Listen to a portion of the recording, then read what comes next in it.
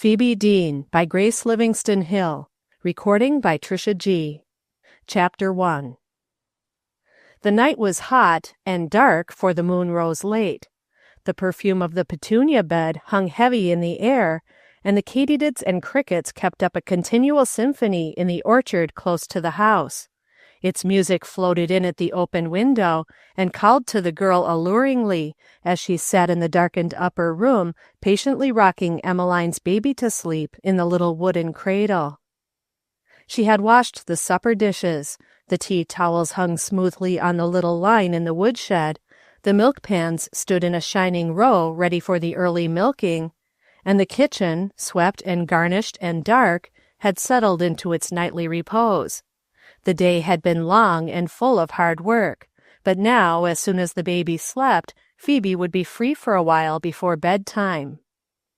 Unconsciously, her foot tapped faster on the rocker in her impatience to be out, and the baby stirred and opened his round eyes at her, murmuring sleepily, "Phoebe, uppity, Phoebe, uppity," which, being interpreted, was a demand to be taken up on Phoebe's knee. But Phoebe, knowing from experience that she would be tied for the evening if she acceded to this request, toned her rocking into a sleepy motion, and the long lashes suddenly dropped again upon the fat little cheeks. At last the baby was asleep. With careful touch, Phoebe slowed the rocking until the motion was scarcely perceptible, waiting a minute in hushed attention to hear the soft regular breathing after the cradle had stopped. Then she rose noiselessly from her chair and poised on tiptoe over the cradle to listen once more and be sure, before she stole softly from the room. As she reached the door, the baby heaved a long, deep sigh, doubtless of satisfaction with its toys in dreamland, and Phoebe paused, her heart standing still for an instant, lest, after all, that naughty baby should waken and demand to be taken up. How many times had she just reached the door on other hot summer nights and been greeted by a loud cry which served to bring Emmeline to the foot of the stairs with, "I declare, Phoebe Deane, I should think if you would half try, you could keep that poor child from crying all night." And Phoebe would be in for an hour or two of singing and rocking and amusing the fretful baby. But the baby slept on, and Phoebe stepped cautiously over the creaking boards in the floor and down the stairs lightly, scarcely daring yet to breathe. Like a fairy, she slipped past the sitting-room door, scarcely daring to glance in lest she would be seen, yet carrying with her the perfect mental picture of the room and its occupants as she glided out into the night. Albert, her half-brother, was in the sitting-room. She could see his outline through the window. Albert, with his long, thin, kindly, careless face bent over the village paper he had brought home just before supper. Emmeline sat over by the table close to the candle, with her sharp features intent upon the hole in Johnny's stocking. She had been threading her needle as Phoebe passed the door, and the fretful lines between her eyes were intensified by the effort to get the thread into the eye of the needle. Hiram Green was in the sitting-room also. He was the neighbor whose farm adjoined Albert Deane's on the side next the village. He was sitting opposite the hall door, his lank form in a split-bottomed chair tilted back against the wall. His slouch hat was drawn over his eyes, and his hands were in his pockets. He often sat so with Albert in the evening. Sometimes Emmeline called Phoebe in and gave her some darning or mending, and then Phoebe had to listen to Hiram Green's dull talk, to escape which she had fallen into the habit of slipping out into the orchard after her work was done. But it was not always that she could elude the vigilance of Emmeline, who seemed to be determined that Phoebe should not have a moment to herself, day or night.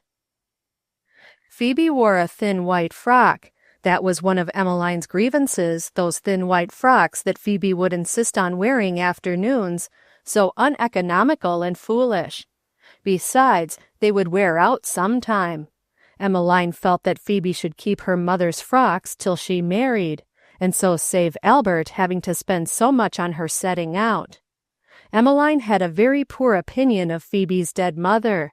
Her frocks had been too fine and too daintily trimmed to belong to a sensible woman, Emmeline thought. Phoebe flashed across the path of light that fell from the door and into the orchard like some winged creature. She loved the night with its sounds and its scents and its darkness. Darkness like velvet, with depths for hiding, and a glimpse of the vaulted sky set with faraway stars. Soon the summer would be gone, the branches would be bare against the stark whiteness of the snow, and all her solitude and dreaming would be over until the spring again. She cherished every moment of the summer as if it were worth rich gold. She loved to sit on the fence that separated the orchard from the meadow and wonder what the rusty-throated crickets were saying as they chirped or moaned. She liked to listen to the argument about Katy and wonder over and over again what it was that Katy did, and why she did it, and whether she really did it at all, as the little green creatures in the branches declared, for all the world the way people were picked to pieces at the sewing bees. That was just the way they used to talk about that young Mrs. Spafford. Nobody was safe from gossip, for they said Mrs. Spafford belonged to the old Schuyler family. When she came a bride to the town, how cruel tongues were, and how babbling and irresponsible, like the katydids. The girl seated herself in her usual place, leaning against the high crotch of the two upright rails which supported that section of the fence. It was cool and delicious here, with the orchard for screening and the wide pasture meadow for scenery. The sky was powdered with stars, the fragrant breath of the pasture fanned her cheek, the tree toads joined in the nightly concert, with a deep frog bass keeping time. A stray night owl with a piccolo note, the far-away bleat of a sheep, and the deep sweet moo of a cow thrilled along her sensitive soul as some great orchestra might have done. Then suddenly there came a discordant crackle of the apple branches, and Hiram Green stepped heavily out from the shadows and stood beside her. Phoebe had never liked Hiram Green since the day she had seen him shove his wife out of his way and say to her roughly, "Ah, shut up, can't you?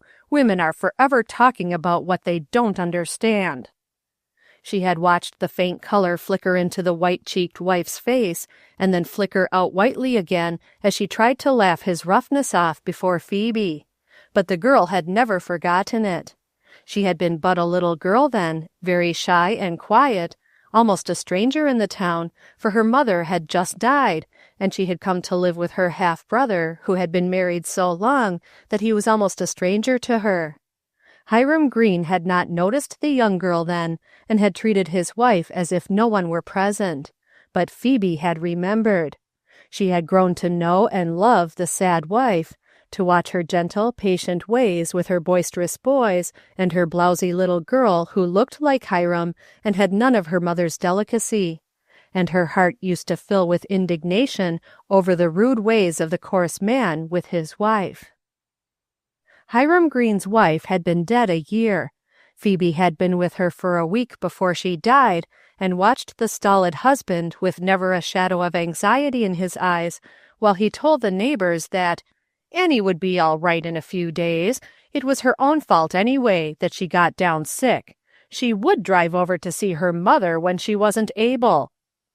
He neglected to state that she had been making preserves and jelly for his special benefit, and had prepared dinner for 12 men who were harvesting for a week. He did not state that she only went to see her mother once in 6 months, and it was her only holiday. Phoebe had listened and inwardly fumed over the blindness and hardness of his nature. When Annie died, he blamed her as he had always done, and hinted that he guessed now she was sorry she hadn't listened to him and been content at home. As if any kind of heaven wouldn't be better than Hiram Green's house to his poor disappointed wife. But Phoebe had stood beside the dying woman as her life flickered out, and heard her say, "I ain't sorry to go, Phoebe, for I'm tired. I'm that tired that I'd rather rest through eternity than do anything else. I don't think Hiram'll miss me much, and the children ain't like me. They never took after me, only the baby that died. They didn't care when I went away to Mother's. I don't think anybody in the world'll miss me, unless it's Mother, and she has the other girls and never saw me much anyway now. Maybe the baby that died'll want me." And so the weary eyes had closed, and Phoebe had been glad to fold the thin, work-worn hands across her breast and feel that she was at rest. The only expression of regret that Hiram gave was, "It's going to be mighty unhandy, her dying just now. Harvesting ain't over yet, and the meadow lot ought to be cut before it rains, or the whole thing'll be lost." Then Phoebe felt a fierce delight in the fact that everything had to stop for Annie. Whether Hiram would or no, for very decency's sake, the work must stop and the forms of respect must be gone through with, even though his heart was not in it. The rain came, too, to do Annie honor, and before the meadow lot was cut. The funeral over, the farm work had gone on with doubled vigor, and Phoebe overheard Hiram tell Albert that "burying Annie had been mighty expensive 'count of that thunderstorm coming so soon. It spoiled the whole south meadow. And it was just like Annie to upset everything. If she had only been a little more careful and not gone off to her mother's on pleasure, she might have kept up a little longer till harvest was over." Phoebe had been coming into the sitting-room with her sewing when Hiram said that. It was a fall evening, not 6 weeks after Annie had been laid to rest, and she looked indignantly at her brother to see if he would not give Hiram a rebuke. But he only leaned back against the wall and said, "Such things were to be expected in the natural course of life," he supposed. Phoebe turned her chair so that she would not have to look at Hiram. She despised him. She wished she knew how to show him what a despicable creature he was, but she was only a young girl who could do nothing but turn her back. Perhaps Phoebe never realized how effective that method might be. At least she never knew that all that evening Hiram Green watched the back of her shining head, its waves of bright hair bound about with a ribbon, and conforming to the beautiful shape of her head with exquisite grace. He studied the shapely shoulders and graceful movements of the indignant girl as she patiently mended Johnny's stockings, let down the hem of Alma's linsey-woolsey, and set a patch on the seat of Bertie's trousers with her slender, capable fingers. He remembered that Annie had been pretty when he married her, and it gratified him to feel that he had given her this tribute in his thoughts. He felt himself to be a truly sorrowful widower. At the same time, he could see the good points in the girl Phoebe, even though she sat with her indignant shoulders toward him. In fact, the very sauciness of those shoulders, as the winter went by, attracted him more and more. Annie had never dared be saucy nor indifferent. Annie had loved him from the first, and had unfortunately let him know it too soon and too often. It was a new experience to have someone indifferent to him. He rather liked it, knowing as he did that he had always had his own way when he got ready for it. As the winter went by, Hiram had more and more spent his evenings with the Deanes, and Phoebe had more and more spent her evenings with Johnny, or the cradle, or in her own room, anything as an excuse to get away from the constant unwelcome companionship. Then Emmeline had objected to the extravagance of an extra candle, and, moreover, Phoebe's room was cold. It was not that there was not plenty of wood stored in the Deane woodhouse, or that there was need for rigid economy, but Emmeline was thrifty, and could see no sense in a girl wasting a candle when one light would do for all, so the days went by for Phoebe full of hard work and constant companionship, and the evenings also with no leisure and no seclusion. Phoebe had longed and longed for the spring to come, when she might get out into the night alone, and take long deep breaths that were all her own, for it seemed as if even her breathing were ordered and supervised.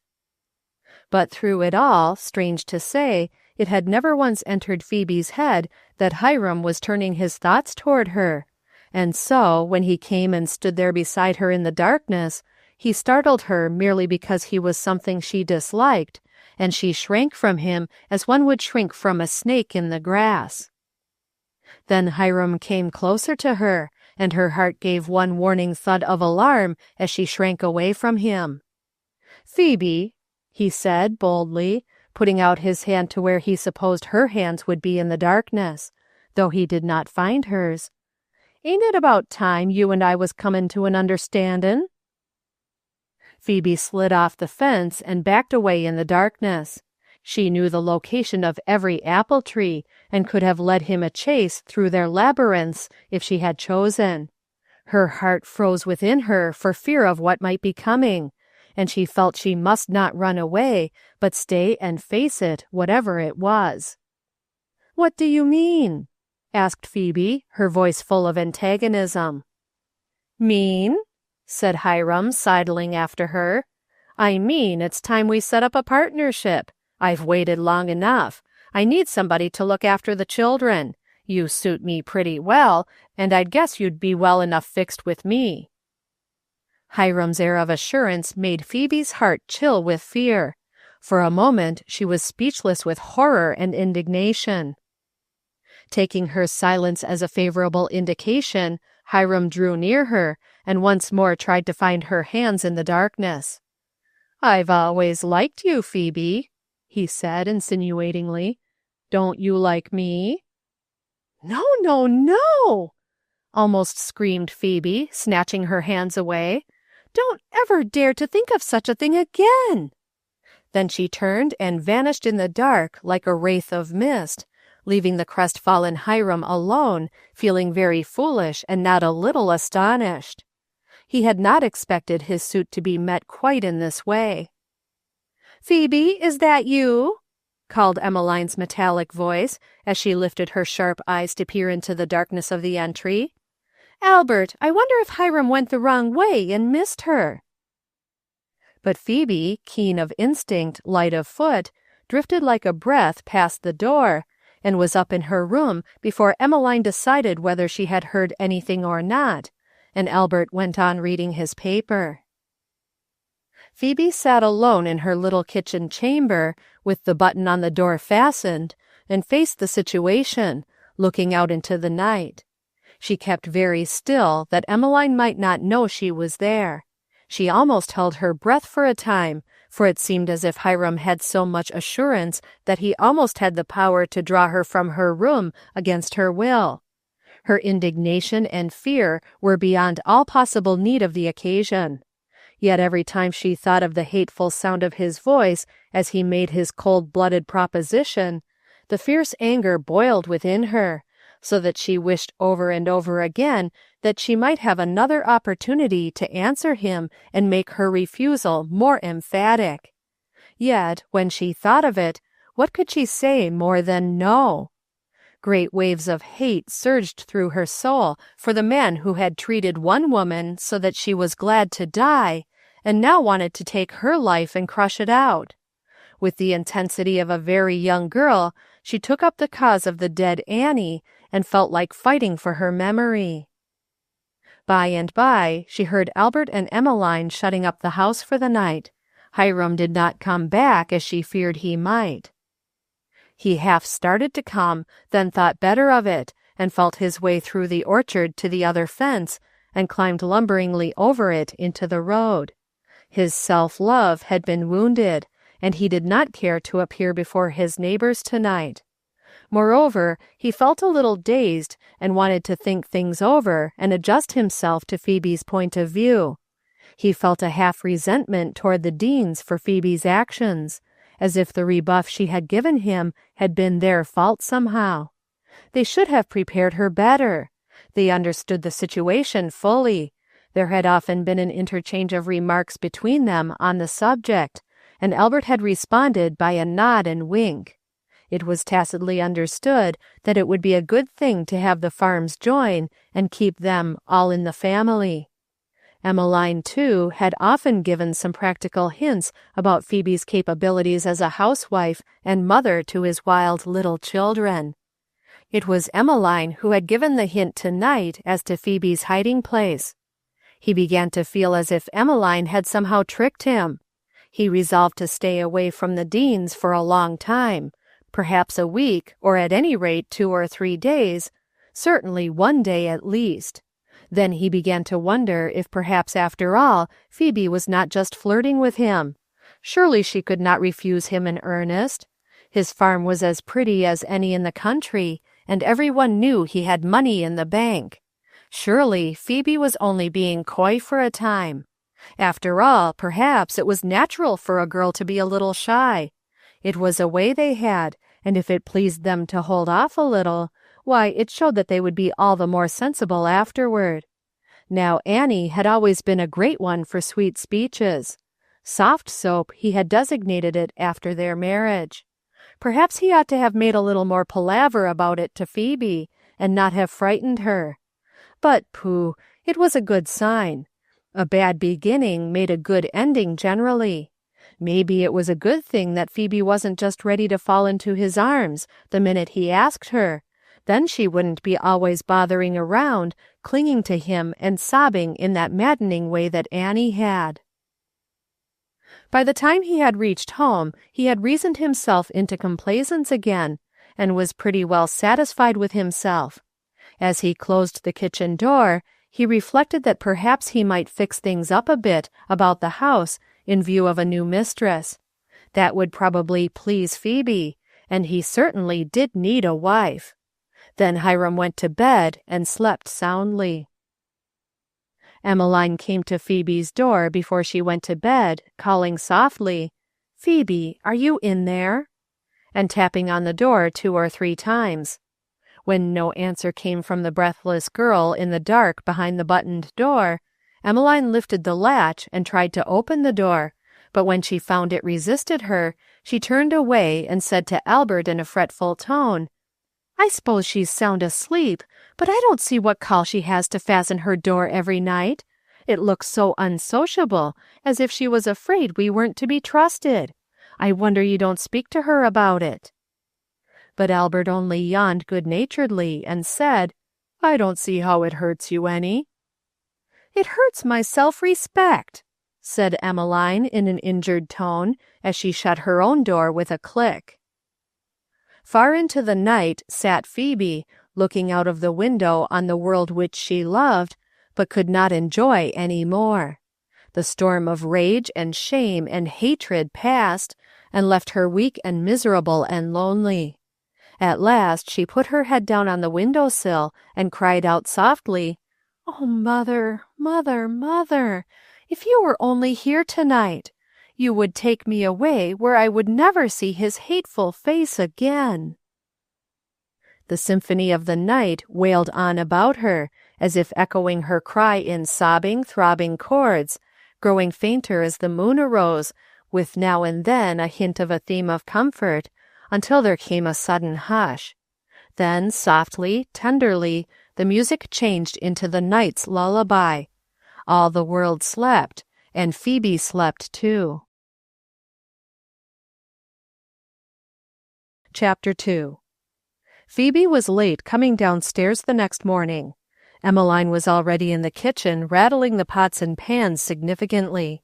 Emmeline always did that when Phoebe was late, as her room was directly over the kitchen, and the degree of her displeasure could be plainly heard. She looked up sharply as Phoebe entered, and eyed the girl keenly. There were dark circles under Phoebe's eyes, but otherwise her spirits had arisen with the morning light, and she almost wondered at the fear that had possessed her the night before. She felt only scorn now for Hiram Green, and was ready to protect herself. She went straight at her work without a word. Emmeline had long ago expressed herself with regard to the "good morning" with which the child Phoebe used to greet her when she came down in the morning. Emmeline said it was "a foolish waste of time, and only stuck-up folks used it. It was all of a piece with dressing up at home with no one to see you, and curling your hair." This with a meaning look at Phoebe's bright waves. Emmeline's light, fadey hair was straight as a die. They worked in silence. The bacon was spluttering to the eggs, and Phoebe was taking up the mush when Emmeline asked, "Didn't Hiram find you last night?" She cast one of her sideways, searching looks at the girl, as if she would look her through and through. Phoebe started and dropped the spoon back into the mush, where it sank with a sigh and a mutter. There was something enlightening in Emmeline's tone. Phoebe saw it at once. The family had been aware of Hiram's intention. Her eyes flashed one spark of anger, then she turned abruptly back to the kettle and went on with her work. "Yes," she said inscrutably. Emmeline was always irritated at the difficulty with which she found out anything from Phoebe. "Well, I didn't hear you come in," she complained. "You must have been out a long time." Wary Emmeline! She had touched the spring that opened the secret. "I wasn't out 5 minutes in all." "You don't say!" said Emmeline in surprise. "Why, I thought you said Hiram found you." Phoebe put the cover on the dish of mush and set it on the table before she deigned any reply. Then she came over and stood beside Emmeline calmly and spoke in a cool, clear voice. "Emmeline, did Hiram Green tell you what he was coming out to the orchard for last night?" "For mercy's sake, Phoebe, don't put on heroics. I'm not blind, I hope. One couldn't very well help seeing what Hiram Green wants. Did you think you were the only member of the family with eyes?" When Emmeline looked up from cutting the bread at the conclusion of these remarks, she was startled to see Phoebe's face. It was as white as marble even to the lips, and her great beautiful eyes shone like 2 luminous stars. "Emmeline, did you and Albert know what Hiram Green wanted of me, and did you let him come out there to find me after you knew that?" Her voice was very calm and low.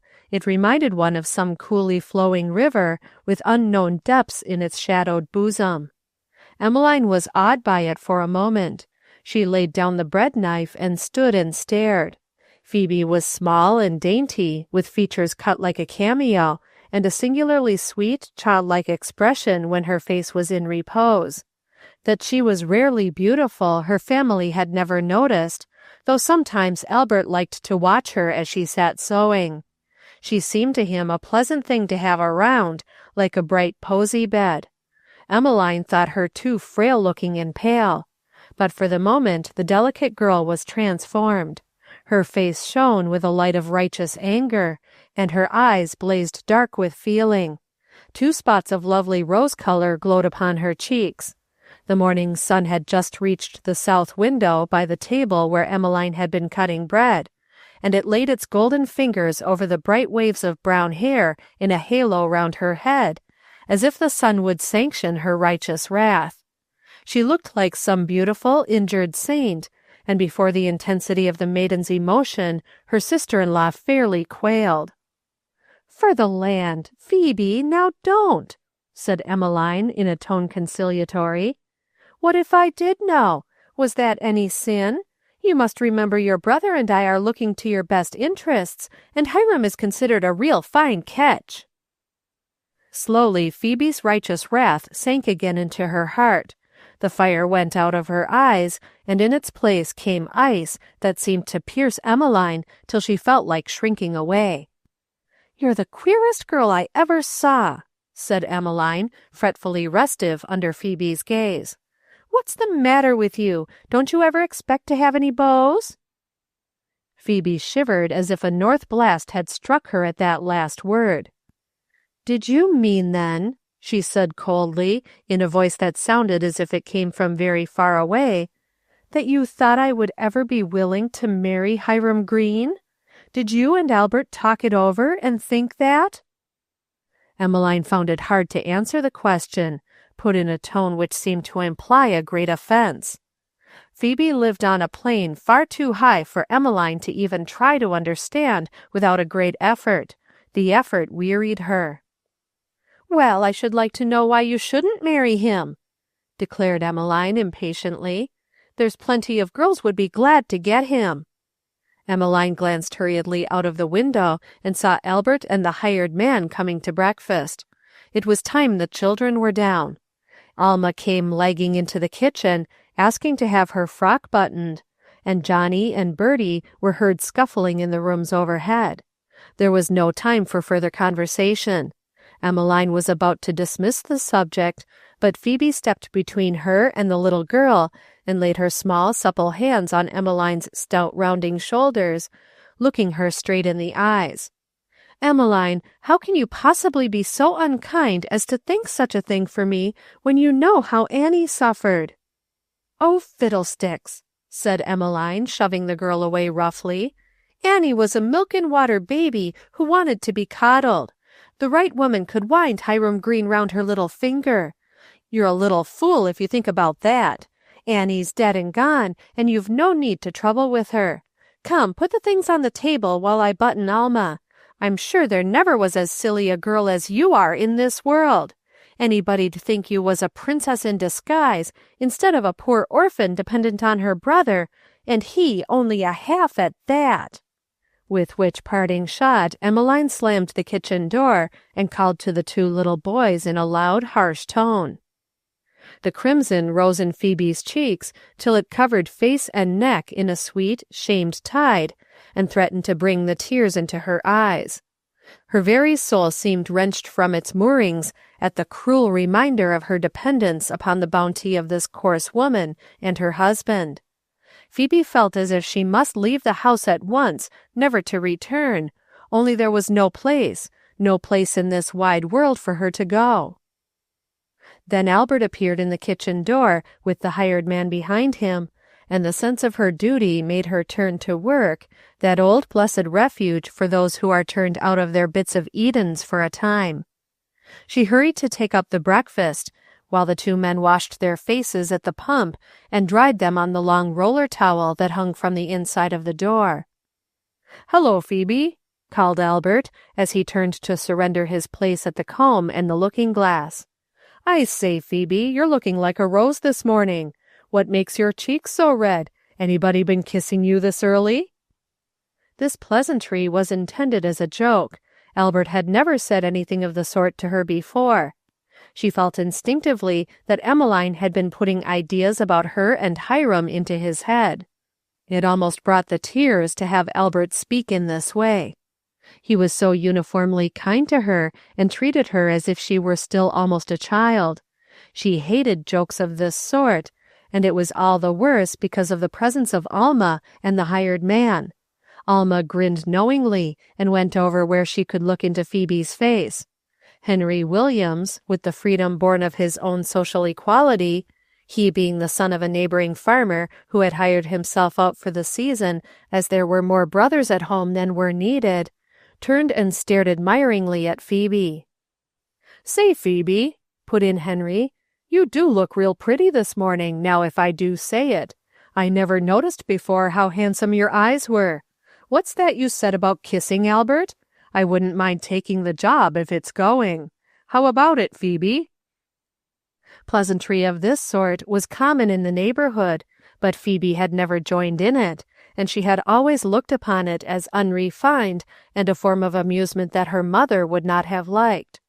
Now when it was directed toward her, and she realized that it trifled with the most sacred and personal relations of life, it filled her with horror. "Please don't, Albert," she said with trembling lips in a low voice. "Don't, I don't like it." And Alma saw with wonder and gloated over the fact that there were tears in Aunt Phoebe's eyes. That would be something to remember and tell. Aunt Phoebe usually kept her emotions to herself with the door shut too tight for Alma to peep in. "Not?" asked Albert, perplexed. "Well, course I won't if you don't like it. I was only telling you how bright and pretty you looked, and making you know how nice it was to have you around. Sit down, child, and let's have breakfast. Where's your mother, Alma?" Emmeline entered with a flushed face and a couple of cowed and dejected small boys held firmly by the shoulders.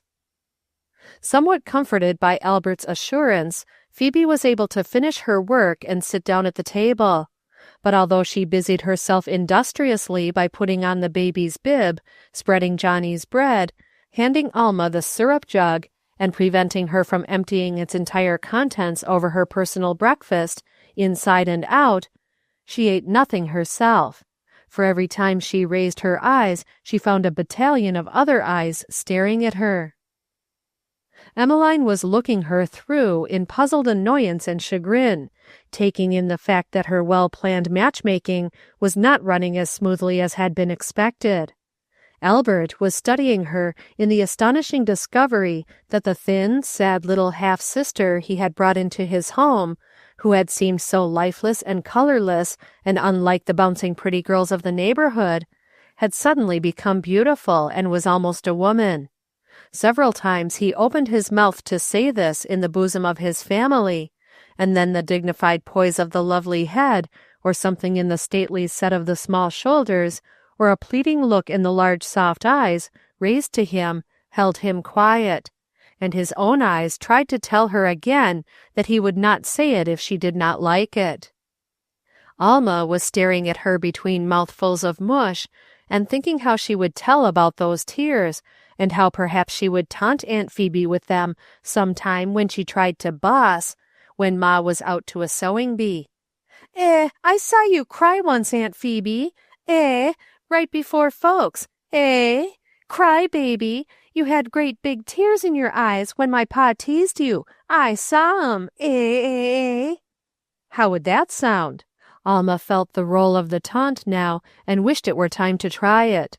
She knew she could make Aunt Phoebe writhe sometime, and that was what she had always wanted to do, for Aunt Phoebe was always discovering her best laid plans and revealing them to Emmeline, and Alma longed sorely for revenge.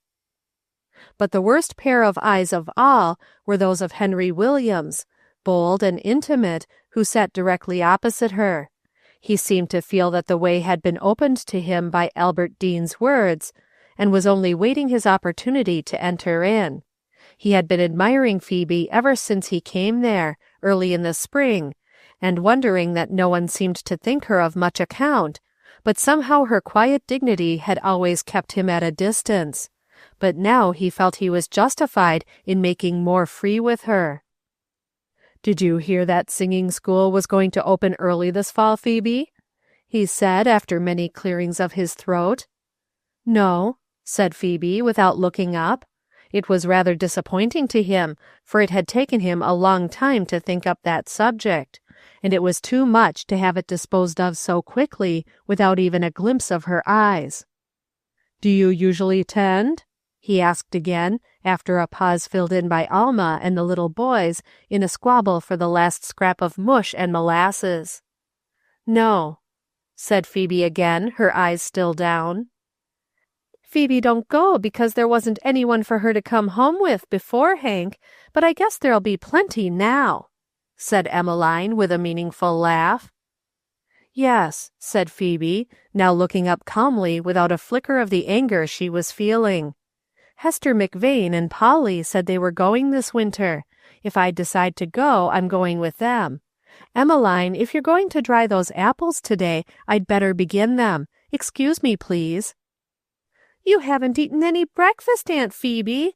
Ma, Aunt Phoebe never touched a bite," announced Alma gleefully. "I'm not hungry this morning," said Phoebe truthfully, and went in triumph from the room, having baffled the gaze of the man and the child, and wrested the dart from her sister-in-law's arrow. It was hard on the man, for he had decided to ask Phoebe if she would go to singing school with him. He had been a long time making up his mind as to whether he wouldn't rather ask Harriet Woodgate, but now he had decided on Phoebe, he did not like to be balked in the asking. He sought her out in the woodshed where she sat, and gave his invitation, but she only made her white fingers fly the faster round the apple she was peeling, as she answered, "Thank you, it won't be necessary for you to go with me, if I decide to go." Then, as she perceived by his prolonged that he was about to urge his case, she rose hastily, exclaiming, "Emmeline, did you call me? I'm coming," and vanished into the kitchen. The hired man looked after her wistfully, and wondered if he had not better ask Harriet Woodgate after all. Phoebe was not a weeping girl. Ever since her mother died, she had lived a life of self-repression, hiding her inmost feelings from the world, for her world since then had not proved to be a sympathetic one. When annoyances came, she buried them in her heart and grieved over them in silence, for she quickly perceived that there was no one in this new atmosphere who would understand her sensitive nature. Refinements and culture had been hers that these new relatives did not know nor understand.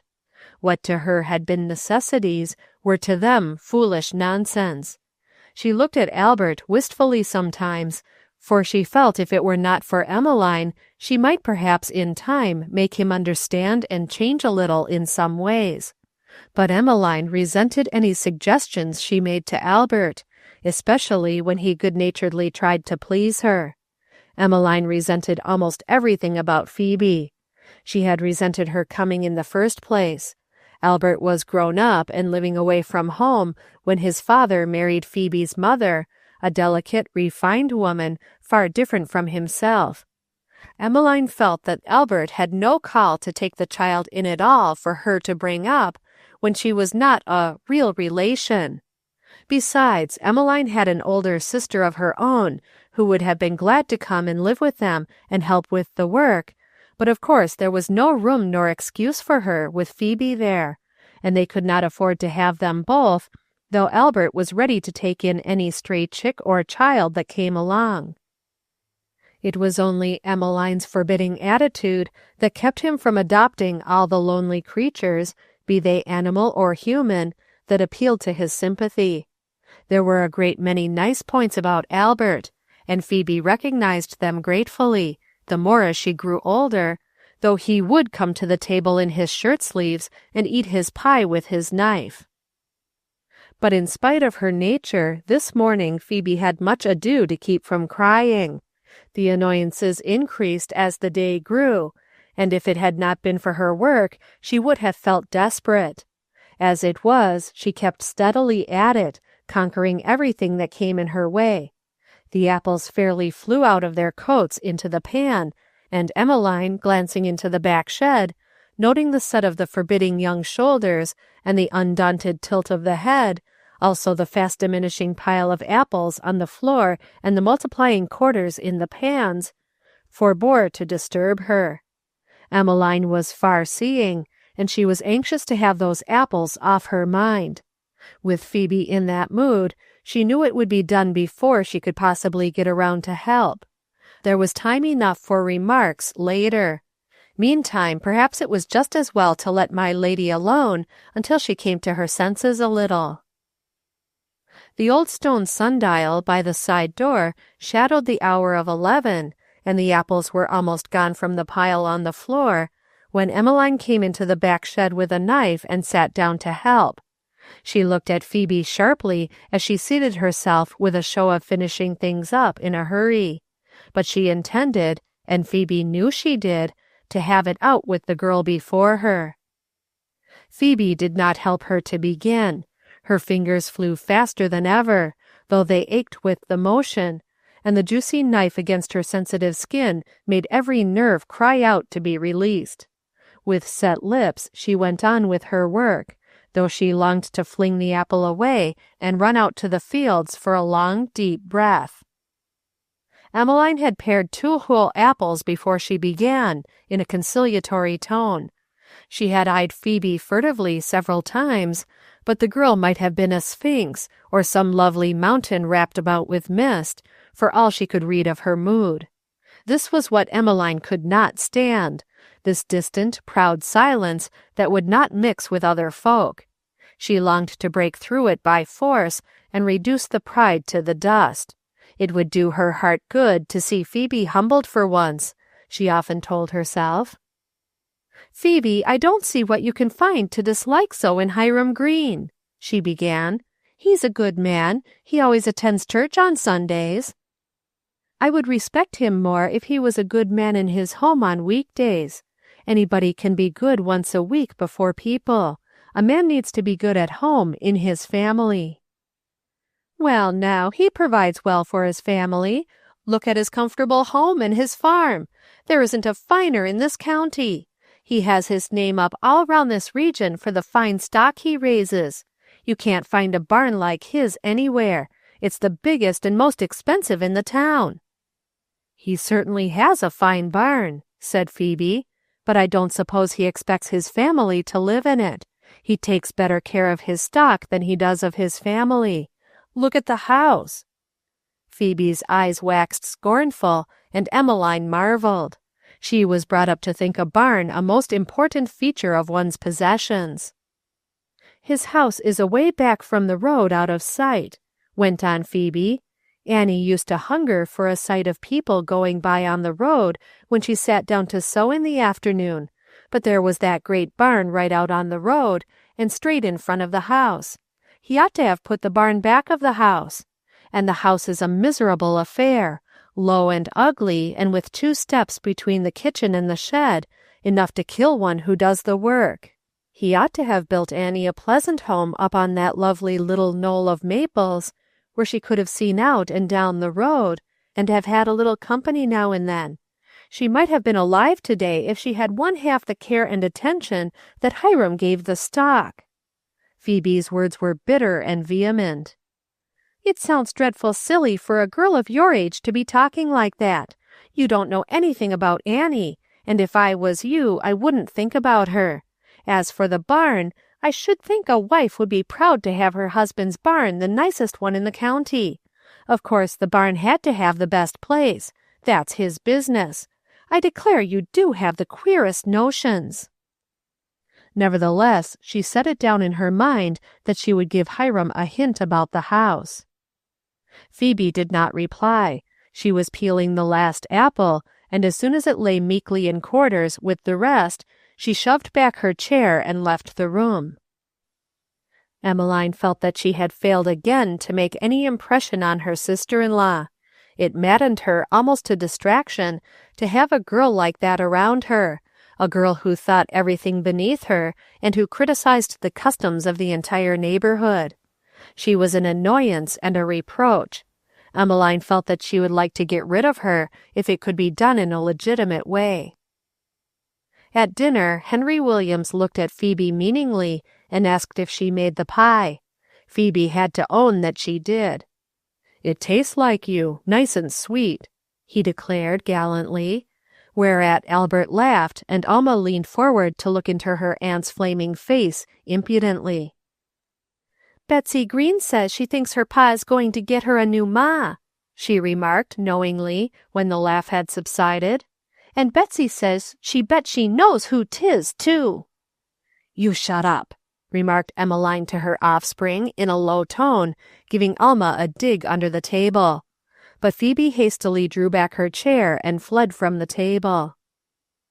There was a moment of uncomfortable silence after Phoebe left the room. Emmeline felt that things had gone too far. Albert asked what was the matter with Phoebe, but instead of answering him, Emmeline yanked Alma from the table and out into the woodshed, where a whispered scolding was administered as a sort of obligato solo to the accompaniment of some stinging cuts from a little switch that hung conveniently on the wall. Alma returned to the table, chastened outwardly, but inwardly vowing vengeance on her aunt, her anger in no wise softened by the disappearance of her piece of pie with Bertie.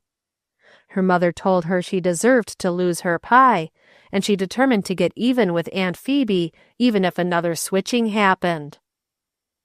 Phoebe had not come downstairs again that afternoon. Emmeline hesitated about sending for her, and finally decided to wait until she came. The unwilling Alma was pressed into service to dry the dishes, and the long, yellow, sunny afternoon dragged drowsily on, while Phoebe lay upon her bed up in her kitchen chamber, and pressed her aching eyeballs hard with her cold fingers, wondering why so many tortures were coming to her all at once. Chapter 3. Hiram Green kept his word to himself and did not go to see Phoebe for 2 evenings. By that time, Emmeline had begun to wonder what in the world Phoebe had said to him to keep him away when he seemed so anxious to get her. And Phoebe, with the hopefulness of youth, had decided that her trouble in that direction was over. But the 3rd evening he arrived promptly, attired with unusual care, and asked Emmeline if he might see Phoebe alone. It happened that Phoebe had finished her work in the kitchen and gone up to rock the baby to sleep. Emmeline swept the younger children out of the sitting room with alacrity, and called Albert sharply to help her with something in the kitchen, sending Alma up at once with a carefully worded message to Phoebe. Emmeline was relieved to see Hiram again. She knew by his face that he meant business this time, and she hoped to see Phoebe conquered at once. "Ma says you please." The word sounded strangely on Alma's unloving lips. "Come down to the settin' room now, to once," she added. The baby was just dropping asleep, and roused of course at Alma's boisterous tone. Phoebe nodded and shoved the child from the room, keeping the cradle going all the time. The naughty little girl delighted to have authority behind her evil-doing, and called loudly, "Well, Ma wants you right off, so, and I don't care," as she thumped downstairs with her copper-toed shoes. The baby gave a crow of glee and arose to the occasion in his cradle, but Phoebe resolutely disregarded the call below, and went on rocking until the little restless head was still on its pillow again. Then she stole softly down to the sitting room, her eyes blinded by the darkness where she had been sitting, and explained quietly as she entered the room, "I couldn't come sooner. Alma woke the baby again." Hiram, quite mollified by the gentle tone of explanation, arose, blandly answering, "Oh, that's all right. I'm glad to see you now you're here," and went forward with the evident intention of taking both her hands in his. Phoebe rubbed her blinded eyes and looked up in horror, knowing Alma stood behind the crack of the door and watched it all with wicked joy. "I beg your pardon, Mr. Green. I thought Emmeline was in here. She sent for me. Excuse me, I must find her." "Oh, that's all right," said Hiram easily, putting out his hand and shutting the door sharply in Alma's impudent face, thereby almost pinching her inquisitive nose in the crack. "She don't expect you, Emmeline don't. She sent for you to see me. I asked her could I see you alone. She understands all about us, Emmeline does. She won't come in here for a while. She knows I want to talk to you." Cold chills swept down Phoebe's nerves and froze her heart and fingertips. Had the horror returned upon her with redoubled vigor, and with her family behind it? Where was Albert? Would he not help her? Then she realized that she must help herself, and at once, for it was evident that Hiram Green meant to press his suit energetically. He was coming towards her with his hateful, confident smile. He stood between her and the door of retreat. Besides, what good would it do to run away? She had tried that once, and it did not work. She must speak to him decidedly and end the matter. She summoned all her dignity and courage, and backed over to the other side of the room, where a single chair stood. "Won't you sit down, Mr. Green?" she said, trying to get the tremble out of her voice. "Why, yes, I will. Let's sit right here together," he said, sitting down at one end of the couch and making room for her. "Come, you sit here beside me, Phoebe, and then we can talk better. It's more sociable." Phoebe sat down on the chair opposite him. "I would rather sit here, Mr. Green," she said. "Well, of course, if you'd rather," he said reluctantly, "but it seems to be kind of unsociable. And say, Phoebe, I wish you wouldn't Mr. me any more. Can't you call me Hiram?" "I would rather not." "Say, Phoebe, that sounds real unfriendly," blamed Hiram, in a tone which suggested he would not be trifled with much longer. "Did you wish to speak to me, Mr. Green?" said Phoebe, her clear eyes looking at him steadily over the candlelight, with the bearing of a queen. "Well, yes," he said, straightening up and hitching a chair around to the side nearer to her. "I thought we'd better talk that matter over a little that I was mentioning to you several nights ago." "I don't think that is necessary, Mr. Green," answered Phoebe quickly. "I thought I made you understand that that was impossible." "Oh, I don't take account of what you said that night," said Hiram. "I saw you was sort of upset, not expecting me out there in the dark, so I thought I'd better come round again after you had plenty chance to think over what I said." I couldn't say anything different if I thought over it 1,000 years, declared Phoebe with characteristic emphasis. Hiram Green was not thin-skinned and did not need saving. It was just as well to tell the truth and be done with it. But the fellow was in no wise daunted. He rather admired Phoebe the more for her vehemence, for here was a prize that promised to be worth his winning. For the first time as he looked at her, he felt his blood stir with a sense of pleasure such as one feels in a well-matched race where one is yet sure of winning. "Aw, get out," scouted Hiram pleasantly. "That ain't the way to talk.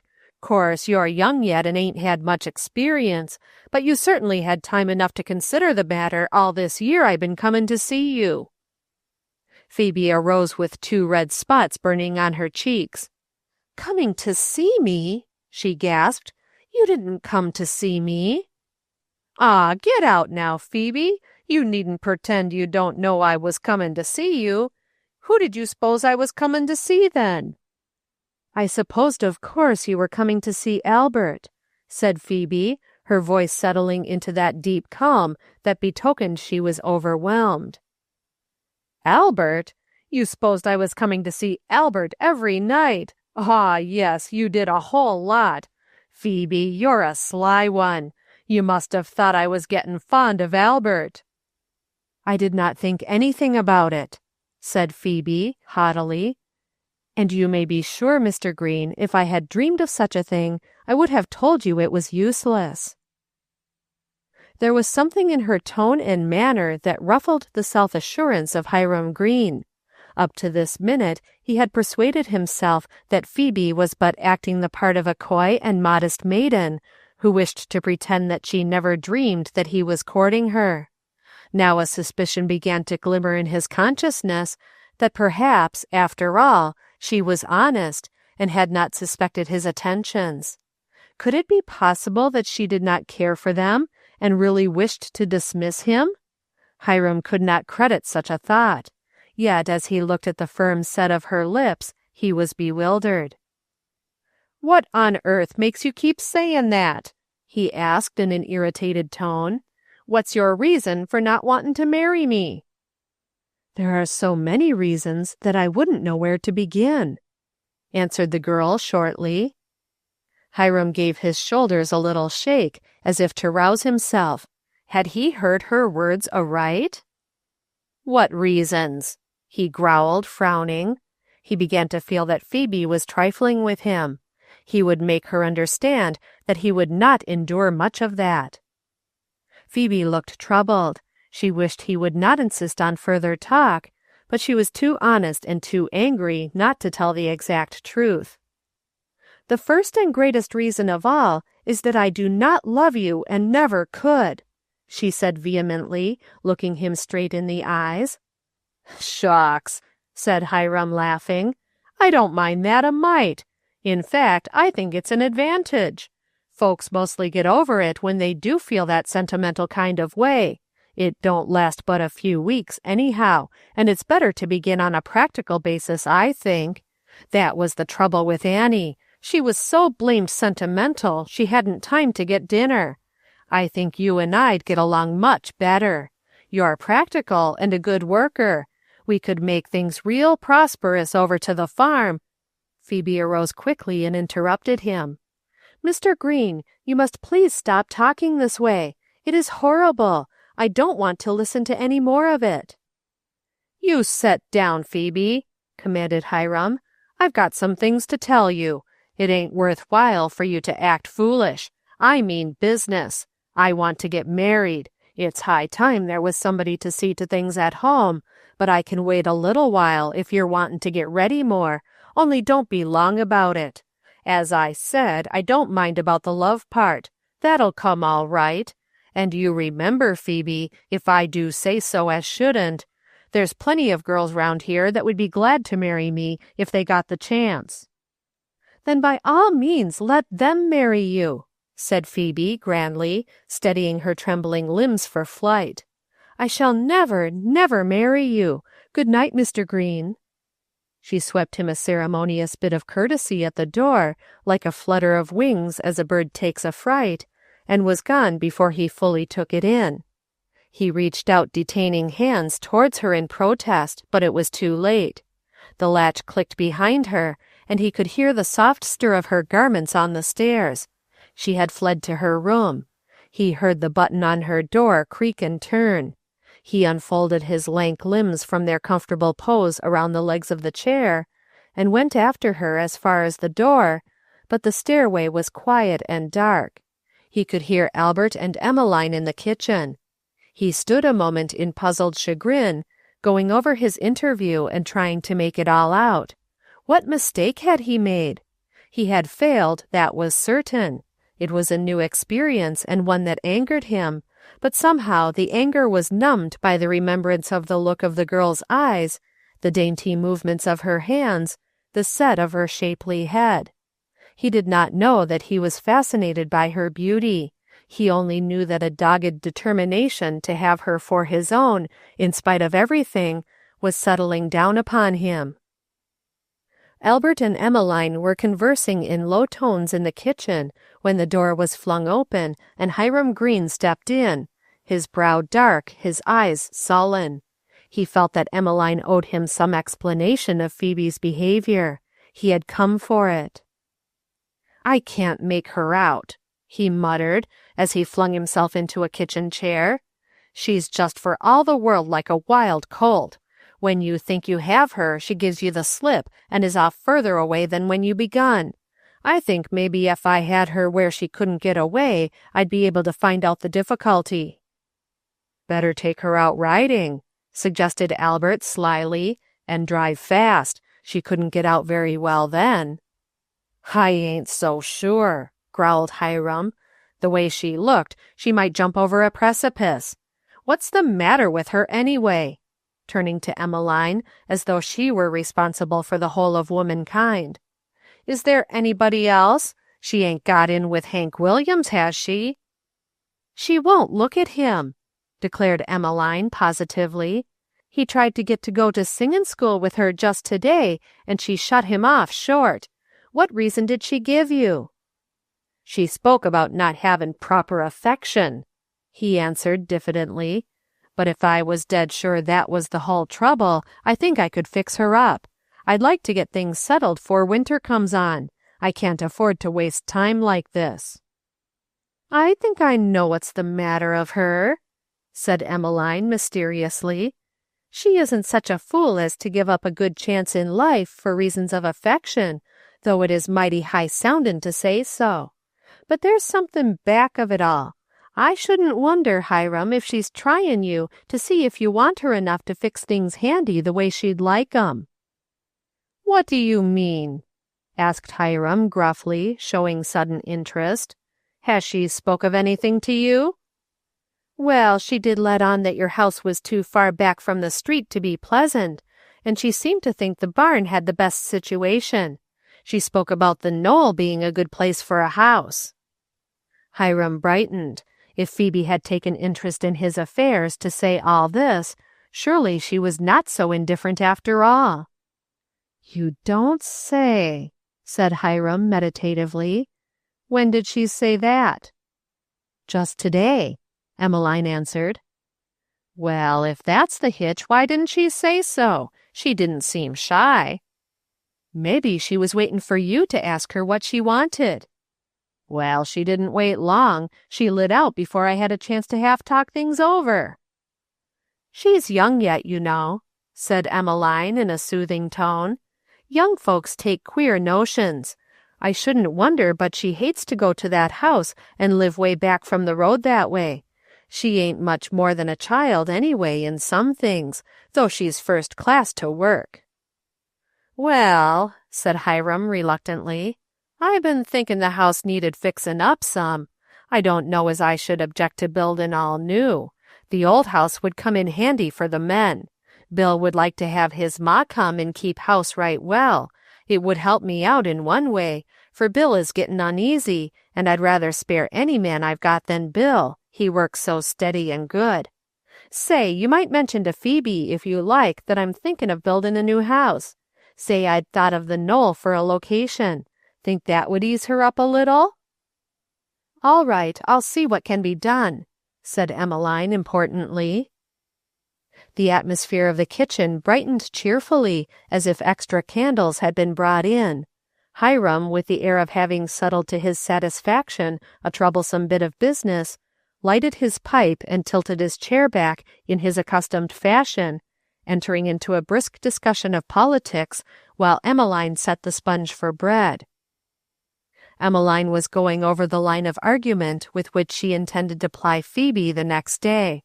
She felt triumphant over her. Not every woman and matchmaker would have had the grit to tell Hiram just what was wanted. Emmeline felt that she had been entrusted with a commission worthy of her best efforts, and surely Phoebe would listen now. Up in her kitchen chamber, the hum of their conversation came to Phoebe, as she sat with burning cheeks looking widely into the darkness. She did not hear the nightly symphony as it sang on all about the house. She was thinking of what she had been through, and wondering if she had finally freed herself from the hateful attentions of Hiram Green. Would he take her answer as final or not? She thought not, judging from his nature. He was one of those men who never gave up what they have set themselves to get, be it sunny pasture lot, young heifer, or pretty wife. She shuddered at the thought of many more encounters such as she had passed through tonight. It was all dreadful to her. It touched a side of life that jarred her inexpressibly. It made the world seem an intolerable place to her. She fell to wondering what her life would have been if her mother had lived. A quiet little home, of course, plain and sweet and cozy, with plenty of hard work, but always someone to sympathize. Her frail little mother had not been able to stand the rough world and the hard work, but she had left behind her a memory of gentleness and refinement that could never be wholly crushed out of her young daughter's heart, no matter how much she came in contact with the coarse, rude world. Often the girl in her silent meditations would take her mother into her thoughts and tell her all that had passed in her life that day. But tonight she felt that were her mother here, and helpless to help her, she could not bear to tell her of this torturing experience through which she was passing. She knew instinctively that a living mother such as hers had been would shrink with horror from the thought of seeing her child united to a man like Hiram Green, would rather see her dead than married to him. Somehow she could not get the comfort from thinking of her mother tonight that she usually could.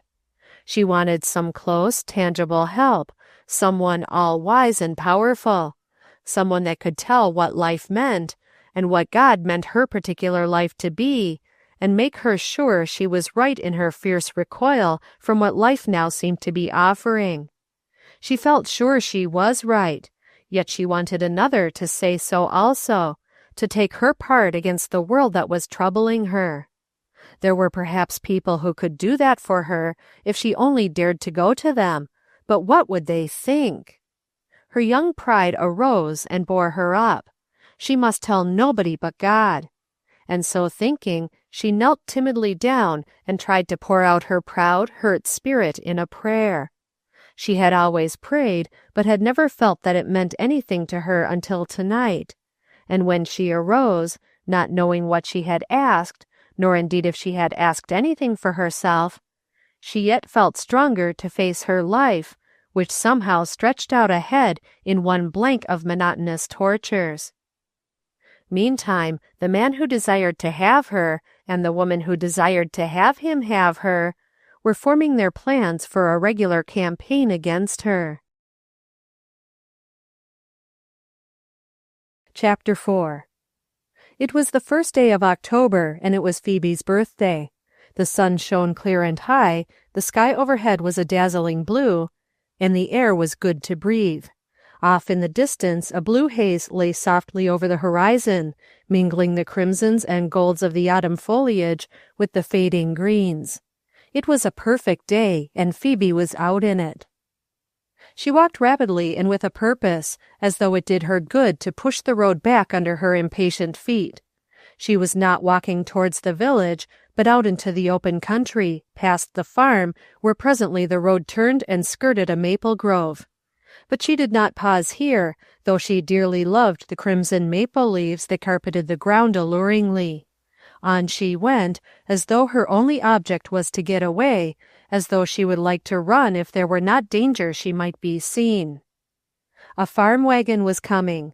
She strained her eyes ahead to see who was driving. If it should happen to be Hank, and he should stop to talk. Oh! She put her hand on her heart and hurried forward, for she could not go back. She wished she had worn her sunbonnet, for then she might hide her in its depths. But her coming away had been too sudden for that. She had merely untied her large apron and flung it from her as she started. Even now she knew not whether it hung upon the chair where she had been sitting shelling dried beans, or whether it adorned the rose bush by the kitchen door. She had not looked back to see, and did not care. No one knew it was her birthday, or if they knew, they had not remembered. Perhaps that made it harder to stay and shell beans and bear Emmeline's talk. Matters had been going on in much the way they had gone all summer, that is, outwardly. Hiram Green had spent the evenings regularly talking with Albert, while Emmeline darned stockings, and Phoebe escaped upstairs when she could, and sewed with her back turned to the guest when she could not. Phoebe had taken diligent care that Hiram should have no more tete-a-tetes with her, even at the expense of having to spend many evenings in her dark room, when all outdoors was calling her with the tender lovely sounds of the dying summer. Grimly and silently she went through the days of work. Emmeline, since the morning she attempted to discuss Hiram's proposed new house, and found Phoebe utterly unresponsive, had held her peace. Not that she was by any means vanquished, but as she made so little headway in talking to the girl, she concluded that it would be well to let her alone a while. In fact, Albert had advised that line of action in his easy, kindly way, and Emmeline, partly because she did not know how else to move her sister-in-law, shut her lips and went around with an air of offended dignity. She spoke disagreeably whenever it was necessary to speak at all to Phoebe, and whenever the girl came downstairs in other than her working garments, she looked her disapproval in unspeakable volumes. Phoebe went about her daily routine without noticing, much as a bird might whose plumage was being criticized.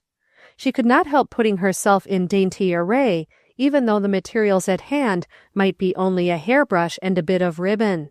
Her hair was always waving about her lovely face, softly and smoothly, and a tiny rim of white collar outlined the throat, even in her homespun morning gown, which sat upon her like a young queen's garment. It was all hateful to Emmeline. Impudent, she styled it, in speaking to herself.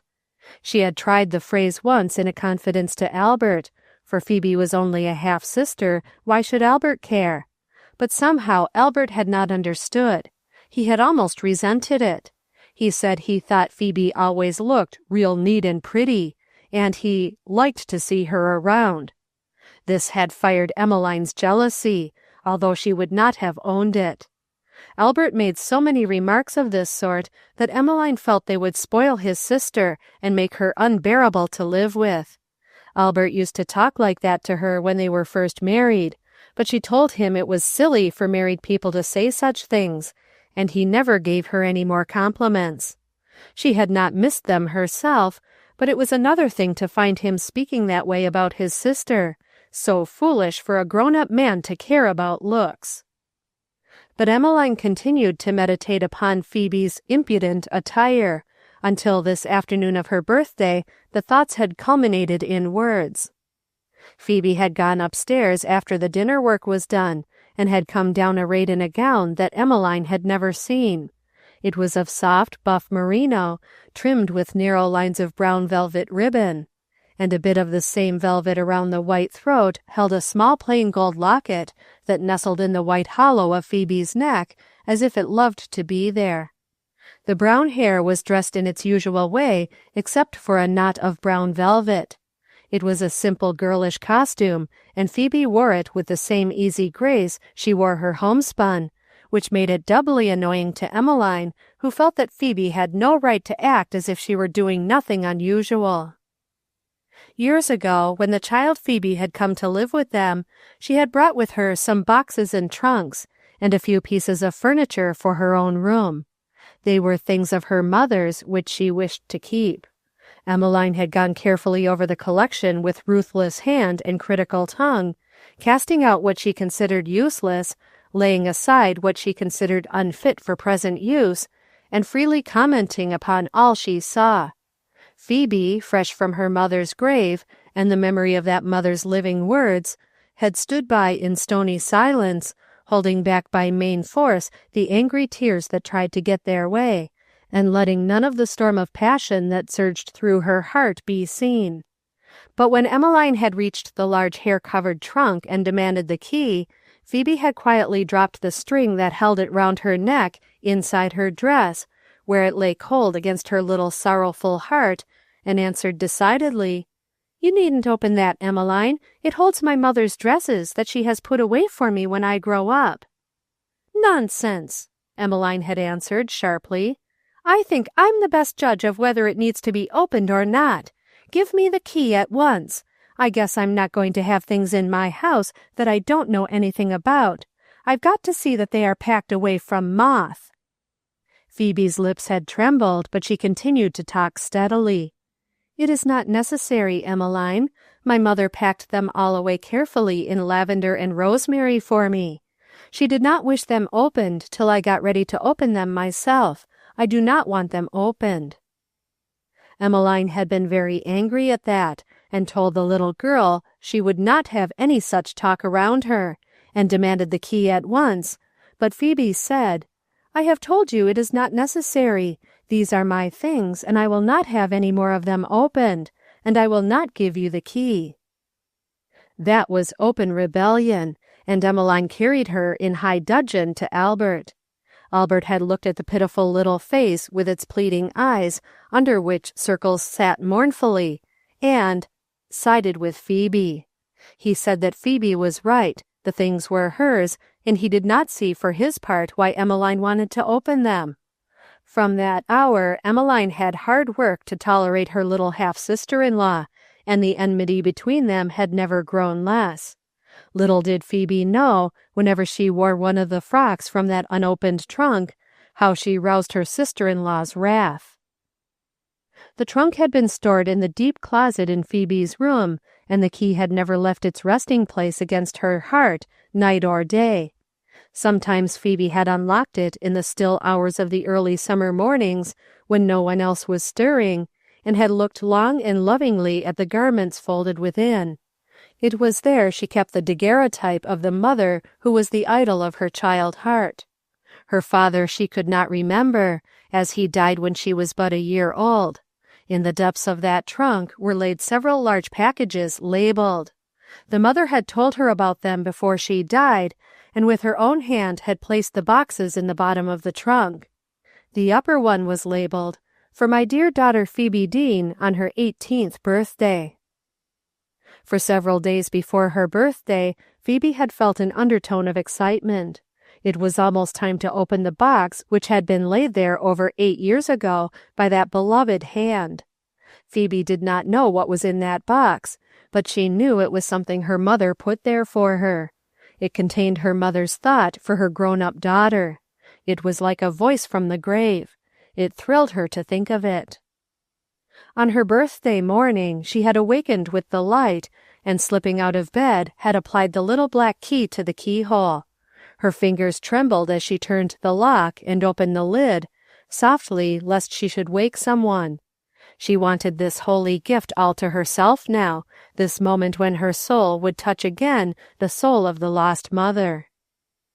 Carefully she lifted out the treasures in the trunk until she reached the box, then drew it forth, and placing the other things back, closed the trunk and locked it. Then she took the box to her bed and untied it. Her heart was beating so fast she felt almost as if she had been running. She lifted the cover. There lay the buff merino in all its beauty, complete even to the brown knot for the hair, and the locket which had been her mother's at 18. and there on the top lay a letter in her mother's handwriting. Ah, this was what she had hoped for, a real word from her mother, which should be a guide to her in this grown-up life that was so lonely and different from the life she had lived with her mother. She hugged the letter to her heart and cried over it and kissed it. She felt that she was nestling her head in her dear mother's lap as she cried, and it gave her aching, longing heart a rest just to think so. But there were sounds of stirring in the house, and Phoebe knew that she would be expected in the kitchen before long, so she dried her tears and read the letter. Before it was half done, the clatter in the kitchen had begun, and Emmeline's strident voice was calling up the stairway, "Phoebe, Phoebe, are you going to stay up there all day?" Phoebe had cast a wistful look at the rest of her letter, patted the soft folds of her merino tenderly, swept it out of sight into her closet, and answered Emmeline pleasantly, "Yes, I'm coming." Not even the interruption could quite dim her pleasure on this day of days. She sprang up conscience-stricken. She had not meant to be so late. It did not take long to dress, and with the letter tucked in with the key against her heart, she hurried down, only to meet Emmeline's frowning words and be ordered around like a little child. Emmeline had been very disagreeable ever since Hiram Green had proposed to Phoebe. The morning had been crowded full of work, and the letter had had no chance except to crackle lovingly against the blue homespun. The thought of the buff merino upstairs made her thrill with pleasure, and the morning passed away happily in spite of Emmeline and hard work. Words from her mother's hastily read letter came floating to her, and calling. She longed to pull it out and read once more to be sure just how they had been phrased, but there was no time. After dinner, however, as soon as she had finished the dishes, and while Emmeline was looking after something in the woodshed, she slipped away upstairs, without, as usual, asking if there was anything else to be done. She had decided that she would put on her new frock, for it had been her mother's wish in the letter, and go down to the village and call on that sweet-faced Mrs. Spafford. It was 2 years since Mrs. Spafford had invited her to spend the afternoon, and she had never plucked up the courage to go, for Emmeline always had something ready for her to do. But she felt that she had a right to a little time to herself on her birthday, and she meant to slip away without Emmeline seeing, if she could. She took her letter out, intending to read it quietly first before she dressed, but a sudden thought of Emmeline and her ability to break in upon her quietness made her decide instead to dress and start, stopping in a maple grove on the way to the village to read her letter undisturbed. So with all haste she smoothed her hair, fastened in the velvet knot, and put on the pretty frock. For just a moment she paused in front of the glass and looked at herself, thrilling with the thought that this dress was planned by her dear mother, and that the loved hand had set every perfect stitch in its place. And this girl in the glass was the daughter her mother had wished her to be, at least in outward appearance. Was she also in heart life? She looked earnestly at the face in the glass, longing to ask herself many questions and unable to answer. Then with the letter safely hidden, she hurried down. But her conscience would not let her go out the front door unobserved as she had planned. It seemed a mean, sneaking thing to do on her birthday. She would be open and frank. She would step into the kitchen and tell Emmeline that she was going out for the afternoon. That would be the way her mother would desire her to do. So, though much against her own desire, she went. And there sat Emmeline with a large basket of dried beans to be shelled and put away for the winter. Phoebe stood aghast and hesitated. "Well, really," said Emmeline, looking up severely at the apparition in buff that stood in the doorway. "Are you going to play the fine lady while I shell beans? It seems to me that's rather taking a high hand for one who's dependent on her relatives for every mouthful she eats, and seems to be likely to be for the rest of her days. That's gratitude, that is. But I take notice you eat the beans. Oh, yes, the beans that Albert provides, and I shell, while you gallivant round in party clothes." The hateful speech brought the color to Phoebe's cheeks. "Emmeline," she broke in, You know I didn't know you wanted those beans shelled today. I would have done them this morning between times if you had said so."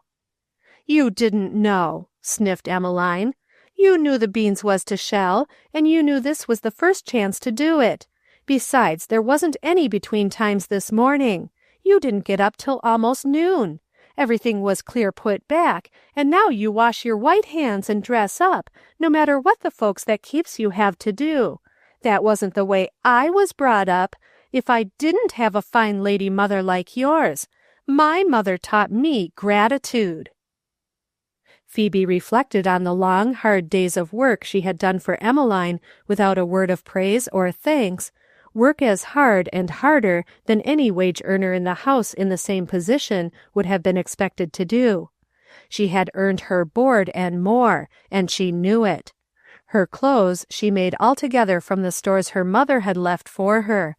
She had not cost Albert a cent in that way. Nevertheless, her conscience hurt her because of the late hour of her coming down that morning.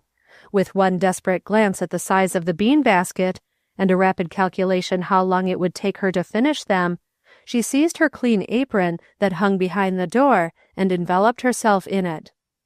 "I have wanted to go out for a little while this afternoon. I have been wanting to go for a long time, but if those beans have got to be done this afternoon, I can do them first." She said it calmly, and went at the beans with determined fingers that fairly made the beans shiver as they hustled out of their resisting withered pods. Emmeline sniffed. "You're a pretty figure shellin' beans in that rig. I s'pose it's one of your ma's contaguments. But if she had any sense at all, she wouldn't want you to put it on. It ain't fit for ordinary life. It might do to have your picture took in, or to go to a weddin', but you do look like a fool in it now. Besides, if it's worth anything, and it looks like there was good stuff in it, you'll spoil it shellin' beans."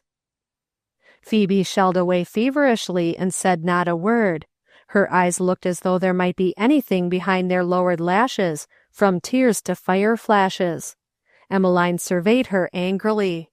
Her wrath was on the boiling point, and she felt the time had come to let it boil. A little bird, perched on the roof of the barn, piped out, "Phoebe, Phoebe." The girl lifted her head toward the outside door and listened.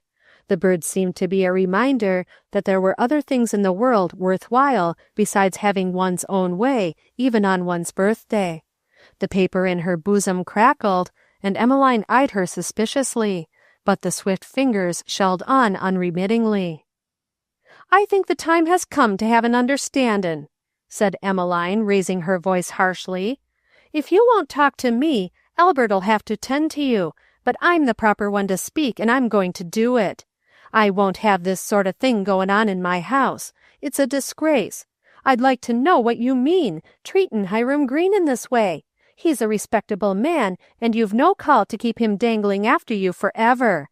People'll talk about you, and I won't have it." There was an angry flash in Emmeline's eyes. She had made up her mind to have her say.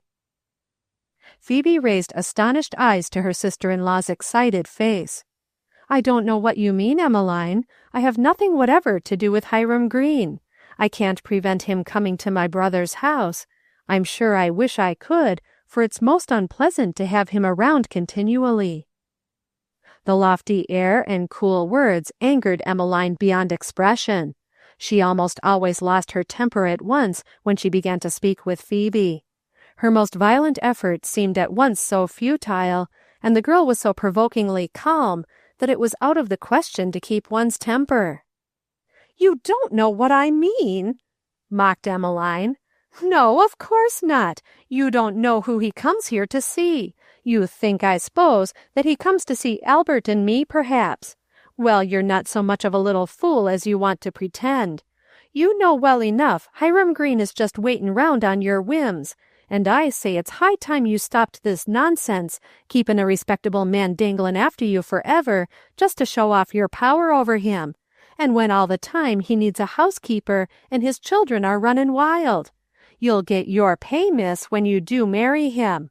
Those young ones will be so wild you'll never get 'em tamed. They'll lead you a life of it. It's a strange way for any decent girl to act. If it's a new house you're waiting on, I guess you can have your way at once by just saying so. And I think it's time for you to speak, for I tell you plainly, it ain't likely another such good chance'll come your way ever, and I don't suppose you want to be a hanger-on all your life on people that can't afford to keep you." Phoebe's fingers were still shelling beans rapidly, but her eyes were on Emmeline's angry face. "I thought I had told you," she said, and her voice was steady, "that I would never marry Hiram Green. Nothing and nobody on earth could make me marry him. I despise him. You know perfectly well that the things you are saying are wrong. It is not my fault that he comes here. I do not want him to come, and he knows it. I have told him I will never marry him. I do not want him to build a house, nor do anything else, for nothing that he could do would make any difference." "You certainly are a little fool," screamed Emmeline, "to let such a chance go. If he wasn't entirely daft about you, he'd give you up at once. Well, what are you intending to do then? Answer me that. Are you laying out to live on Albert the rest of your life? It's best to know what to expect and be prepared. Answer me," she demanded again, as Phoebe dropped her eyes to hide the sudden tears that threatened to overwhelm her calm. "I don't know." The girl tried to say it quietly, but the angry woman snatched the words from her lips and tossed them back. "You don't know! You don't know! Well, you better know! I can tell you right now that there's going to be a new order of things. If you stay here any longer, you've got to do as I say. You're not going on your high and mighty way, doing as you please, an hour longer. And to begin with, you can march upstairs and take off that ridiculous rig of your foolish mother's—" Phoebe shoved the kitchen chair back with a sharp noise on the bare floor, and stood up, her face white with anger. "Emmeline," said she, and her voice was low and controlled, but reminded Emmeline somehow of the first low rumbling of a storm, and when she looked at Phoebe's white face, she fancied a flash like vivid lightning passed over it. "Emmeline, don't you dare to speak my mother's name in that way.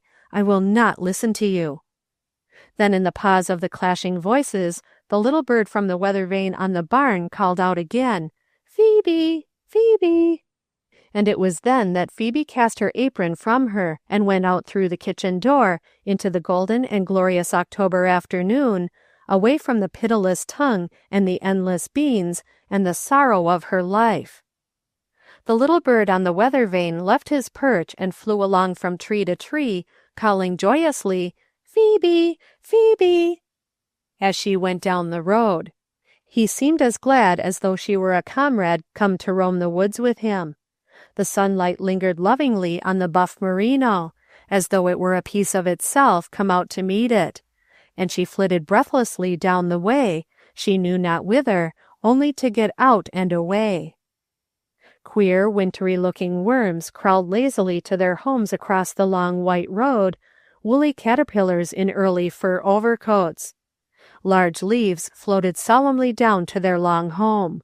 Patches of rank grass rose green and pert, passionately pretending that summer was not done, scorning the deadness all about them. All the air was filled with a golden haze, and Phoebe in her golden, sunlit garments seemed a part of it. Chapter 5.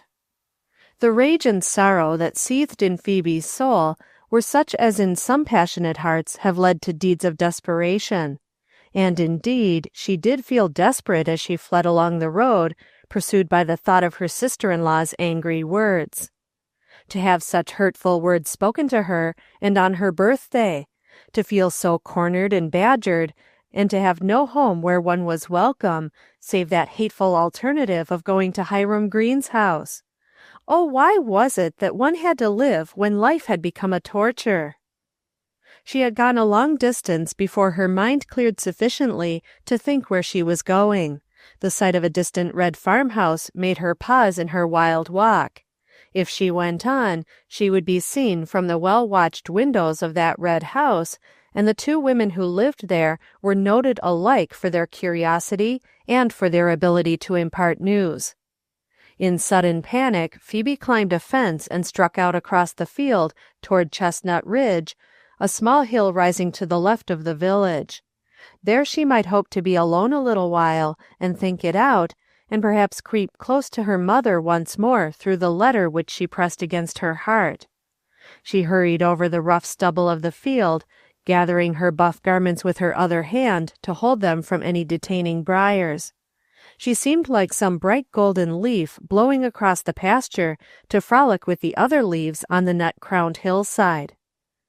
Breathless at last, she reached the hill and found a great log where she sat down to read her letter. "My dear little grown-up girl," it began, and as Phoebe read the precious words again, the tears burst from her smarting eyes, welling up from her aching heart, and she buried her face in the letter and stained it with her tears. It was some time before she could conquer herself and read farther. "This is your 18th birthday, dear child, and I have thought so much about you and how you will be when you are a young woman, that I want to be with you a little while on your birthday, and let you know how very much I love you. I cannot look forward into your life and see how it will be with you. I do not know whether you will have had sad years or bright ones between the time when I said good-bye to you and now when you are reading this. I could not plan positively, dear little girl, to have them bright ones, else you surely know I would. I had to leave you in God's care, and I know you will be taken care of, whatever comes. If there have been trials, somehow, Phoebe, little girl, they must have been good for you. Sometime you will learn why, perhaps, and sometimes there will be a way out. Never forget that. God has his brightness ready somewhere for you, if you are true to him and brave. Somehow I am afraid that there will have been trials, perhaps very heavy ones, for you were always such a sensitive little soul, and you are going among people who may not understand. In thinking about your life, I have been afraid for you that you would be tempted, because of unhappiness, to take some rash impulsive step before God is ready to show you his plan for your life. I would like to give you a little warning through the years and tell you to be careful. You have entered young womanhood, and will perhaps be asked to give your life into the keeping of some man. If I were going to live, I would try to train you through the years for this great crisis of your life. But when it comes, remember that I have thought about you and longed for you, that you may find another soul who will love you better than himself, and whom you can love better than you love anything else in the world, and who will be grand and noble in every way. Dear child, hear your mother's voice, and don't take anything less. It will not matter so much if he is poor, if only he loves you better than himself and is worthy of your love. Never marry anyone for a home, or a chance to have your own way, or freedom from good honest work. There will be no happiness in it. Trust your mother, for she knows. Do not marry anyone to whom you cannot look up and give honor next to God. Unless you marry such a man, it is better not to marry at all. Believe your mother, child. I say it lovingly, for I have seen much sorrow and would protect you. And now, my sweet child, with a face like the dawn of the morning and eyes so untroubled, if, when you read this, anything has come into your life to make you unhappy, just try to lay it all down for a little while and feel your mother's love about you. See, I have made this bright sunny dress for you, every stitch set with love, and I want you to wear it on your birthday to remind you of me. It is yellow because that is the glory color, the color of the sunshine I have always loved so much. I want you to think of me in a bright, sunny, happy way, and as in a glory of happiness waiting for you, not as dead and lying in the grave. Think of my love for you as a joy and not a lost one either, for I am sure that where I am going I shall love you just the same, and more. I am very tired and must not write any more, for there are other letters yet to write and much to do before I can feel ready to go and leave you. But as I am writing this birthday letter for you, I am praying God that he will bring some brightness into your life, the beginning of some great joy, on this your 18th birthday, that shall be his blessing and my birthday gift to my child. I put a kiss here where I write my name, and give you with it more love than you can ever understand. Your mother. The tears rained down upon her hands as she held the letter, and when it was finished, she put her head down on her lap and cried as she had not cried since her mother died. It seemed as if her head were once more upon that dear mother's lap, and she could feel the smooth, gentle touch of her mother's hand passing over her hair and her hot temples as when she was a little child. The sunlight sifted softly down between the yellowed chestnut leaves, sprinkling gold upon the golden hem of her gown and glinting on her shining hair. The brown nuts dropped now and then about her, reverently, as if they would not disturb her if they could help it, and the fat gray squirrels silently regarded her, pausing in their work of gathering in the winter's store, then whisked noiselessly away. It was all quite still in the woods except for the occasional falling of a nut, or the stir of a leaf, or the skitter of a squirrel, for Phoebe did not sob aloud. Her grief was deeper than that. Her soul was crying out to one who was far away, and yet who seemed so near to her that nothing else mattered for the time. She was thinking over all her sad little life, telling it to her mother in imagination, trying to draw comfort from the letter and to reconcile the realities with what her mother had said. Would her mother have been just as sure that all would come out right if she had known the real facts? Would she have given the same advice? Carefully she thought it over, washing the anger away in her tears. Yes, she felt sure that if her mother had known all, she could not have written more truly than she had done. She would have had her say no to Hiram, just as she had done, and would have exhorted to patience with Emmeline, and to trust that brightness would sometime come. She thought of her mother's prayer for her, and almost smiled through her tears to think how impossible that could be. Yet the day was not done. Perhaps there might be some little pleasant thing yet that she might consider as a blessing and her mother's gift. She would look and wait for it, and perhaps it would come. It might be Albert would be kind, he was sometimes, or if it were not too late, she might go down to the village and make her call on Mrs. Spafford. That might be a beautiful thing and the beginning of a joy. But no, that was too far away, and her eyes were red with weeping. She must just take this quiet hour in the woods as her blessing, and be glad over it, because her mother and God had sent it to her to help her bear the rest of the days. She lifted her tear-wet face to look around upon the golden autumn world, and the sun caught the tears on her lashes and turned them into flashing jewels, till the sweet, sad face looked like a tired flower with the dew upon it. Then quite suddenly she knew she was not alone. A young man stood in the shadow of the tallest chestnut tree, regarding her with troubled gaze. His hat was in his hand, and his head slightly bowed in deference, as if in the presence of something holy. He was tall, well-formed, and his face fine and handsome. His eyes were deep and brown, with lights in them like those on the shadowed depths of a quiet woodland stream. His heavy dark hair was tossed back from a white forehead that had not been exposed to the summer sun of the hayfield, one could see at a glance, and the hand that held the hat was white and smooth also. There was a grace about his attitude that reminded Phoebe of David Spafford, who had seemed to her the ideal of a gentleman. He was dressed in dark brown, and his black silk stock set off a finely cut, clean-shaven chin of unusual strength and firmness.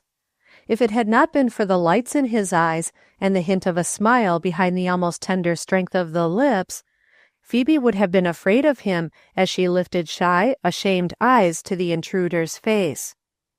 "I beg your pardon, I did not mean to intrude," he said apologetically. "But a party of young people are coming up the hill. They will be here in a moment, and I thought perhaps you would not care to meet them. You seem to be in trouble."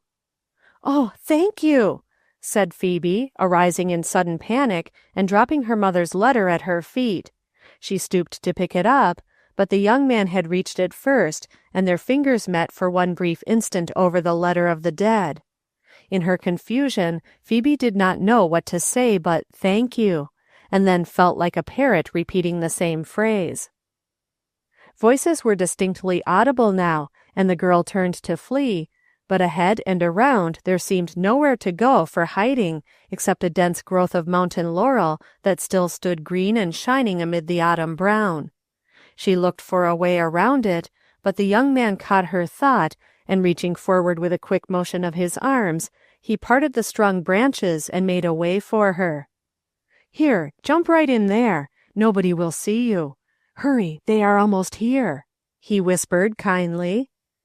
The girl sprang quickly on the log, paused just an instant to gather her golden draperies about her, and then fluttered into the green hiding place and settled down like a drift of yellow leaves.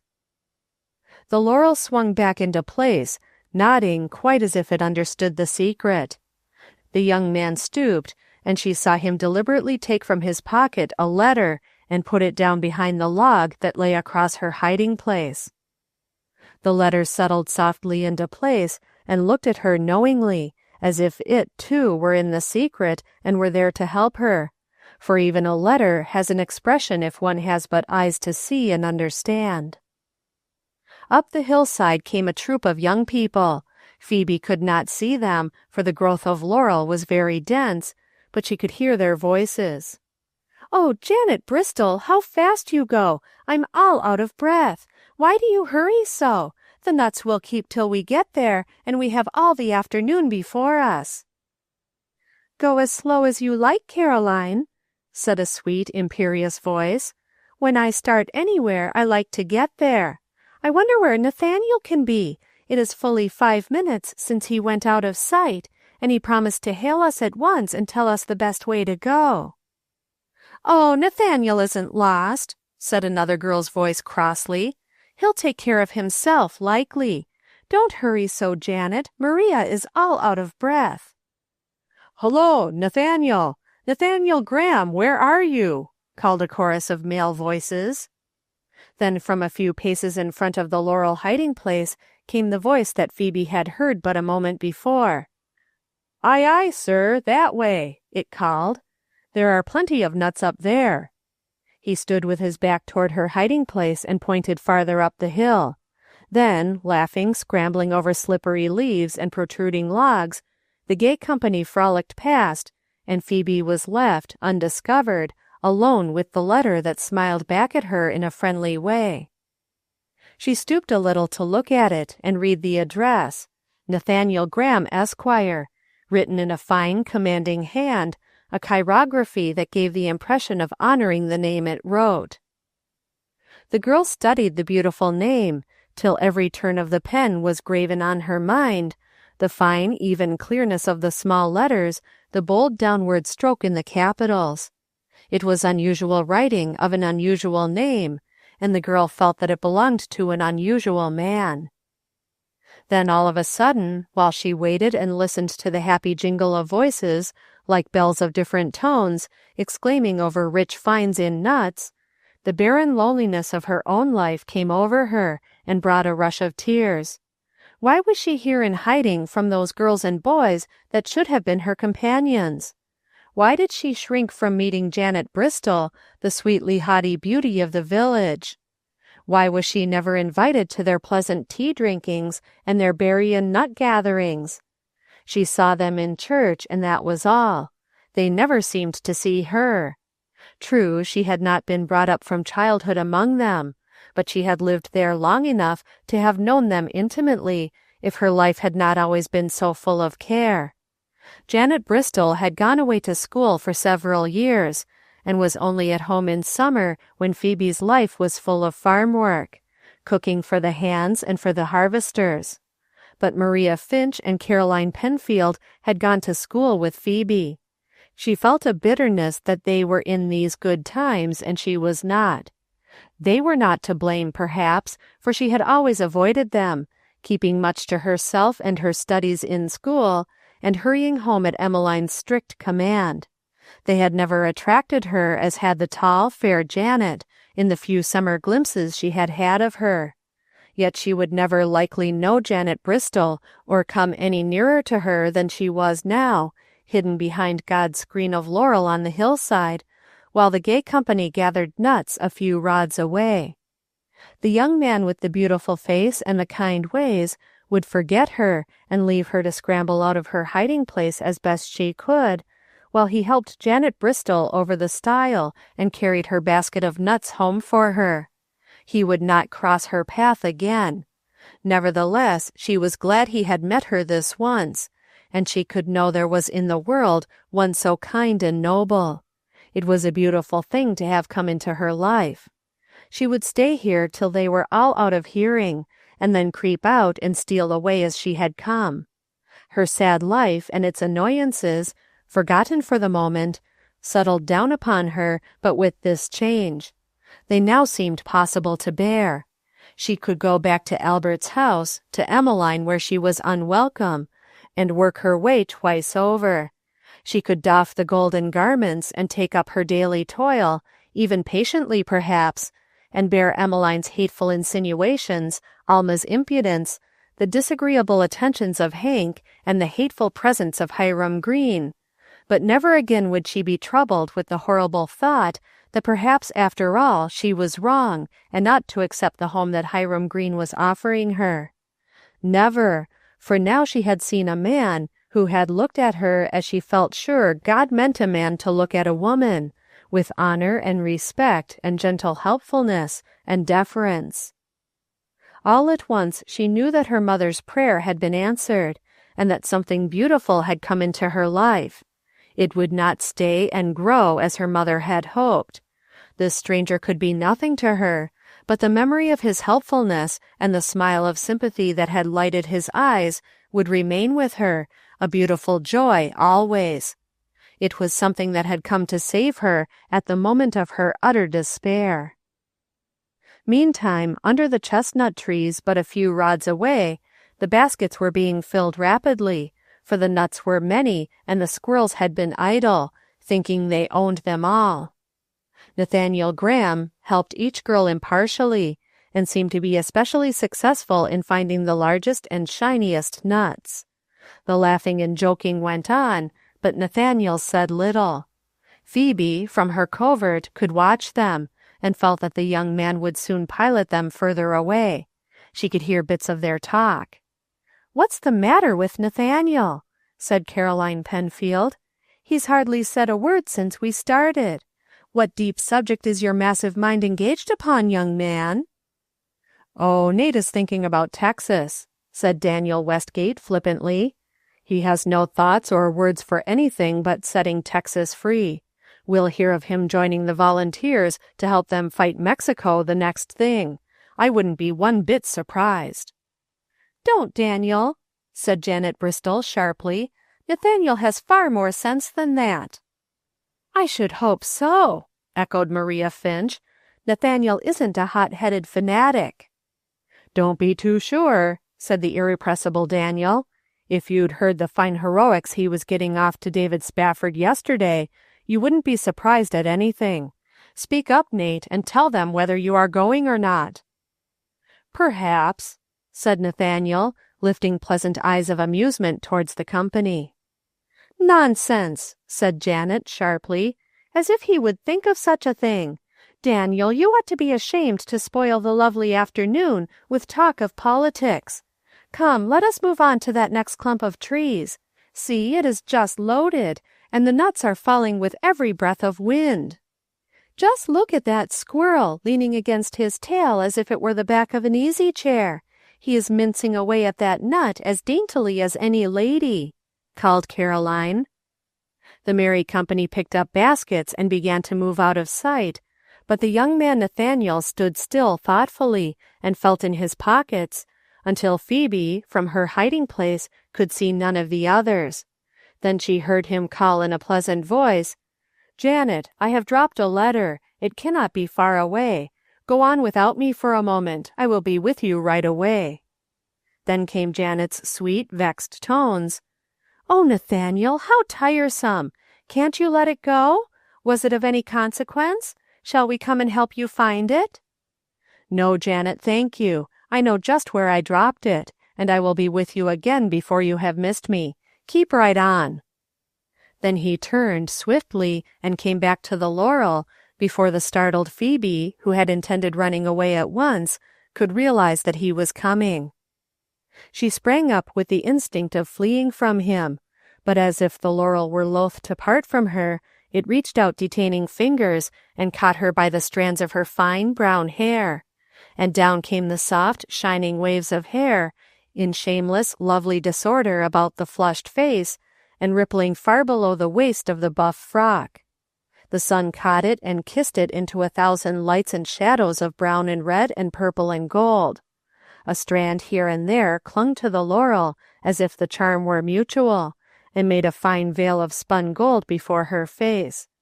Thus she stood abashed, with her hair unbound before the stranger, her face in a beautiful confusion. Now this young man had gazed upon many a maiden's hair with entire indifference. In the days of his boyhood he had even dared to attach a paper kite to the yellow braids of a girl who sat in front of him in school, and laughed with the rest at recess, as after carefully following her with hidden kite and wound-up cord, they had succeeded in launching the paper thing in the breeze till it lifted the astonished victim's yellow plaits high in air, and she cried out angrily upon them. He had even pulled many a girl's hair. He had watched his cousin Janet brush and plait and curl her abundant locks into the various changing fashions, and criticized the effect freely.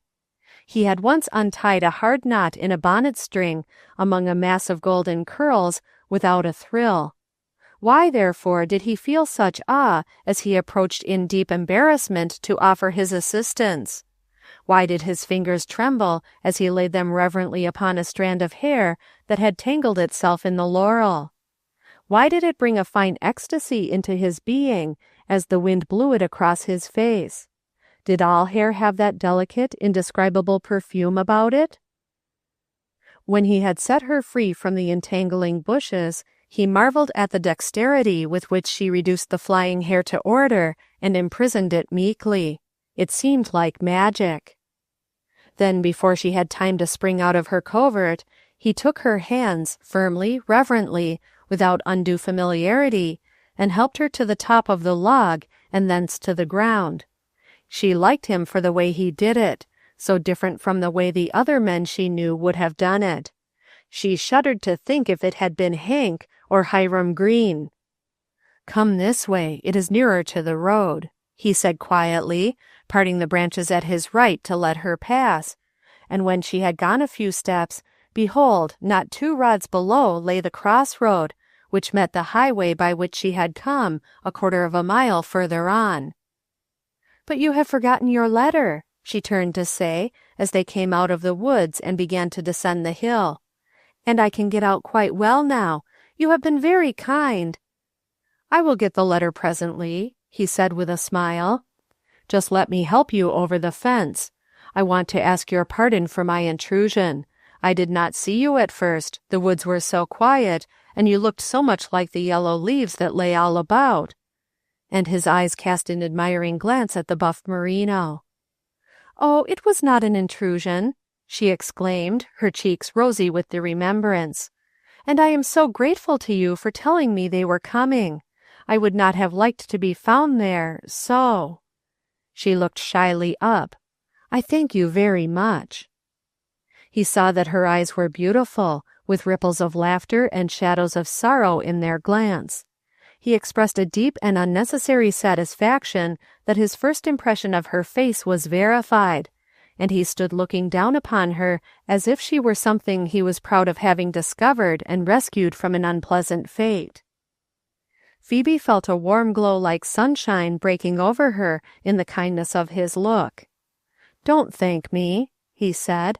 "I felt like a criminal, intruding so upon your trouble." "But you must not feel so. It was only that I had been reading a letter from my mother, and it made me feel so lonely that I cried." "That is trouble enough," he said with quick sympathy. "Is your mother away from home, or are you?" "My mother is dead. "She has been gone a good many years," she said with quivering lips. "She wrote this letter long ago for me to read today, and I came away here by myself to read it. Now you will understand." He had helped her over the rail fence that separated the field from the road, and they were standing, she on the roadside, he on the field side of the fence as they talked. Neither of them saw a farm wagon coming down the road over the brow of the hill, a mere speck against the autumn sky when they came out of the woods. The young man's face kindled as he answered, "Thank you for telling me. Yes, now I will understand. My mother has been gone a long time too. I wish she had written a letter for me to read today." Then, as if he knew he must not stay longer, he lifted his hat, smiled, and walked quickly up the hill, while Phoebe sped swiftly down the road, not noticing the glories of the day, nor thinking so much of her own troubles, but marveling at what had happened, and living it all over once more in imagination. She knew without thinking that a wagon was rumbling nearer and nearer, but she gave it no heed. Nathaniel Graham, when he reached the edge of the wood, turned and looked back down the road, saw the girl in her yellow draperies moving in the autumn sunshine, and watched her intently.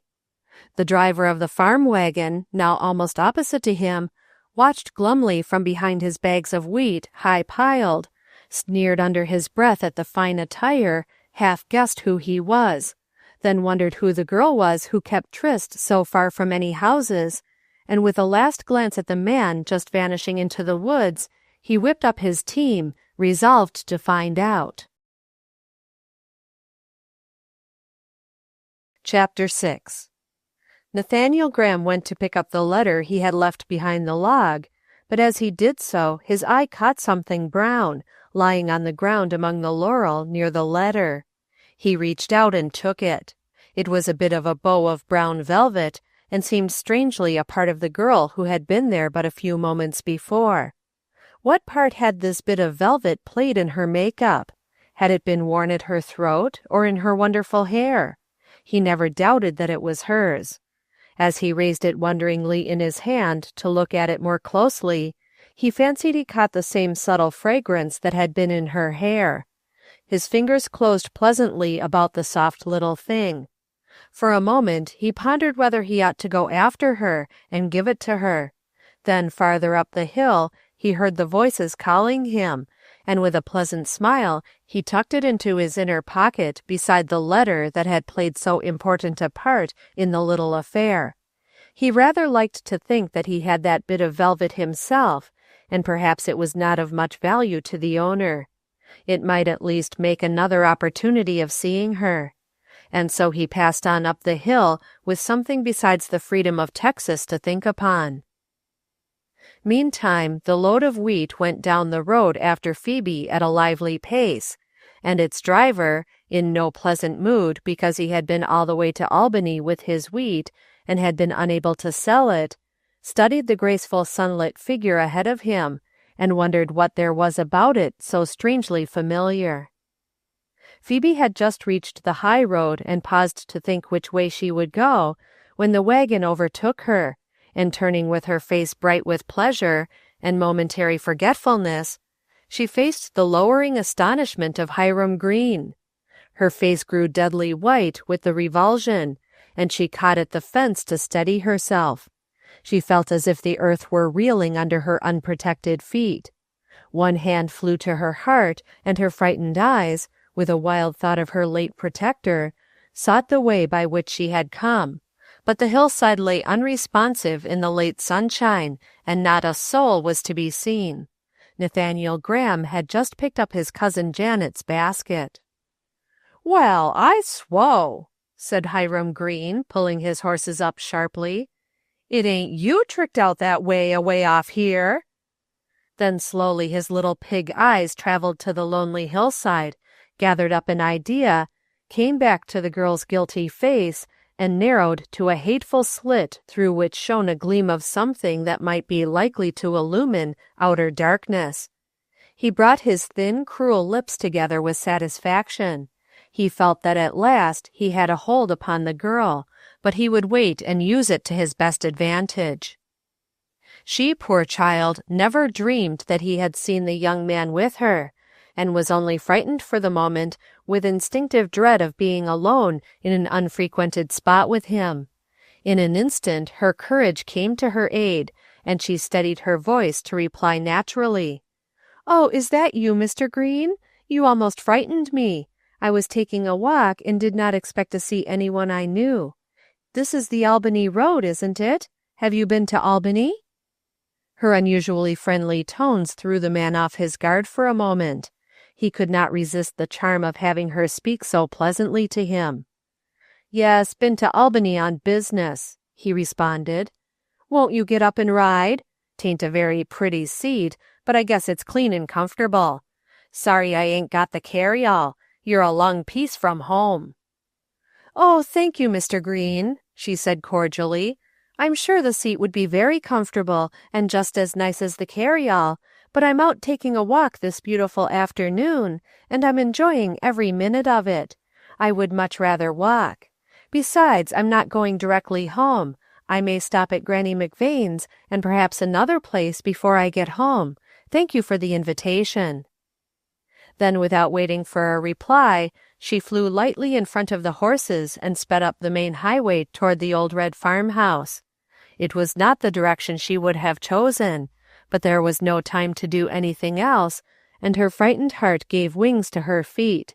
She dared not look behind lest she was being pursued.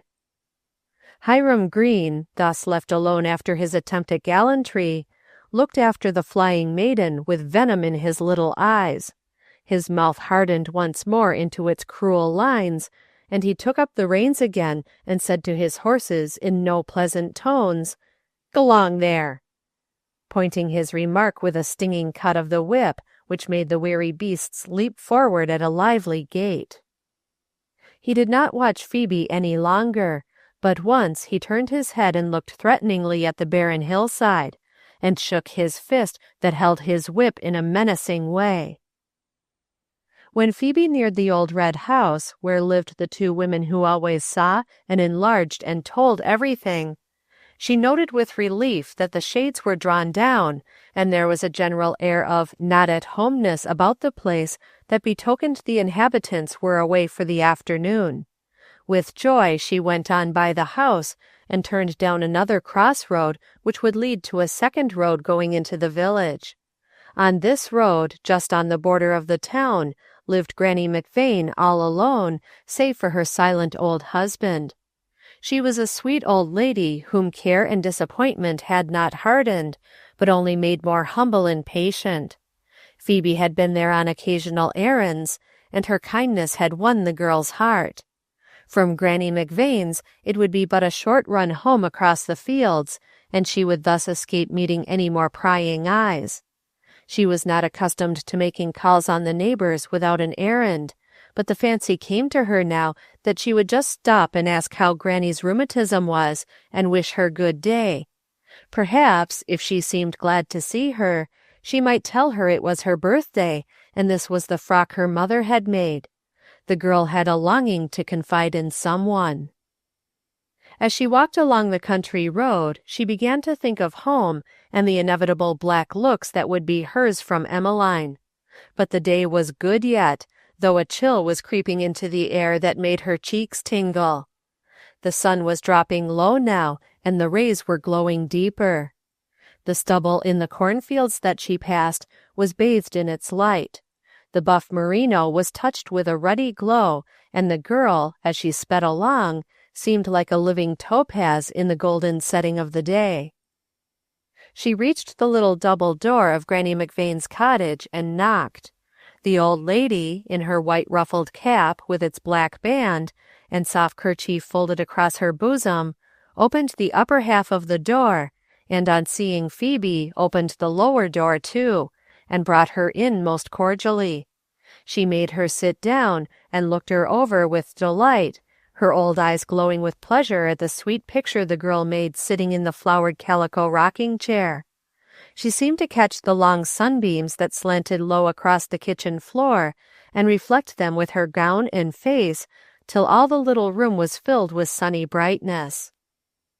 She made Phoebe tell about the frock, her birthday, her mother's letter, and her walk, and then she told her she must stay to tea with her, for the squire was off to Albany on business and would not be back that night. The old cat was winking cordially before the hearth. The pot of mush was sputtering sleepily on its crane over the fire.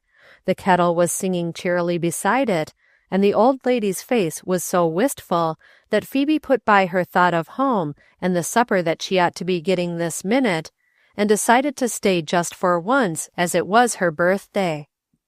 The stiff white curtains shut the little room in cozily from the outside world, and a scarlet geranium bloomed happily on the broad window-seat.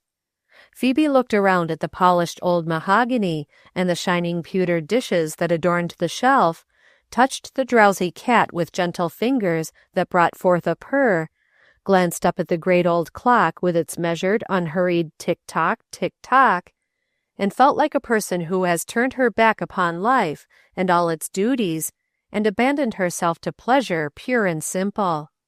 Yes, for 1 short hour more she would have what her day offered her of joy, without a thought of trouble, and then she would go back to her duty and cherish the memory of her pleasure. Thus did Phoebe give herself over to the wild excitement of a birthday tea at Granny McVane's cottage. Precisely at 5 o'clock the little round table was drawn out from the wall, and its leaves put up. A snow-white homespun cloth was laid upon it, and lovely blue dishes of quaint designs in blue set upon it. A bowl, a plate, cup and saucer for each, steel knives, a great pitcher of creamy milk, a pat of Granny's delicious butter, a pitcher of sugar-house molasses, looking like distilled drops of amber and delectable to the taste, a plate of shining brown rusks, a loaf of soft gingerbread, rich and dark like brown velvet.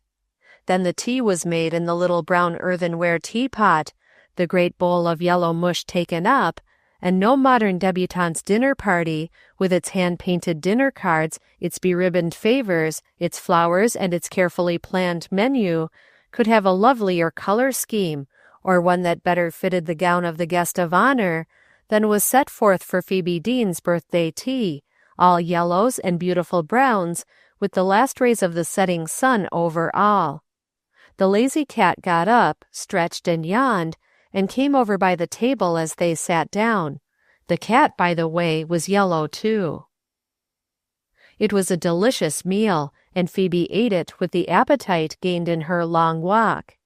After it was over, she bade Granny McVane good evening, kissed her for the beautiful ending to her birthday, and hurried guiltily across the fields to the farmhouse she called home, not allowing herself to think of what was before her until she reached the very door, for she would not have 1 moment of her precious day spoiled. The family had just sat down to supper when Phoebe opened the door and came in. She had hoped this ceremony would be over, for the usual hour for supper was 5:30, but Emmeline had waited longer than usual, thinking Phoebe would surely come back to help, and having it all to do herself, had not been able to get it ready as soon as usual.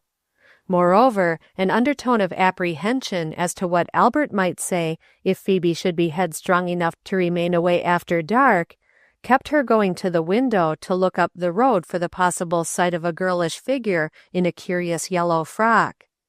Emmeline had been angry, astonished, and bewildered all the afternoon. She had not been able to decide what she would do about the way her young sister-in-law had acted.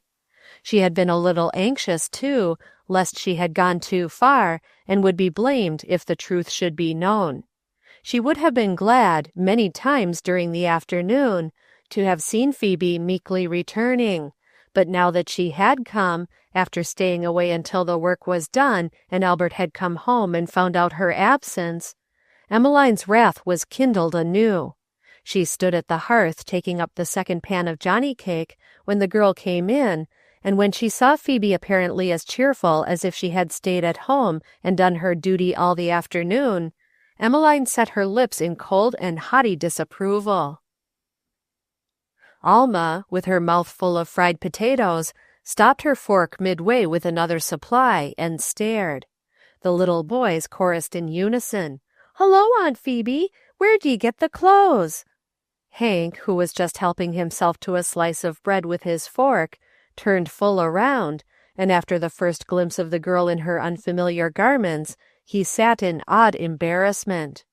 Only Albert sat in pleased surprise, his knife and fork akimbo on his plate, his chair tipped back, and a look of real welcome in his face. "Well now, Phoebe, I'm real glad you've got back. I was getting uneasy about you off so long. It isn't like you to stay away from your meals. My, but you do look pretty in that rig. What took you, anyway? Where have you been?"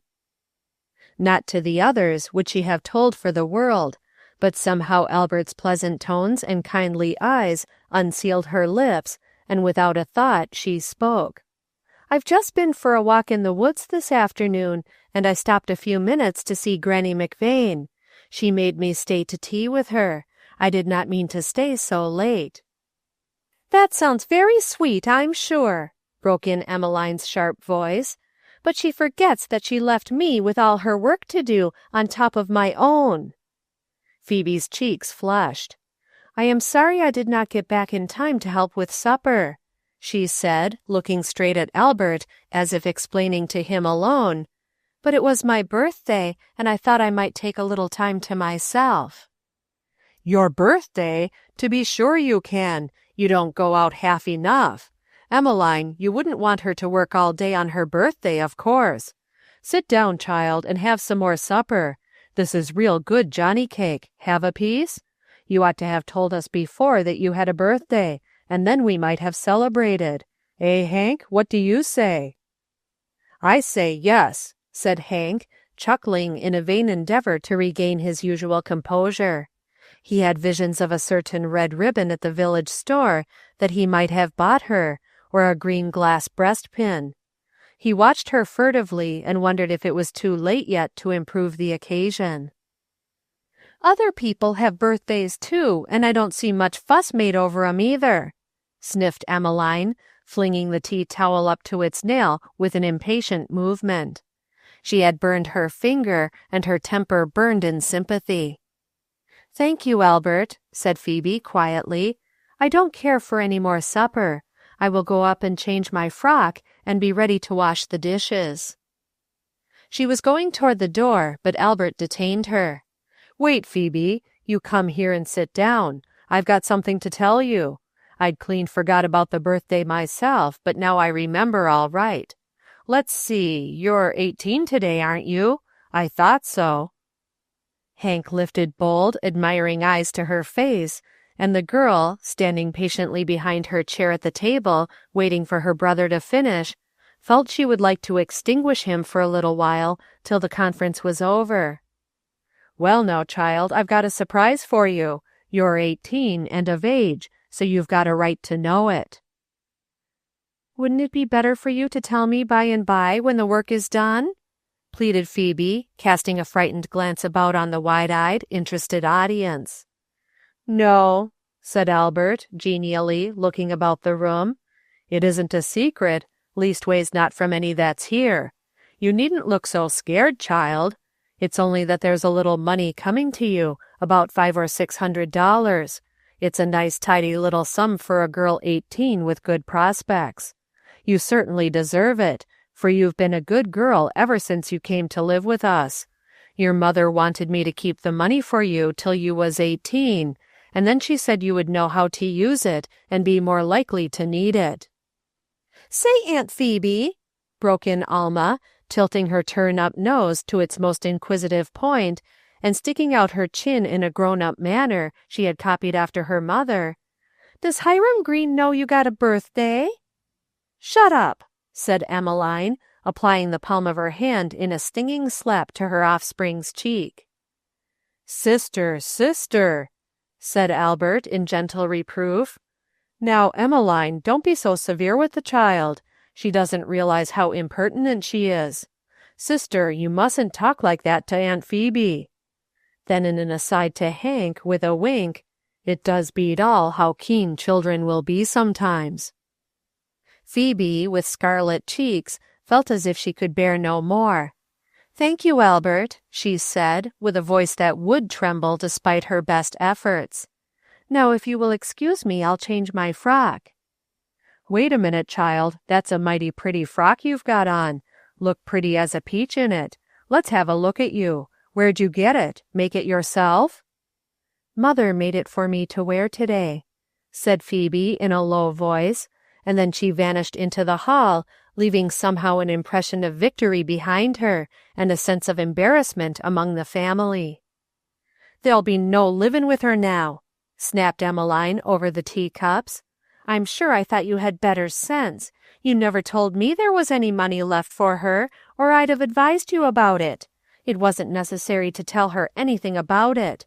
I'm sure we've spent for her, and if there's anything left her, it belongs to you. Here she's had a good home, and paid not a cent for it, and had everything just the same as us. If she had any spirit of right, she wouldn't touch a cent of that money." "Now look here, Emmeline," said Albert in his kind conciliatory tone. "You don't quite understand this matter.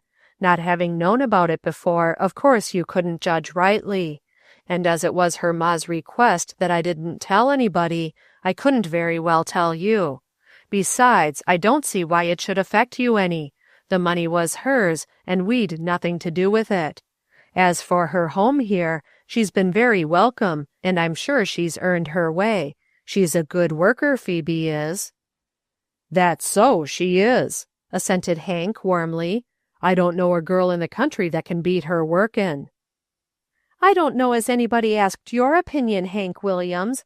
I'm able to judge of work a little myself, and if she works well, who taught her? She'd never done a stroke when she came here, and nobody thinks of the hard time I've had breaking her in and putting up with her mistakes when she was young and her hands lily white and soft as a baby's." "Now, Emmeline, don't go and get excited," said Albert anxiously. "You know we ain't letting go a mite of what you've done, only it's fair to the girl to say she's earned her way." Said Emmeline contemptuously. "That depends on who's the judge." "Won't Aunt Phoebe do any more work now she's got some money, Ma?" broke in Alma in a panic of what might be the possibilities in store for her small selfish self. "Haven't I told you to keep still, Alma?" reproved her mother angrily. "If you say another word, I'll send you to bed without any cake." At this dire threat, Alma retired temporarily from the conversation till the cake should be passed, and a kind of family gloom settled over the room. Hank felt the constraint, and made haste to bolt the last of his supper and escape. Phoebe came down shortly afterward, attired in her everyday garb and looking meekly sensible. Albert felt somehow a relief to see her so, though he protested weakly. "Say, Phoebe, it's too bad for you to wash dishes your birthday night. You go back and put on your pretty things, and Alma'll help her ma wash up this time." "No, she won't either," broke in Emmeline. "Alma ain't a bit well, and she's not going to be made to work at her age unless she likes. Here, honey, you may have this piece of ma's cake. She don't want it all. It seems to me you're kind of an unnatural father, Albert Deane. I guess it won't hurt Phoebe to wash a few dishes when she's been lying round having a good time all day, while I've worked my fingers half off doing her work.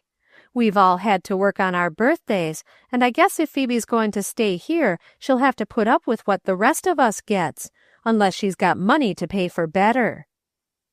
With that, Albert looked helplessly about the room, and retired to his newspaper in the sitting-room, while Phoebe went swiftly about the usual evening work. Emmeline yanked the boys away from the cake plate, and marched them and Alma out of the kitchen with her head held high and her chin in the air. She did not even do the usual little duties of putting away the cake and bread and pickles and jelly, but left it all for Phoebe. Of this Phoebe was glad. Before the dishes were quite done, the front door opened and Hiram Green sauntered into the living room. Phoebe heard him and hurried to hang up her dish towels and flee to her own room. And thus ended the birthday, though the girl lay awake far into the night, thinking over all its wonderful happenings, and not allowing her mind to dwell upon the possibilities of trouble in the future. Chapter 7. When little Rose Spafford was born, the sweet girl-mother, who had been Marcia Schuyler, found no one so helpful and reliable in the whole town as Miranda Griscom, granddaughter and household drudge of her next-door neighbor, Mrs. Heath. David Spafford borrowed her for the first 3 or 4 weeks, and Mrs. Heath gave reluctant consent because the Heaths and the Spaffords had always been intimate friends. But Grandma Heath realized during that time just how many steps the eccentric Miranda saved her, and she began to look forward to her return with more eagerness than she cared to show. Miranda, as she reveled in doing as she pleased in the large, well-furnished kitchen of the Spafford house, using the best sprigged china to send a pretty tray upstairs to Mrs. Spafford, used often to look triumphantly over toward her grandmother's house and wonder if she was missed. One little gleam of appreciation would have started a flame of abounding love in the queer, lonely heart of Miranda. But the grim grandmother never appreciated anything that this unloved grandchild, the daughter of an undesired son-in-law, tried to do. As the delightful days sped by in loving service, Miranda began to dread the time when she must go back to her grandmother's house again, and Marcia and David dreaded it also. They set about planning how they might keep her, and presently they had it all arranged. David suggested it first. It was while they both hung over the little Rose's cradle, watching her wake up, like the opening of the little bud she was. Miranda had come to the door for a direction, and stood a moment, remarking, "I thought I'd find you two a-worshippin'. Just keep right on. My heart's with you. I'll see to supper. Don't you give it a thought." And then a moment later they heard her high, nasal tones voicing something about a sweet, sweet rose on a garden wall, and they smiled at the quaint, loving soul. Then David spoke. "Marcia, we must contrive to keep her here. She has blossomed out in the last month. It would be cruel to send her back to that dismal house over there again. They don't need her in the least, with Hannah's cousin there all the time. I mean to offer her wages to stay with us. You are not strong enough to care for baby and do the housework anyway, and I would feel safer about you if Miranda were here. Wouldn't you like her?" Marcia's sweet laugh rang out. "Oh, David, you will spoil me. I'm sure I'm perfectly able to do the work and look after this wee flower. But of course I'd like to have Miranda here. I think it would be a good thing if she could get away from her surroundings, and she is a comfort to me in a good many ways." "Then it is settled, dear," said David with his most loving smile. "Oh, but David, what will Aunt Amelia say, and Aunt Hortense? Think, they will tell me I am weak, or proud, which would be worse yet." "What does it matter what my aunts think? We are certainly free to do as we please in our own home, and I'm sure of one thing, Aunt Clorinda will think it is all right. She'll be quite pleased. Besides, I shall explain to Aunt Hortense that I want to have you more to myself and take you with me often, and therefore it is my own selfishness, not yours, that makes me do this. She will listen to that argument, I am sure." Marcia smiled, half doubtfully. "And then there is Mrs. Heath. She will never consent." "Leave that to me, my little wife, and don't worry about it. Let us first settle it with Miranda." "Oh, but if Mrs. Heath wouldn't hear to it, Miranda would be so disappointed," suggested Marcia. Just then Miranda presented herself at the door. "Your supper's spoilin' on the table. Will you two just walk down and eat it while I have my try at that baby? I haven't seen scarcely a wink of her all this blessed day." "Miranda," said David, not looking at his wife's warning eyes, "would you be willing to stay with us altogether?" Said Miranda. "Just give me the try and see." And she stooped over the cradle with such a wistful longing in her gaze that the young mother's heart went out to her with a real love. "Very well, Miranda, then we'll consider it a bargain.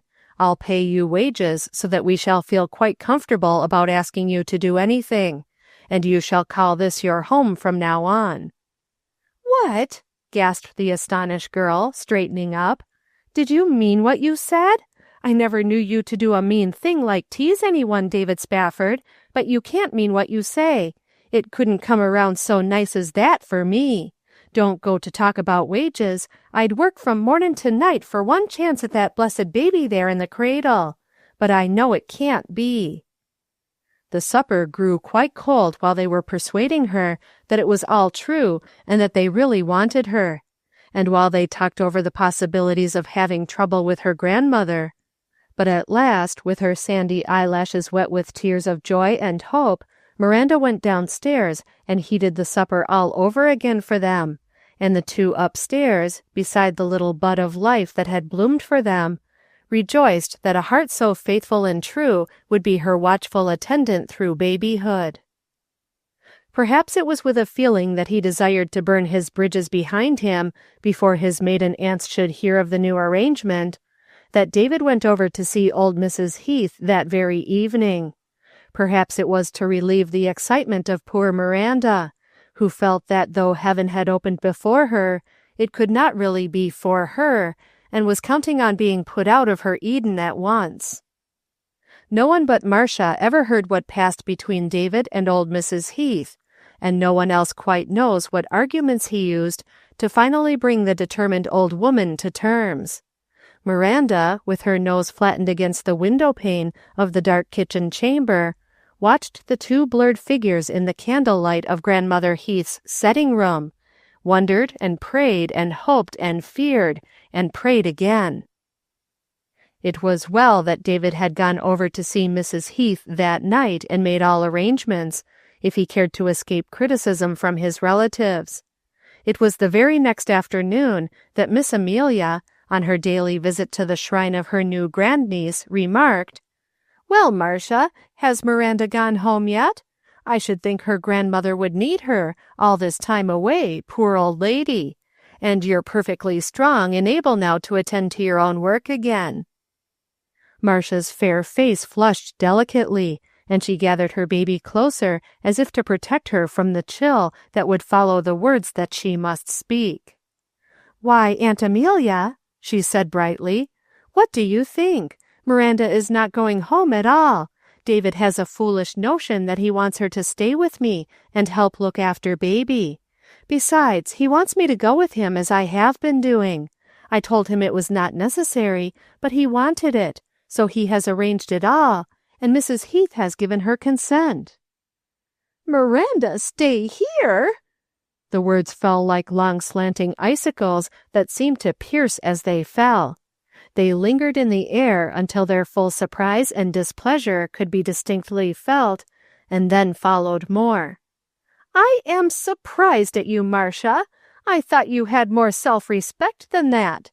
It is a disgrace to a young, strong woman to let her husband hire a girl to do her work while she gads about the country and leaves her house and her young child. If your own mother had lived, she would have taught you better than that. And then Miranda, of all people to select, the child of a renegade, a waif dependent, utterly thankless and irresponsible. She is scatterbrained and untrustworthy.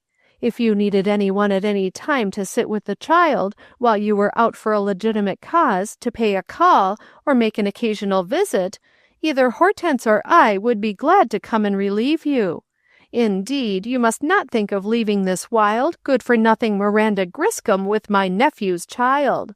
I shall speak to my sister Hortense, and we will make it our business to come down every day, one or the other of us, and do anything that you find your strength is unequal to doing. We are still strong enough, I hope, to do anything for the family honor. I should be ashamed to have it known that David Spafford's wife was such a weakling that she had to have hired help in.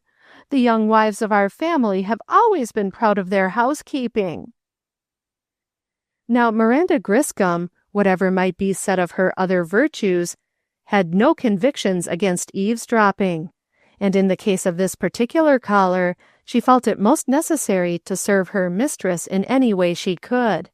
She was keen enough to know that Miss Amelia would by no means be in favor of her advent in David Spafford's household, and she felt that her beloved mistress would have to bear some persecution on her account. She therefore resolved that, come what might, she would be on hand to protect her. So, soon after the good aunt was seated in state with Marcia in the large front bedroom where the cradle was established, and which had become the center of the little household since Rose Spafford's birth, Miranda, soft-stepping, approached the door and applied her ear to the generous crack. She could feel the subject of herself coming on, and her ready brain had devised a plan by which she thought she could relieve the pressure if it should become unduly heavy upon Marcia at any time. So, just as Marcia lifted her face, white with control, and tried to take the angry flash out of her eyes and think what to reply to her tormentor, Miranda, without ceremony of approach, burst into the room exclaiming, "Oh, Miss Amelia, 'scuse me for interruptin', but did your nice old gray cat maybe follow you down here? And could it 'a' been her out on our front porch fightin' with Bob Sykes's yellow dog? 'Cause ef 'tis, somethin' ought to be done right off, or he'll make hash out o' her. S'pose you come down and look. I wouldn't want to make a mistake 'bout it." Miss Amelia placed her hand upon her heart and looked helplessly at Marcia for an instant. "Oh, my dear, you don't suppose—" she began in a trembling voice, quite unlike her usual tones. Then she gathered up her shawl, which had slipped off her shoulders, and utterly unheeding that her bonnet was awry, she hurried down the stairs after the sympathetic Miranda. "Come right out here, softly," Miranda said, opening the front door cautiously. "Why, they must have gone around the house." The old lady followed the girl out on the porch, and together they looked on both sides of the house, but there was no trace of dog or cat, any more than if, like the gingham dog and the calico cat of latter days, they had eaten each other up. "Where could they ha' gone?" inquired Miranda excitedly. "Maybe I oughta just called you and stayed here and watched, but I was afraid to wake baby. You don't s'pose that cat would 'a' run home, and he after her? Is that them up the street? Don't you see a whirl of dust in the road? Would you like me to go and see? 'Cause I'm most afraid if she's tried to run home, for Bob Sykes he's trained that dog to run races, and he's a turrible fast runner, and your cat is gettin' on in years. It might go hard with her." Miranda's sympathetic tone quite excited the old lady, whose old gray cat was very dear to her, being the last descendant of an ancient line of cats traditional in the family. "No, Miranda, you just stay right here. Mrs. Spafford might need you after all this excitement. Tell her not to worry until I know the worst. I will go right home and see if anything has happened to Matthew. It really would be very distressing to me and my sister. If he has escaped from that dog, he will need attention. Just tell Mrs. Spafford I will come down or send Hortense tomorrow, as I promised." And the dignified old lady hurried off up the village street, for once unmindful of her dignity. "Miranda," called Marcia, when she had waited a reasonable time for the aunt's return, and not even the girl presented herself. Miranda appeared in a minute, with meek yet triumphant mien. Marcia's eyes were laughing, but she tried to look grave. "Miranda," she began, trying to suppress the merriment in her voice, "did you really see that cat out there?" Miranda put on a dogged air and hesitated for a reply. "Well, I heard a dog bark," she began. "Miranda, was that quite honest?" protested Marcia, who felt she ought to try to improve the moral standard of the girl thus under her charge and influence. "I don't see anything wrong with that," asserted Marcia. "I didn't say a word that wa'n't true. I'm always careful about that, since I see how much you think of such things. I asked her if it might have been her cat, and how did I know but 'twas? And it would be easy to have been Bob Sykes's dog, if she was round, for that dog never lets a cat come on this block. Anyway, I heard a dog bark, and I thought it sounded like Bob's dog's voice. I'm pretty good on sounds." "But you shouldn't frighten Aunt Amelia. She's an old lady, and it isn't good for old people to get frightened.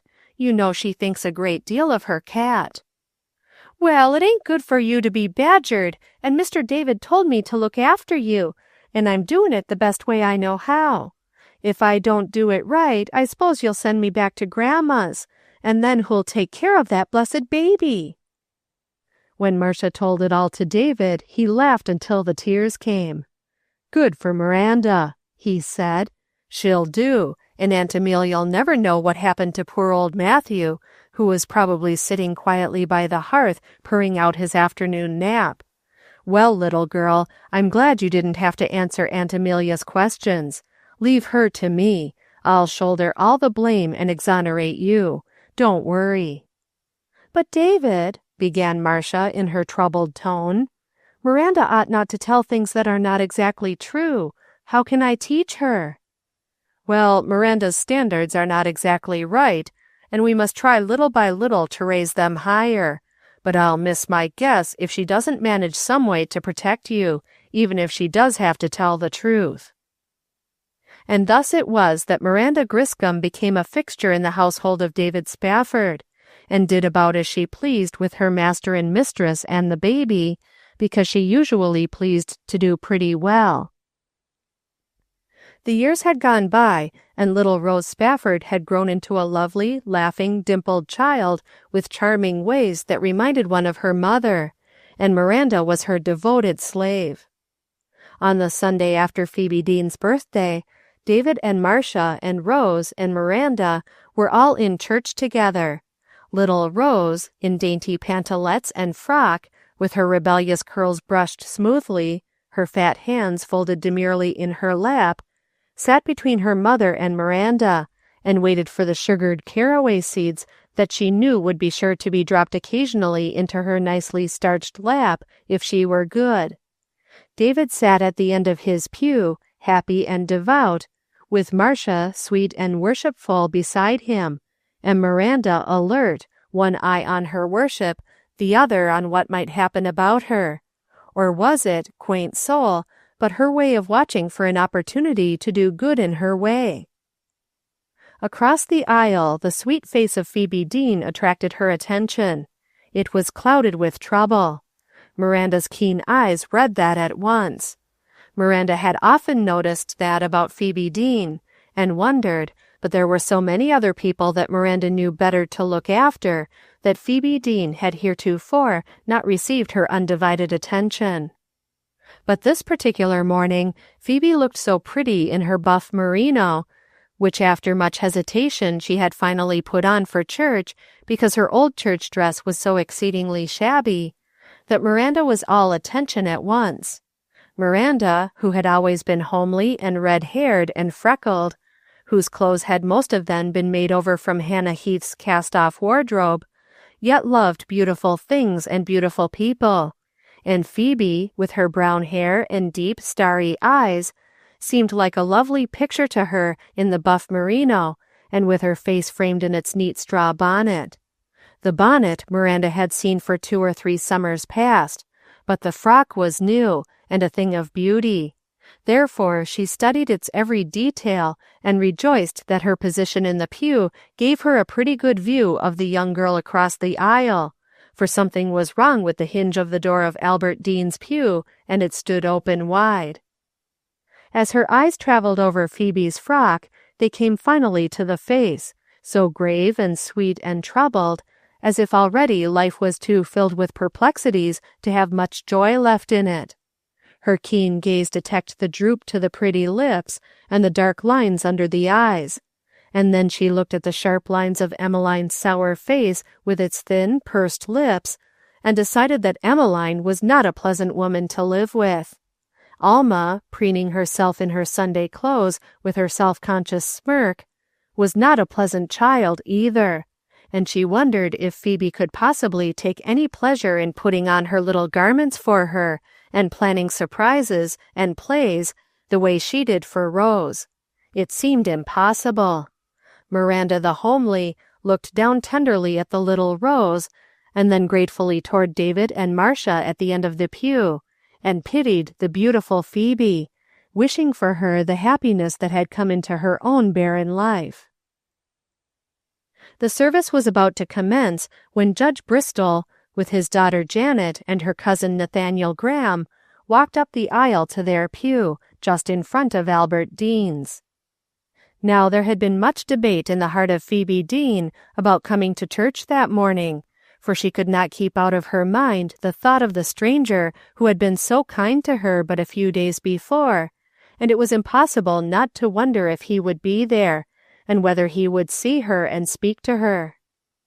It was in order to crucify this thought that she had half made up her mind not to wear the buff merino to church, and then nature triumphed and she put it on, realizing that her mother had made it for her to wear, and that she had a perfect right to wear it, though Emmeline should disapprove.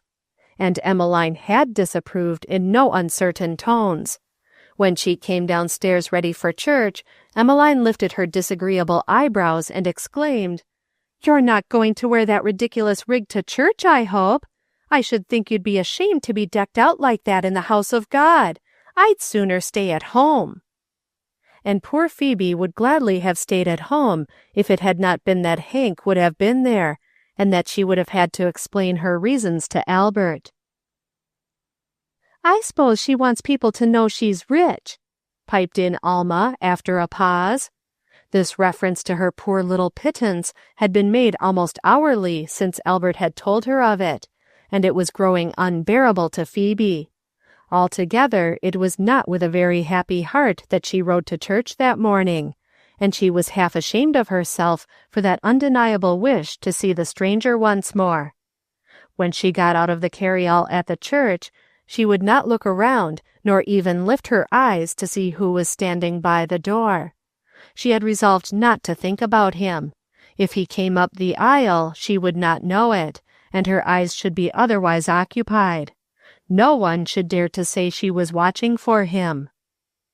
Nevertheless, as Janet and her cousin came up the aisle, Phoebe knew by the wild little beating of her heart that he was coming, and she commanded her eyes most strenuously that they should not lift from the psalm book she had opened, albeit upside down. Yet, in spite of all resolves, when the occupants of the Bristol pew had entered it and were about to sit down, and while Nathaniel Graham stood so that his head and shoulders were just above the top of the high-back pew, those truant eyes fluttered up for one instant's glance, and in that instant were caught and held by the eyes of the young man in front in pleased recognition. 'Twas but a flash, and Phoebe's eyes were back upon her book, and the young man was seated in the pew with only the top of his fine dark head showing. Yet the pretty color flew into the cheek of the girl, and in the eyes of the young man there was a light of satisfaction that lasted all through the service.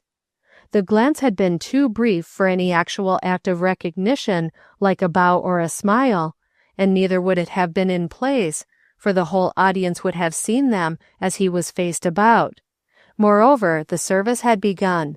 It had merely been the knowledge that each had of the other's presence in a warm glow like sunshine through the being.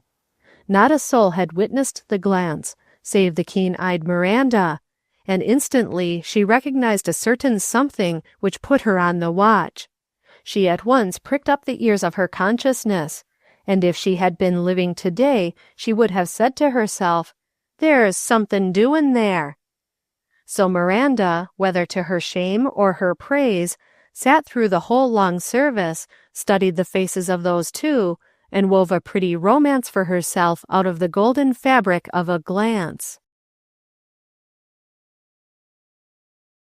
Chapter 8. When the service was ended, Phoebe took good care of her eyes that they should not look toward the stranger. Nathaniel Graham was kept busy for the first few moments shaking hands with old friends, and talking with the minister, who came down from the pulpit on purpose to greet him, and when he turned, as he did on the first opportunity, the pew behind him was empty, and the eyes that had met his when he came in were nowhere to be seen. He looked anxiously over the receding audience towards the open door, and caught the glimmer of the buff merino.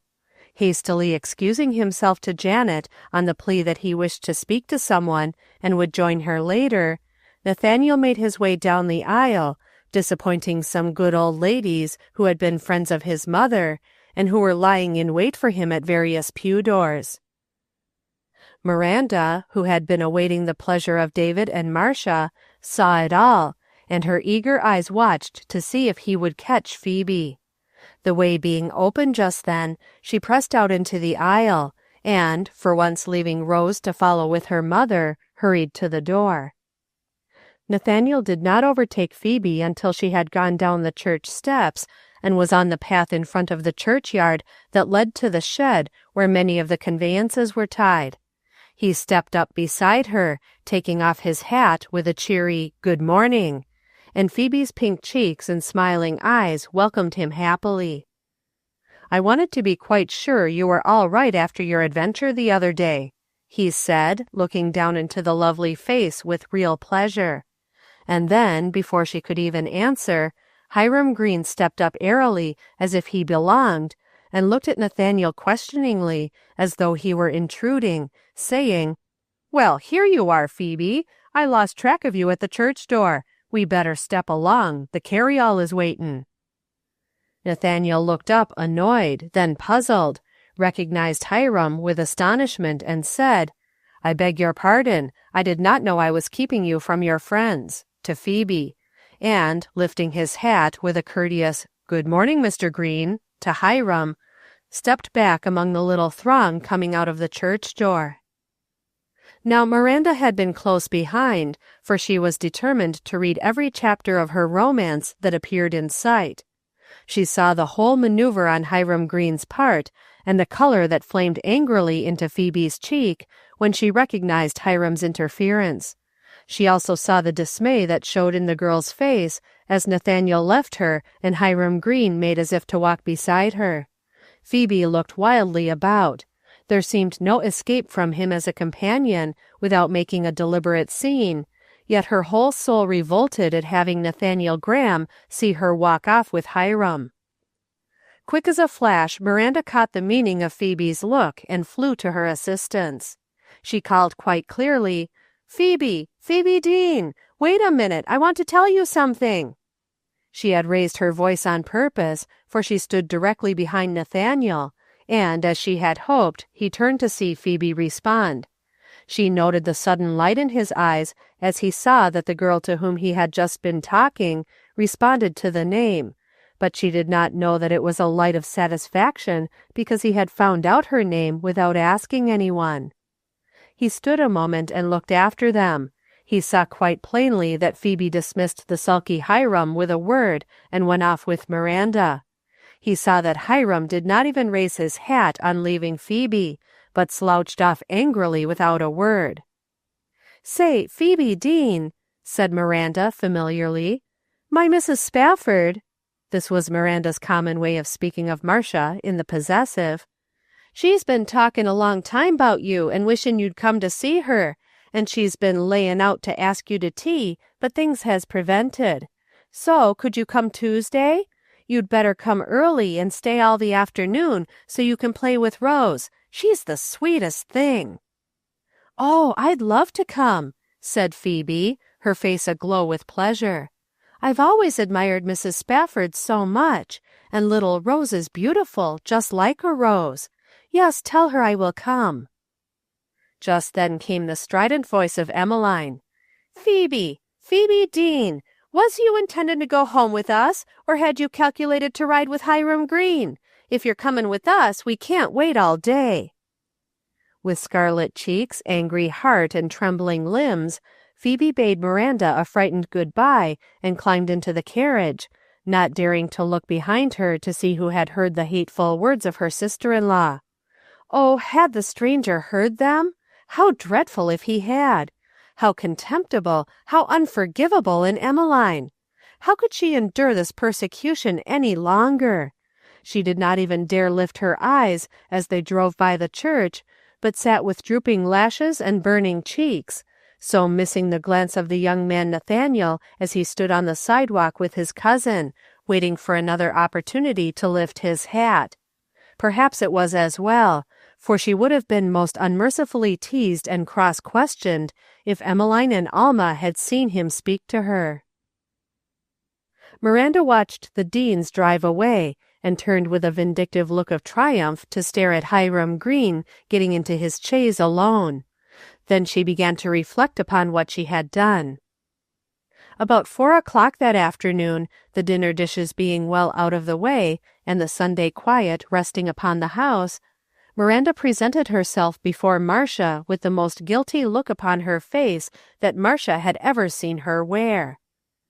"Well, I've up and done it now, Mrs. Marcia, and no mistake. I expect I'll have to leave you, and the thought of it just breaks my heart." "Why, Miranda," said Marcia, sitting up very suddenly from the couch where she had been reading Bible stories to Rose. You're surely not going to get married?" "Not by a jugful I ain't. Do you s'pose I'd have any man that would take up with freckles and a turn-up nose and a wife? I've gone and done somepin you'll think is a heap worse'n gettin' married. But I didn't tell no lie. I was keerful 'nough 'bout that.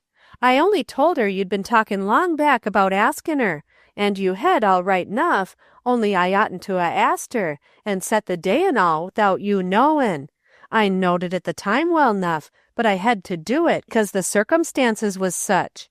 You see, that squint-eyed Hiram Green was making it out that she was somewhat great to him, a parading down the walk there from the church, and a driving off that nice city cousin of Janet Bristol's with his nice, genteel manners, and his tippins of his hat, and her a-looking like she'd drop from shame. So I called her to wait, and I runs up and talks to her. Then, course, she tells Hiram Green he needn't to trouble to wait for her, and we goes off together in full sight of all. My, I was glad I beat that skinflint of a Hiram Green, but I was that excited I just couldn't think of another thing to do except to invite her." "Who in the world are you talking about, Miranda? And what terrible thing have you done?" Marcia's laughing eyes reassured Miranda, and she went on with her story. "Why, that pretty little Phoebe Deane," she explained. "I've invited her to tea Tuesday night. I thought that would suit you better than any other time. Monday night things ain't straight from wash day yet, and I didn't want to put it off too long, and I can make everything myself. But ef you don't like it, I'll go and tell her the whole truth on't. Only she did look so mortal pleased, I hate to spoil her fun." By degrees, Marcia drew the whole story from Miranda, even to a voluble description of the buff merino and its owner's drooping expression. "Well, I don't see why you thought I would be displeased," said Marcia. "It is only right you should invite company once in a while. I am glad you invited her, and as you do most of the work, and know our plans pretty well, you knew it would likely be convenient. I am glad you invited her." "But I didn't invite her," said Miranda. "Leastways, she doesn't know I did. She thinks you done it yourself, and she sent you a whole lot of thanks, and said she'd 'mired you turrible. And I didn't tell a thing but the truth either," Miranda added, doggedly. "You blessed old Miranda, you always have a way of wiggling out. But you do manage to make things go your way in spite of truth or anything else. And it was truth after all, for I did want her, and would have asked her myself if I had known. You see, you were just my messenger that time, acting in my place." And she gave Miranda one of the smiles that had so endeared her to the heart of the lonely girl. Then Miranda went back to her kitchen, comforted. Thus it came about that the buff merino had the prospect of another tea party, and the thought of it made Phoebe forget the annoyances of her home all through the dull Sabbath afternoon, when she could not get away from the family because Emmeline had ordered her to "stay downstairs and mind the baby, and not prance off to her room like a royal lady," and through the trials of Monday with its heavy work, which did not even cease with the washing of the tea things, but continued in the form of a great basket of mending, which Emmeline announced at the supper table were "all to be finished and put away that evening." Emmeline seemed to have made up her mind to be as disagreeable as possible.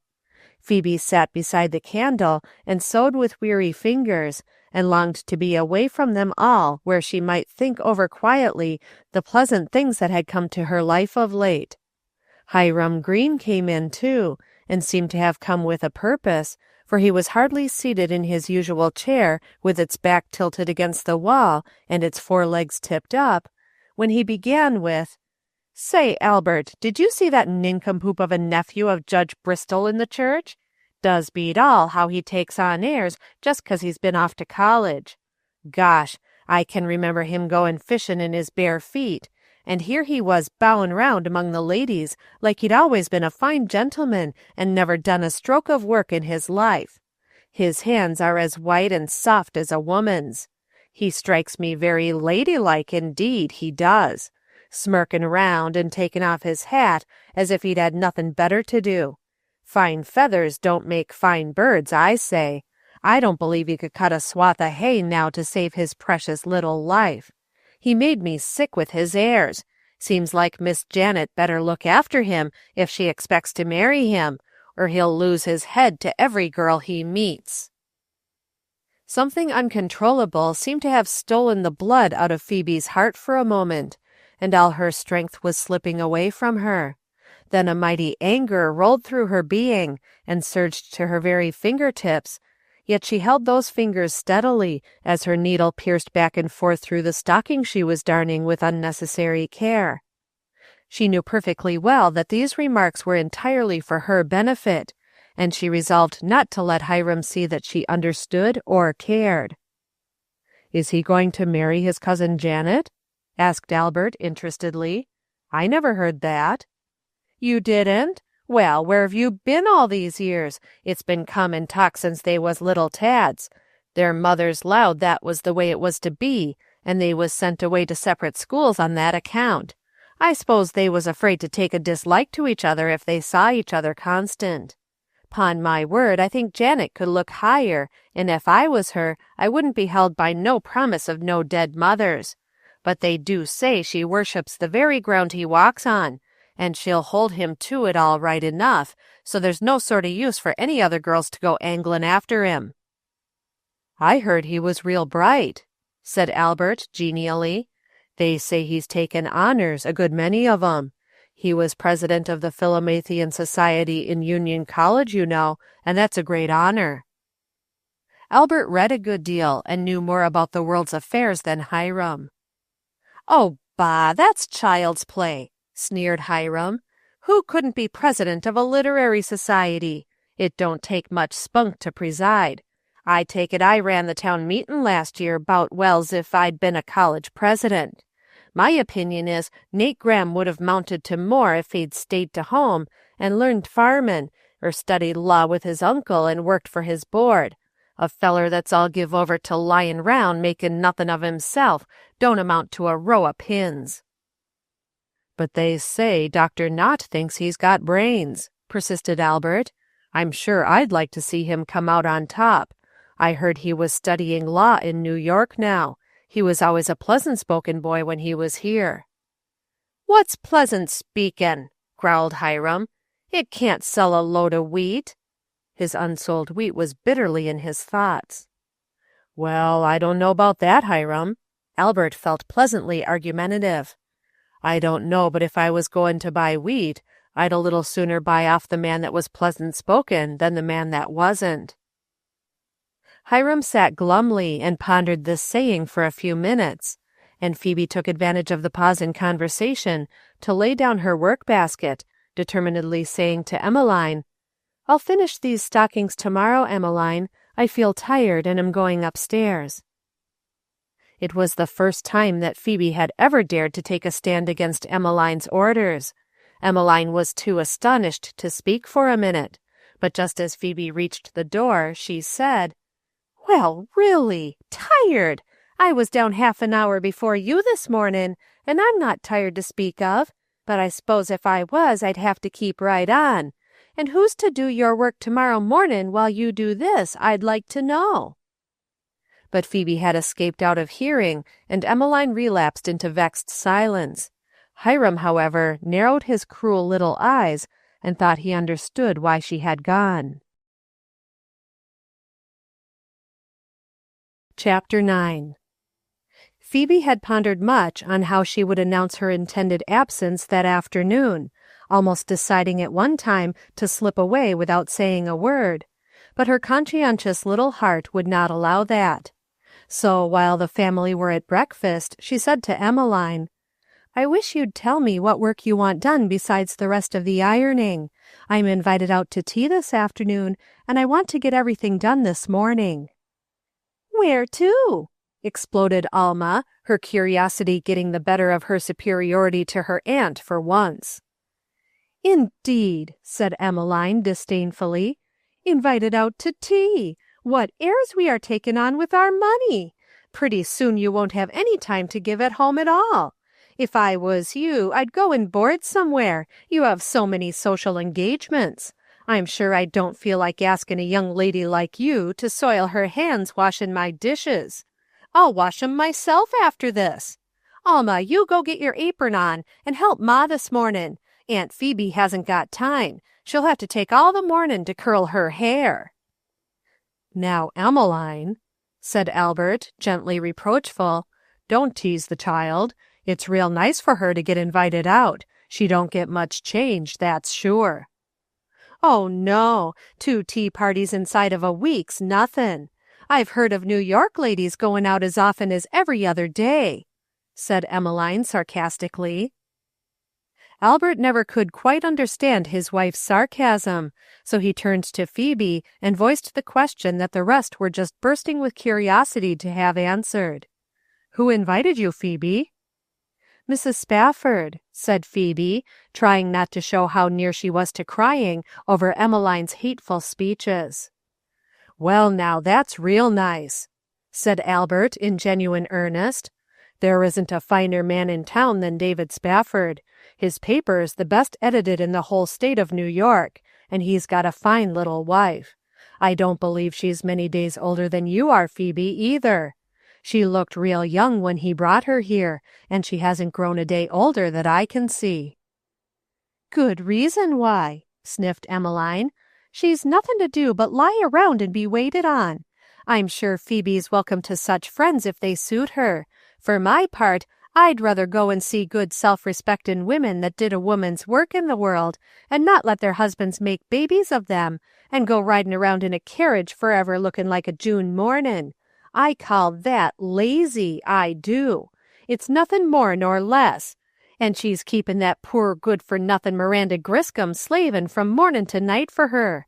If Phoebe was my sister, I shouldn't choose such friends for her. Besides, she hasn't got very good manners not to invite your wife, too, Albert Deane. But I suppose you never thought of that. I shouldn't think Phoebe would care to accept an invitation that was an insult to her relations, even if they wasn't just blood relations. They're all she's got, that's sure." "Say, look here, Emmeline, your speech don't hang together. You just said you didn't care to make friends of Mrs. Spafford, and now you're fussing because she didn't invite you too. It looks like a case of sour grapes, eh, Phoebe?" Hank caught the joke and laughed uproariously, though Phoebe looked grave, knowing how bitter it would be to Emmeline to be laughed at. 2 red spots flamed out on the wife's cheeks, and her eyes snapped. "Seems to me things has gone pretty far, Albert Deane," she said in a high, excited voice, "when you can insult your wife in public and then laugh. I shan't forget this of you, Albert Deane." And with her head well up, she shoved her chair back from the table and left the room, closing the door with loud decision behind her. Albert's merry laugh came to an abrupt end. He looked after his wife with startled surprise. Never in all their one-sidedly harmonious wedded life had Emmeline taken offence like that in the presence of others. He looked helplessly, inquiringly from one to another. "Well, now," he began aimlessly, "you don't suppose she thought I meant that, do you?" "Course," said Alma knowingly. "You've made her dreadful mad, Pa. My, but you're going to get it." "Looks mighty like it," snickered Hank. Albert continued to look at Phoebe for a reply. "I'm afraid she thought you were in earnest, Albert. You'd better go and explain," said Phoebe commiseratingly. "You better not go for a while, Pa," called out Johnny sympathetically. "Wait till she gets over it a little. Go hide in the barn. That's the way I do." But Albert was going heavily up the stairs after his offended wife, and did not hear his young hopeful's voice. Albert was tender-hearted and could not bear to hurt anyone's feelings. Besides, it never was pleasant to have Emmeline angry. He wished, if possible, to explain away the offense before it struck in too deep for healing and had to be lived down. This state of things was rather more helpful to Phoebe than otherwise. Hank took himself off, finding a certain embarrassment in Phoebe's dignified silence. The children slipped away, glad to get rid of any little duties usually required by their mother. Phoebe went at her work unhindered, and it vanished before her while her thoughts took happy flight away from the unhappy home to the afternoon that was before her. Upstairs, the conference was long and uncertain. Phoebe could hear the low rumbling of Albert's conciliatory tones and the angry rasp of Emmeline's tearful charges.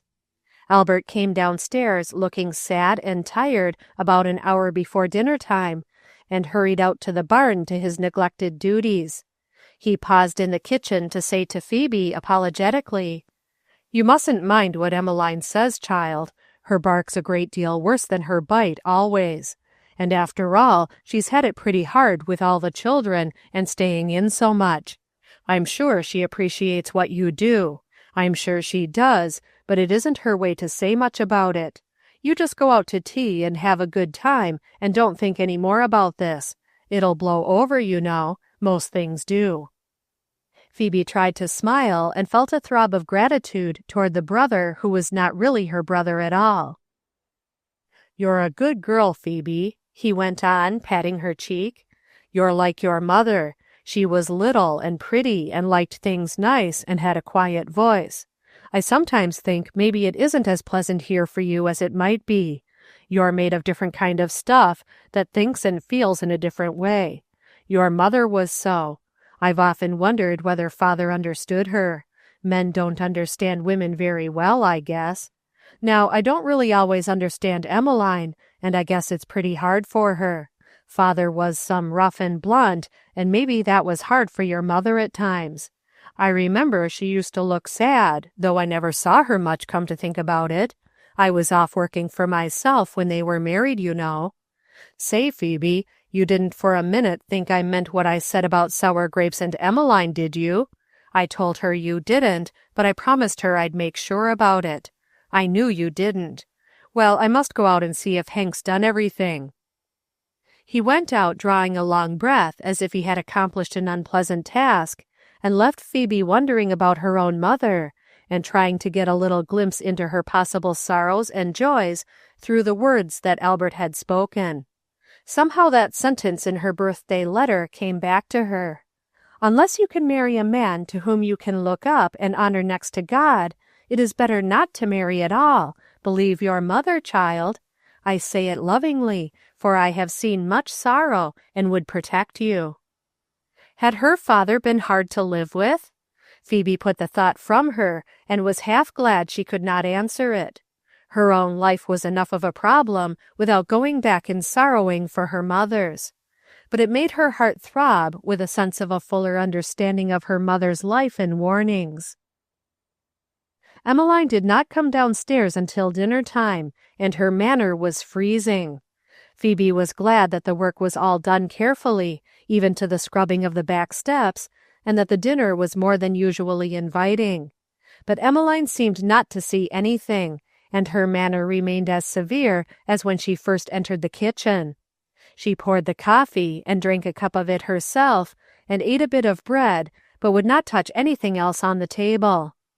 She waited on the children with ostentatious care, but would not respond to the solicitations of her anxious husband, who urged this and that dainty upon her. Frank even suggested that the hot biscuits were nicer than usual, but that remark had to be lived down by Hank, for Emmeline usually made the biscuits, and Phoebe had made these. She did not condescend to even look at him in response. Phoebe was glad when the last bit of pumpkin pie and cheese had disappeared, and she could rise from her chair and go about the after-dinner work. Glad, too, that Emmeline went away again and left her to herself, for so she could more quickly finish up. She was just hanging up her wiping towels when Emmeline came downstairs with the look of a martyr on her face and the quilting frames in her hand.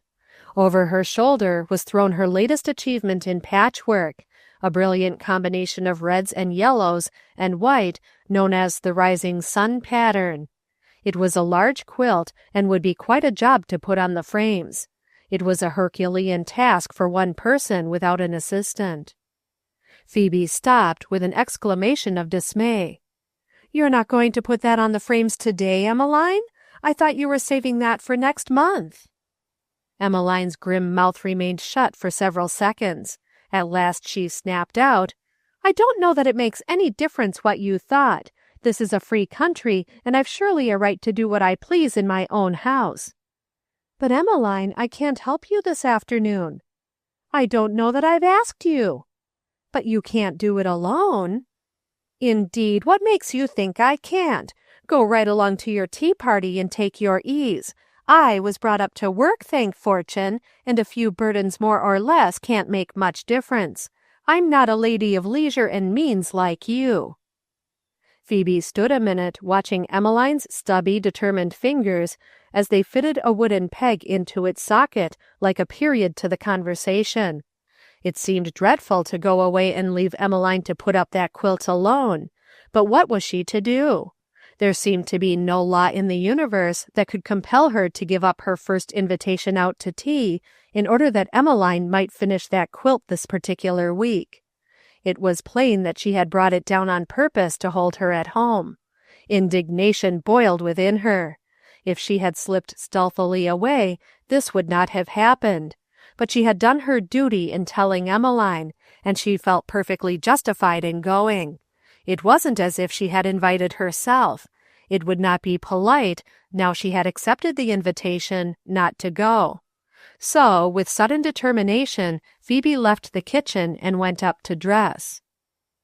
With swift fingers she fastened the buff merino, put her hair in order, and tied on her locket, but nowhere was the little brown velvet bow to be found that belonged to her hair. She had not missed it before, for on Sunday she had worn her bonnet and had dressed in a hurry. In perplexity she looked over her neat boxes of scant finery, but could not find it. She had to hurry away without it. She went out the other door, for she could not bear the sight of Emmeline putting up that sunrise bedquilt all alone. The thought of it seemed to cloud the sun and spoil the anticipation of her precious afternoon.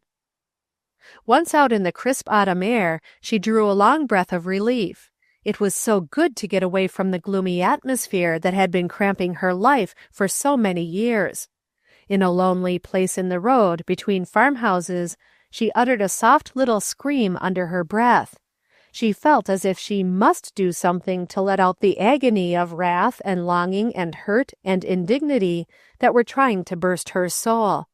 Then she walked on to the town with demure dignity, and the people in the passing carryalls and farm wagons never suspected that she was aught but a happy maiden with thoughts busy with the joys of life. The autumn days were lingering in sunny, deep blue haze, though the reds were changing into brown, and in the fields were gathering huddled groups of corn shocks like old crones, waving skeleton arms in the breeze and whispering weird gossip. A rusty-throated cricket in the thicket by the way piped out his monotonous dirge to the summer now deceased. A flight of birds sprang into sight across the sky, calling and chattering to one another of a warmer climate. An old red cow stood in her well-grazed meadow, snuffed the short grass, and, looking at Phoebe as she passed, bawled a gentle protest at the decline of fresh vegetables. Everything spoke of autumn and the winter that was to come. But Phoebe, every step she took from home, grew lighter and lighter-hearted, and could only think of the happy time she was to have.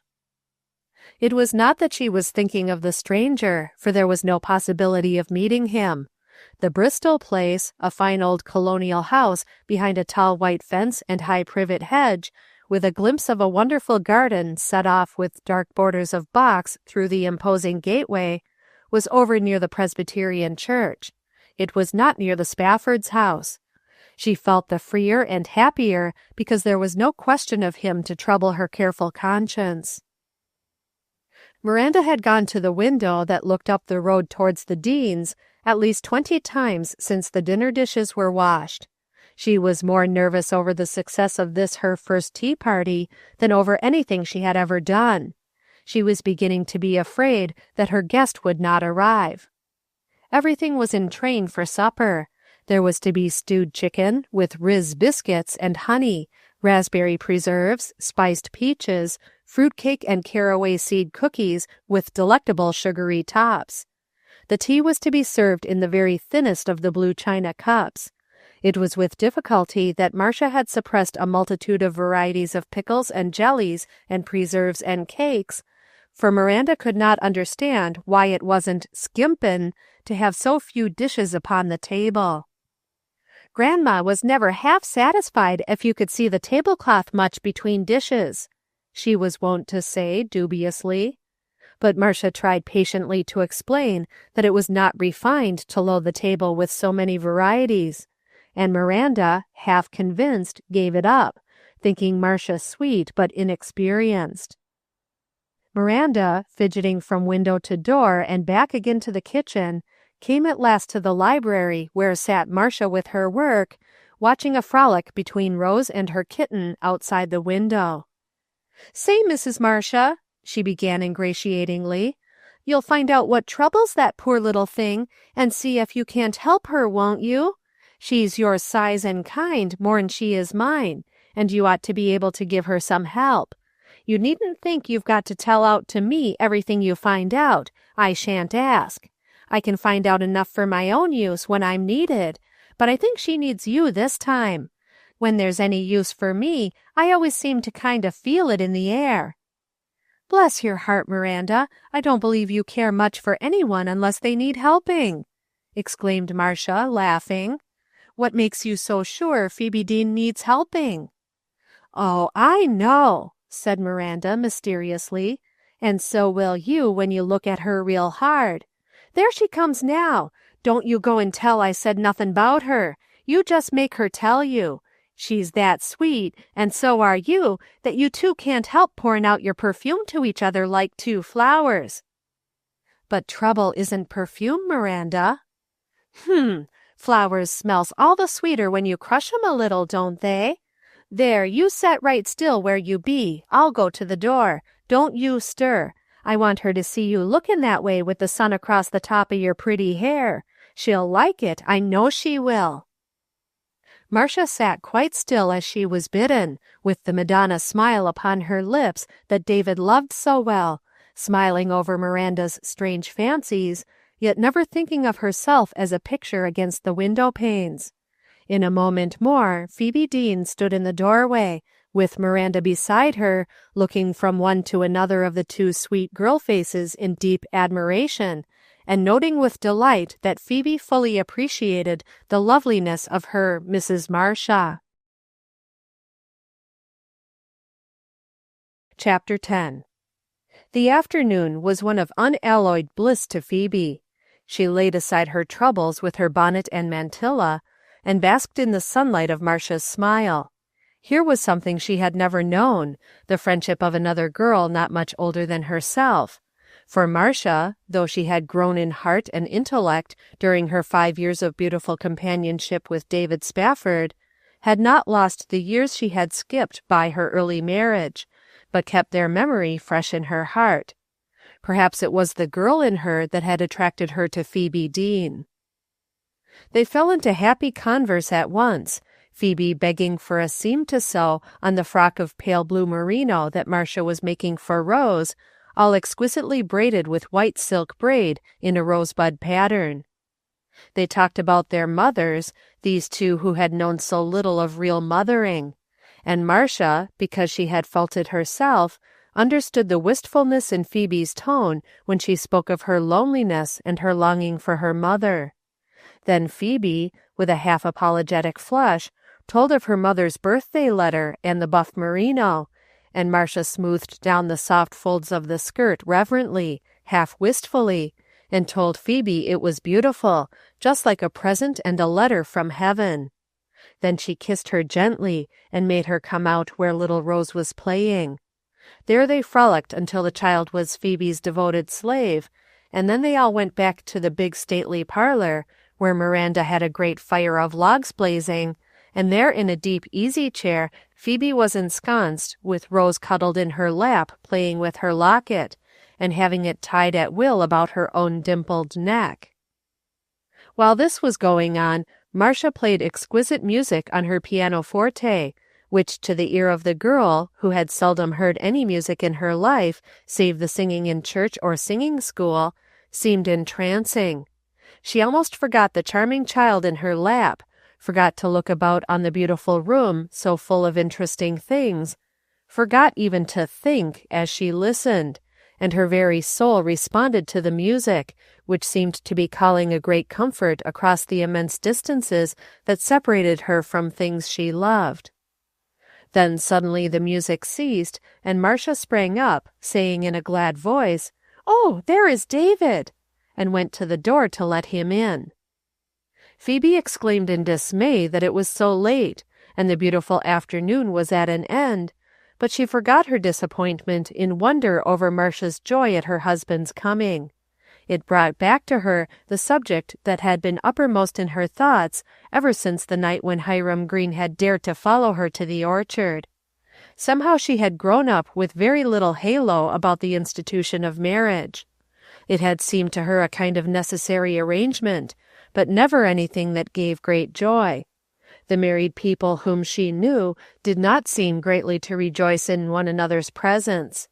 Indeed, they often seemed to be a hindrance each to the other. She had never cherished many bright dreams of any such state for herself, as most girls do. Life had been too dully tinted since her little girlhood for her to indulge fancies.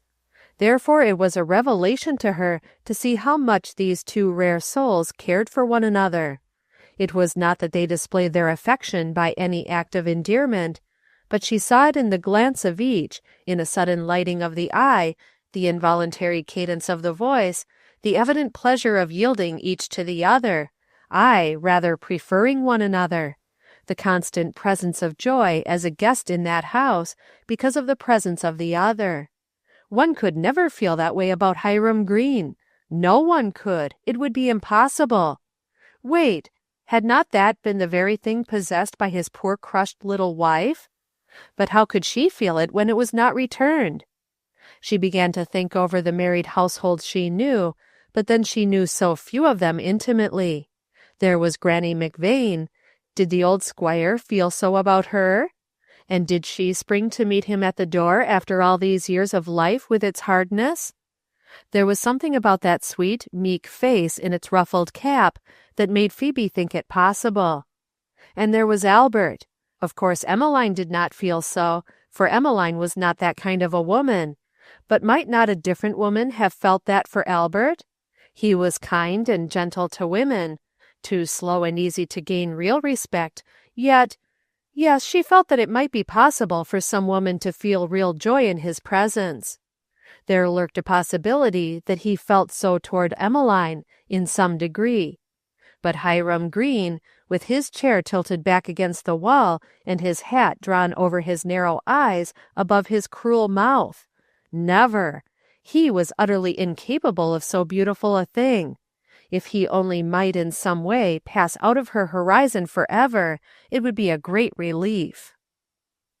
David Spafford, when he entered the parlor, not only filled it with pleasure for his wife and little girl, but he brought an added cheer for the guest as well, and Phoebe found herself talking with this man of literature and politics and science as easily as if she had known him well all her life. Afterward, she wondered at herself for it. Somehow he took it for granted that she knew as much as he did, and made her feel at her ease at once. He had ready a bright story from the newspaper office that exactly fitted someone's remark, and a joke for his little one. He asked after Albert Deane as though he were an old friend, and seemed to know more about him than Phoebe dreamed. "He has a good head," he added in response to Phoebe's timid answer about the farm and some improvements that Albert had introduced. "I had a long talk with him the other day and enjoyed it." Somehow that little remark made Phoebe more at home. She knew Albert's shortcomings keenly herself, and she was not deeply attached to him, yet he was all she had, and he had been kind to her. He stood for relatives to her before the world, and it was nice to not have him at a discount, even though there were some men brighter, and Phoebe knew it. Miranda had just called to supper, and they had reached the table, and the little preliminary flutter of getting settled in the right places, when the knocker sounded through the hall. Phoebe looked up, startled. Living as she did in the country, a guest who was not intimate enough to walk in without knocking was rare, and an occasion for the knocker to sound was wont to bring forth startled exclamations in the Deane family. But Marcia gave the sign to be seated, and Miranda hastened to the door. "It's just one of the boys from the office, I think, Marcia," said David Spafford. "I told him to bring up the mail if anything important came. The coach wasn't in when I left." But a man's voice was heard conversing with Miranda. "I won't keep him but a minute. I'm sorry to disturb him." A moment more, and Miranda appeared with a guileless face. "A man to see you, Mr. Spafford. I think it's that nephew of Jedge Bristol's. Shall I tell him you're eatin' supper?" "What, Nathaniel Graham? No, indeed, Miranda. Just put on another plate and bring him right in. Come in, Nathaniel, and take tea with us while you tell your errand. You're just the one we need to complete our company." Miranda, innocent and cheerful, hurried away to obey orders, while David helped the willing guest off with his overcoat and brought him out to the table. She felt there was no need to say anything of a little conversation she had held with Judge Bristol's nephew about 4:30 that afternoon. It was while Marcia was playing at the pianoforte in the parlor. Miranda had gone into the garden to pick a bunch of parsley for her chicken gravy, and as was her wont, to keep a good watch upon all outlying territory. She had sauntered up to the fence for a glance about to see if there was anything of interest happening, and Nathaniel Graham had happened. She had watched him coming, wistfully, yet she dared not add another guest to her tea party, though the very one she would have chosen had wandered her way. He had tipped his hat to her and smiled. Miranda liked to have hats tipped to her, even though she was freckled and red-haired. This young man had been in the highest grade of village school when she entered the lowest class, yet he remembered her enough to bow, freckled though she was, and working for her living. Her heart had swelled with pride in him, and she decided he would do for the part she wished him to play in life. "Ah, Miss Miranda," he had paused when almost past, and stepped back a pace. "Do you happen to know if Mr. Spafford will be at home this evening? I want to see him very much for a few minutes." Now, though Miranda had dared not invite another guest, she saw no reason why she should not put him in the way of an invitation. So inclining her head thoughtfully on one side and squinting her eyes introspectively, as if she were the keeper of David Spafford's engagements, she had said thoughtfully, "Let me see. Yes, I think he's at home tonight. There's one night this week I heard him say he was going out, but I'm pretty sure it ain't this night. But I'll tell you what you better do if you're real anxious to see him. You better just stop long about 6 o'clock. He's always home then, 'thout fail, and he'll tell you if he ain't going to be in." The young man's face had lighted gratefully.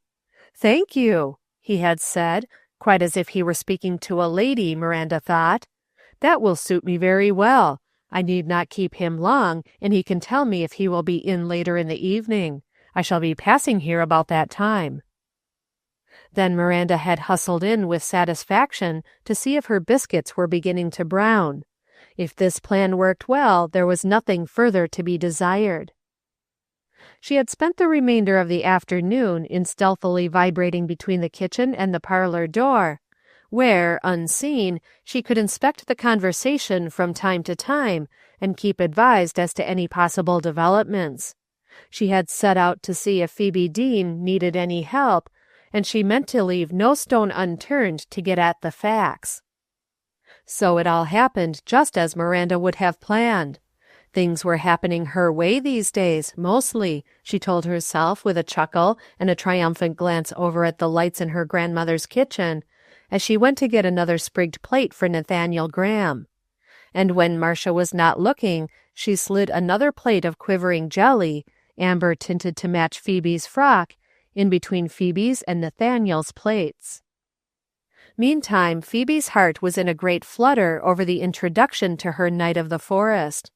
The pretty color came into her cheeks, and her eyes shone like stars in the candlelight, as David said, "Nathaniel, let me make you acquainted with our friend, Miss Phoebe Deane. I think she is a newcomer since you left us. Miss Deane, this is our friend, Mr. Graham." And then she found herself murmuring an acknowledgment as the young man took her hand and bowed low over it, saying, "Thank you, David, but I am not so far behind the times as you think. I have met Miss Deane before." That frightened her quite, so that she hardly could manage to seat herself with her chair properly drawn up to the table, and she fell to wondering if they had noticed how her cheeks burned. Ah, if they had, they were keeping it to themselves, especially Miranda, who was dishing up the chicken. Wily Miranda! She had called them to supper without dishing it up, making due allowance for the digression of another guest which she had planned. The meal moved along quite smoothly, the conversation flowing easily around until Phoebe had regained her balance and could take her small shy part in it. She found pleasure in listening to the talk of David and Nathaniel, so different from that of Albert and Hiram. It was all about the great outside world, politics and the possibilities of war, money and banks and failures, and the probabilities of the future, the coming election and the part it would have in the finance of the world, the trouble with the Indians, the rumblings of trouble about slavery, the annexation of Texas, the extension of the steam railway and its hindrances by the present state of finance. It was all new and interesting to Phoebe, to whom had come but a stray word now and again of all these wonderful happenings. Who, for instance, was this Santa Anna, whose name was spoken of so familiarly? Neither a saint nor a woman, apparently. And what had he or she to do with affairs so grave? And who was this brave Indian chief, Osceola, languishing in prison because he and his people could not bear to give up the home of their fathers? Why had she never heard of it all before? Oh, life was very hard for everybody. She had never thought of the Indians before as anything but terrible, bloodthirsty savages. And lo, they had feelings and loves and homes like others. Her cheeks glowed and her eyes were alight with feeling. And when young Nathaniel turned to her now and again, he thought how wonderfully beautiful she was, and marveled that he had not heard her praises wrung from every mouth so soon as he had reached the town. He had been very little at home during his college life and years of law study. Then the conversation came nearer home, and David and Nathaniel talked of their college days. Nathaniel spoke a great deal of Eliphalet Nott, the honored president of his college, and told many a little anecdote of his wisdom and wit. "This chicken reminds me," he began laughingly, as he held up a delicate wishbone toward Phoebe, "of a story that is told of Dr. Nott. It seems a number of students had planned a raid upon his chicken house. Dr. Nott's family consists of himself and wife and his daughter, Miss Sally. Well, the rumor of this plot against his chickens reached the good president's ears, and he prepared to circumvent it. The students had planned to go to a tree where it was known that several favorite fowls roosted, and one was to climb up while the others stood below and took the booty. They waited until it was late and the lights in the doctor's study went out, and then they stole silently into the yard and made for the hen roost. The man who was to catch the chickens climbed carefully, silently, into the tree, so as not to disturb the sleeping birds, and the others waited in the dark below. The first hen made a good deal of cackling and fuss as she was caught, and while this was going on, the students below the tree saw someone approaching them from the house. Very silently they scattered into the dark and fled, leaving the poor man in the tree alone. Dr. Knott, well muffled about his face, came quietly up and took his stand below the tree, and in a moment the man in the tree handed down a big white rooster. "This is Daddy Knott," he said in a whisper, and the man below received the bird without a word. In a moment more a second fowl was handed down. "This is Mammy Knott," whispered the irreverent student. Again the bird was received without comment. Then a third hen was handed down with the comment, "This is Sally Knott." The doctor received the third bird and disappeared into the darkness, and the student in the tree came down to find his partners fled, with no knowledge of who had taken the fowls. They were much troubled about the circumstance, but hoped it was only a joke some fellow student had played upon them. They were, however, extremely anxious the next day, when each one concerned in the affair received an invitation to dine with Dr. Knott that evening. Not daring to refuse, nor being able to find any suitable excuse, they presented themselves dubiously at Dr. Knott's house at the appointed hour, and were received courteously as usual. They were beginning to breathe more freely when they were ushered out to dinner, and there, before the doctor's place, lay 3 large platters, each containing a fine fowl cooked to a turn. They dared not look at one another, but their embarrassment came to a climax when Dr. Knott looked up pleasantly at the student on his right, who had been the man to climb the tree, and asked, "Hastings, will you have a piece of Daddy Knott, or Mammy Knott, or Sally Knott?" pointing in order to each platter. I think if it hadn't been for the twinkle in the doctor's eye, those boys would have taken their hats and left without making any adieus, for they say Hastings looked as if you could knock him over with a feather. But that twinkle broke the horror of it, and they all broke down and laughed until they were most heartily ashamed of themselves, and every man there was cured forever of robbing chicken roosts. But do you know, the doctor never said another word to those fellows about that, and they were his most loyal students from that time on. Amid the laughter over this story, they rose from the table. Little Rose, who had fallen asleep at the table, was whisked off to bed by the faithful Miranda, and the others went into the parlor, where Marcia played exquisite melodies as David and Nathaniel called for them, and Phoebe, entranced, listened, and did not know how her charmed day was spending itself, until suddenly she realized it was 8:30 o'clock, and she was some distance from home.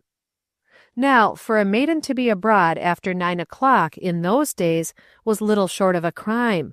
It would be deemed most highly improper and disreputable by every good person. Therefore, as Phoebe noted the time by the great clock, she started to her feet in a panic and made her adieus with haste. Marcia went after her bonnet and tied it lovingly beneath her chin, kissing her and saying she hoped to have her come soon again. David made as if he would take her home, but Nathaniel waved him back and begged for that privilege himself, and so, with happy good nights, the young man and the maiden went out into the quiet village street together and hastened along the way, where already many of the lights were out in the houses and the inhabitants gone to sleep. Chapter 11. Phoebe's heart, as she stepped out into the moonlight with the young man, fluttered so she scarcely could speak without letting her voice shake. It seemed so wonderful that she, of all the girls in the village, should be going home with this bright, handsome, noble man. There was nothing foolish or vain in her thought about it. He was not to be anything more to her for this walk, for his life was set otherwhere, and he belonged to others, notably, in all likelihood, to his cousin Janet. Nevertheless, she felt highly honored that he should take the trouble to see her home, and she knew in her heart that the memory of this walk, her first alone with a young man who was not her brother, would remain long a pleasant spot in her life. He seemed to enjoy her company as much as he had done David's, for he talked on about the things that had interested them in the evening. He told more college stories, and even spoke of his literary society, so that Phoebe, remembering Albert's words, asked if it was true that he had once been president of the Philomatheans, and he modestly acknowledged it, as though the office gave him honor, not he the office. She asked him shyly of the meetings and what they did, and he gave her reminiscences of his college days. Their voices rang out now and then in a merry laugh, whereat all the little corn-shock ladies huddled in the moonlight seemed to wave sinister arms and shake their heads mournfully to hear mirth at so unseemly an hour. Out in the quiet country road, the young man suddenly asked her, "Tell me, Miss Deane, suppose I knew of some people who were oppressed, suffering, and wanted their freedom.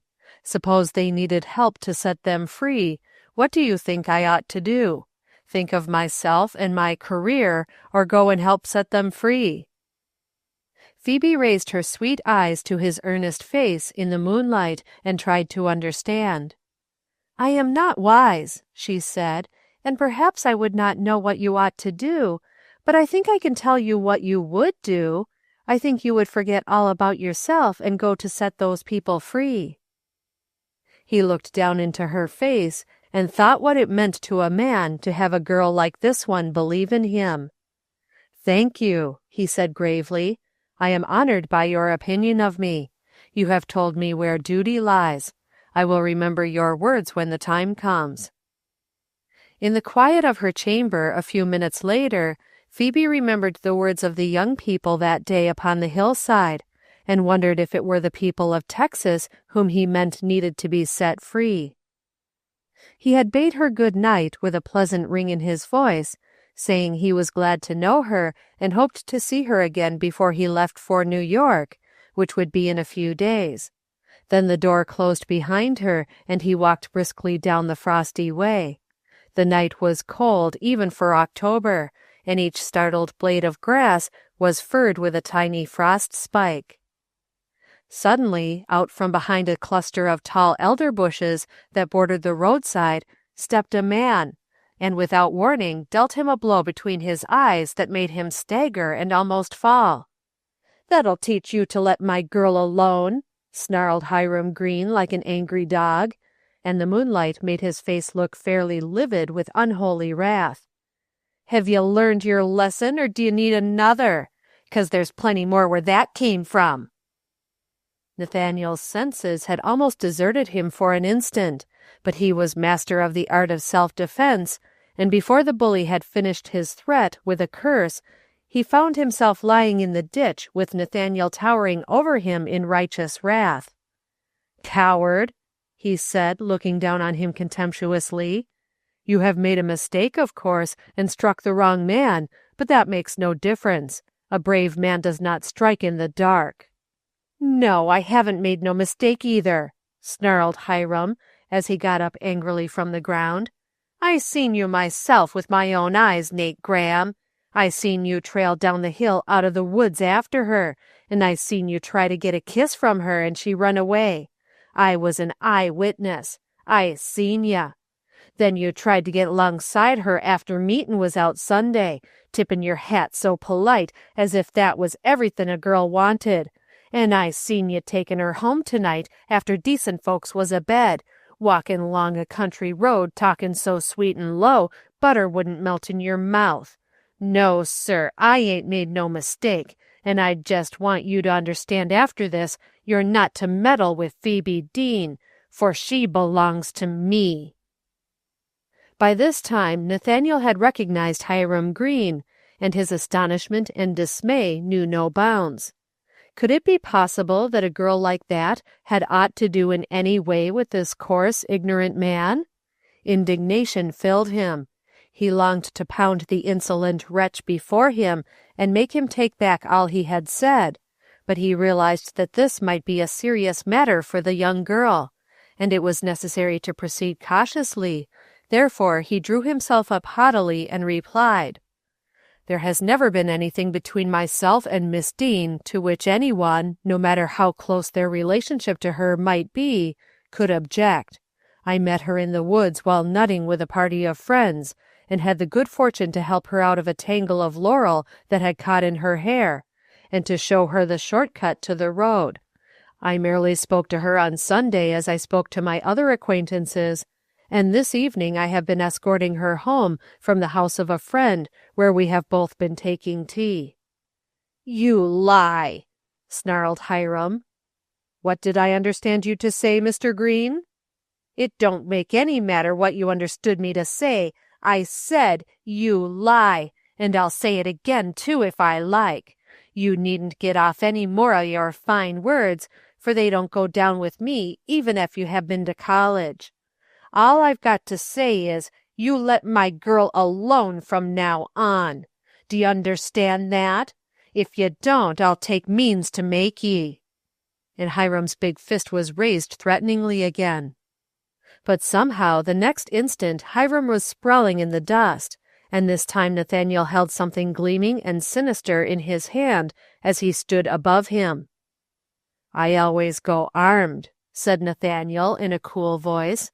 "You will oblige me by lying still where you are until I am out of sight down the road. Then it will be quite safe for you to rise to go home and wash your face. If I see you get up before that, I will shoot. Another thing, if I hear another word of this ridiculous nonsense from you, I will have you arrested and brought before my uncle on charge of assault and blackmail, and several other things perhaps. As for speaking to the young lady in question, or showing her any courtesy whatever that is ordinarily shown between young men and women in good society, that shall be as Miss Deane says, and not in any way as you say. You are not fit to speak her name." Nathaniel stepped back slowly a few paces, and Hiram attempted to rise, pouring forth a volley of oaths and vile language. Nathaniel halted and raised the pistol, flashing in the moonlight. "You will keep entirely still, Mr. Green. Remember that this is loaded."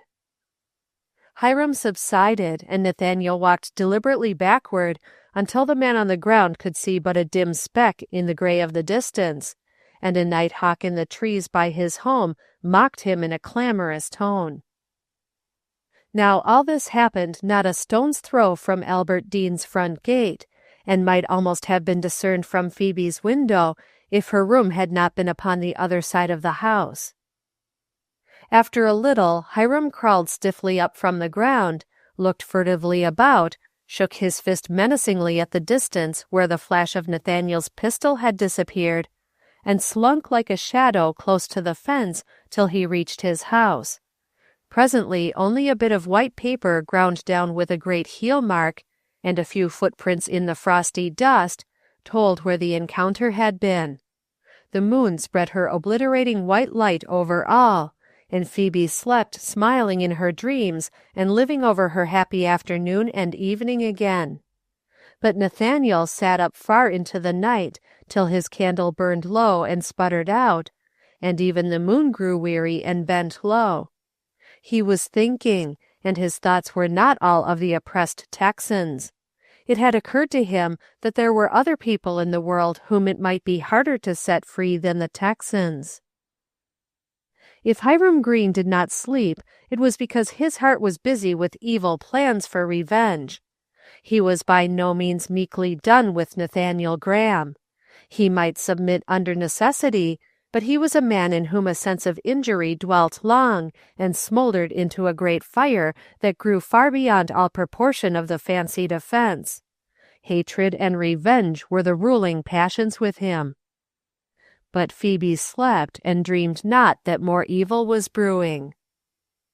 The lights had been out, all save a candle in Emmeline's room, when she came home, but the door was left on the latch for her. She knew Emmeline wished to reprove her for the late hour of her return, and was fully prepared for the greeting next morning, spoken frigidly. "Oh, so you did come home last night after all! Or was it this morning? I'm surprised. I thought you had gone for good." At breakfast things were uncomfortable. Albert persisted in asking Phoebe questions about her tea party, in spite of Emmeline's disagreeable sarcasms. When Emmeline complained that Phoebe had sneaked away without giving her a chance to send for anything to the village, and that she needed thread for her quilting that very morning, Phoebe arose from her almost untasted breakfast and offered to go for it at once. She stepped into the crisp morning with a sigh of relief, and walked briskly down the road, feeling exultantly happy that she had escaped her prison for a little hour of the early freshness. Then she stopped suddenly, for there before her lay a letter ground into the dust, and about the writing there was something strangely familiar, as if she had seen it before, yet it was not anyone's she knew. It was not folded so that the address could be seen, as the manner of letters was in those days with no envelopes, but open and rumpled with a communication uppermost, and the words that stood out clearly to her vision as she stooped to pick it up were these: "It is most important that you present this letter, or it will do no good to go, but be sure that no one else sees it, or great harm may come to you." She turned the paper over with reverent fingers, for a bit of writing was not so common then as now, and was treated with far more importance. And there on the other side lay the name that had gleamed at her pleasantly but a few days before through the laurel bushes as she lay in hiding: Nathaniel Graham, Esquire. Did it look up at her confidingly now, as if it would plead to be restored to its owner? Phoebe started at the foolish fancy, and was appalled with her responsibility. Was this letter but an old one, useless now, and of no value to its owner? Surely it must be, and he had dropped it on his way home with her last night. The wind had blown it open, and a passer-by had trodden upon it. That must be the explanation, for surely if it were important, he would not have laid it down behind the log so carelessly in keeping of a stranger. Yet there were the words in the letter: "It is most important that you present it when you come." Well, perhaps he had already come, wherever that was, and the letter had seen its usefulness and passed out of value. But then it further stated that great harm might come to the owner if anyone saw it. She might make sure no one would see it by destroying it. But how was she to know but that she was really destroying an important document? And she might not read further because of that caution: be sure that no one else sees it. A less conscientious soul might not have heeded it, but Phoebe would not have read another word for the world. She felt it was a secret communication to which she had no right, and she must respect it. More and more as this reasoning became clear to her, she saw that there was only one thing to do, and that was to go at once to the owner and give it to him, telling him that she had not read another word than those she saw at first, and making him understand that not a breath of it would ever pass her lips. Her troubled gaze saw nothing of the morning beauties. Little jewels gemmed the fringes of the grass along the road, and the dull red and brown leaves that still lingered on their native branches were coated over with silver gauze. It would have given her joy at another time, but now it was as if it was not. She passed by Hiram Green's farm just as he was coming down to his barn near the road. He was in full view, and near enough for recognition. He quickened his pace as he saw her coming in her morning tidiness and beauty. She made a trim and dainty picture, but her eyes were straight ahead, and she did not turn her head to look at him. He thought she did it to escape speaking, and he had had it in mind to imitate Nathaniel and call a good morning. It angered him anew to have her pass him by unseeing, as if he were not good enough to treat with ordinary common politeness as between neighbors at least. If he had needed anything more to justify his heart in its evil plot, he had it now. With lowering brow and ugly mien, he raised his voice and called unpleasantly, "Where you goin' this early, Phoebe?" But with her face set straight ahead and eyes that were studying perplexing questions, she went on her way and never even heard him. Then the devil entered into Hiram Green. He waited until she had passed beyond the red schoolhouse that marked the boundary line between the village and the country, and then slouched out from under the shelter of the barn, and with long, dogged steps followed her, keeping his little eyes narrowed and intent upon the blue of her frock in the distance. He would not let her see him, but he meant to know where she was going. She had a letter in her hand as she passed, at least it was a small white article much like a letter. Was she writing his rival a letter already?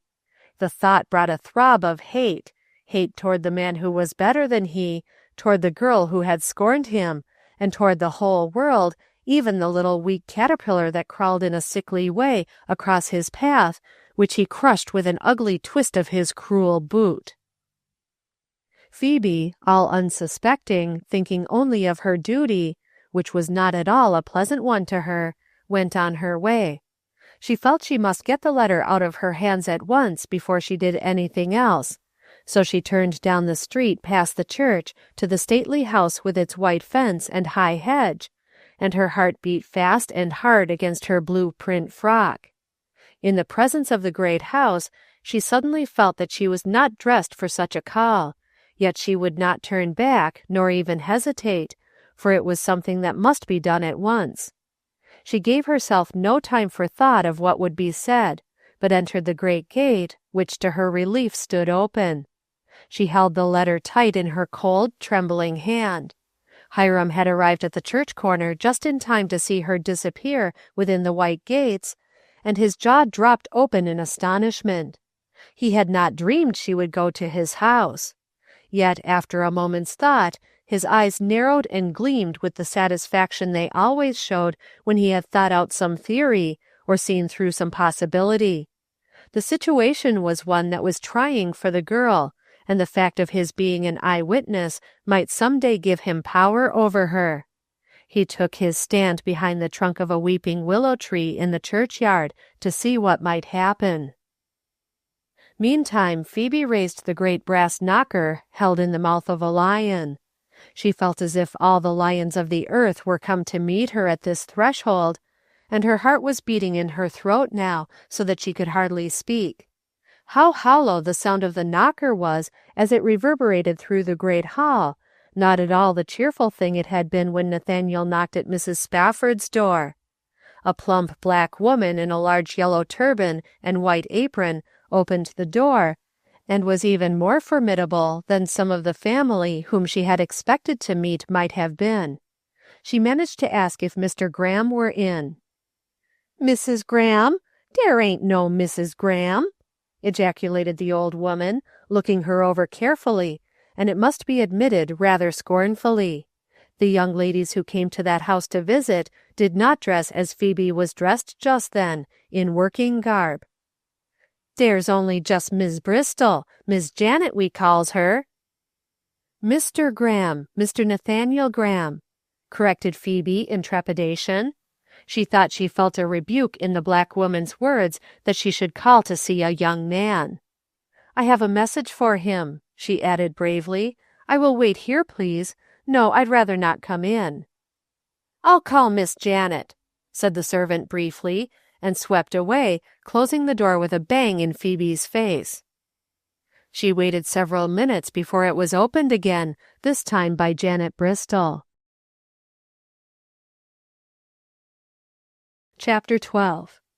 "You wished to see me?"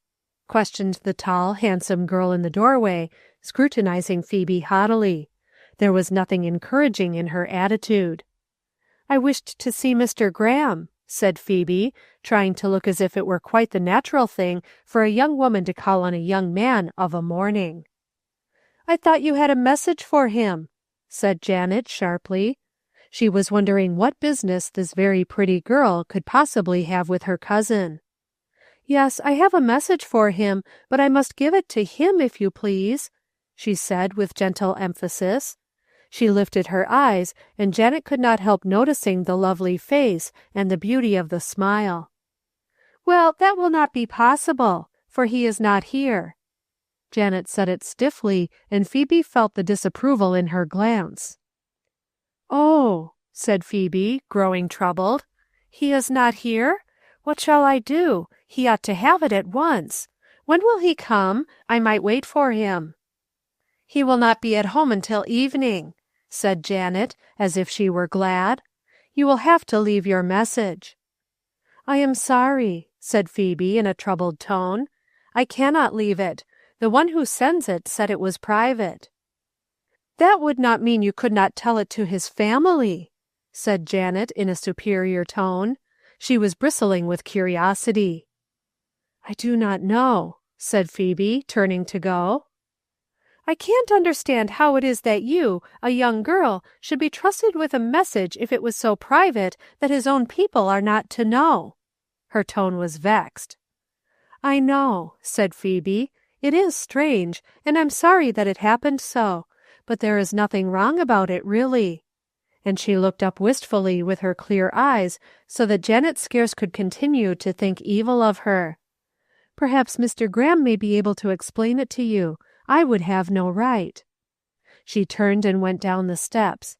"I will come back this evening," she said, more as if she were making a resolve than as if it were a communication to Janet. "Wait," said Janet sharply. "Who are you? I've seen you in church, haven't I?" "Oh, yes," said Phoebe, glad to have something natural said. "I sit just behind you. I'm only Phoebe Deane." "And who sends this message to my cousin?" Phoebe's face clouded over. "I do not know," she said slowly.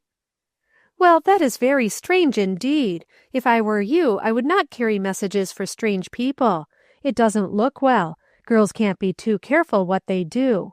Janet did not mean to be hateful, but she was deeply annoyed and curious. Phoebe's face was pained. "I hope Mr. Graham will be able to explain," she said sorrowfully. "I do not like to have you think ill of me." Then she went away, while Janet stood perplexed and annoyed. She tucked the letter safely in the bosom of her gown and held her hand over it as she hurried along, not looking up nor noticing any more than when she had come. She passed Miranda on the other side of the street and never saw her, and Miranda wondered where she was going and why she looked so troubled. If she had not been hurrying to the store for something that was needed at once for the day's dinner, she would have followed her to find out, and perhaps have asked her point blank. It would have been a good thing, for when one is tracked by a devil, it is well to be followed also by an angel, even if it be only one with a freckled face.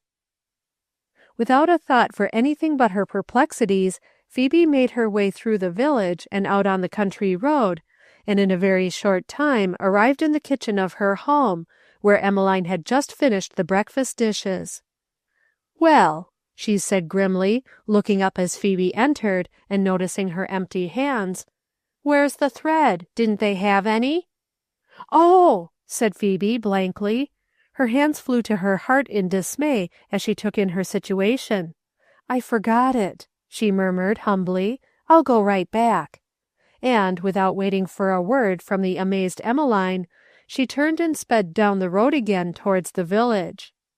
"Of all things!" ejaculated Emmeline, as she went to close the door that had blown open. "She needs a nurse. I didn't suppose going out to tea and a little money in the bank could make a girl lose her head like that. She has turned into a regular scatterbrain. The idea of her forgetting to get that thread when she hadn't another earthly thing to do. I'd like to know who 'twas brung her home last night. I don't know how I could have missed him till he was way out in the road. It didn't look exactly like David Spafford, and yet who could it have been if it wasn't?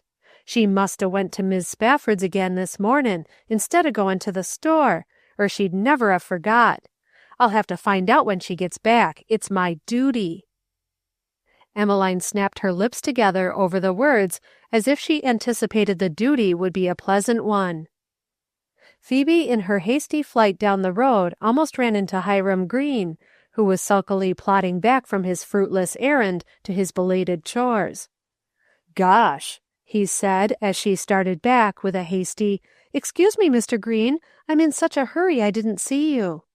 She was gone on before her sentence was quite finished, and the breeze wafted it back to him from her flying figure. "Gosh!" he said again, looking after her. I wonder what's up now." Then he turned doggedly and followed her again. If this kept up, detective business was going to be lively work. He was tired already, and his morning's work not half done. 2 trips to the village on foot in one morning were wearisome, yet he was determined to know what all this meant. Phoebe did her errand swiftly this time, and was so quick in returning with her purchase that she met Hiram face to face outside the store before he had had time to conceal himself. He was thrown off his guard, but he rallied and tried to play the gallant. "Thought I'd come 'long and see if I couldn't carry your bundle for you." "Oh, thank you, Mr. Green," said Phoebe, at new dismay at this unwonted display of courtesy on his part. "But I can't wait, for Emmeline is in a great hurry for this. I shall have to run most of the way home. Besides, it's very light. I couldn't think of troubling you." She had backed off as she spoke, and with the closing words she turned and flew up the street on feet as light as a thistledown. "Gosh," said Hiram under his breath, almost dazed at the rebuff. "Gosh, but she's a slippery one. But I'll catch her yet where she can't squirm out so easy. See if I don't." And with scowling brows he started slowly after her again. He did not intend any move on her part should go unwatched. He hated her for disliking him. Miranda, from her watchtower in the Spafford kitchen window, saw Phoebe's flying figure and wondered. She did not know what it meant, but it meant something, she was sure. She felt stirrings in her soul that usually called for some action on her part. Her alert soul was ready when the time should arrive, and she felt it arriving fast, and sniffed the air like a trained war horse. To be sure, she sniffed nothing more dangerous than the fragrance of mince pies just out of the great brick oven, standing in a row on the shelf to cool. The remainder of the morning was not pleasant for Phoebe. Her mind was too busy with her perplexity about how to get the letter to Nathaniel for her to spend much time in planning how to excuse her forgetfulness. She merely said, "I was thinking of something else, Emmeline, and so came back without going to the store at all." Emmeline scolded and sniffed and scoffed to no purpose. Phoebe silently worked on, her brow thoughtful, her eyes far away, her whole manner showing she was paying little heed to what her sister-in-law said. This made Emmeline still more angry, so that she exhausted the vials of her wrath in fruitless words upon the girl. But Phoebe's lips were sealed. She answered questions when it was necessary, and quietly worked on. The tasks disappeared from under her hand as if by a sort of magic. When everything else was done, she seated herself at the quilt and began to set tiny stitches in a brilliant corner. "Don't trouble yourself," said Emmeline coldly. "You might forget to fasten your thread or tie a knot in it. I wouldn't be surprised." But Phoebe worked mechanically on, and soon had got a whole block ahead of Emmeline. Her mind was busy with the problem of the evening. How should she get that letter to Nathaniel without being discovered and questioned at home? At dinner she was unusually silent, excusing herself to go back to the quilt as soon as she had taken a few mouthfuls. Emmeline looked scrutinizingly at her, and became silent. It seemed to her there was something strange about Phoebe. She would have given a good deal to know all about her afternoon at the Spaffords, but Phoebe's monosyllabic answers brought forth little in the way of information. Albert looked at her in a troubled way, then glanced at Emmeline's forbidding face, and forbore to say anything. The afternoon wore away in silence. Several times Emmeline opened her lips to ask a question, and snapped them shut again. She made up her mind that Phoebe must be thinking about Hiram Green, and if that was so, she would better keep still and let her think. Nevertheless, there was something serene and lofty about Phoebe's look that was hardly in keeping with the thought of Hiram Green, and there was something sphinx-like in her manner that made Emmeline feel it was useless to ask questions, though of course Emmeline had never heard of the Sphinx. Phoebe acted like one who was making up for lost time. The dishes seemed to marshal themselves into cleanly array on the shelves, and before the darkness came on, she had caused a number of suns on the sunrise bedquilt to set forever behind a goodly roll of fine stitches set in most intricate patterns. She arose like one who was wound up at 5 o'clock, and without a word got the supper. Then, eating little or nothing herself, she cleared it rapidly away and went up to her room. Albert took the newspaper, and Emmeline went grimly at her basket of stockings. She was wondering whether the girl intended coming down to help her with them. After all, it was rather profitable to have Phoebe work like that. Things got done so quickly. "Is Phoebe sick?" asked Albert, suddenly looking up from his paper. Emmeline started and pricked her fingers with the needle. "I should like to know what makes you think that," she snapped, frowning at the prick. "You seem to think she is made of some kind of perishable stuff that needs more than ordinary care. You never seem to think I'm sick, as I've noticed." "Now, Emmeline," he began pleasantly, "you know you ain't never sick, and this is your home, and you like to stay in it, and you've got your own folks and all. But Phoebe's kind of different. She doesn't seem to quite belong, and I wouldn't want her to miss anything out of her life because she's living with us." "Bosh!" said Emmeline. "Phoebe's made of no better stuff than I am. She can do more work when the fit's on her than a yoke of oxen. The fit's been on her today. She's got her spunk up. That's all the matter. She's trying to make up for losing yesterday afternoon, just to spite me for what I said about her going out. I know her. She's done a whole lot on that there quilt this afternoon. At this rate, we'll have it off the frames before the week's out. She ain't et much 'cause she's mad, but she'll come out of it all right. You make me sick the way you fret about her doldrums." Albert subsided, and the darning needle had it all its own way, clicking in and out. They could hear Phoebe moving about her chamber quietly, though it was not directly over the sitting-room, and presently the sounds ceased altogether, and they thought she had gone to bed. A few minutes more, and Hiram with his customary shuffle opened the sitting-room door and walked in. "Where's Phoebe?" he asked, looking at the silent group around the candle. "She ain't out to another tea-party, is she?" "She's gone to bed," said Emmeline shortly. "Is it cold out?" Phoebe, upstairs by her open window, arrayed in her plain brown delaine, brown shirred bonnet, and brown cape, with the letter safely pinned inside her cape, waited until the accustomed sounds downstairs told her Hiram had come and was seated. Then she softly, cautiously climbed out of her window to the roof of a shed a few feet below her window, crept out to the back edge of this, and dropped like a cat to the ground.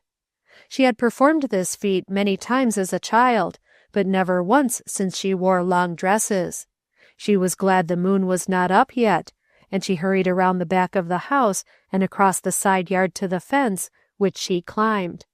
Her feet had scarcely left the last rail ere she heard the door latch click, and a broad beam of light was flung out across the path not far from her. To her horror, she saw Hiram Green's tall form coming out, and then the door slammed shut, and she knew he was out in the night with her. But she was in the road now, with nothing to hinder her, and her light feet fairly flew over the ground, treading on the grassy spots at the edge so she would make no sound, and never turning her head to listen even if he were following. Somehow she felt he was coming nearer and nearer every step she took. Her heart beat wildly, and great tears started to her eyes. She tried to pray as she fled along.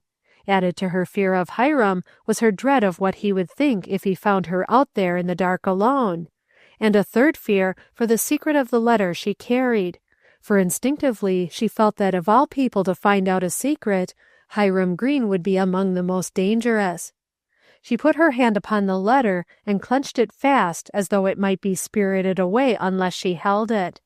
She was glad it was dark, and yet, if he had seen her and were pursuing, how dreadful it would be to be captured by him in the dark. If she might but reach the village streets where others would be near to help, her heart would not be so frightened.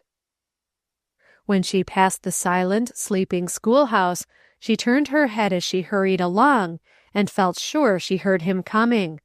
The sky was growing luminous. The moon would soon be up, and then she would be seen. Then quite distinctly she heard a man's heavy tread running behind her. Her heart nearly stopped for an instant, and then, bounding up almost to bursting, she leaped ahead, her lips set, her head down, her hands clenched over the letter. A few more rods. She could not hold out to run like this much further. But at last she reached the village pavement and could see the blessed friendly lights of the houses all about her.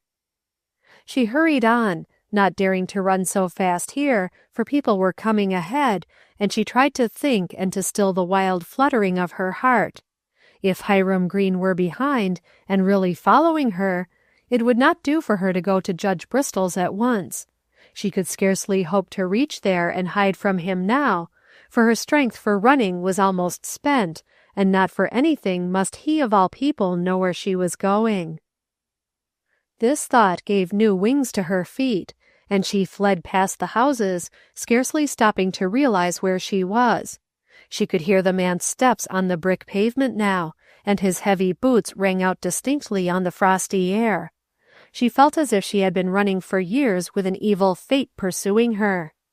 Her limbs grew heavy, and her feet seemed to drag behind. She half closed her eyes to stop the surging of the blood. Her ears rang, her cheeks were burning, and perspiration was standing on her lips and brow. Her breath came hard and hurt her. And then, quite naturally, as if it had all been planned, Miranda, with a little shawl around her shoulders and over her head, stepped out from behind the lilacs in the Spafford garden by the gate, and walked along beside her, fitting her large easy gait to Phoebe's weary, flying steps. "I heard you comin', and thought I'd go a piece with you," she explained easily, as if this were a common occurrence. "Do ye hev to hurry like this, or was ye doin' it for exercise?" "Oh, Miranda!" gasped Phoebe, slowing down her going and putting a plaintive hand out to reach the strong, red, friendly one in the dark. "I'm so glad you are here." "So'm I," said Miranda confidently. "But you just wait till you get your breath. Can't you come in and set a spell 'fore you go on?" "No, Miranda, I must hurry. I had an errand and must get right back. But I'm almost sure someone is following me. I don't dare look behind, but I heard footsteps and I'm so frightened." Her voice trailed off, trembling into another gasp for breath. "Well, all right, we'll fix 'em. You just keep your breath for walkin', and I'll boss this pilgrimage a spell. We'll go down to the village store for a spool of cotton Miss Spafford asked me to get the fust thing in the mornin' to sew some sprigged calico curtains she's been gettin' up to the spare bed. And while we're down to the store, we'll just naturally lose sight of that man till he don't know where he's at, and then we'll meander on our happy way. Don't talk or he'll hear you. You just foller me." Chapter 13. Phoebe, too much exhausted to demur, walked silently beside the self-reliant Miranda, and in a moment more they were safely in the store. "Say, Mr. Peebles, is Miss Peebles to home? 'Cause Phoebe Deane wants to get a drink of water powerful bad. Can she just go right in and get it whilst I get a spool of cotton?" "Why, certainly, certainly, young ladies, walk right in," said the affable Mr. Peebles, arising from a nail keg. Miranda had Phoebe into the back room in no time, and was calmly debating over the virtues of different spools of thread, when Hiram Green entered puffing and snorting like a porpoise, and gazed about him confidently. Then suddenly a blank look spread over his face. The one he was searching for was not there? Could he have been mistaken? Miranda, innocently paying for her thread, eyed him furtively and began her keen putting of two and two together, figuring out her problem with a relish. Hiram Green, to be sure. Ah, it was Hiram who had tried to walk beside Phoebe on Sunday. Hiram Green, contemptuously. Of all men. Umph. These were something like her thoughts. Then, with wide-eyed good nature, she paid for her thread, said good evening to Mr. Peebles, and deliberately went out the door of the store to the street. Hiram had watched her suspiciously, but she held her head high as if she were going straight home, and slipped in the dark around to the side door, where she walked in on Mrs. Peebles and the astonished Phoebe without ceremony. "Did you get your drink, Phoebe? Evening, Miss Peebles. Thank you. No, I can't sit down. Miss Spafford needs this thread to onct. She just asked me wouldn't I run down and get it so's she could finish up some pillar slips she's makin'. Come on, Phoebe, if you're ready. Can we go right out this door, Miss Peebles? There's so many men in the store, and I can't bear 'em to stare at my pretty red hair, you know." And in a moment more she had whisked Phoebe out the side door into the dark yard, where they could slip through the fence to the side street. "Now, which way?" demanded Miranda briefly in a low tone, as they emerged from the shadow of the store to the sidewalk. "Oh, Miranda, you're so kind," said Phoebe, hardly knowing what to do, for she dared not tell her errand to her. "I think I can go quite well by myself now. I'm not much afraid, and I'll soon be done and go home." "See here, Phoebe Deane, do you think I'm going to leave a little white-faced thing like you with them 2-star eyes to go buffetin' round alone in the dark when there's liable to be lopsided nimshies follerin' round? You can say what you like, but I'm going to foller you till I see you safe inside your own door." "Oh, you dear good Miranda," choked Phoebe, with a teary smile, clasping her arm tight. "If you only knew how glad I was to see you." "I knowed all right. I could see you was scared. But come 'long quick, or that hound in there'll be tracking us again. Which way?" "To Judge Bristol's," breathed Phoebe in low, frightened whisper. "That's a good place to go," said Miranda with satisfaction. "I guess you won't need me inside with you. I'm not much on fancy things, and I'll fit better outside with the fence posts. But I'll be there to take you home. My, but you'd orter 'a seen Hiram Green's blank look when he got in the store and seen you wa'n't there. I'm calculatin' he'll search quite a spell 'fore he makes out which way we disappeared." Phoebe's heart beat wildly at the thought of her escape. She felt as if an evil fate were dogging her every step. "Oh, Miranda," she shivered, "what if you hadn't come along just then?" "Well, there ain't no use cipherin' on that proposition. I was thar, and I generally calculate to be thar when I'm needed. Jest you rest easy. There ain't no long-legged, good-for-nothin' bully like Hiram Green goin' to gather you in, not while I'm able to bob round. Here we be. Now I'll wait in the shadder behind this bush while you go in." Phoebe timidly approached the house, while Miranda, as usual, selected her post of observation with discernment and a view to the lighted window of the front room where the family were assembled. Janet did not keep Phoebe waiting long this time, but swept down upon her in a frock of ruby red with a little gold locket hung from a bit of black velvet ribbon about her neck. Her dark hair was arranged in clusters of curls each side of her sparkling face, and the glow on her cheek seemed reflected from the color of her garments. Phoebe almost spoke her admiration, so beautiful did this haughty girl seem to her. "I am afraid my cousin is too busy to see you," she said in a kindly, condescending tone. "He is very busy preparing to leave on the early stage in the morning. He finds he must go to New York sooner than he expected." "I will not keep him," said Phoebe earnestly, rising, "but I must see him for just a minute. Will you kindly tell him it is Phoebe Deane, and that she says she must see him for just a moment?" "You will find he will desire you to send the message by me," said Janet quite confidently. "It does not do to say must to my cousin Nathaniel." But contrary to Janet's expectation, Nathaniel came down at once with welcome in his face. Phoebe was standing with her hand upon the letter over her heart, waiting for him breathlessly. The watching Miranda eyed him jealously through the front window pane to see if his countenance would light up properly when he saw his visitor, and was fully satisfied. He hastened to meet her and take her hand in greeting, but she, alarmed for her mission, did but hold out the letter to him. "I found this, Mr. Graham, spread out in the road, and read the one sentence which showed it was private. I have not read any more, and I shall never breathe even that one, of course. After I had read that sentence, I did not dare to give it into any hands but yours. I may have been wrong, but I have tried to do right. I hope you can explain it to your cousin, for I see she thinks it very strange." He tried to detain her, to thank her, to introduce her to his cousin, who had by this time entered and was watching them distantly, but Phoebe was in haste to leave, and Janet was haughtily irresponsive. He followed her to the door and said in a low tone, "Miss Deane, you have done me a greater service than I can possibly repay. I have been hunting frantically for this letter all day. It is most important. I know I can trust you not to speak of it to a soul. I am deeply grateful. You may not know it, but not only my life and safety, but that of others as well, has been in your hands today with the keeping of that letter."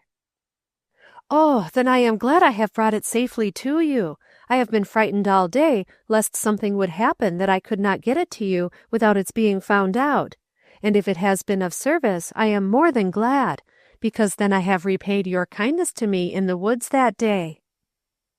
Now that she was away from Janet's scrutinizing eyes, Phoebe could dimple into a smile. "Oh, what I did that day was a little thing beside your service," said he.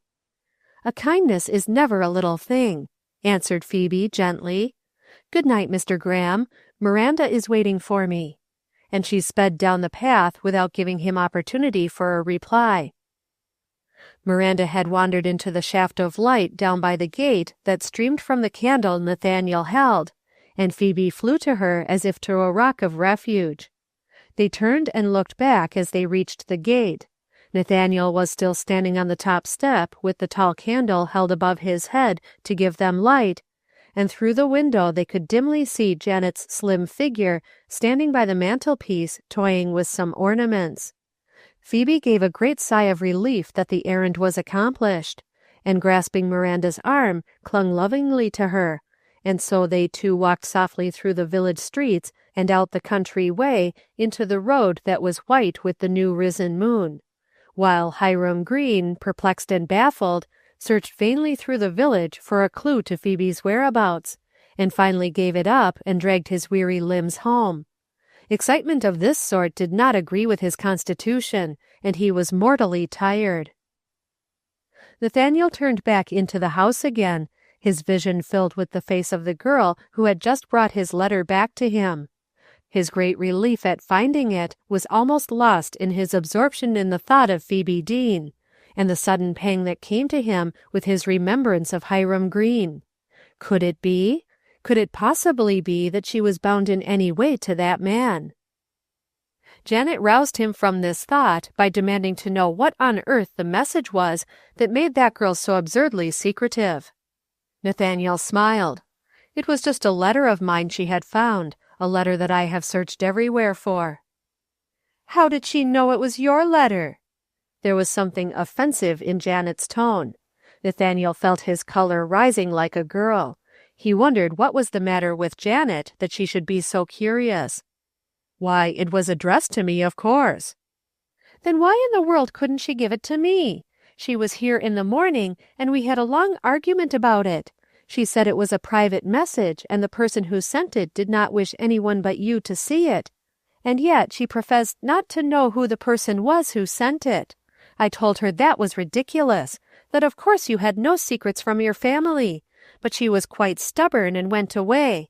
Who is she, anyway, and how does she happen to know you? Nathaniel could be haughty, too, when he liked, and now he drew himself up to his greatest height. Miss Deane is quite a charming girl, Janet, and you would do well to make her acquaintance. She is a friend of Mrs. Spafford, and was visiting her last evening when I happened in on business, and they made me stay to tea. That's no sign of where she belongs socially, said Janet disagreeably. Mrs. Spafford may have had to invite her just because she didn't know enough to go home before supper. Besides, Mrs. Spafford's choice in friends might not be mine at all.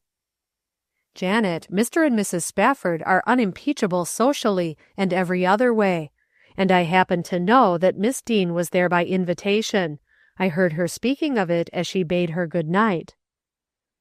Oh, indeed, sneered Janet, quite beside herself with jealousy. "I suppose you were waiting to take her home." "Why, certainly," said Nathaniel, looking surprised.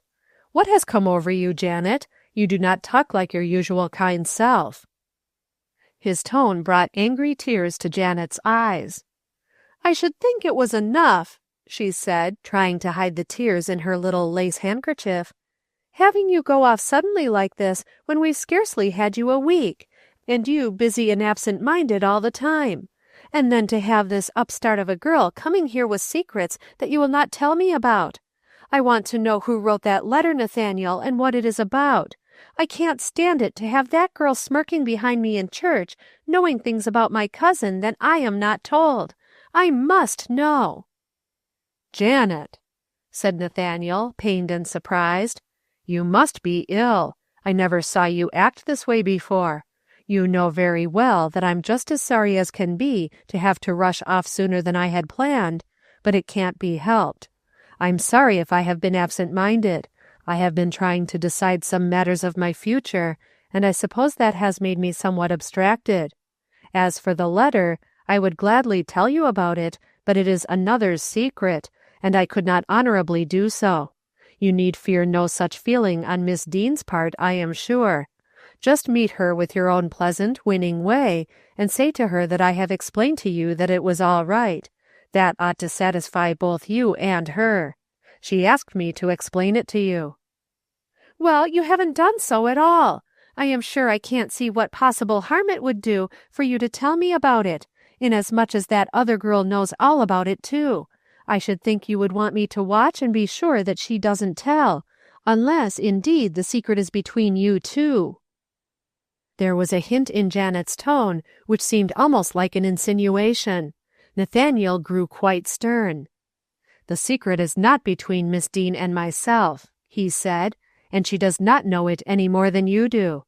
She found it open, and read only one line which told her it was absolutely private. She tells me she did not read another word." "Very likely," sneered Janet coldly. "Do you think any woman would find it possible to read only one line of a secret? Your absolute faith in this stranger is quite childlike." "Janet, would you have read further if it had fallen into your hands?" "Well, why, of course that would be different," said Janet, coloring and looking disconcerted. "But you needn't compare me—" "Janet, you have no right to think she has a lower sense of honor than you have. I feel sure she has not read it." But Janet, with haughty mien and flashing eyes, in which tears were scarcely concealed, swept up the stairs and took refuge in her room, where a perfect storm of tears and mortification followed. Nathaniel, confounded, dismayed, after vainly tapping at her door and begging her to come out and explain her strange conduct, went sadly to his packing, puzzling much over the strange ways of girls with one another. Here, for instance, were two well suited to friendship, and yet he could plainly see that they would have nothing to do with one another. He dearly loved his cousin. She had been his playmate and companion from childhood, and he could not understand why suddenly she had grown so disregardful of his wishes. He tried to put it away, deciding that he would say another little word about this charming Miss Deane to Janet in the morning before he left. But Miss Janet forestalled any such attempt by sending down word that she had a headache and would try to sleep a little longer to get rid of it. She would only call a cool little good-bye to her cousin through the closed door, as he, mildly distressed, was hurrying down to the stage waiting for him at the door. Meantime, Miranda and Phoebe had hurried out past the old red schoolhouse into the country road white with frosty moonlight, Phoebe all the time protesting that Miranda must not go with her. "Why not, in conscience?" said Miranda. "I'll just enjoy the walk. I was thinking of going on a lark this very evening, only I hadn't picked out a companion." "But you'll have to come all the way back alone, Miranda." "Well, what's that? You don't s'pose anybody's going to chase me, do ya? If they want to, they're welcome. I'd just turn round and say, 'Boo, I'm red-haired and freckled, and I don't want nothing of you, nor you of me. Get 'long with ya.'" Miranda's inimitable manner brought a merry laugh to Phoebe's lips and helped to relieve the tension of the heavy strain she had been under. She felt like laughing and crying all at once. Miranda seemed to understand and enter into her mood, and kept her in ripples of laughter till they neared her home.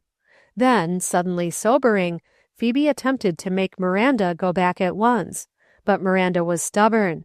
Not until she saw her charge safe inside her own door would the faithful soul budge an inch. "Well then, Miranda, I'll have to tell you how I got out," said Phoebe confidentially. "There was a caller, someone I didn't care to see, so I went upstairs, and they thought I'd gone to bed. I just slipped out my window to the low shed roof and dropped down. I'll have to be very still, for I wouldn't care to have them know I slipped away like that. It might make them ask me questions. You see, I had found a letter that I knew Mr. Graham had dropped, and it ought to go to him at once. If I had asked Albert to take it, there would have been a big fuss, and Emmeline would have wanted to know all about it, and maybe read it, and I didn't think it would be best—" "I see," said Miranda comprehensively. "So you tuck it yourself, o' course. Who wouldn't, I'd like to know? All right, we'll just slip in through the pasture and round to your shed, and I'll give you a boost up. I take it your caller ain't present any longer. Reckon he made out to foller you a piece, but we run him into a hole, and he didn't make much. Hush now, don't go to thankin', 'tain't worthwhile till I get through, for I've just begun this job, and I intend to see it through. Here, put your hand on my shoulder. Now let me hold this foot. Don't you be afraid, I'm good and strong. There you go, now you're up. Is that your winder up there? Well, I hope to see you again soon. Happy dreams!" And she slid round the corner to watch Phoebe till she disappeared into the little dark window above. Then Miranda made for the road, looking cautiously in at the side window of the Deanes' sitting-room on the way, to make sure she was right about the caller being gone, and to watch if they had heard Phoebe, for she thought it might be necessary for her to invent a diversion of some sort. But she only saw Albert asleep in his chair, and Emmeline working grimly at her sewing. About halfway to the red schoolhouse, Miranda met Hiram Green. He looked up, frowning. He thought it was Phoebe, and wondered if it were possible she was going to the village for a fourth trip yet that night. If she were, she must be crazy. "Evenin', Hiram," said Miranda nonchalantly. "Seen anything of a little white kitten with one blue eye and one green one, and a black tip to her tail, and a pink nose? I been up to see if she follered Phoebe Deane home from our house last night, but she's gone to bed with the toothache, and I wouldn't disturb her for the world. I thought I'd maybe found her round this way. You ain't seen her, have you?" "No," growled Hiram suspiciously. "I'd a wrung her neck if I had." "Oh, thank you, Mr. Green, you're very kind," said Miranda sweetly. "I'll remember that, next little kitten I lose. I'll know just who to apply to for it. Lovely night, ain't it? Don't trouble yourself about the kitten. I reckon it's safe somewheres. 'Tain't everyone is as bloodthirsty as you be. Good night." And Miranda flung off down the road before Hiram could decide whether she was poking fun at him or was extremely dull. At last he roused himself from his weary pondering, uttered his accustomed ejaculation, "Gosh!" looked up the road toward the Deanes and down toward the vanishing Miranda, brought forth the expression he reserved for the perplexing crises in his life, "Gosh 90!" and went home to bed. He had not been able all day to quite fathom the mystery which he was attempting to control, and this new unknown quantity was more perplexing than all that had gone before. What, for instance, had Miranda Griscom to do with Phoebe Deane? His slow brain remembered that she had been in the store where Phoebe, it must have been Phoebe, for he did not believe he could have been mistaken, had disappeared. Had Miranda spirited her away somewhere? Ah! And it was Miranda who had come up to Phoebe after church and interrupted their walk together.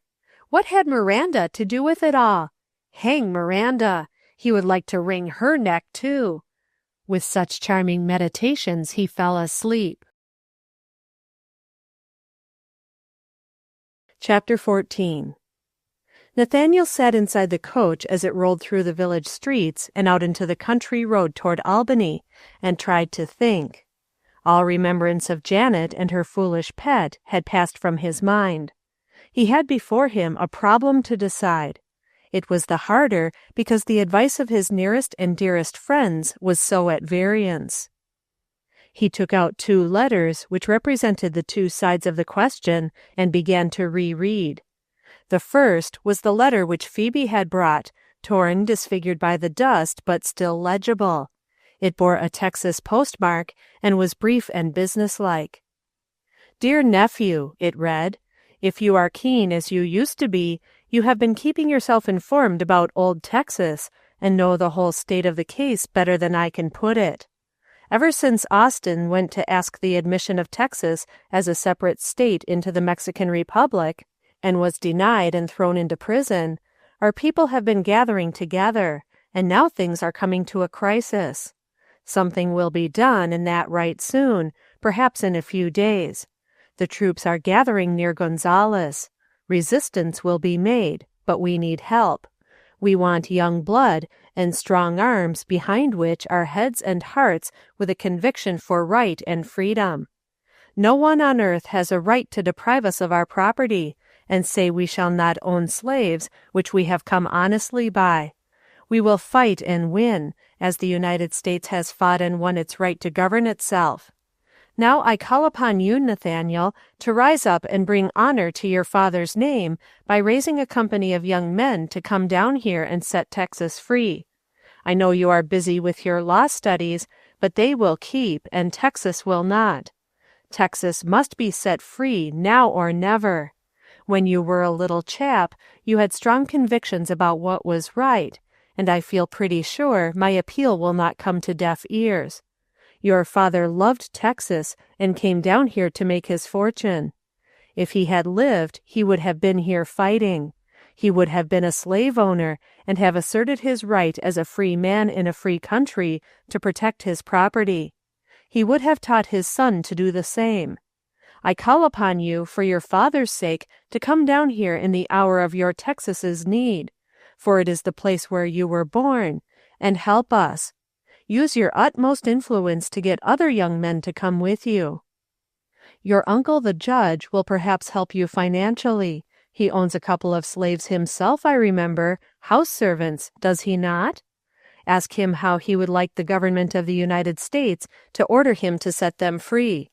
I feel sure he will sympathize with Texas in her need and help you to do this thing which I have asked. I am a man of few words, but I trust you, Nathaniel, and feel sure I am not pleading in vain.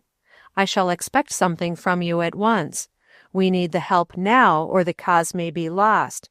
If you feel as I think you do, go to the New York address given below. This letter will be sufficient identification for you, as I have written to them of you.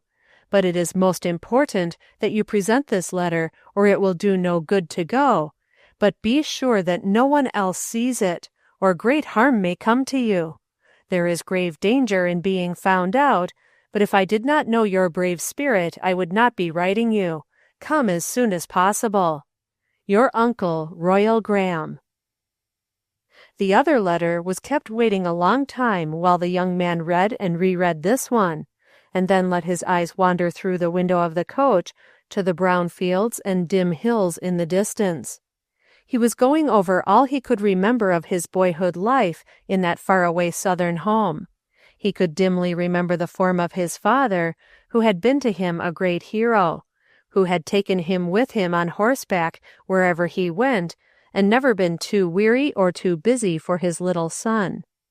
There came a blur of sadness over the picture, the death of his beloved father, and an interval of emptiness when the gentle mother was too full of sorrow to know how the baby heart had felt the utter loneliness. And then one day this Uncle Royal, so like, yet not like his father, had lifted him in his arms and said, "Goodbye, little chap. Some day you'll come back to us and do your father's work and take his place." Then he and his mother had ridden away in an endless succession of post-chaises and coaches, until one day they had come to Judge Bristol's great white house set among the green hedges, and there Nathaniel had found a new home. There, first his mother and then Janet's mother had slipped away into that mysterious door of death, and he had grown up in the home of his mother's brother, with Janet as a sister. From time to time he had received letters from this shadowy uncle in Texas, and once, when he was about 12, there had been a brief visit from him which cleared the memory and kept him fresh in Nathaniel's mind. And always there had been some hint or sentence of expectation that when Nathaniel was grown and educated, he would come back to the country which had been his father's and help to make it great.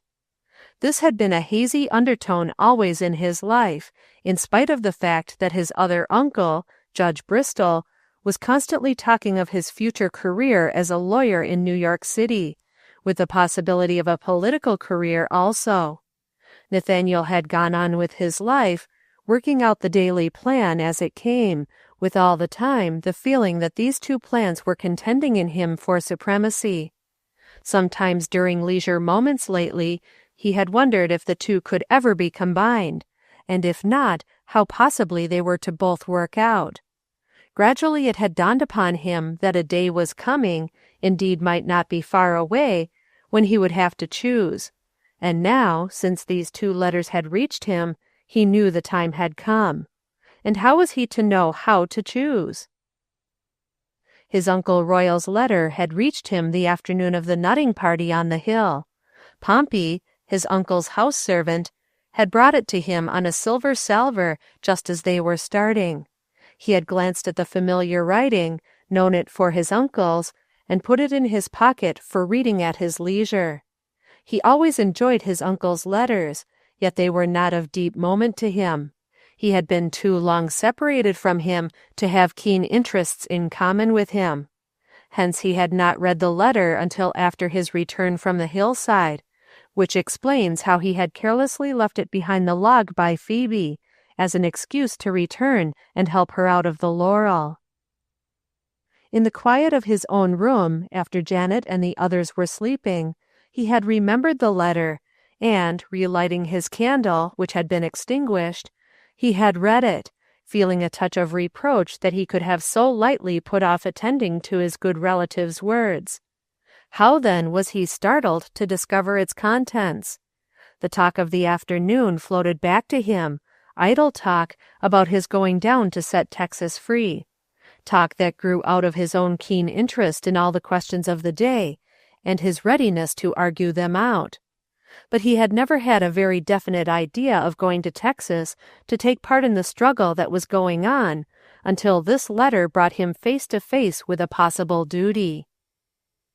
Perhaps he would have had no question about his decision, if, following hard upon this letter, had not come the other one, the very next day, in fact, which put an entirely new phase upon some sides of the question, and made duty seem an uncertain creature with more faces than one. The coach was halfway to Albany before Nathaniel finally folded away his uncle's letter and put it in his inner pocket with great care. Then he took up the other letter with a perplexed sigh and read, "Dear Chum, I am sitting on a high point of white sand where I can look off at the blue sea. At my right is a great hairy, prickly cactus with a few gorgeous yellow blossoms in a glory of delicate petals and fringed stamens that look as out of place amid the sand as a diamond on a plank. Just now a green lizard peered curiously out from under one of the hairy balls that pass for leaves with a cactus, and then slid back out of sight. But the next time I looked he was blue, brilliant, and palpitating as a peacock's feathers, and sunning himself, not thinking of me at all. Then just as I moved he became a dull gray-brown, hardly discernible from the sand. And thus I know he is not a lizard at all, but a chameleon. The sun is very warm and bright, and everything about seems basking in it. As I look off to sea, the Gulf Stream is distinct today, a brilliant green ribbon in the brilliant blue of the sea. It winds along so curiously and so independently in the great ocean, keeping its own individuality in spite of storm and wind and tide. I went out in a small boat across it the other day, and could look down and see it as distinctly as if there were a glass wall between it and the other water. I cannot but think that God took pleasure in making this old earth, so curious, mysterious, and beautiful. A great lazy bird is floating high in the air, looking down to the water for prey, doubtless. I think I could almost see the bright, curious fishes of this strange clime darting in the sunny water myself, if I tried. The air is so clear and the days so bright. There are orange groves back of me, not far away, a few miles. I fancy their perfume is wafted even here. There is a curious sweet apathy that steals over one down here, which soothes and rests. I am having a holiday, for my little pupils are gone away on a visit. This is a delightful land to which I have come, and a charming family with whom my lot is cast. I am having an opportunity to study the South in a most ideal manner, and many of my former ideas of it are becoming much modified. For example, there is slavery. I am by no means so sure as I used to be that it was ordained of God. I wish you were here to talk it over with me, and to study it too. There are possibilities in the institution that make one shudder. Perhaps, after all, Texas is in the wrong. As you have opportunity, drop into an abolition meeting now and then and see what you think. I have been reading The Liberator lately. I find much in it that is strong and appeals to my sense of right. You know what a disturbance it has made in the country recently. I hear some mails have even been broken into and burned on account of it. I wonder if this question of slavery will ever be an issue in our country.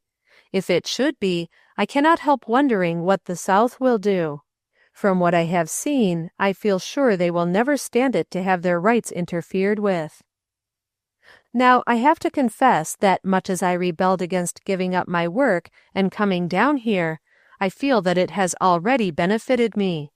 I can take long walks without the least weariness, and can even talk and sing like anyone else without becoming hoarse. I do not feel my lungs have ever been affected, and I feel I am going to get well and come back to my work. With that hope in my veins, I can go joyfully through these sunny days and feel the new life creeping into me with every breath of balmy air. We shall yet work shoulder to shoulder, my friend, I can feel it. God bless you and keep you and show you the right. Yours faithfully, Martin Van Rensselaer. Nathaniel folded the letter, placed it in his pocket with the other, and leaned his head back to think. It was all perplexing. This man, Van Rensselaer, had been his roommate for 4 years. They had grown into one another's thoughts, as two who are much together and love each other will grow until each had come to depend upon the other's decision, as if it were nearly his own judgment. Nathaniel could not quite tell why it was that this letter troubled him, yet he felt, breathing through the whole epistle, the stirring of a new principle that seemed to antagonize his sympathy with Texas. So, through the long, cold journey, the question was debated back and forth.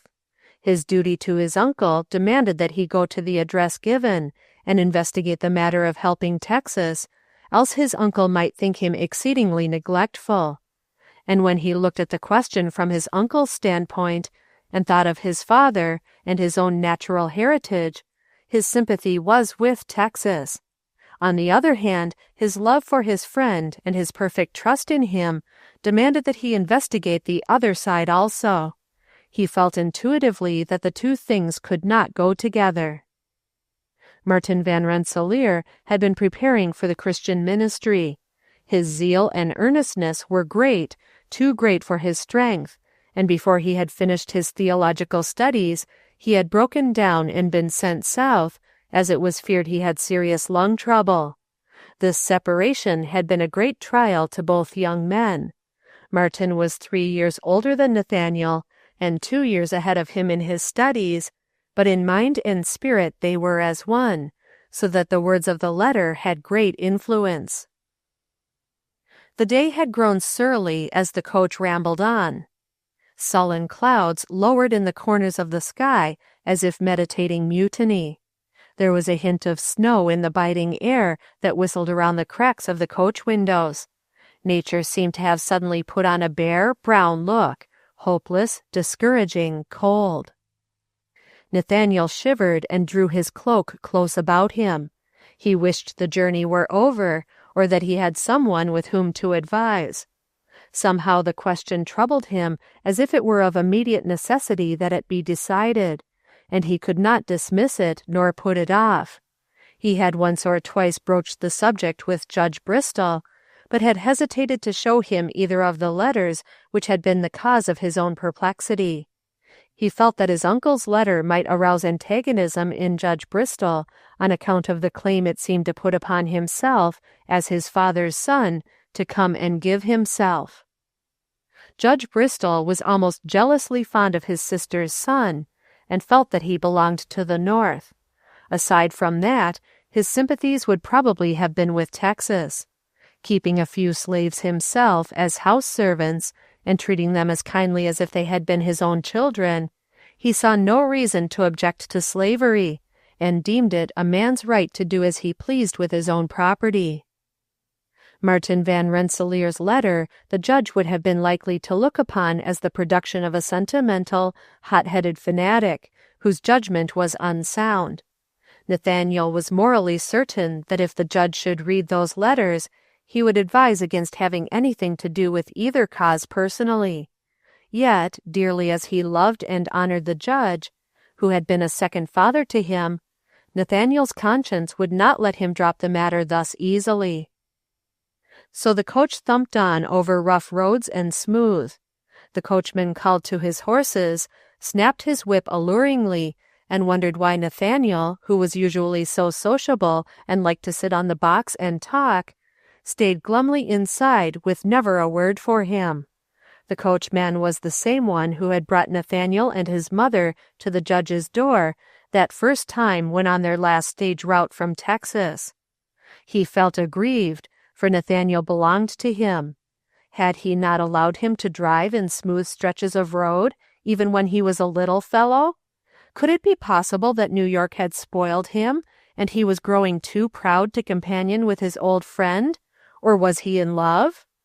The coachman sat gloomily mile after mile, and tried to think what girl of his acquaintance was good enough for Nathaniel. But all oblivious of his old friend's disquietude, Nathaniel sat inside with closed eyes and tried to think, and ever and anon there came a vision of a sweet-faced girl with brown hair and a golden gown, sitting among the falling yellow leaves with bowed head. And somehow in his thoughts her trouble became tangled, and it seemed as if there were 3 instead of 2 who needed setting free, and he was to choose between them all. Chapter 15. The cold weather had come suddenly, and Phoebe felt like a prisoner. Emmeline's tongue became a daily torture, and the little ways in which she contrived to make Phoebe's life a burden were too numerous to count. Her paltry fortune in the bank was a source of continual trouble. Scarcely a morning passed but it was referred to in some unpleasant way. Every request was prefaced with some such phrase as, "If you're not too grand to soil your hands," or, "I don't like to ask a rich lady to do such a thing," till Phoebe felt sometimes that she could bear it no longer, and longed to take the few dollars and fling them into the lap of her disagreeable sister-in-law, if thereby she might but gain peace. Like the continual dropping that wears a stone, the unpleasant reference had worn upon a single nerve until the pain was acute. But there was another source of discomfort still more trying to the girl than all that had gone before, and this was Hiram Greene's new role. He had taken it upon himself to act the fine gentleman. It was somewhat surprising, considering the fact that Hiram was known in the village as Near, and this new departure demanded an entirely new outfit of clothes. In his selection he aimed to emulate Nathaniel Graham. As he had neither Nathaniel's taste nor his New York tailor, the effect was far from perfect. except perhaps in the eyes of Hiram, who felt quite set up in his fine raiment. On the first Sunday of his proud appearance in church, thus arrayed, he waited boldly at the door until the Deanes came out, and then took his place beside Phoebe and walked with her to the carryall as though he belonged there. Phoebe's thoughts were on other things, and for a moment she had not noticed, but suddenly becoming conscious of measured footsteps by her own, she looked up and found the reconstructed Hiram strutting by her side as consciously as a peacock. In spite of her great annoyance, her first impulse was to laugh, and that laugh probably did more than any other thing to turn the venom of Hiram Green's hate upon her own innocent head. After all the effort he had made to appear well before her, and before the congregation assembled, she had laughed. She had dared to laugh aloud, and that hateful Miranda Griscom, who seemed to be always around in the way whenever he tried to walk with Phoebe, had laughed back. A slow, ugly red rolled into his sunburned face, and his little eyes narrowed with resolve to pay back all and more than he had received of scorn.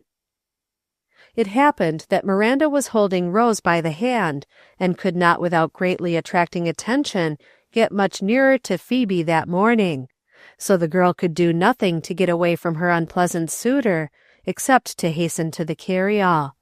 And there, before the open-eyed congregation, Hiram Green helped her into the carryall with a rude imitation of Nathaniel Graham's gallantry. She should see that others besides the New York college dandy could play the fine gentleman. He finished the operation with an exaggerated flourish of his hat, and just because laughter is so very near to tears, the tears sprang up in Phoebe's eyes. She could do nothing but droop her head and try as best she could to hide them. The all-seeing Alma of course discovered them, and just as they were driving by Judge Bristol and his daughter, she called out, "Aunt Phoebe, cryin'! What you cryin' about, Aunt Phoebe? Is it because you can't ride with Hiram Green?" Thereafter Hiram Green was in attendance upon her at every possible public place. She could not go to church without finding him at her elbow the minute the service was over, ready to walk down the very aisle beside her.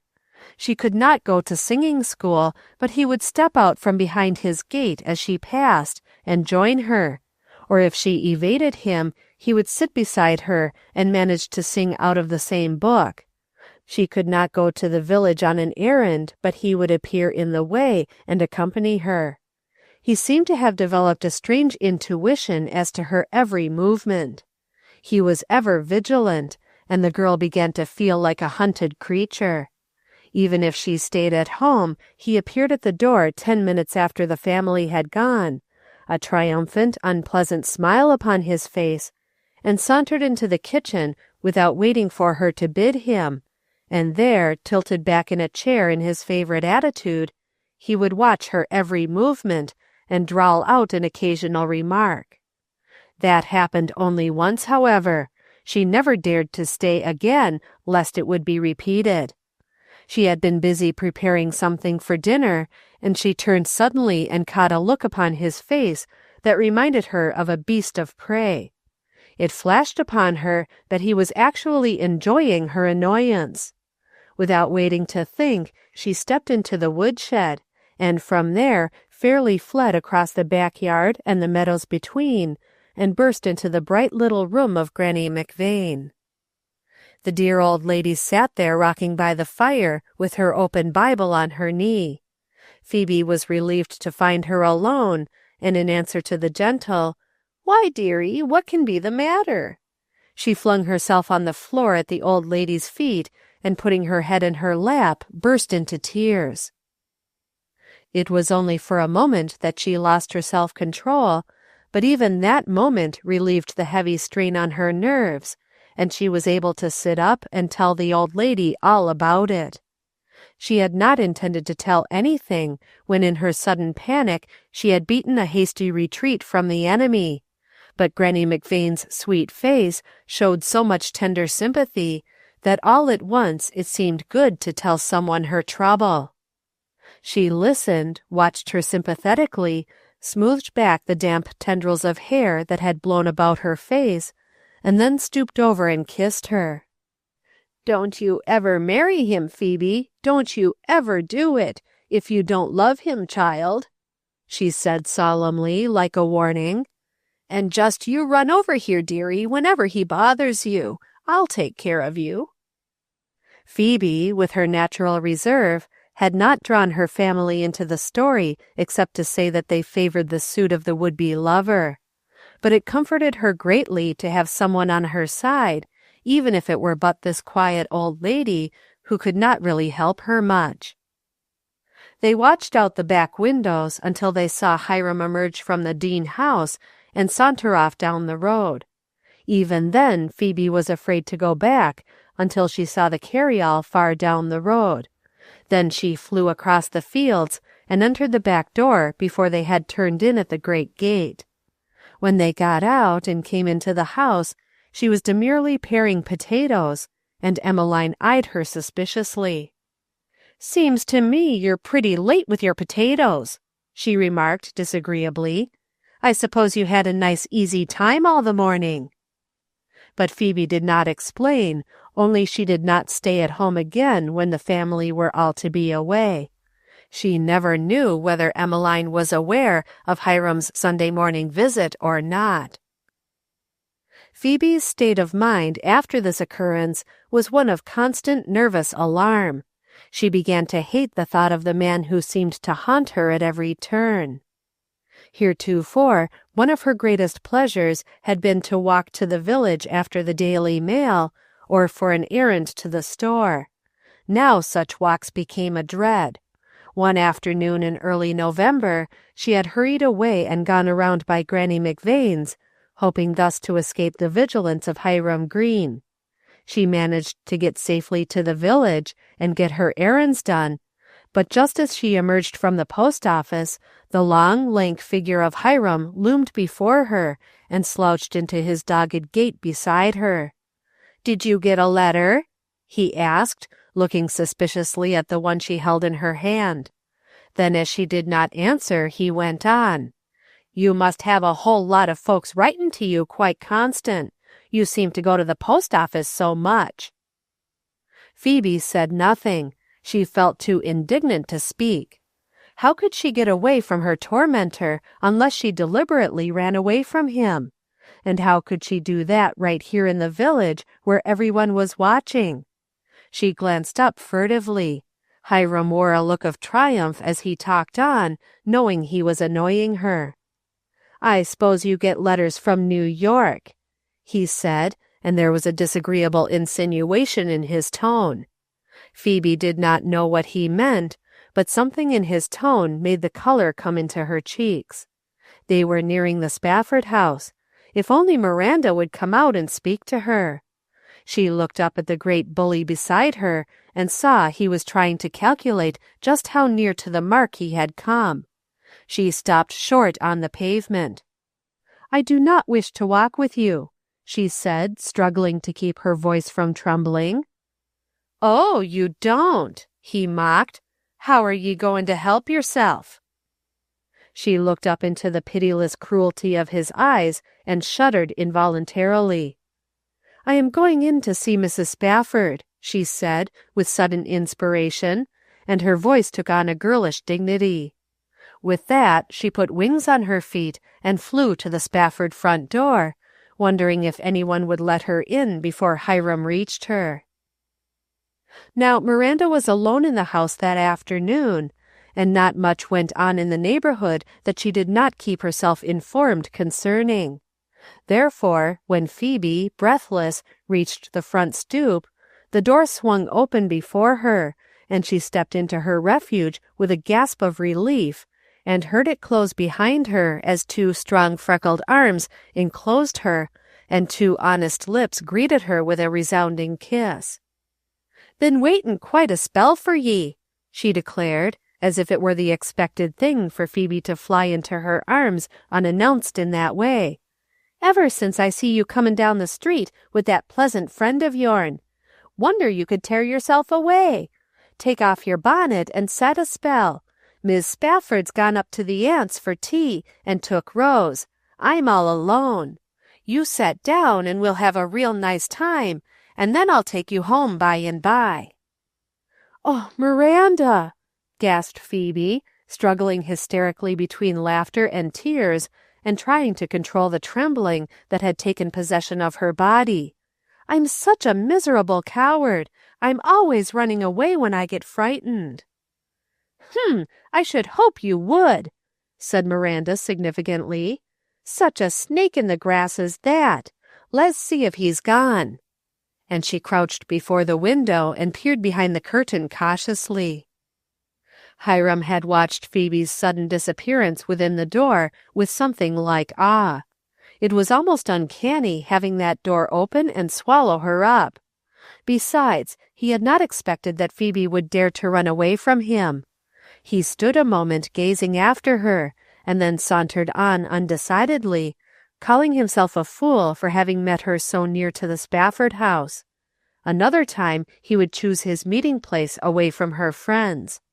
He had lost this move in the game, but he by no means meant to lose the game, and the hate in his heart grew with his determination to have this tempting young life in his power and crush out its resistance. It goaded him to madness to have her dare to tell him she did not wish to walk with him. Why did she say that? Had he not always been respected and thought well of?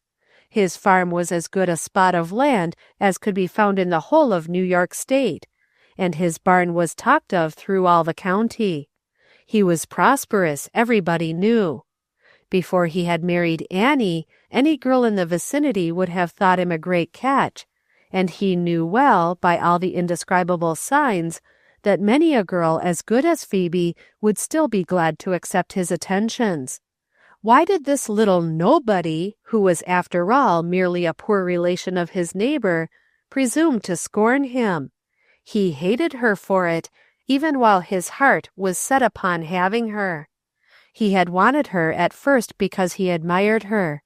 Now he wanted her to conquer her and punish her for her scorn of him. As he walked on alone, his slow brain tried to form a new plan for revenge, and little by little an idea crept out of his thoughts and looked at him with its two snaky eyes until the poison of its fang had stolen into his heart.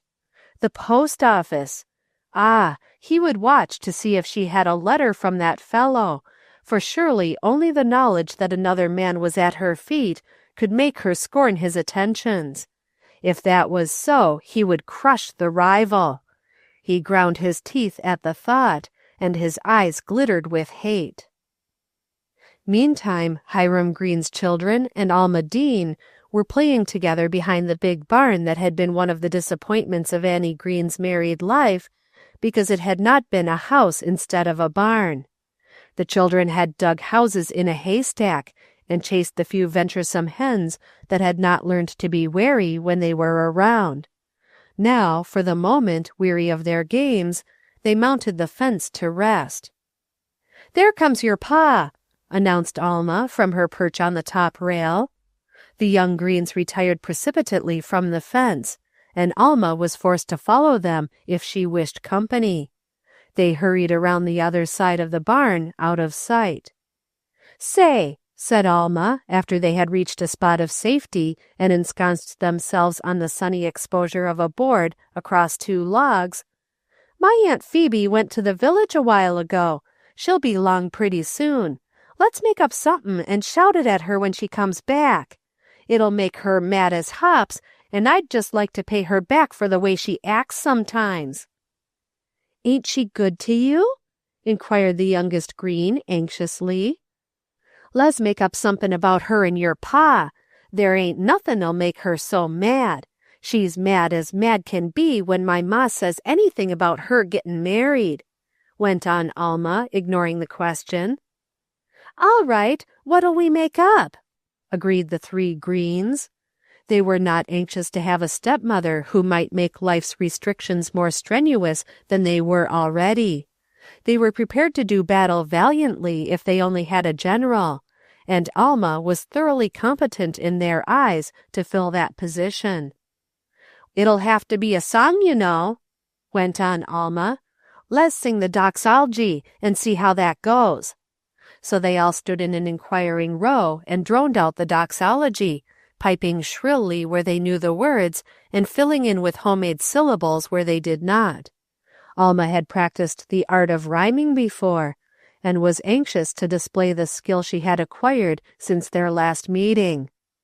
"Now listen," she said, and lined it out slowly, with many haltings and corrections, until at last the doggerel was completed. And so they sang, "There was a man in our town, his name was Hiram Green, and he did marry a wife, her name was Phoebe Deane." Alma was no lax general. She drilled her little company again and again until they could shout the words at the top of their voices, to saying nothing of the way they murdered Old Hundred. The young scapegraces looked at their leader with wide-eyed admiration, and fairly palpitated for the moment when their victim should arrive, and they might put their drill into practice. Between rehearsals they mounted the fence by the barn and kept a watch-out down the road. At last it was announced that she was coming. "But there's somebody with her," said a disappointed little green. "We won't dust, will we?" Alma held up her undaunted chin and mounted the post of observation to see who it was. "Ah, that's all right," she presently announced. "'Tain't nobody but the red-headed girl down to Spafford's. She can't do nothin'. Come on now, let's get ready." She marshaled her forces behind the wide board fence next to the pigsty, and there they waited for the signal to begin. Alma thought it prudent to wait until Phoebe and Miranda had almost passed before they sang. Then she raised her hand, and they piped out shrilly, making the words more than plain. Phoebe started at the first line and hurried her steps, but Miranda glanced back and said, "I thought as much. Like father, like child." Maddened by such indifference, the children ran along inside the fence and continued to yell at the top of their lungs, regardless of time or tune, until they reached the more open fields near the Deane house, where they dared to go no further. Then they retired in triumph to the shelter of the pigsty and the haystack to plume themselves upon their success and recount the numerous faces they had made and the times they had stuck their tongues out. They did not anticipate any trouble from the incident, as they were too far away from the house for Hiram to hear, and they felt sure Phoebe would never tell on them, as it involved herself too closely. Suddenly, in the midst of the gratulations, without the slightest warning, a strong hand seized the sturdy Alma from the rear and pinioned her arms so that she could not get away.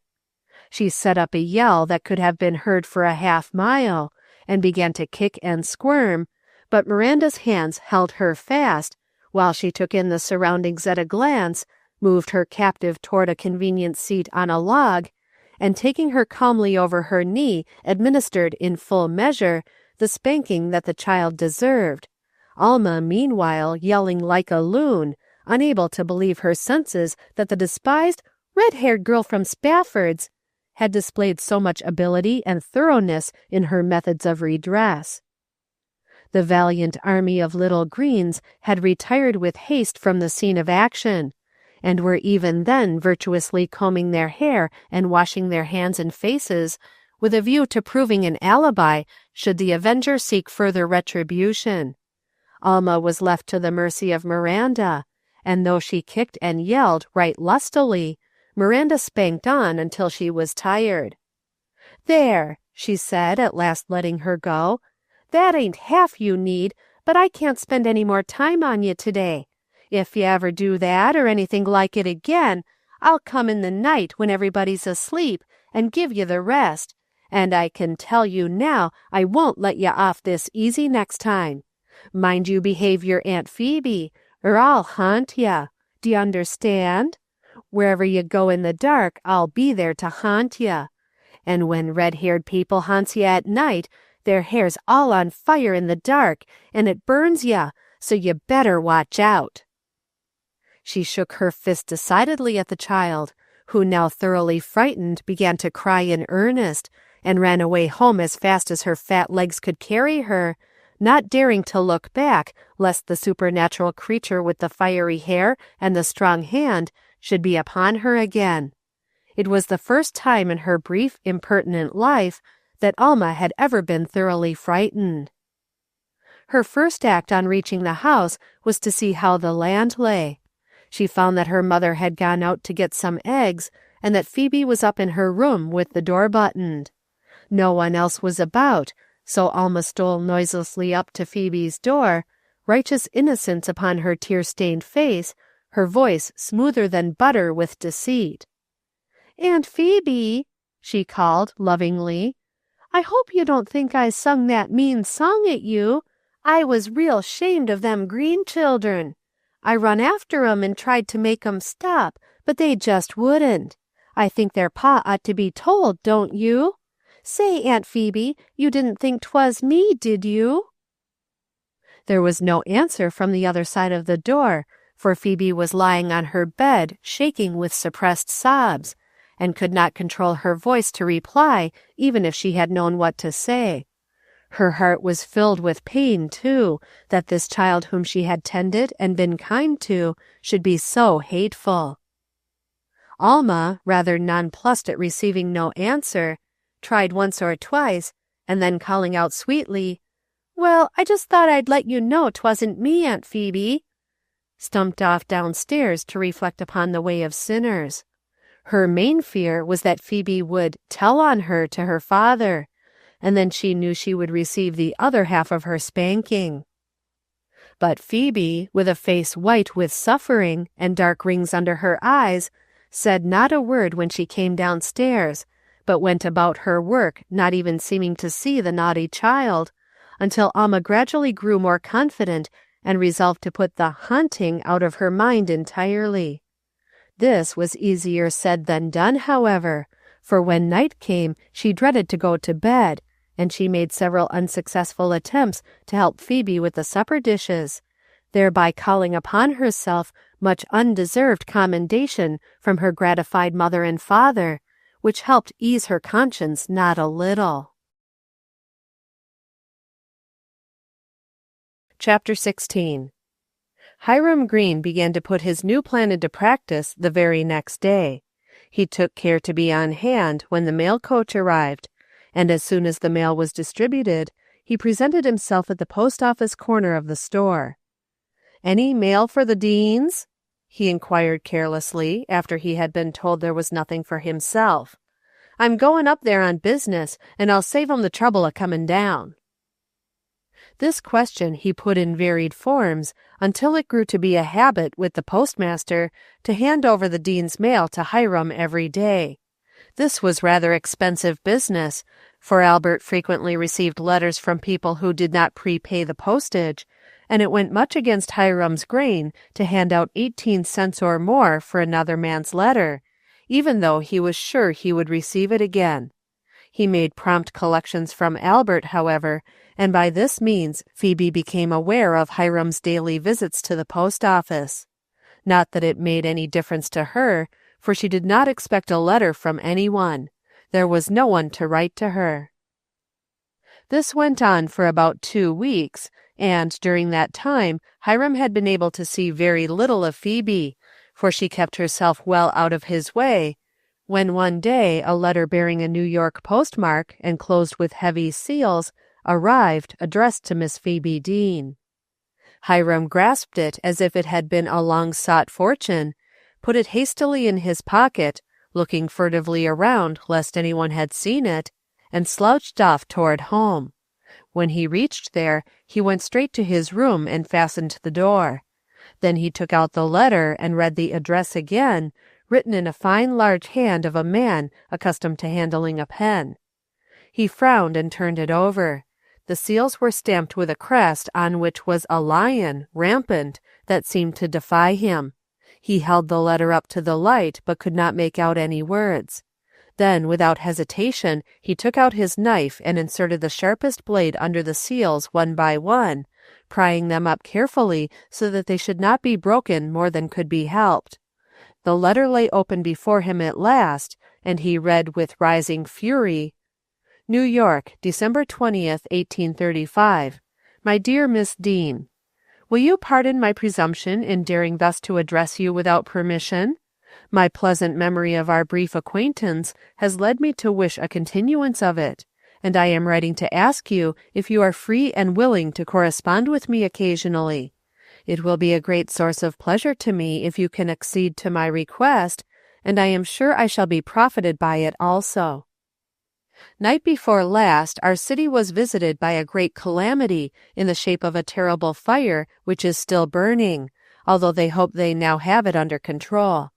Its course has been along Wall Street, the line of the East River, and returning to William and Wall Streets. There must be nearly 13 acres devastated, and I have heard it estimated that there will be a loss of at least $18 millions. I am afraid it will be the cause of much suffering and distress.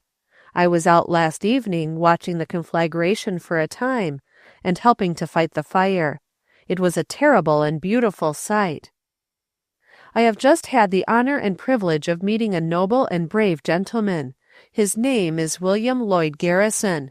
I'm sure you would like to know about him and the work he is doing. If I am to have the pleasure of writing you again, I shall be glad to tell you more of him, as I hope to meet him again and to know him better. Hoping that you are quite well and that I shall soon have a favorable reply from you, I am, yours with esteem, Nathaniel Graham. Hiram Greene was not a rapid reader, and in spite of Nathaniel's clear chirography, it took him some time to take in all that the letter contained. The first thought that took form in his mind was that this rival of his was not out of his way yet. He had dared to write to her and ask if she was free. Ah, that showed he had taken note of what Hiram had said about her belonging to him, and he was going to find out for himself. Well, he would never find out by that letter, for Phoebe would never see it. That was easy enough. Of course, it was against the law to open another person's mail, and was a state's prison offense, but who was to know that he had opened it? A letter could tell no tales when it was in ashes, and the ashes well buried. How else could they prove it? They could not. He was perfectly safe, and more was he getting power over these two, whom he was coming to hate and to wish to crush. He congratulated himself on having been keen enough to have watched the mails. He had outwitted them, and he was pleased with himself beyond expression. He ejaculated under his breath. He's a-goin' to get up a correspondence with her, is he? Like to see him. I rather think by the time she answers this letter he'll have give it up. When he gets round again to give her another try, supposin' he ain't stumped at not hearin' from her this time, I reckon she'll be nicely established in my kitchen doin' my work. Yes, she's worth fightin' for, I guess, for she can turn off the work faster'n anybody I've seen.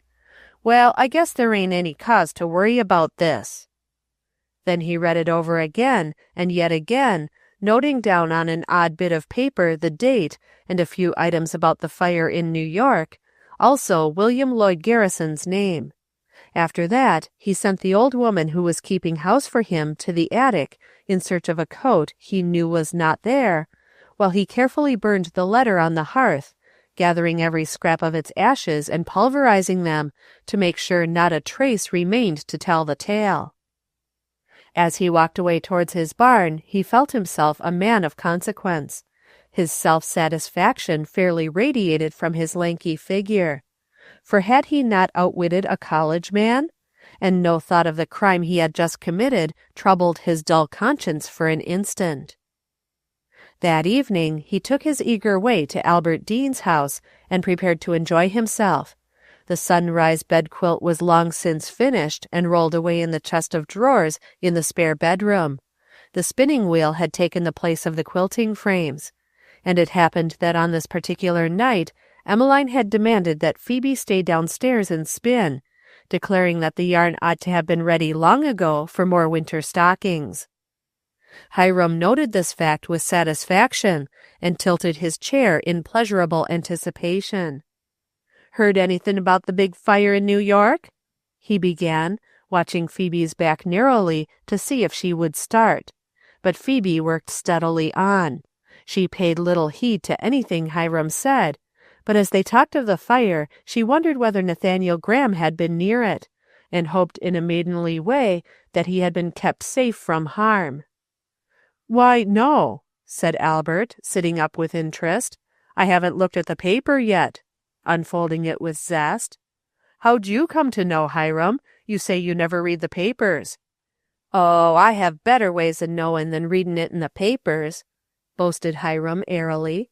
"I had a letter from New York straight, and the fire's going on yet, and maybe by this time it's all burnt up." Phoebe stood so that he could see her face distinctly as he spoke about receiving a letter, but there was not a movement of a muscle to show she had heard. Hiram was disappointed. He had expected to catch some flitting expression that would show him she had interests in letters from New York. But Phoebe had no expectations of any letter from New York, so why should she start or look troubled? "Yes," said Albert, bending over his paper, "an area of 13 acres, 693 houses burned." "Valued at 18 millions," remarked Hiram dryly. He was enjoying the unique position of knowing more than Albert about something. "Nonsense," said Emmeline sharply. 13 acres. Why, that's not much bigger'n Hiram's 10-acre lot down by the old chestnut tree. Think of getting that many houses on that lot. It couldn't be done. That ain't possible. It's ridiculous. They must think we're all fools to put that in the paper." "Oh, yes, it could, Emmeline," said Albert, looking up earnestly to convince her.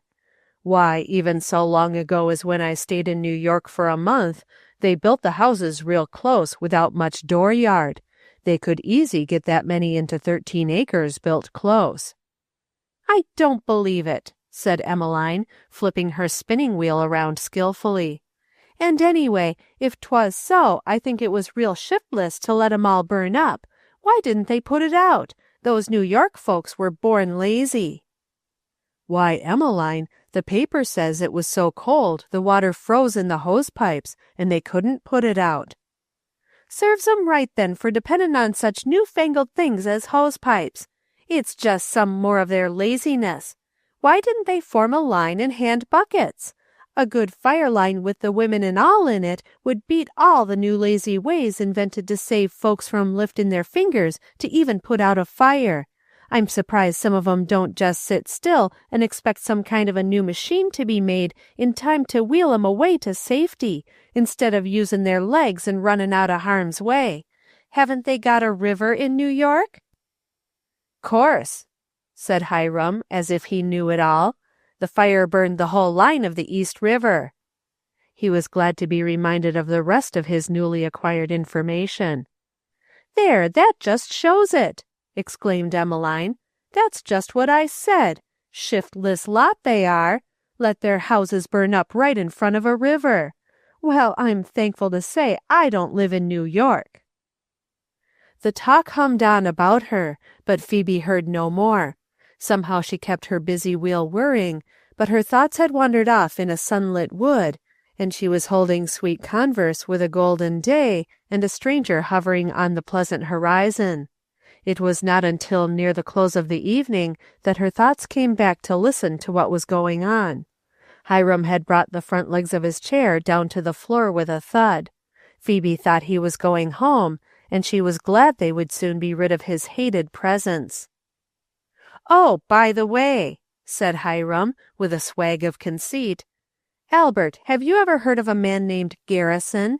William Lloyd Garrison, I believe it is." He rolled the name out fluently, having practiced in the barn during the evening milking. "Oh, yes," said Albert interestedly. "You know who he is, Hiram? He's a smart fellow, though I'd hate to be in his boots." "Why?" Hiram's voice was sharp, and his eyes narrowed as they always did when he was reaching out for a clue. "Why, don't you know about Garrison? He's had a price on his head for some time back. He gets mobbed every time he turns around, too. But I guess he's pretty plucky, for he keeps right on." "What doing?" "Why, he's the great abolitionist. He publishes that paper, The Liberator, don't you know? You remember 2 years ago those anti-slavery meetings that were broken up and all the trouble they had? Well, he was the man that started it all. I don't know whether he's very wise or not, but he certainly has got a lot of courage." Hiram's eyes were narrowing to a slit now with knowledge and satisfaction. "Oh, yes, I place him now," he drawled out.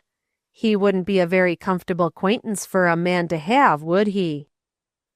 "Well," considered Albert thoughtfully, "I wouldn't like to have any of my relations in his place. I'd be afraid of what might happen. I think likely 'twould be a bit of courage to be a friend to a man like that. But they say he has friends, a few of them." Said Hiram, and he rolled a thought like a sweet morsel under his tongue.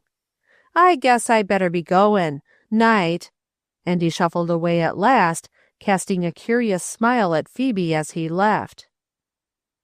The next morning, while they were going about their work in the kitchen, Emmeline remarked to Phoebe that Albert thought Hiram Green was changing for the better. He seemed to be growing real intellectual.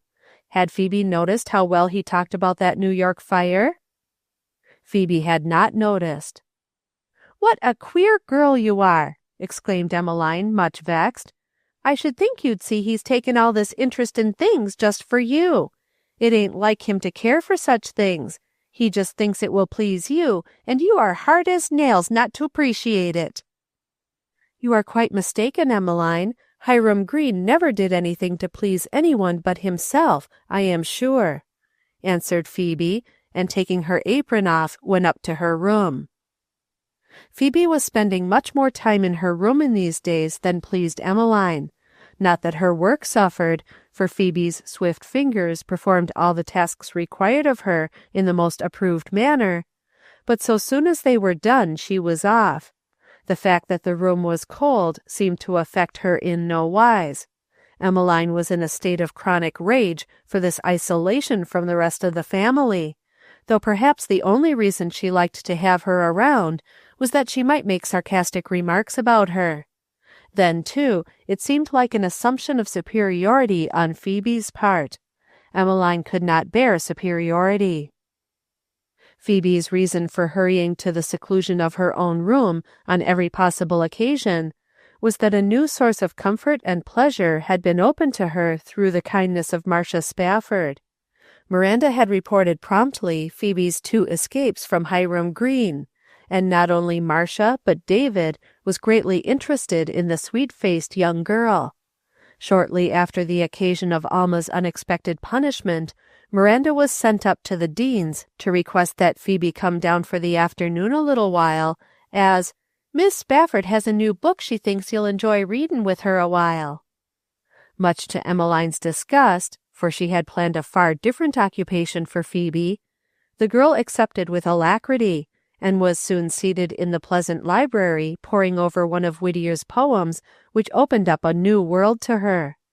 The poem was one which David had just secured to publish in his paper, and they discussed its beauties for a few minutes, and then Marcia opened a delightful new book by Cooper. Phoebe had naturally a bright mind, and during her days of school she had studied all that came in her way. Always she had stood at the head of her classes, sometimes getting up at the first peep of dawn to study a lesson or work over a problem, and sticking to her books until the very last minute. This had been a great source of trouble, because Emmeline objected most seriously to taking her education so hard, as she expressed it. "Some children have measles and whooping cough and chicken pox and mumps real hard," she was wont to say, "but they most of 'em take learnin' easy. But Phoebe's got learnin' hard. She acts like there wasn't any use for anything else in the world but them books. Land, what good'll they do her? They won't make her spin a smoother thread, or quilt a straighter row, or sew a finer seam. She'll just forget everything she learnt when she's married. I'm sure I did." and no one ever disputed this convincing fact. Nevertheless, Phoebe had studied on, trying, it is true, to please Emmeline by doing all the work required of her, but still insisting on getting her lessons even if it deprived her of her rest or her noon luncheon.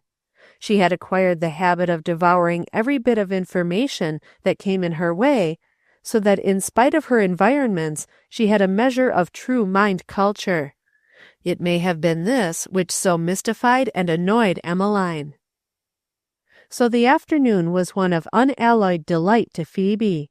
When she insisted that she must go home to help get supper, Miranda was sent with her, and the precious book went along to be read in odd moments. Since then, Phoebe felt that she had something to help her through the trying days.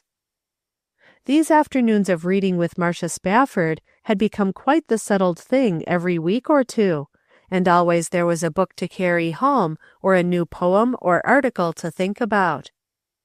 Emmeline had grown wrathful about this constant going out, and had asked questions until she had in a measure discovered what was going on.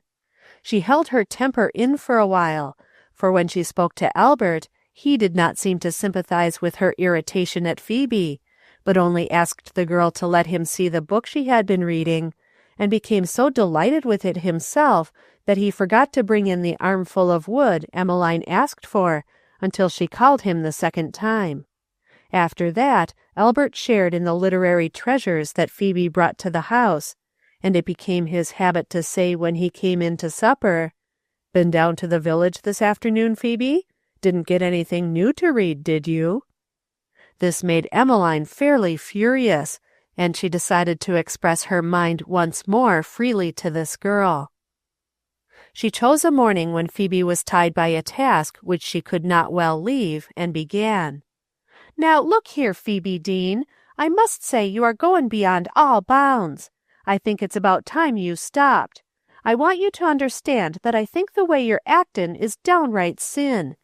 It isn't enough that you should scorn a good honest man that's eatin' his heart out for you, and you payin' no more attention to him than if he was the very dust of your feet, and him able to keep you well, too, and you willin' to set round and live on relations that ain't real relations at all, and you with money in the bank a-plenty, and never even offerin' to give so much as a little present to your little nephews and nieces that are all you've got in the world. It ain't enough that you should do all that, and be a drug on our hands, but here you must go and get up acquaintance with a woman I don't like, nor respect at all, and let her send that poor, hard-workin', good-for-nothin', red-headed girl after you every few days, a-taking you away from your home, and your good honest work that you ought to be willin' to do twice over for all you've had.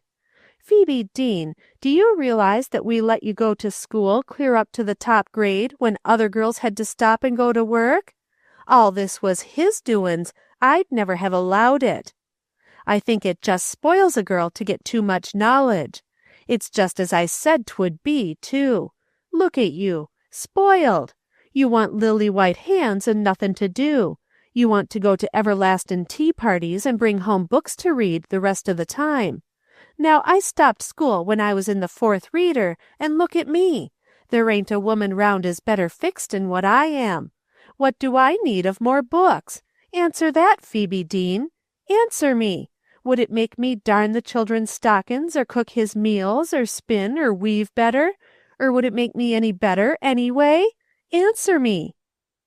Emmeline had 2 bright red spots on her cheeks, and she was very angry.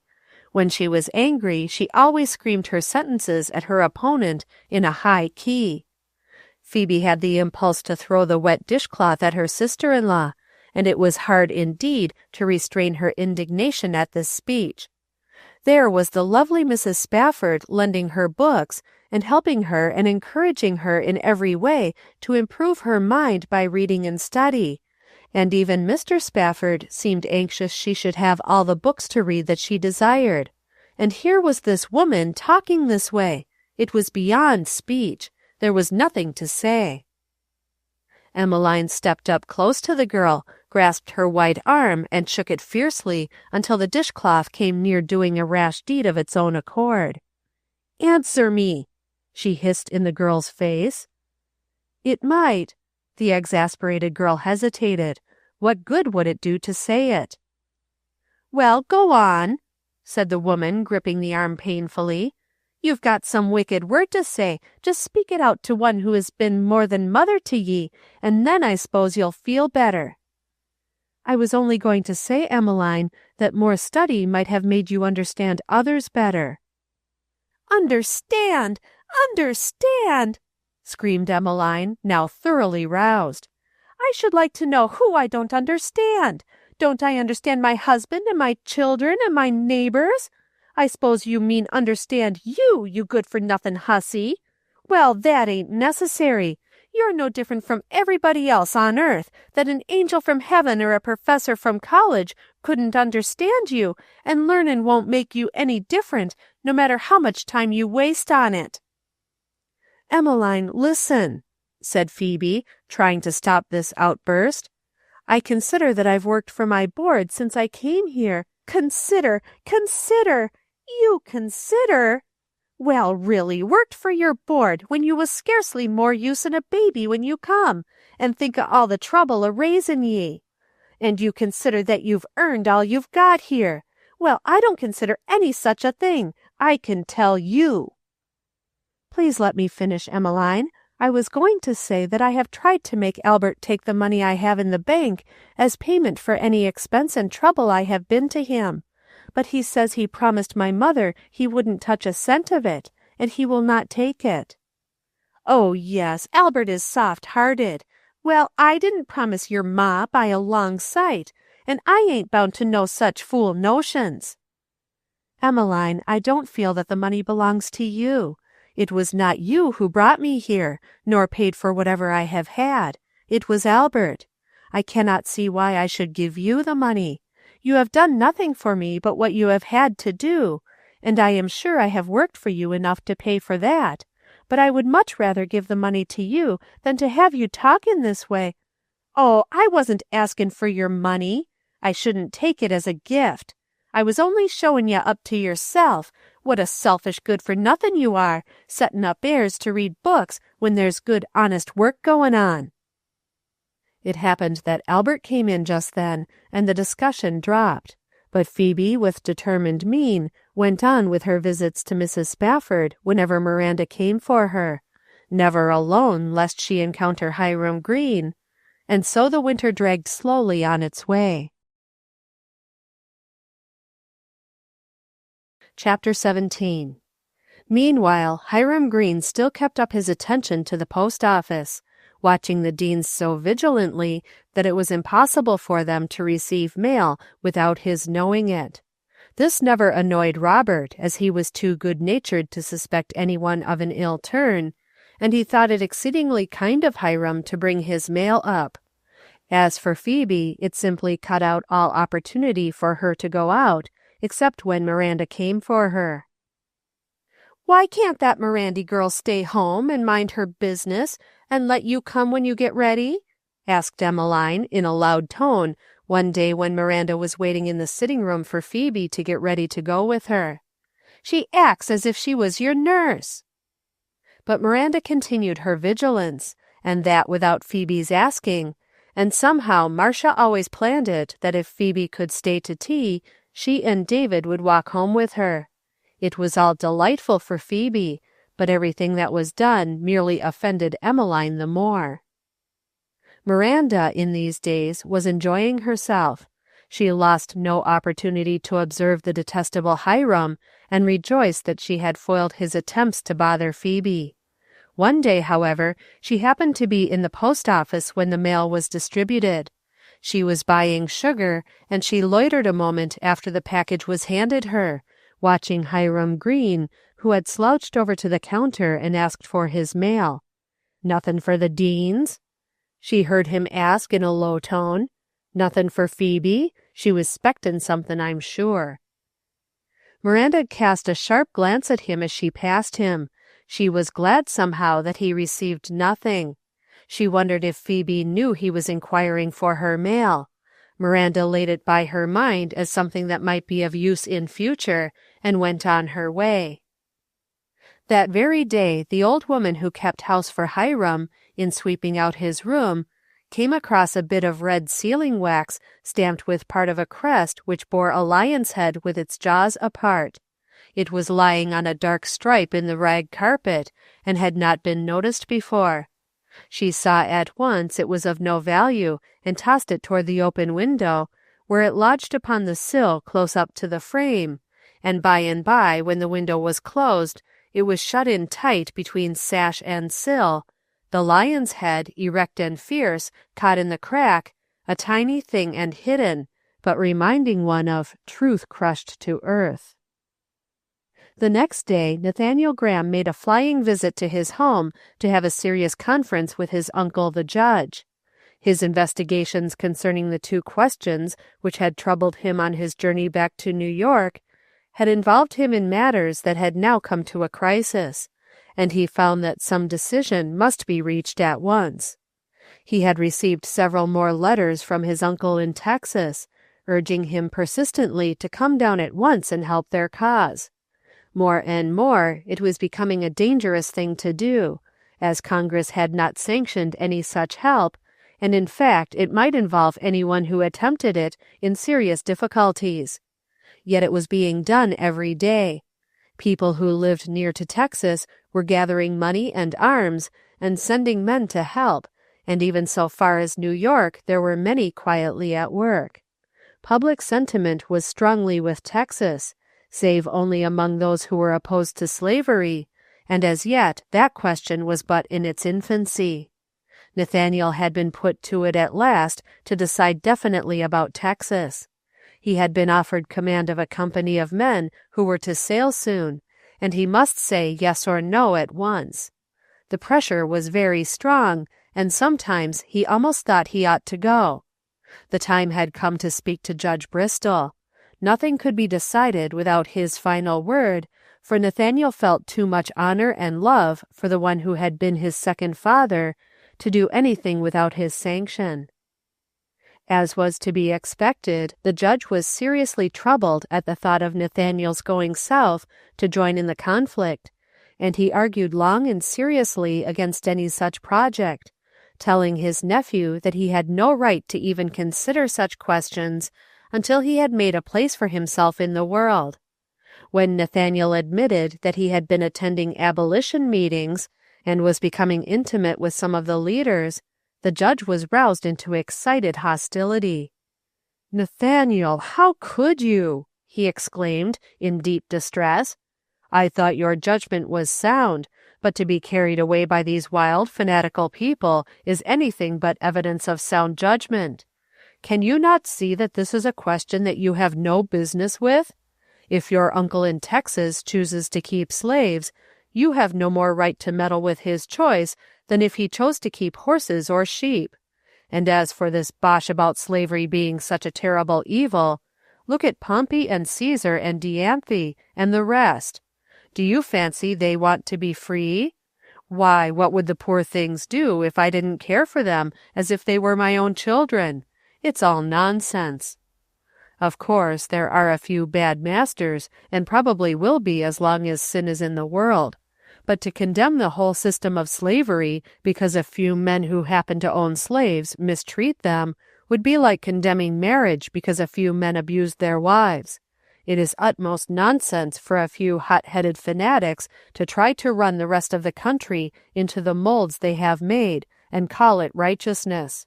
Let other men alone, and they will let you go in peace, is a better motto. Let every man look out to cast the beam from his own eyes before he attempts to find the mote in his brother's. When his uncle quoted Scripture in this way, Nathaniel was at a loss how to answer him. "I wish you could hear Mr. Garrison talk, uncle." "I wouldn't listen to him for a moment," he answered hotly. "He is a dangerous man. Keep away from all such gatherings, for they only breed discontent and uprisings. You will see that nothing but a lot of mobs will arise from this agitation. Slavery is a thing that cannot be overthrown, and all these meetings are mere talk to let a few men get into prominence.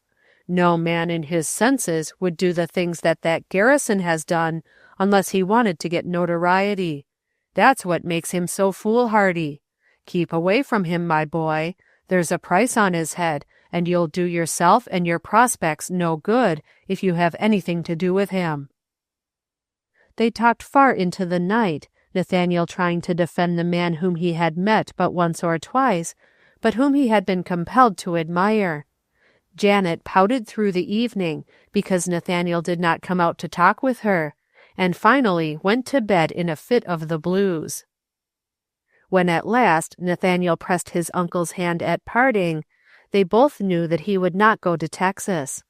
Indeed, as the young man had reflected during the night, he felt that his purpose of going there had been shaken before he had come home to ask Judge Bristol's advice. However, he was not altogether sure that his uncle had considered the matter from the correct viewpoint either, but the talk had somehow helped to crystallize his own views. So now he felt free, nay bound, to return and complete his law course. As for the other matter, that must be left to develop in its time. He was by no means sure he was done with it yet, for his heart had been too deeply touched, and his reason stirred. As Nathaniel climbed into the coach at the big white gate, he felt that he had only put off all these questions for a time, but there was a certain relief in feeling that a decision had been reached at least for the present. He was half a mind to ride on top with the driver, though it was a bitterly cold morning, but quite unexpectedly the driver suggested that he better sit inside this time, as the weather was so cold. Without giving it a passing thought, he went inside, waving his hand and smiling at Janet, who stood at the front door with a fur-trimmed scarlet cloak about her shapely shoulders. Then the door closed and he sat down. There was one other passenger, a girl, who sat far back in the shadows of the coach, but her eyes shone out from the heavy wrappings of cloak and bonnet and gave him welcome. "Oh," she said, catching her breath. "And is it you?" he asked eagerly, reaching out to grasp her hand. Then each remembered, the girl that she was alone in the coach with this man, the man that this girl might belong to another. But in spite of it, they were glad to see one another. The coach rolled out into the main street again, and as it lurched over the crossing, Hiram Green, who was hurrying to his daily vigilance at the post office, caught a good view of Nathaniel's back through the coach window. The back gave the impression of an animated conversation being carried on, in which the owner of the back was deeply interested. Hiram almost paused in his walk over the crunching snow. "Gosh, 90!" he ejaculated in consternation. "Who knowed he was here?" Then the reflection that at least Nathaniel was about to depart calmed his perturbation, and he hurried on to the office. Hiram did not know that Phoebe was in the coach. She had managed it very carefully with a view to concealing it from him, for she felt sure that if he knew she was going that morning, he would have found it possible to have accompanied her, and she would have found it impossible to get rid of his company. So when the day before Emmeline had suggested that somebody ought to go out to Miss Anne Jane Bloodgood's and get some dried saffron flowers she had promised them last fall to dye the carpet rags, Phoebe said nothing until after Hiram had left that night. Then as she was going upstairs with her candle, she turned to Emmeline and said, "I've been thinking, Emmeline, I could go over to Bloodgood's by the morning coach if Albert could drive me down when he takes his corn to the mill. Then perhaps some of them would be coming over to the village, or I could catch a ride back, or if not, I could come back by the evening coach." Emmeline assented grimly. She wanted the dye, and she did not relish the long, cold ride in the coach. Anne Jane Bloodgood was too condescending to please her anyway. So, as Robert was going to mill early, Phoebe made her simple preparations that night, and was ready bright and early. Moreover, she coaxed Albert to drive around by Granny McVane's, that she might leave a bit of poetry for her which she had told her about. The poem could have waited, but Albert did not tell her that, and Phoebe did not explain to Albert that if they went around by Granny's, Hiram would not know that she was gone away, and therefore would not try to follow her. It was a pity that Phoebe had not confided a little now and then in Albert, though he, poor soul, could do little against such odds as Emmeline and Hiram. The 10-mile coach ride to Bloodgood's wide farmhouse spun itself away into nothing in such company, and before Phoebe could believe it was half over, she saw the distant roof, low-browed with overhanging snow, and the red barns glimmering warmly a little beyond. Nathaniel saw them too, for she had told him at once where she was going, that he might not think she had planned to go with him. He felt that the moments were precious. "Do you remember what we talked of that night we walked to your home?" he asked. "Oh, yes," she breathed softly. "You were talking of someone who needed setting free. I have been reading some wonderful poems lately that made me think a great deal of what you said." He looked at her keenly. How could a girl who read poems and talked so well belong to Hiram Green? "I have been thinking much about it lately," he went on, with just the breath of sigh. "I may have to decide what I will do at no distant day now. I wonder if I may ask you to pray for me." He watched her, this girl with the drooping eyes and rosy-hued cheeks, the girl who had by her silence refused to answer his letter, and wondered if perhaps by his request he had offended her. The coach lurched up to the wide piazza and stopped, and the driver jumped heavily into the snowy road. They could hear his steps plowing through the drift by the back wheel. His hand was on the coach door. Then quickly, as if she might be too late, her eyes were lifted to his, and he saw her heart would be in those prayers as she answered, "Oh, I will." Something like a flash of light went through them as they looked for that instant into one another's eyes, and lifted them above the mere petty things of earth.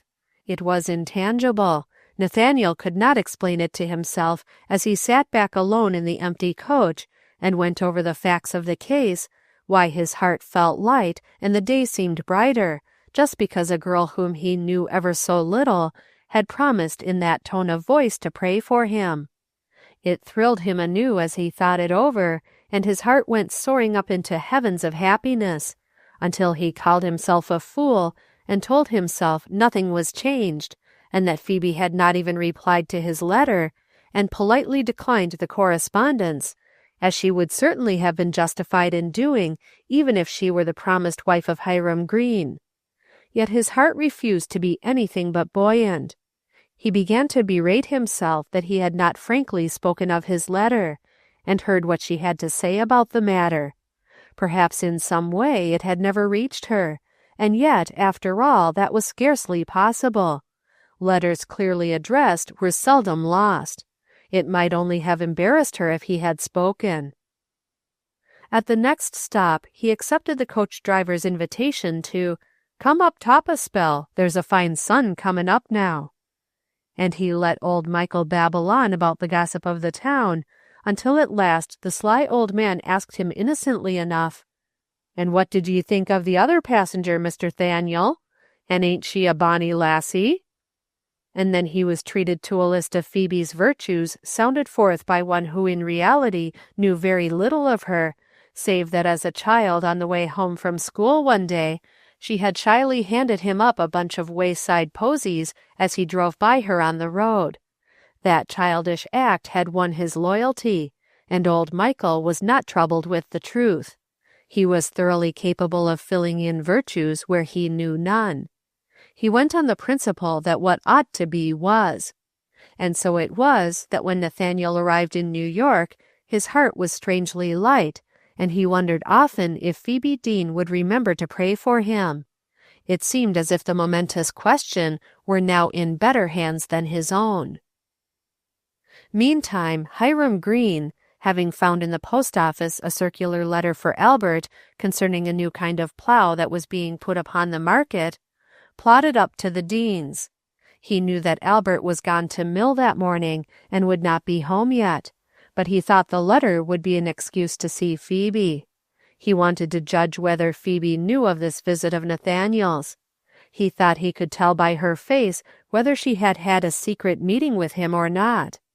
Yet it puzzled him to know when it could have been, for Phoebe had been quietly sewing carpet rags all the evening before, and he was sure she had not gone by with Miranda in the afternoon to the Spaffords. Had she gone to the woods again in the winter, or did she not know he was here? Perhaps his own skillful manipulating of the mail had nipped this miniature courtship in the bud, as it were, and there would be no further need of his vigilance.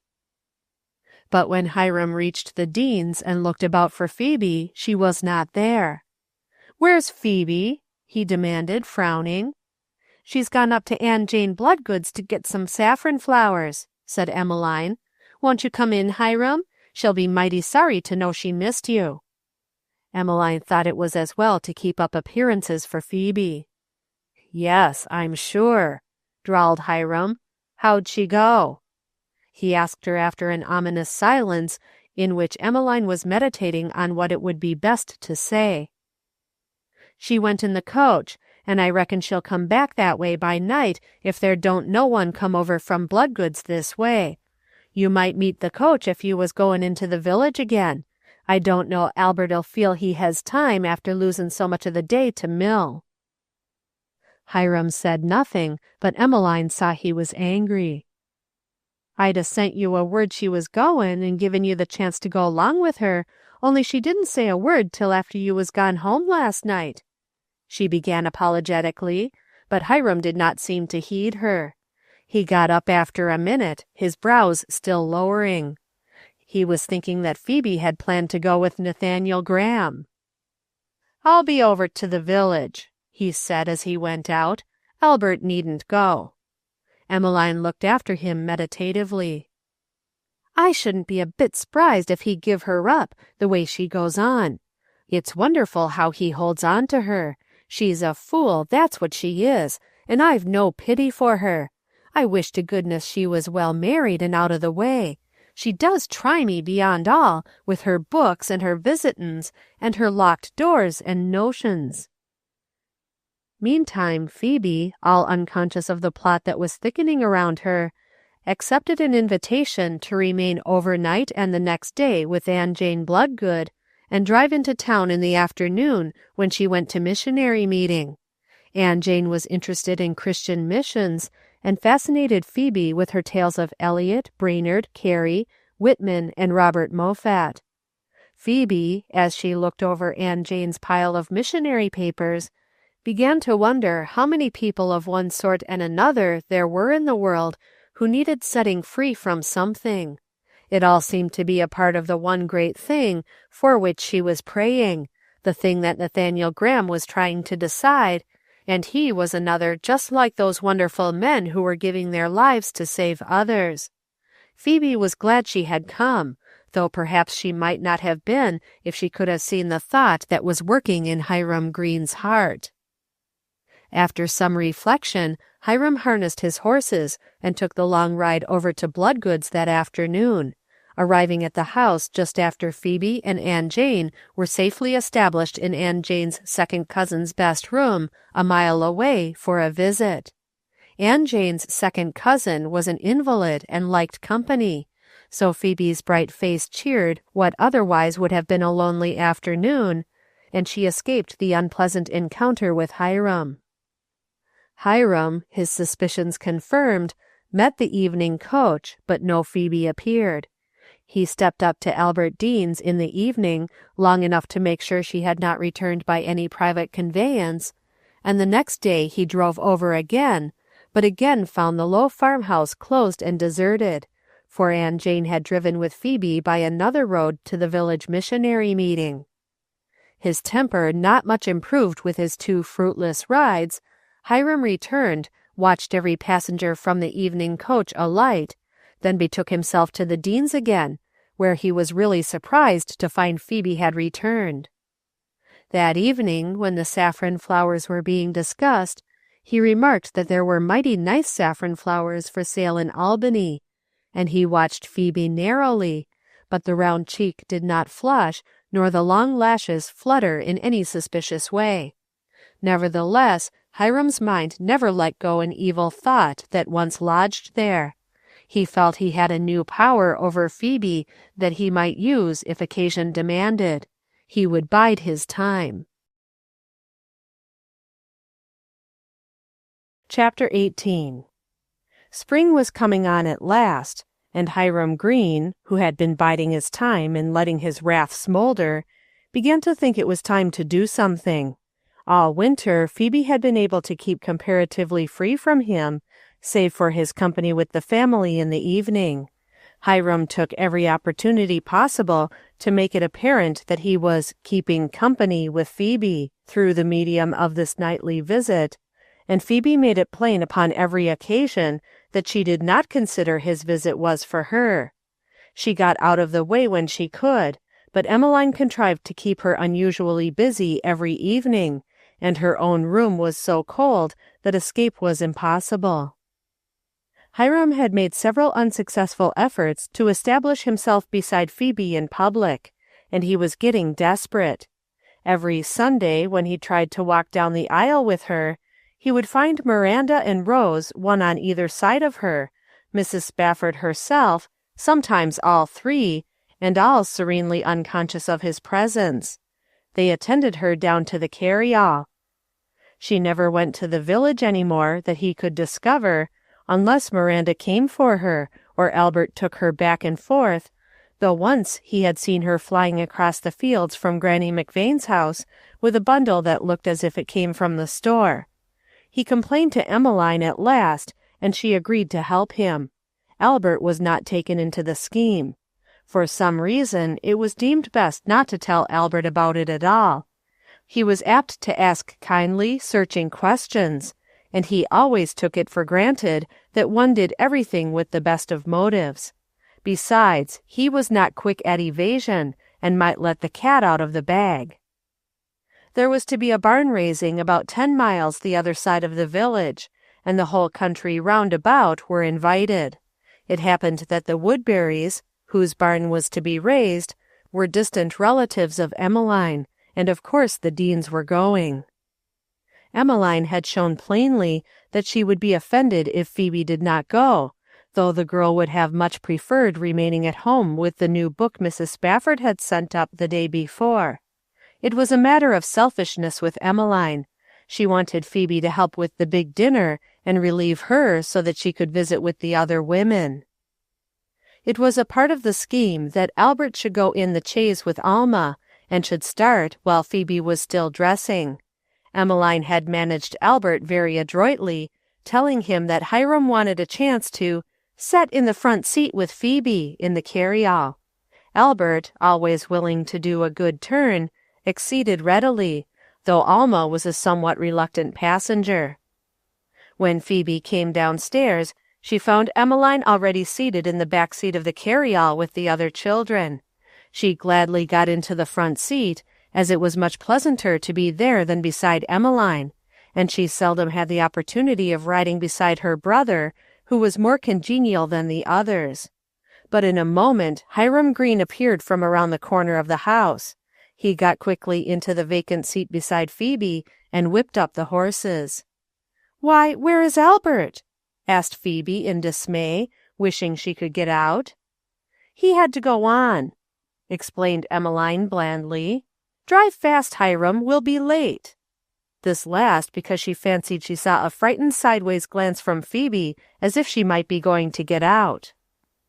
Phoebe turned her head to the roadside, and tried to watch for the chance wildflowers, and forget the talk of crops and gossip that was kept up between Emmeline and Hiram, but the whole pleasant day was clouded for her, and her annoyance was double when they passed through the village, and Janet Bristol, in dainty pink dimity, stared at them with haughty sweetness from under her white shirred bonnet and pink-lined sunshade.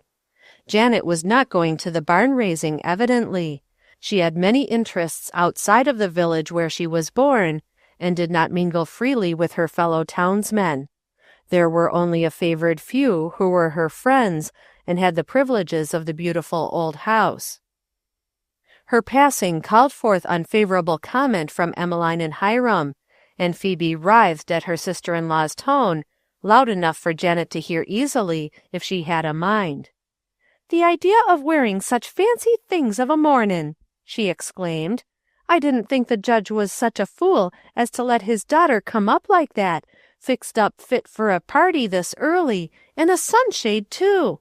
What's she think it's for, I wonder? Her complexion's so dark, a little more of this week sunshine couldn't make much difference. Maybe she thinks she looks fine, but she's much mistaken. A lazy girl all decked out never looks pretty to me." "That's about right," declared Hiram, as if he knew all about it.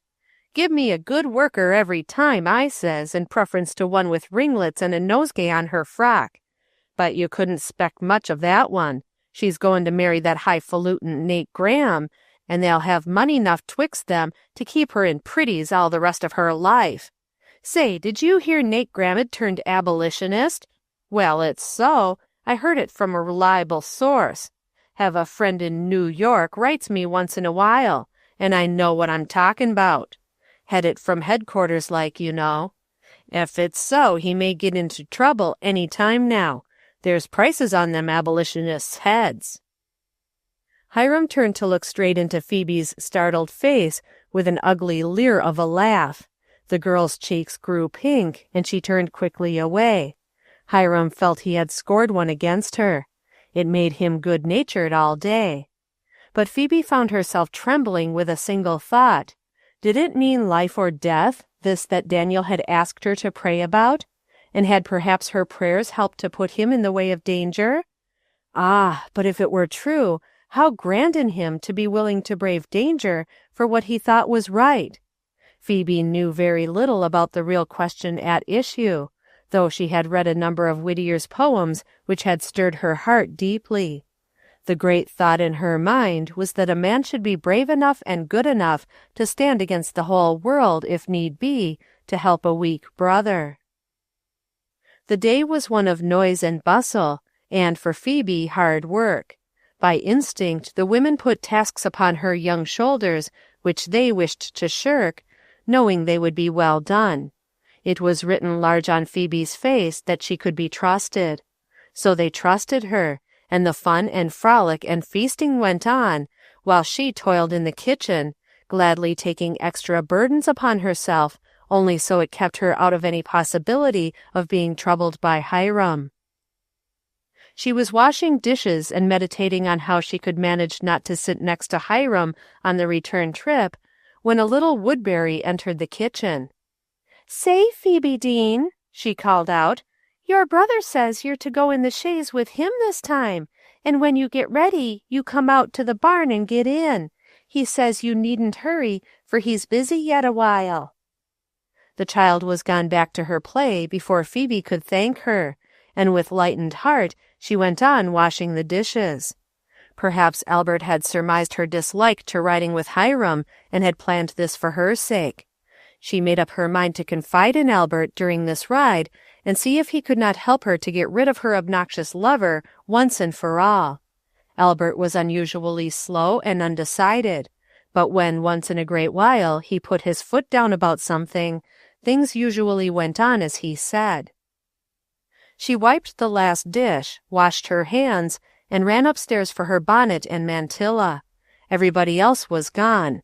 The long, slant rays of the setting sun were streaming in at the window and touching the great four-poster bed where lay her wraps alone.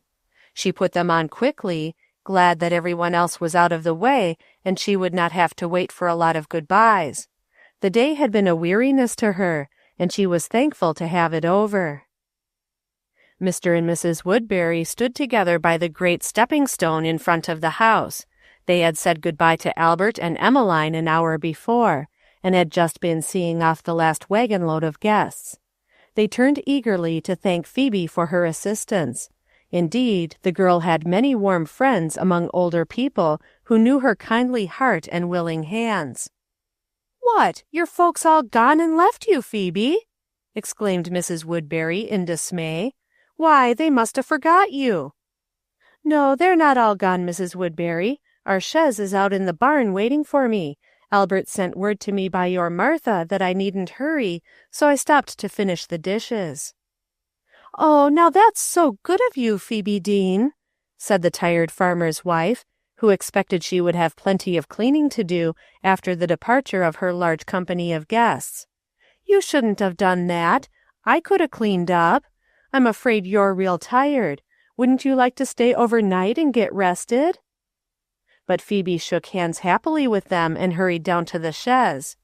Now the Woodbury barn was out near the road, and the chaise stood facing the road, the horse not tied, but waiting with turned head as if his master was not far away. Phoebe jumped in with a spring, calling, "Come on, Albert, I'm here at last. Did I keep you waiting long?" Then before she had time to look round or know what was happening, Hiram Green stepped out from the barn door, sprang into the seat beside her, and with unwonted swiftness caught up the whip and gave the horse such a cut that it started off at a brisk trot down the road. It was he who had sent the message by little Martha Woodbury, just as it had been given. Emmeline had managed the rest. "Oh!" gasped Phoebe. "Why, Mr. Green, Albert is here waiting for me somewhere. Please stop the horse and let me find him. He sent word he would wait for me." "That's all right," said Hiram nonchalantly. "Albert decided to go in the carryall. Your sister-in-law was in a great stew to get back for milk in time, and made him come, so I offered to bring ye back home."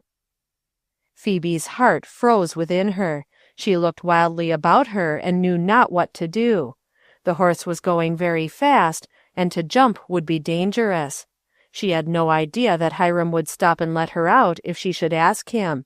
His talk the last time they had an encounter had shown her that she must not let him see he had her in his power. Besides, what excuse could she give for stopping, save that she did not wish to go with him? And how otherwise could she get home that night? How she wished now that she had accepted Mrs. Woodbury's kind invitation. Could she not, perhaps, manage it yet? "That's very kind of you," she faltered with white lips, as she tried to marshal her wits and contrive some way out of this predicament.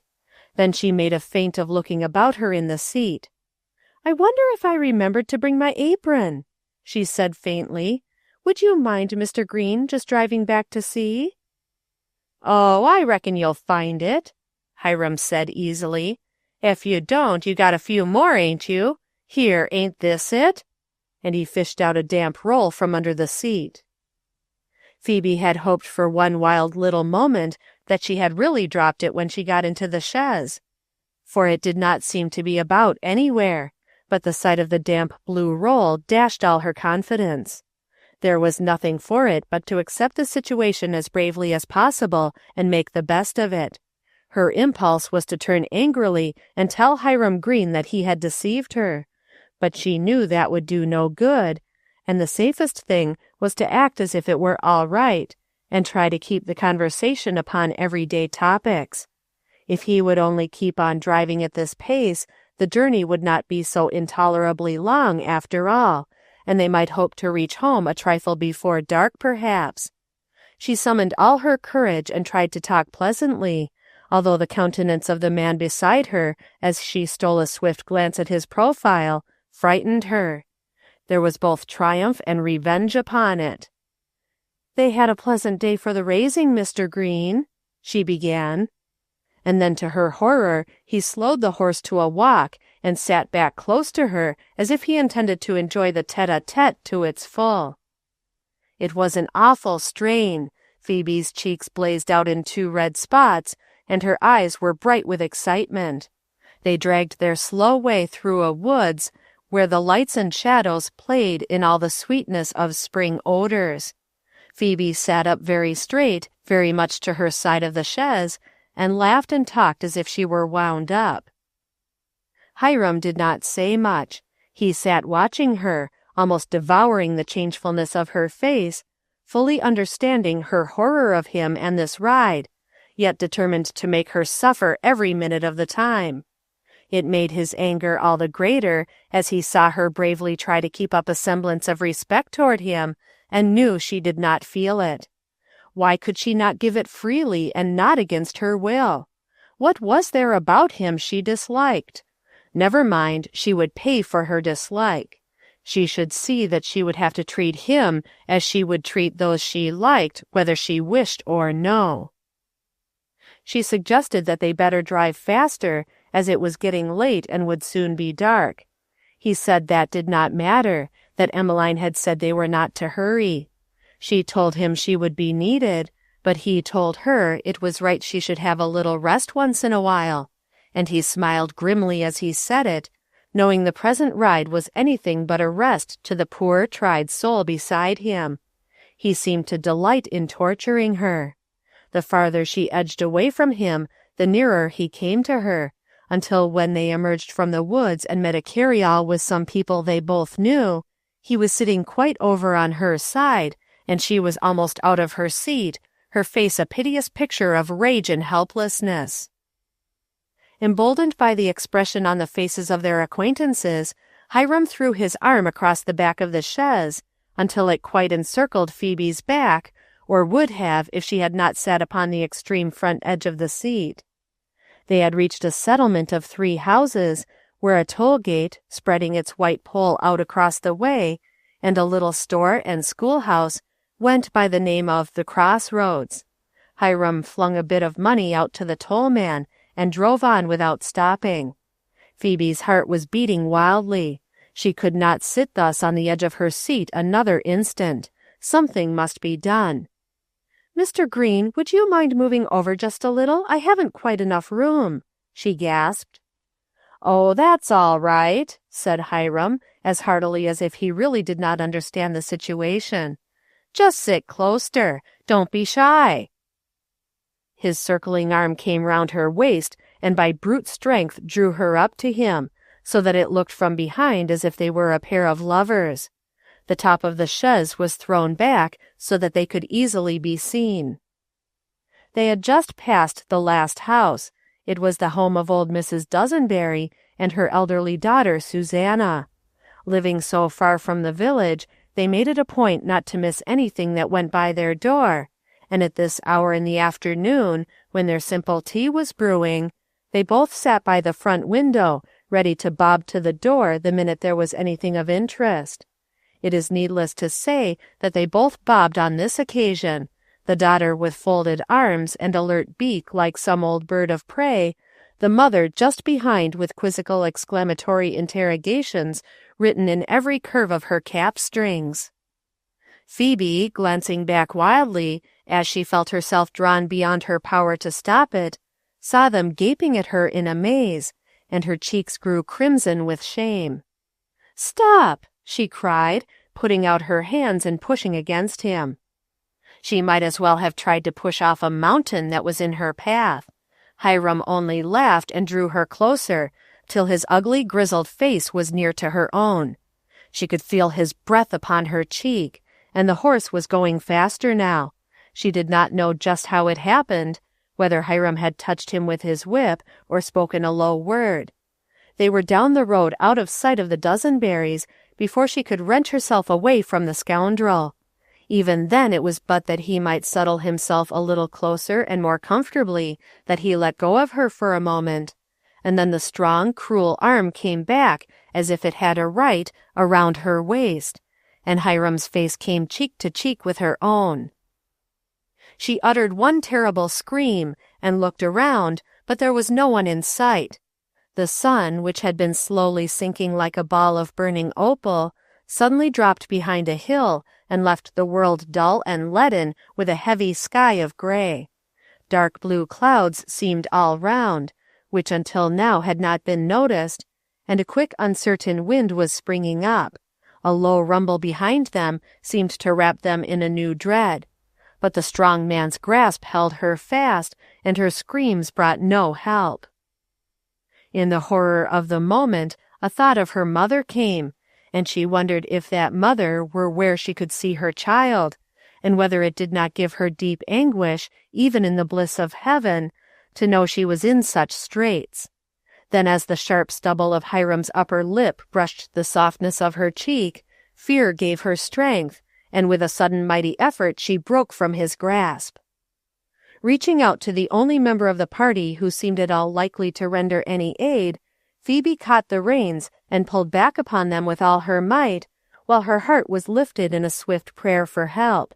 Then quick, as if in instant answer, while the gray plow horse reared back upon his haunches and plunged wildly in the air, came a brilliant flash of jagged lightning, as if the sky was cloven in wrath, and the light of heaven let through, and this was followed on the instant by a terrible crash of thunder. With an oath of mingled rage and awe, Hiram pushed Phoebe from him and reached for the reins to try and soothe the frightened horse, who was plunging and snorting and trembling in fear. The chaise was on the edge of a deep ditch, half filled with muddy water. One wheel was almost over the edge. Hiram saw the danger and reached for the whip.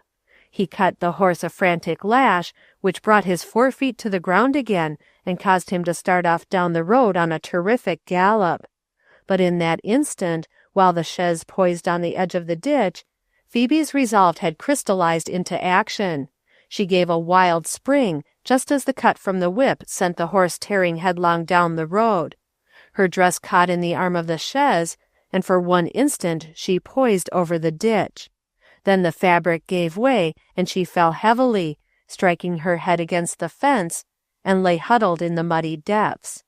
Down the hard road echoed the heavy hoofbeats of the horse in frenzied gallop with no abatement, and over all the majestic thunder rolled. Chapter 19. Her senses swam off into the relief of unconsciousness for a moment, but the cold water creeping up through her clothing chilled her back to life again, and in a moment more she had opened her eyes in wonder that she was lying there alone, free from her tormentor. She fancied she could hear the echo of the horse's feet yet, or was it the thunder? Then came the awful thought, what would happen if he returned and found her lying here? He would be terribly angry at her for having frightened the horse and jumped out of the chaise. He would visit it upon her in some way, she felt sure, and she would be utterly defenseless against him. There was not a soul in sight, and it was growing suddenly dark. She must be at least 6 or 7 miles away from home. She did not come that way often enough to be sure of distances. With new fear she sat up and crept out of the water. The mud was deep, and it was difficult to step, but she managed to get away from the oozy soil and into the road again. Then in a panic she sprang across the ditch and crept under the fence. She must fly from here. When Hiram succeeded in stopping the horse, he would undoubtedly come back for her, and she must get away before he found her. Which way should she go? She looked back upon the road, but feared to go that way, lest he would go to those houses and search for her. There was no telling what he would say. She had no faith in him. He might say she had given him the right to put his arm around her. She must get away from here at once, where he could not find her. Out to the right, across the road, it was all open country. There was nowhere she could take refuge nearby. But across this field and another there was a growth of trees and bushes. Perhaps she could reach there and hide and so make her way home after he had gone. She fled across the spring-sodden field as fast as her soaked shoes and her trembling limbs could carry her, slipping now and then and almost falling, but catching at the fence and going on, wildly, blindly, until she reached the fence. Once she thought she heard the distant bellowing of a bull, but she crept to the other side of the fence and kept on her way, breathless. And now the storm broke into wild splashes of rain, pelting on her face and hair, for her bonnet had fallen back and was hanging around her neck by its ribbons.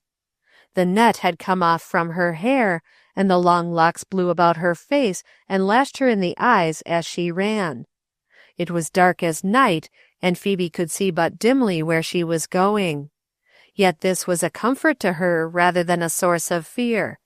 She felt it would be better cover for her hiding.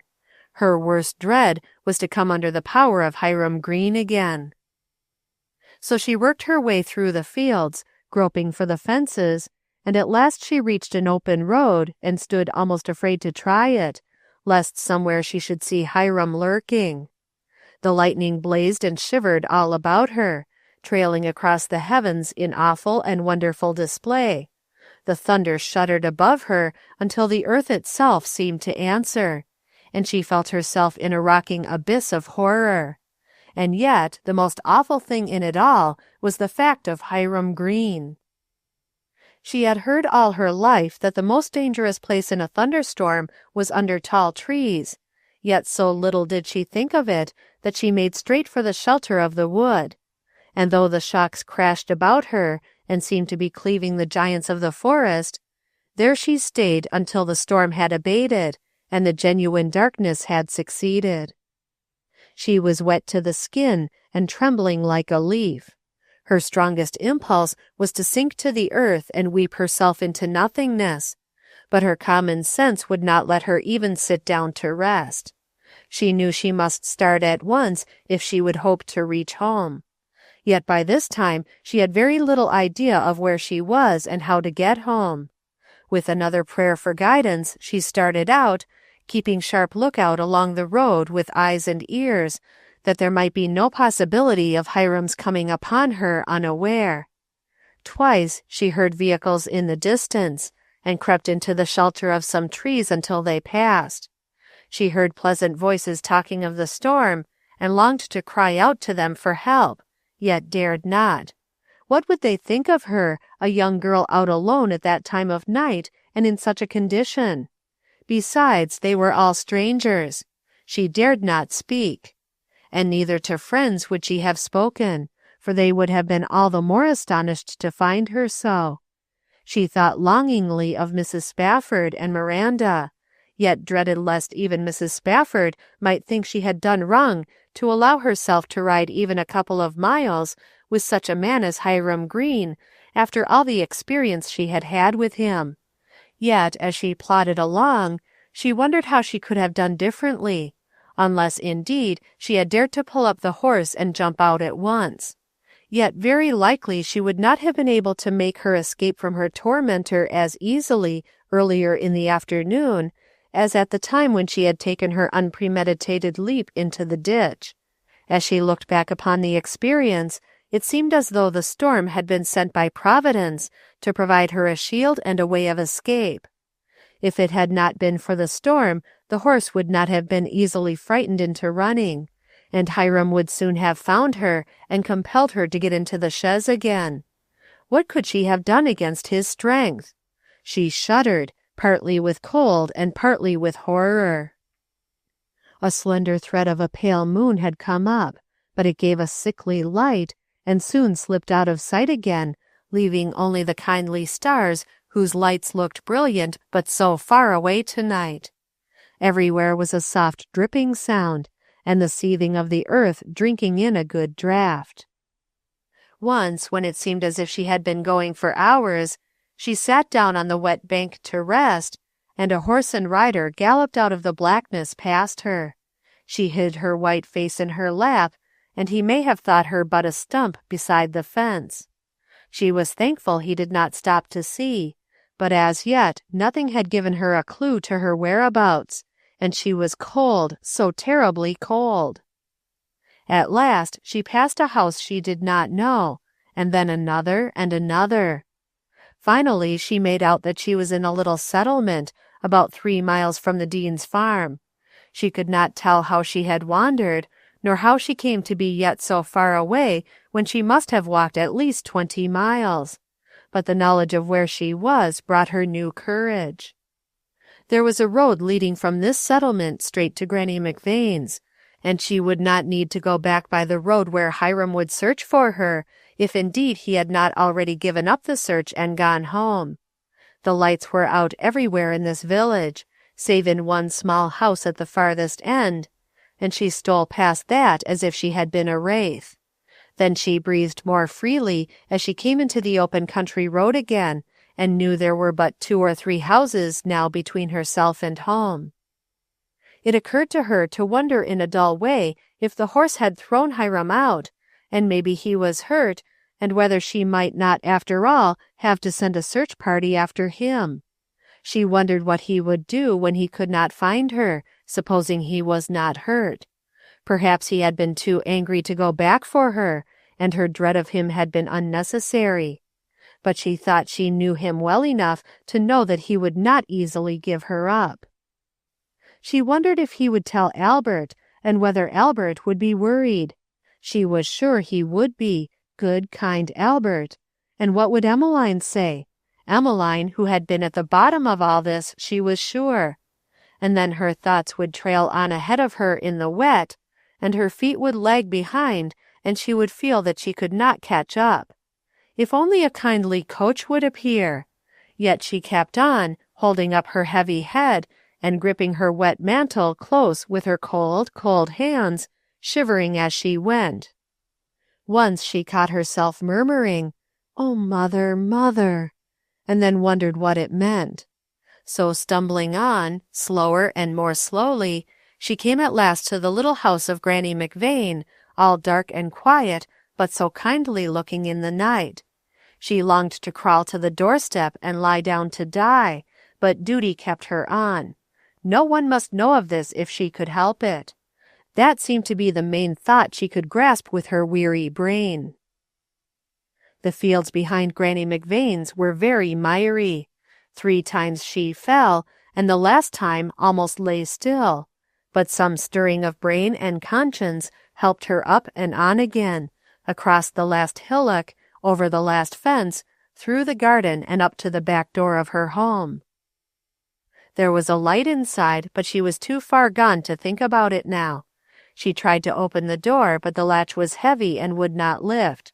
She fumbled and almost gave it up, but then it was opened sharply by Emmeline, with her hair in a hard knot and old lines under her eyes.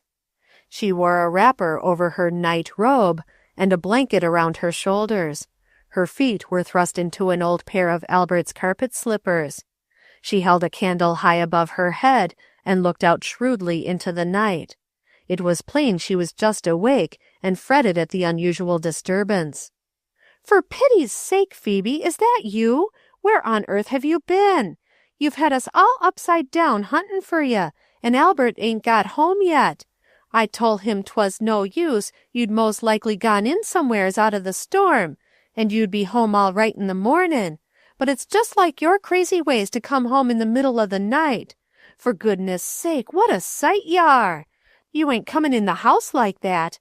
Why, there'll be mud to clean for a week. Stop there till I get some water and a broom."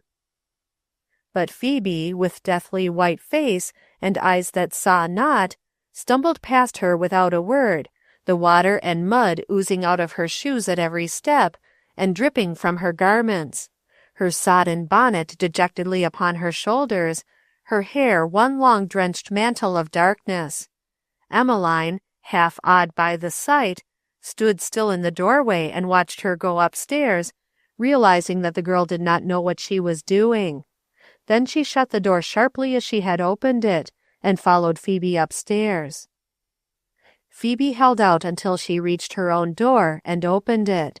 Then she sank without a sound upon the floor, and lay there as if dead. All breath and consciousness had fluttered out, it seemed, with that last effort. Emmeline set the candle down with a sudden, startled exclamation, and went to her. She felt her hands so cold, like ice, and her face like wet marble, and hard as she was frightened. Her conscience, so long enjoying a vacation, leaped into new life and became active. What part had she borne in this that seemed as if it might yet be a tragedy?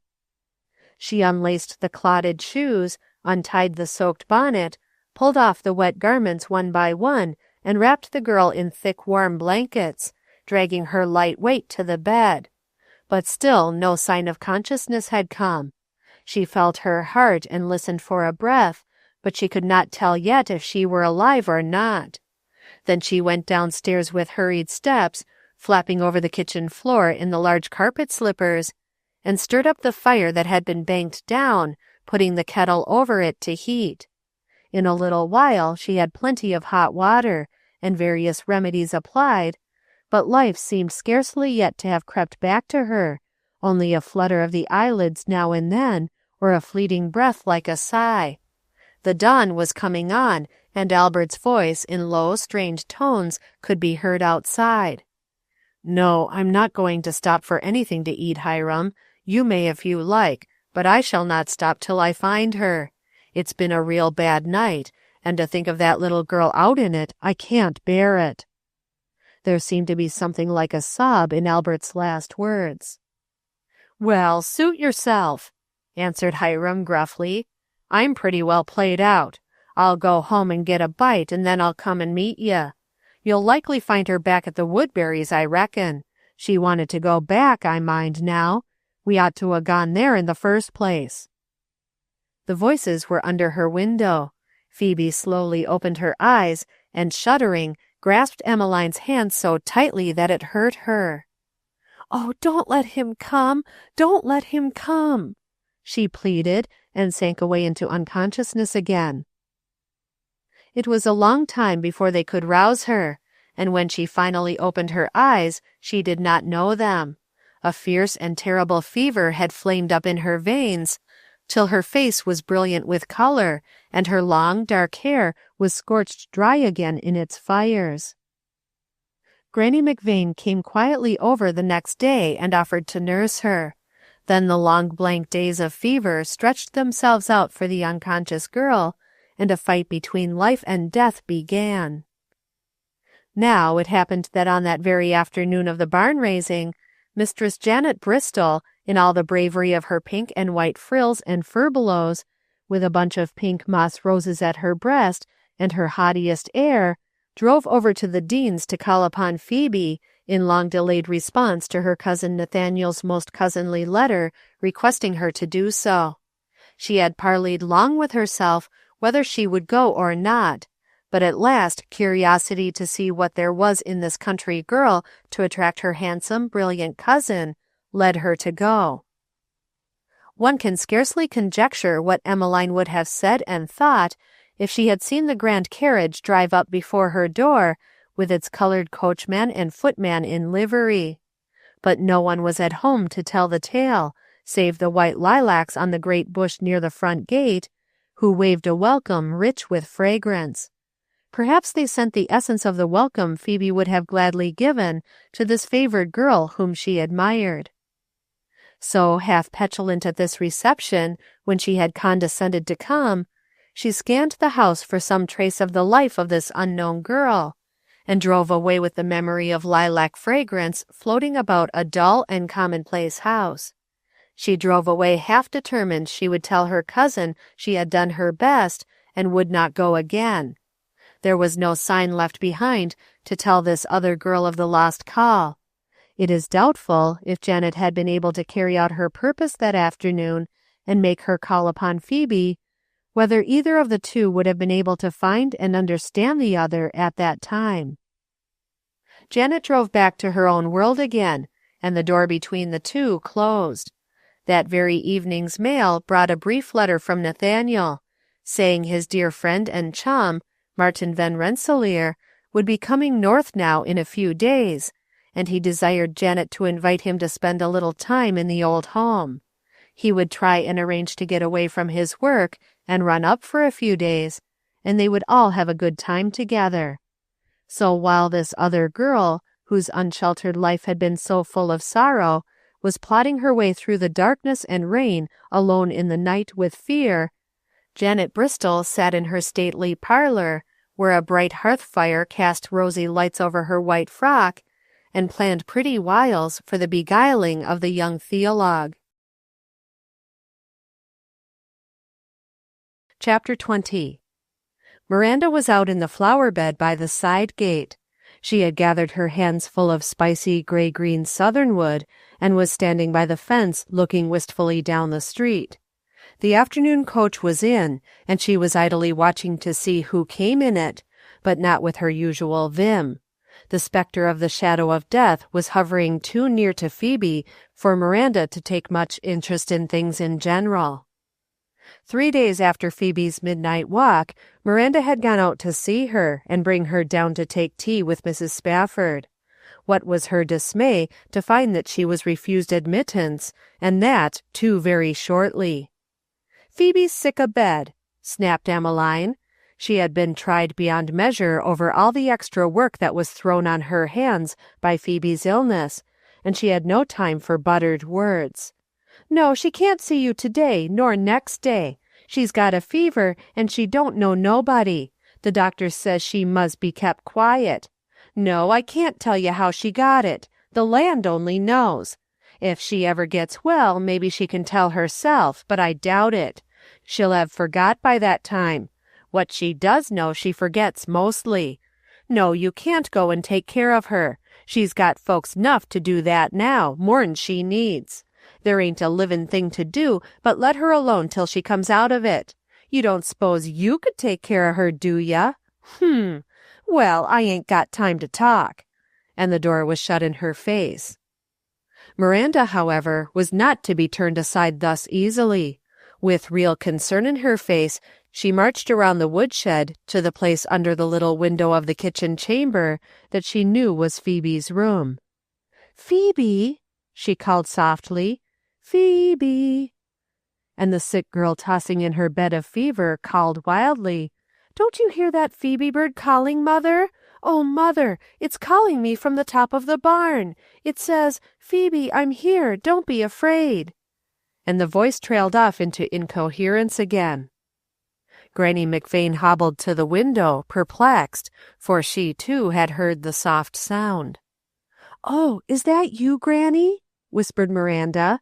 "Say, what's the matter with Phoebe? Is she bad?" "Yes, real bad," whispered back Granny. "She don't know a soul, poor little thing. She thinks her mother's here with her. I don't know much about how it happened. There was an accident, and the horse ran away. She was out in that awful storm the other night. She's calling, and I must go back to her." In much dismay, Miranda had hurried back to the village. She besieged the doctor's house until he came home, and could get only gravity and shakings of the head. "She may pull through, she may," the old doctor would say doubtfully. "She's young and strong, and it might be, but there's been a great shock to the system, and she doesn't respond to my medicines. I can't tell." Every day the story was the same, though David and Marcia had gone themselves. And though Miranda traveled the 1.5 miles every afternoon, after her work was done, out to the Deane farm, there had been no change. The fever raged on, nor stayed one whit in its course. The faithful heart of Miranda was as near to discouragement as it had ever come in its dauntless life. And now this afternoon she had just returned from a particularly fruitless journey to the farm. She had been unable to get sight or sound of any one but Emmeline, who slammed the door in her face as usual after telling her she wished she would mind her own business and let folks alone that weren't troubling her, and Miranda felt as she trudged back to the village with tears in her homely eyes, as if she must cry out or do something. She had never quite come to a place before where her wits could not plan out some help for those she loved. Death was different. One could not outwit death. Then, like a slowly dawning hope, she saw Nathaniel Graham coming up the street with his carpet-bag in his hand. Nathaniel had come up for a day to tell his uncle and cousin all about this dear friend of his, whom he so much desired to have made welcome for a week or two for his sake. He had been made junior partner in a law firm, the senior partner being an old friend of Judge Bristol's, and his work would be strenuous, else he would probably have planned to be at the old home all summer himself.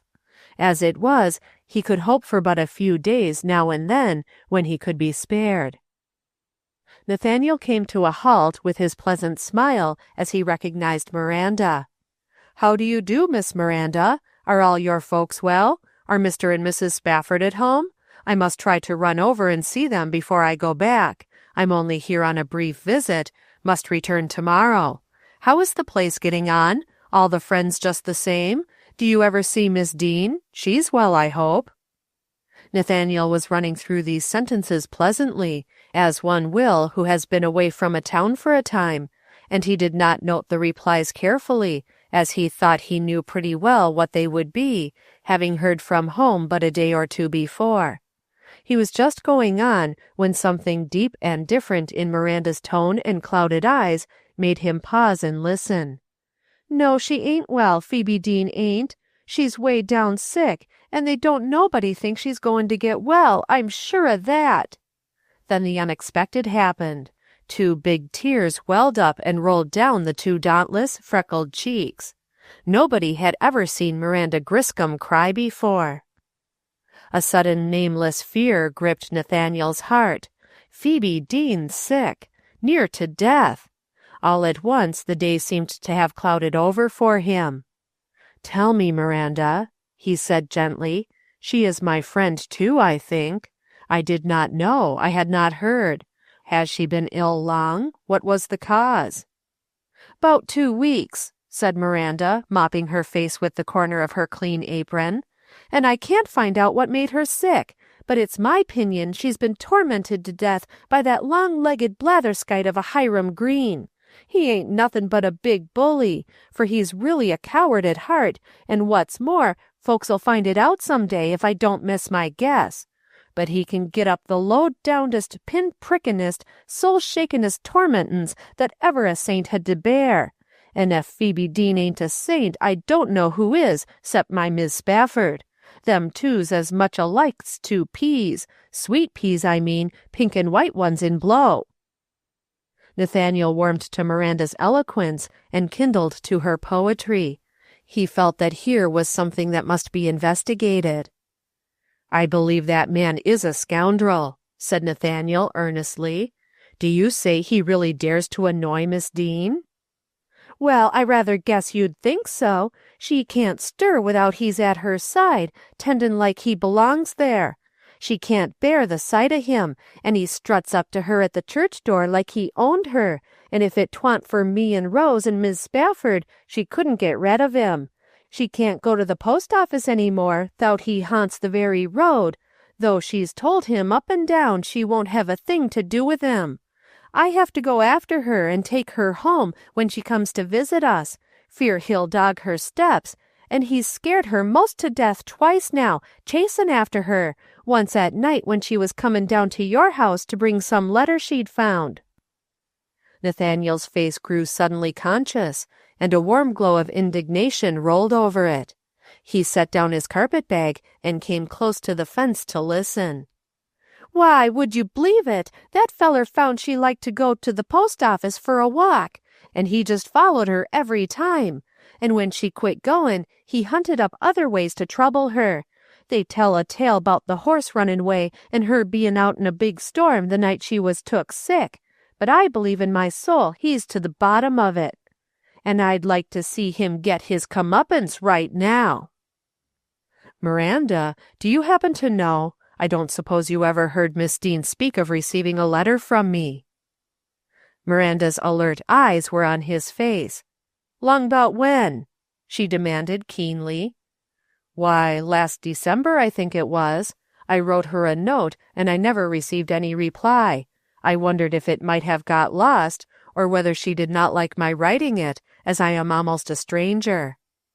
"No, sirree, she never got that letter, I know for sure, 'cause I happened to speak to her about hearin' Hiram Green askin' particular for her mail in the post office one day, and I found out he gets the Dean's mail quite often, and carries it out to 'em, and I told her I thought she wouldn't like him meddlin' with her mail, and she just laughed and said he couldn't do her any harm that way, 'cause she never got a letter in her life, 'cept one her mother wrote her 'fore she died. That was only a little while back, 'bout a month or so, way after January, for the snow was most gone the day I told her. She can't have got your letter nohow. I'd be willing to bet a good fat doughnut that that rascally Hiram Green knows what come of that letter. My, but I'd like to prove it on him." "Oh, Miranda, he would scarcely dare to tamper with another person's mail. He's a well-informed man, and must know that's a crime. He could be put into prison for that. It must have got lost, if you are sure she never received it." "Could he?" said Miranda eagerly. "Could he be put in prison? My, but I'd like to help him get lodged there for a spell till he learned a little bit of politeness toward the angels that walks the earth in mortal form." Dast? Hiram Green dast? He's got cheek enough to dast anythin'. You don't know him. He wouldn't think anyone would find out. But say, I'll tell you what you can do. You just write that letter over again, if you can remember 'bout what you wanted to say before, and I'll agree to get it to her first hand this time." Nathaniel's face was alight with the eagerness of a boy. Somehow Miranda's childish proposal was pleasant to him. Her homely, honest face beamed at him expectantly, and he replied with earnestness, "I'll do it, Miranda. I'll do it this very day, and trust it to your kindness to get it to her safely. Thank you for suggesting it." Then suddenly a cloud came over the freckled face, and the gray eyes filled with tears again. "But I mightn't ever get it to her after all, you know. They say she's just hangin' 'tween life and death today, and tonight's the crisis." A cloud seemed suddenly to have passed before the sun again. A chill almost imperceptible came in the air. What was that icy something gripping Nathaniel's heart? Why did all the forces of life and nature seem to hang upon the well-being of this young girl? He caught his breath. "We must pray for her, Miranda, you and I," he said gravely. "She once promised to pray for me." "Did she?"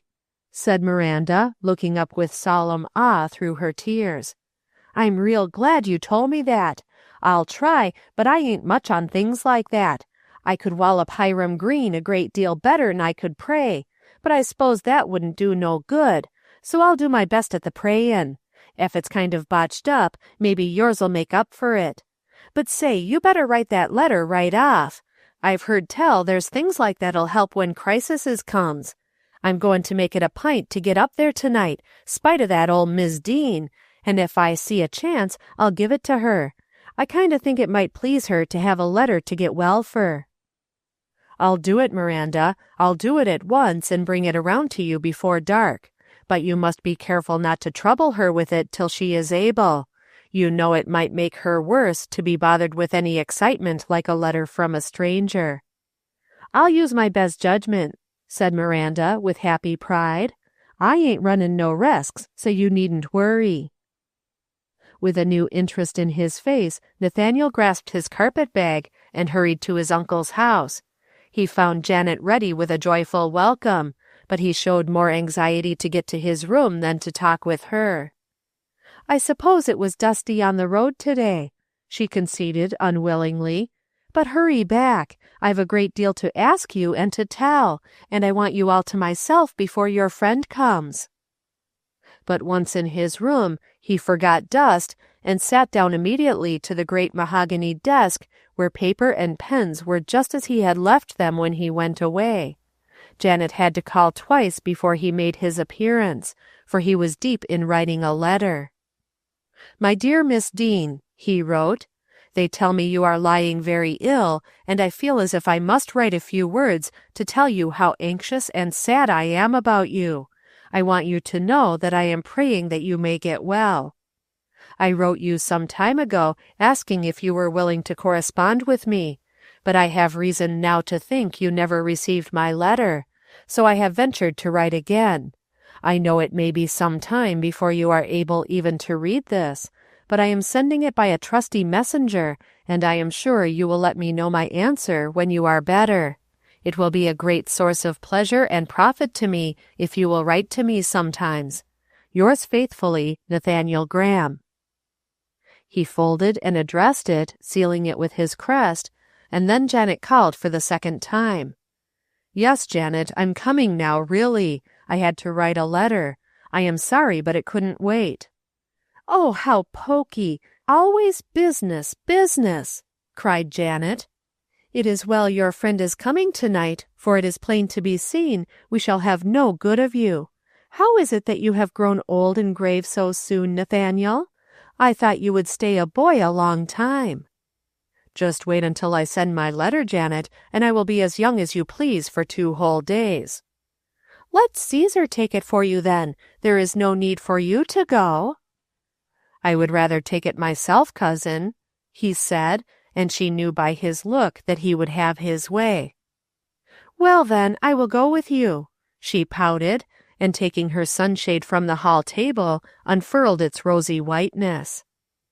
He was somewhat dismayed at this, but making the best of it, smiled good-humoredly, and together they went out into the summer street and walked beneath the long arch of maples newly dressed in green. "But this is not the way to the post office," she cried, when they had walked some distance. "But this is the way for my letter," he said pleasantly. "Now, Janet, what have you to ask me so insistently?" "About this Martin friend of yours. Is he nice? That is, will I like him? It isn't enough that you like him, for you like some very stupid people sometimes. I want to know if I will like him." "And how should I be able to tell that, Janet? Of one thing I am sure, he will have to like you." And he surveyed his handsome cousin admiringly. "That's a very pretty sunshade you have. May I carry it for you?" "Well, after that pleasant speech, perhaps you may," she said, surrendering it. "About this young man, is it really true, Nathaniel, that he is a minister, and that he is to preach for Dr. McFarlane while the doctor goes to visit his daughter? Father thought you had arranged for that. You see, it is very important that I like him, because if I don't, I simply cannot go to church and hear him preach. In fact, I'm not sure but I shall stay away anyway. I should be so afraid he'd break down if I liked him, and if I didn't, I should want to laugh.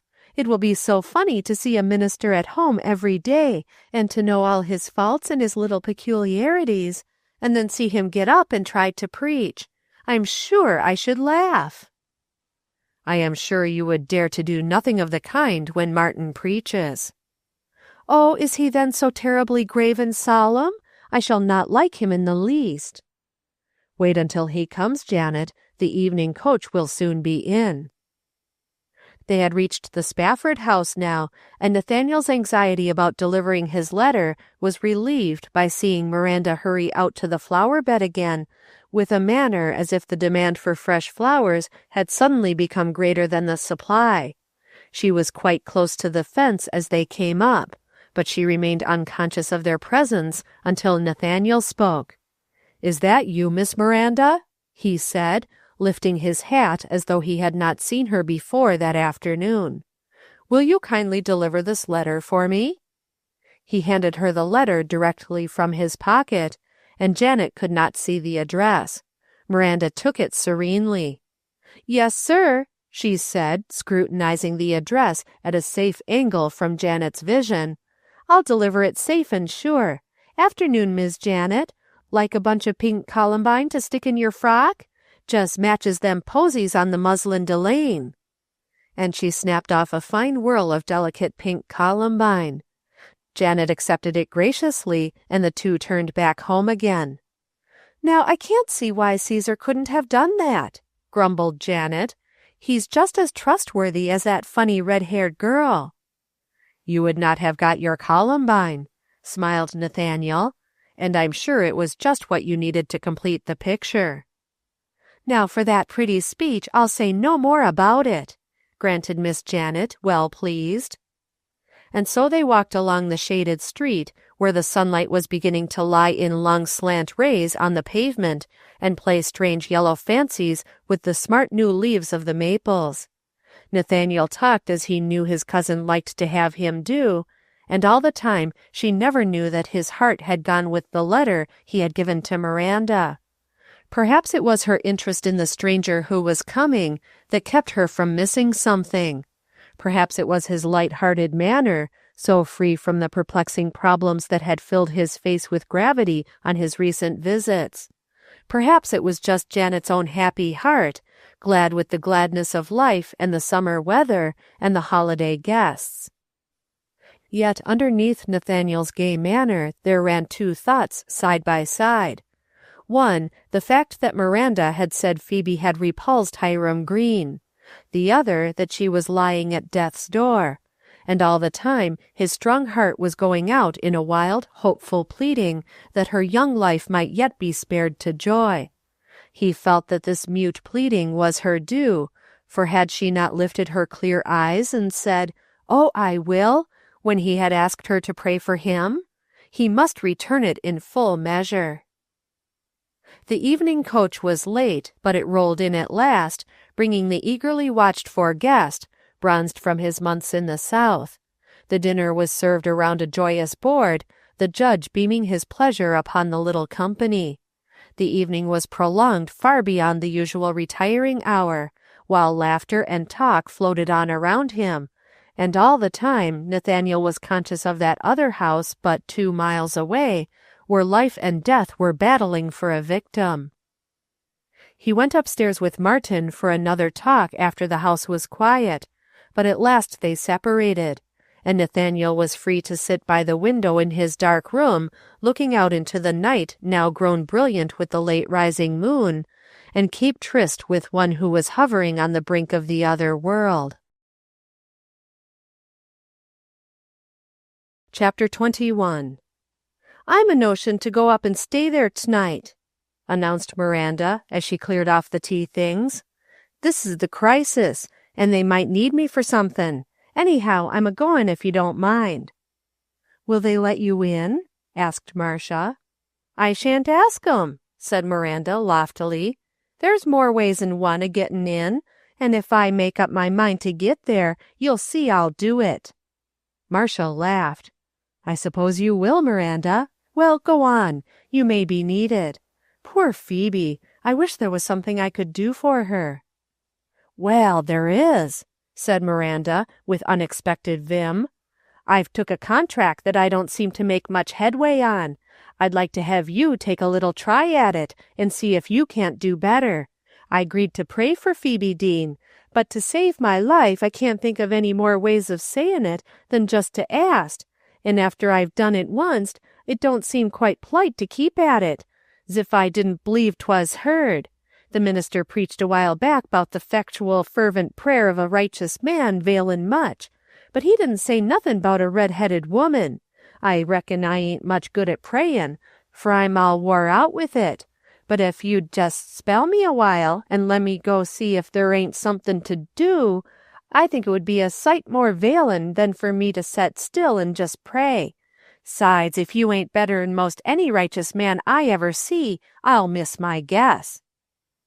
Thus the responsibility was divided, and Marcia, with a smile upon her lips and a tear in her eye, went away to pray, while Miranda tied on her bonnet, tucked the letter safely in her pocket after examining its seals and address most minutely, and went her way into the night.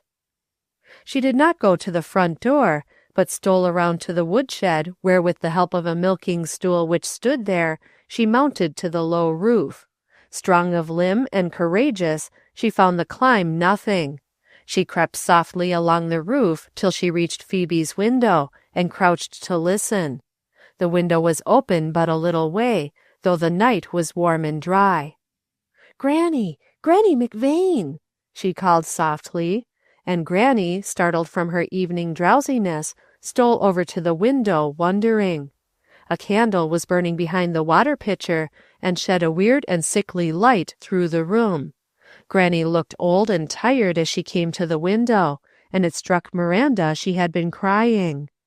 "For the land's sake, is that you, Mirandy?" she exclaimed in horror. "Mercy, how'd you get there? Look out, you'll fall." "Open the winder till I come in," whispered Miranda. Granny opened the window cautiously. "Be quick," she said. "I mustn't let the air get to the bed." "I should think air was just what she'd want this night," whispered Miranda as she emerged into the room and straightened her garments. "How's she seem? Any change?" "I think she's failing, I surely do," moaned the old lady softly, the tears running down her cheeks in slow, uneven rivulets between the wrinkles. "I don't see how she can hold out till morning, anyhow. She's just burnt up with fever, and sometimes she seems to be gasping for breath. But how'd you get up there? Weren't you scared?" "I just couldn't keep away a minute longer. The doctor said this was the crisis, and I had to come. My Mrs. Spafford's home prayin', and I come to see if I couldn't help answer them prayers. You might need help tonight, and I'm goin' to stay. Will any of her folks be in again tonight?" No, I reckon not. Emmeline's worn out. The baby's teething and hasn't given her a minute's let-up for 2 nights. She had his gums lanced today, and she hopes to get a wink of sleep, for there's likely to be plenty doing tomorrow." Miranda set her lips hard at this and turned to the bed, where Phoebe lay under heavy blankets and comfortables, a low moan, almost a gasp, escaping her parched lips now and then. The fever seemed to have burnt a place for itself in the whiteness of her cheeks. Her beautiful hair had been cut short by Emmeline the 2nd day because she could not be bothered combing it. It was as well, for it could not have withstood the fever, but to Miranda it seemed like a ruthless tampering with the sacred. Her wrath burned hot within her, even while she was considering what was to be done. "My goodness alive!" was her first word. "I should think she would have a fever. It's hotter'n mustard in here. Why don't you open them winders wide? I should think you'd roast alive yourself. And land sakes, look at the covers she's got piled on. Poor little thing." Miranda reached out a swift hand and swept several layers off to the floor. A sigh of relief followed from Phoebe. Miranda placed a firm, cool hand on the burning forehead, and the sufferer seemed to take note of the touch eagerly. "Oh, mercy me! Miranda, you mustn't take the covers off. She must be kept warm to try to break the fever. The doctor's orders were very strict. I wouldn't like to disobey him. It might be her death." "Does he think she's any better?" questioned Miranda fiercely. "No." The old lady shook her head sadly. "He said this morning there wasn't a thread of hope, poor little thing. Her fever hasn't let up a mite." "Well, if he said that, then I'm going to have my try. She can't do more'n die, and if I was going to die, I'd like to have a cool, comfortable place to do it in, wouldn't you, Granny, and not a furnace? Let's give her a few minutes' peace 'fore she dies, anyway. Come, you open them winders. If anything happens, I won't tell, and if she's going to die anyway, I think it's wicked to make her suffer any longer." "I don't know what they'll say to me," murmured the old lady, yielding to the dominant Miranda. "I don't think maybe I ought to do it." "Well, never mind what you think now. It's my try. If you don't open 'em, I would, for I believe in my heart she wants fresh air, and I'm going to give it to her if I have to fight every living soul in this house and smash all the winder lights, so there. Now that's better. It'll be something like in here pretty soon. Where's a towel? Is this fresh water? Say, Granny, couldn't you slip down to the spring without waking anyone and bring us a good cold drink? I'm dying for a dipper of water. I come up here so fast, and it'll taste good to Phoebe, I know." "Oh, she mustn't have a drop of water!" exclaimed the old lady in horror. "Fever patients don't get a mite of water." "Fever fiddlesticks! You get that water, please, and then you can lay down in that couch over there and take a nap while I set by her." After much whispered persuasion and bullying, Miranda succeeded in getting the old lady to slip downstairs and go for the water, though the spring house was almost as far as the barn, and Granny was not used to prowling around alone at night. While she was gone, Miranda boldly dipped a towel in the water pitcher, and washed the fevered brow and face. The parched lips crept to the wetness eagerly, and Miranda began to feel assurance to the tips of her fingers. She calmly bathed the girl's hot face and hands until the low moans became sounds of relief and content. Then, quite unconscious that she was anticipating science, she prepared to give her patient a sponge bath. In the midst of the performance, she looked up to see Granny standing over her in horror. "What are you doing, Mirandy Griscom? You'll kill her. The doctor said she mustn't have a drop of water touch her." "I'm taking the fever out of her. Just feel her and see," said Miranda triumphantly. "Put your lips on her forehead. That's the way to tell. Ain't she cooling off nice?" "You're killing her, Miranda," said Granny in a terrified tone. "And I've cared for her so carefully all these weeks, and now to have her go like this, it's death coming that makes her cold." "Death fiddlesticks," said Miranda wrathfully. "Well, ef 'tis, she'll die happy. Here, give me that water." And she took the cup from the trembling hand of Granny and held it to Phoebe's dry lips. Eagerly the lips opened and drank in the water as Miranda raised her head on her strong young arm. Then the sick girl lay back with a long sigh of content and fell asleep. It was the first natural sleep she had had since the awful beginning of the fever. She did not toss nor moan, and Granny hovered doubtingly above her, watching and listening to see if she still breathed, wondering at the fading of the crimson flames upon the white cheeks, dismayed at the cooling of the brow, even troubled at the quiet sleep. "I fear she'll slip away in this," she said at last in a sepulchral whisper. "That was an awful daresome thing you did. I wouldn't like them to find it out on you. They might say you caused her death." "But she ain't dead yet," said Miranda triumphantly. "And if she slips away in this, it's a sight pleasanter 'n the way she was when I crep in. Say now, Granny, don't you think so, honest?" "Oh, I don't know," sighed Granny, turning away sadly. "Maybe I oughtn't to have let you." "You couldn't 'a' helped yourself, for I'd come to do it, and anyway, if you'd make a fuss, I'd had to put you out on the roof or something till I got done. Now, Granny, you're all tired out. You just go over and lie down on that couch, and I'll set by and watch her a spell." The conversation was carried on in close proximity to Granny's ear, for both nurses were anxious lest some of the sleeping household should hear. Granny knew she would be blamed for Miranda's presence in the sick room, and Miranda knew she would be ousted if discovery were made.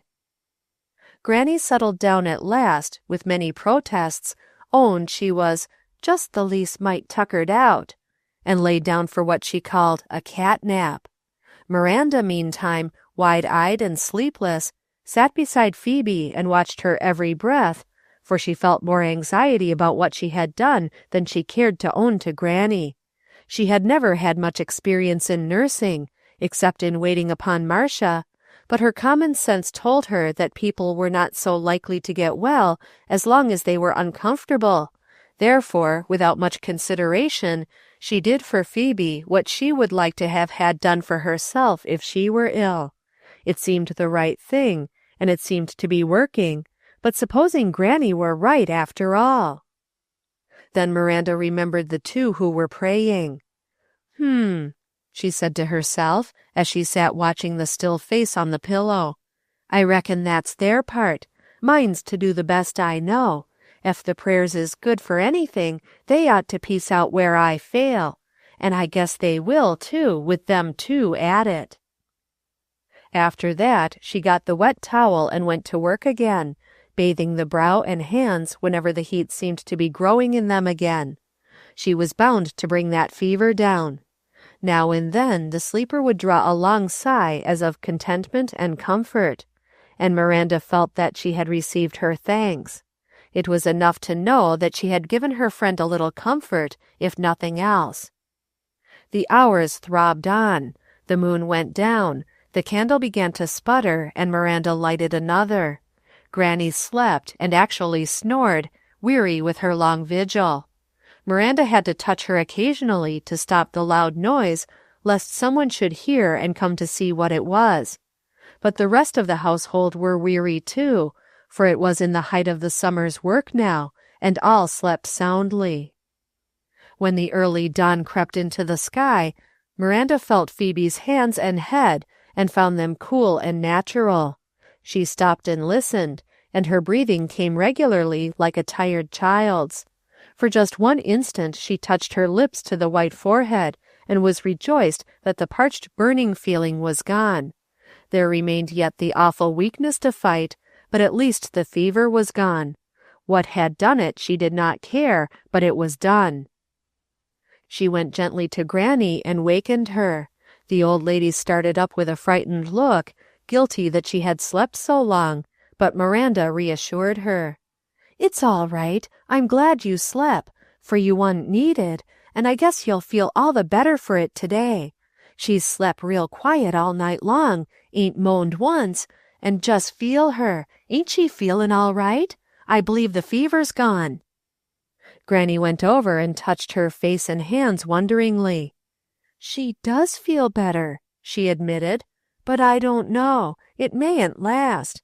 I seen 'em rally toward the end." Dubiously, "She'll be so powerful weak now, it'll be all we can do to hold her to earth." "What's she been eatin'?" inquired Miranda. "She hasn't eaten anything of any account for some time back." "Well, she can't live on just air and water forever. Say, Granny, I've got to be goin' soon, or I'll have to hide in the closet all day for sure. But s'pose you slip out to the barn now while I wait, and get a few drops of new milk. Hank's out there milkin'. I heard him go down and get his milk pails and stool 'fore I woke you up. We'll give her a spoonful of warm milk. Maybe that'll hearten her up." "It might," said Granny doubtfully. She took the cup and hurried away, Miranda taking the precaution to button the door after her, lest Emmeline, whom she could hear moving around in her room, should take a notion to look in. When Granny got back, Miranda took the cup, and putting a few drops of the sweet warm fluid in a spoon, she touched it to Phoebe's lips. A low sigh followed, and then Phoebe's eyes opened, and she looked straight at Miranda and seemed to know her, for a flicker of a smile shone in her face. "There, Phoebe, take this spoonful. You've been sick, but we'll make you well," crooned Miranda softly. Phoebe obediently swallowed the few drops, and Miranda dipped up a few more. "It's all right, dear," she said softly. "I'll take care of you. Just you drink this and get well, for I've got something real nice in my pocket for you when you're able. But you must take your milk and go to sleep." Thus Miranda fed her 2 or 3 spoonfuls. Then the white lids closed over the trusting eyes, and in a moment more she was sleeping again. Miranda watched her a few minutes, and then cautiously stole away from the bed to the astonished Granny, who had been watching with a new respect for the domineering young nurse that had usurped her place. "I guess she'll sleep most of the day," Miranda whispered. "Ef she wakes up, you just give her a spoonful of fresh milk, or a sup of water, and tell her I'll be back by'm by. She'll understand, and that'll keep her quiet. Tell her I said she must lie still and get well. Don't you dust keep them windows shut up all day again, and don't pile on the clothes. She may need a light blanket if she feels cool, but don't for mercy's sake get her all het up again, or we might not be able to stop it off so easy next time. I'll be back soon as it's dark. Bye-bye, I must go. I may get ketched as 'tis." Miranda slid out the window and down the sloping roof, dropping over the eaves just in time to escape being seen by Emmeline, who opened the back door with a sharp click and came out to get a broom she had forgotten the night before. The morning was almost come now, and the long grass was dripping with dew as Miranda swept through it. "Reckon they'll think there's been a fox or something prowlin' round the house if they see my tracks," she said to herself as she hurried through the dewy fields and out to the road. Victory was written upon her countenance as she sped along, victory tempered with hope. Perhaps she was not judge enough of illness, and it might be that her hopes were vain ones, and apparent signs deceitful, but come what might, she would always be glad she had done what she had. That look in Phoebe's eyes before she fell asleep again was reward enough. It made her heart swell with triumph to think of it. 2 hours later, she brought a platter of delicately poached eggs on toast to the breakfast table, just as Marcia entered the room. "Good morning, Miranda. How did it go last night? You evidently got in and found something to do." Miranda set down the platter and stood with hands on her hips and face shining with morning welcome. "I'll tell you, Mrs. Marcia, them prayers was all right. They worked fine. When I got mixed and didn't know what was right to do, I just remembered them and cast off all 'sponsibility. Anyhow, she's sleepin' and the fever's gone." Marcia smiled. "I shouldn't wonder if your part was really prayer too," she said dreamily. "We are not all heard for our much speaking." It was a glorious day. The sun shone in a perfect heaven without a cloud to blur it. A soft south breeze kept the air from being too warm.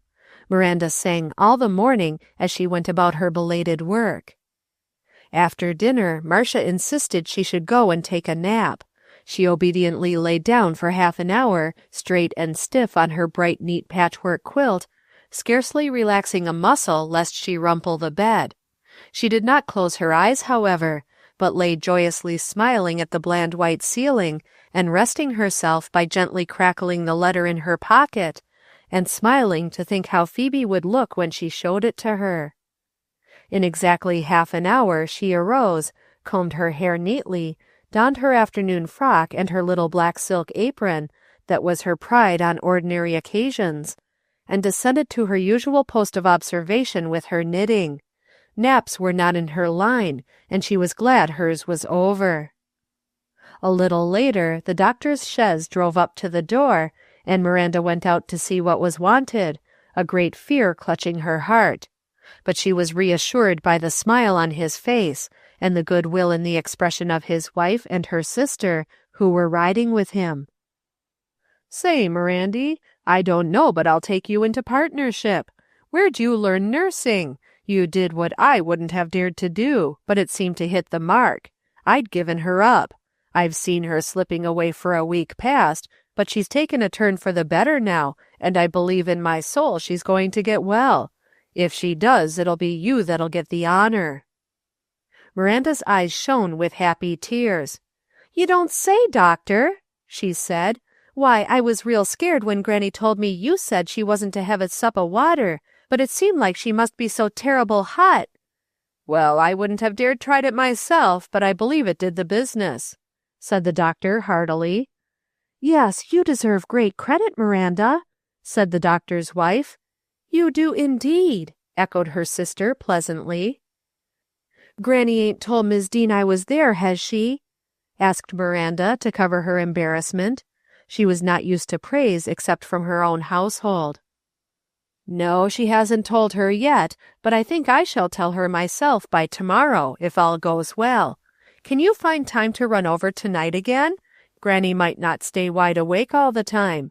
She's fagged out, and I think it's a critical time." "Oh, I'll be there," said Miranda gleefully. "You couldn't keep me away." "How will you get in? Same way you did last night?" asked the doctor, laughing. "Say, that's a good joke. I've laughed and laughed ever since Granny told me, at the thought of you climbing in the window and the family all sleeping calmly. Good for you, Miranda. You're made of the right stuff. Well, goodbye. I'll fix it up with Mrs. Deane tomorrow so you can go in by the door." The doctor drove on, laughing, and his wife and sister bowing and smiling. Miranda, with high head of pride and heart full of joy, went in to get the supper.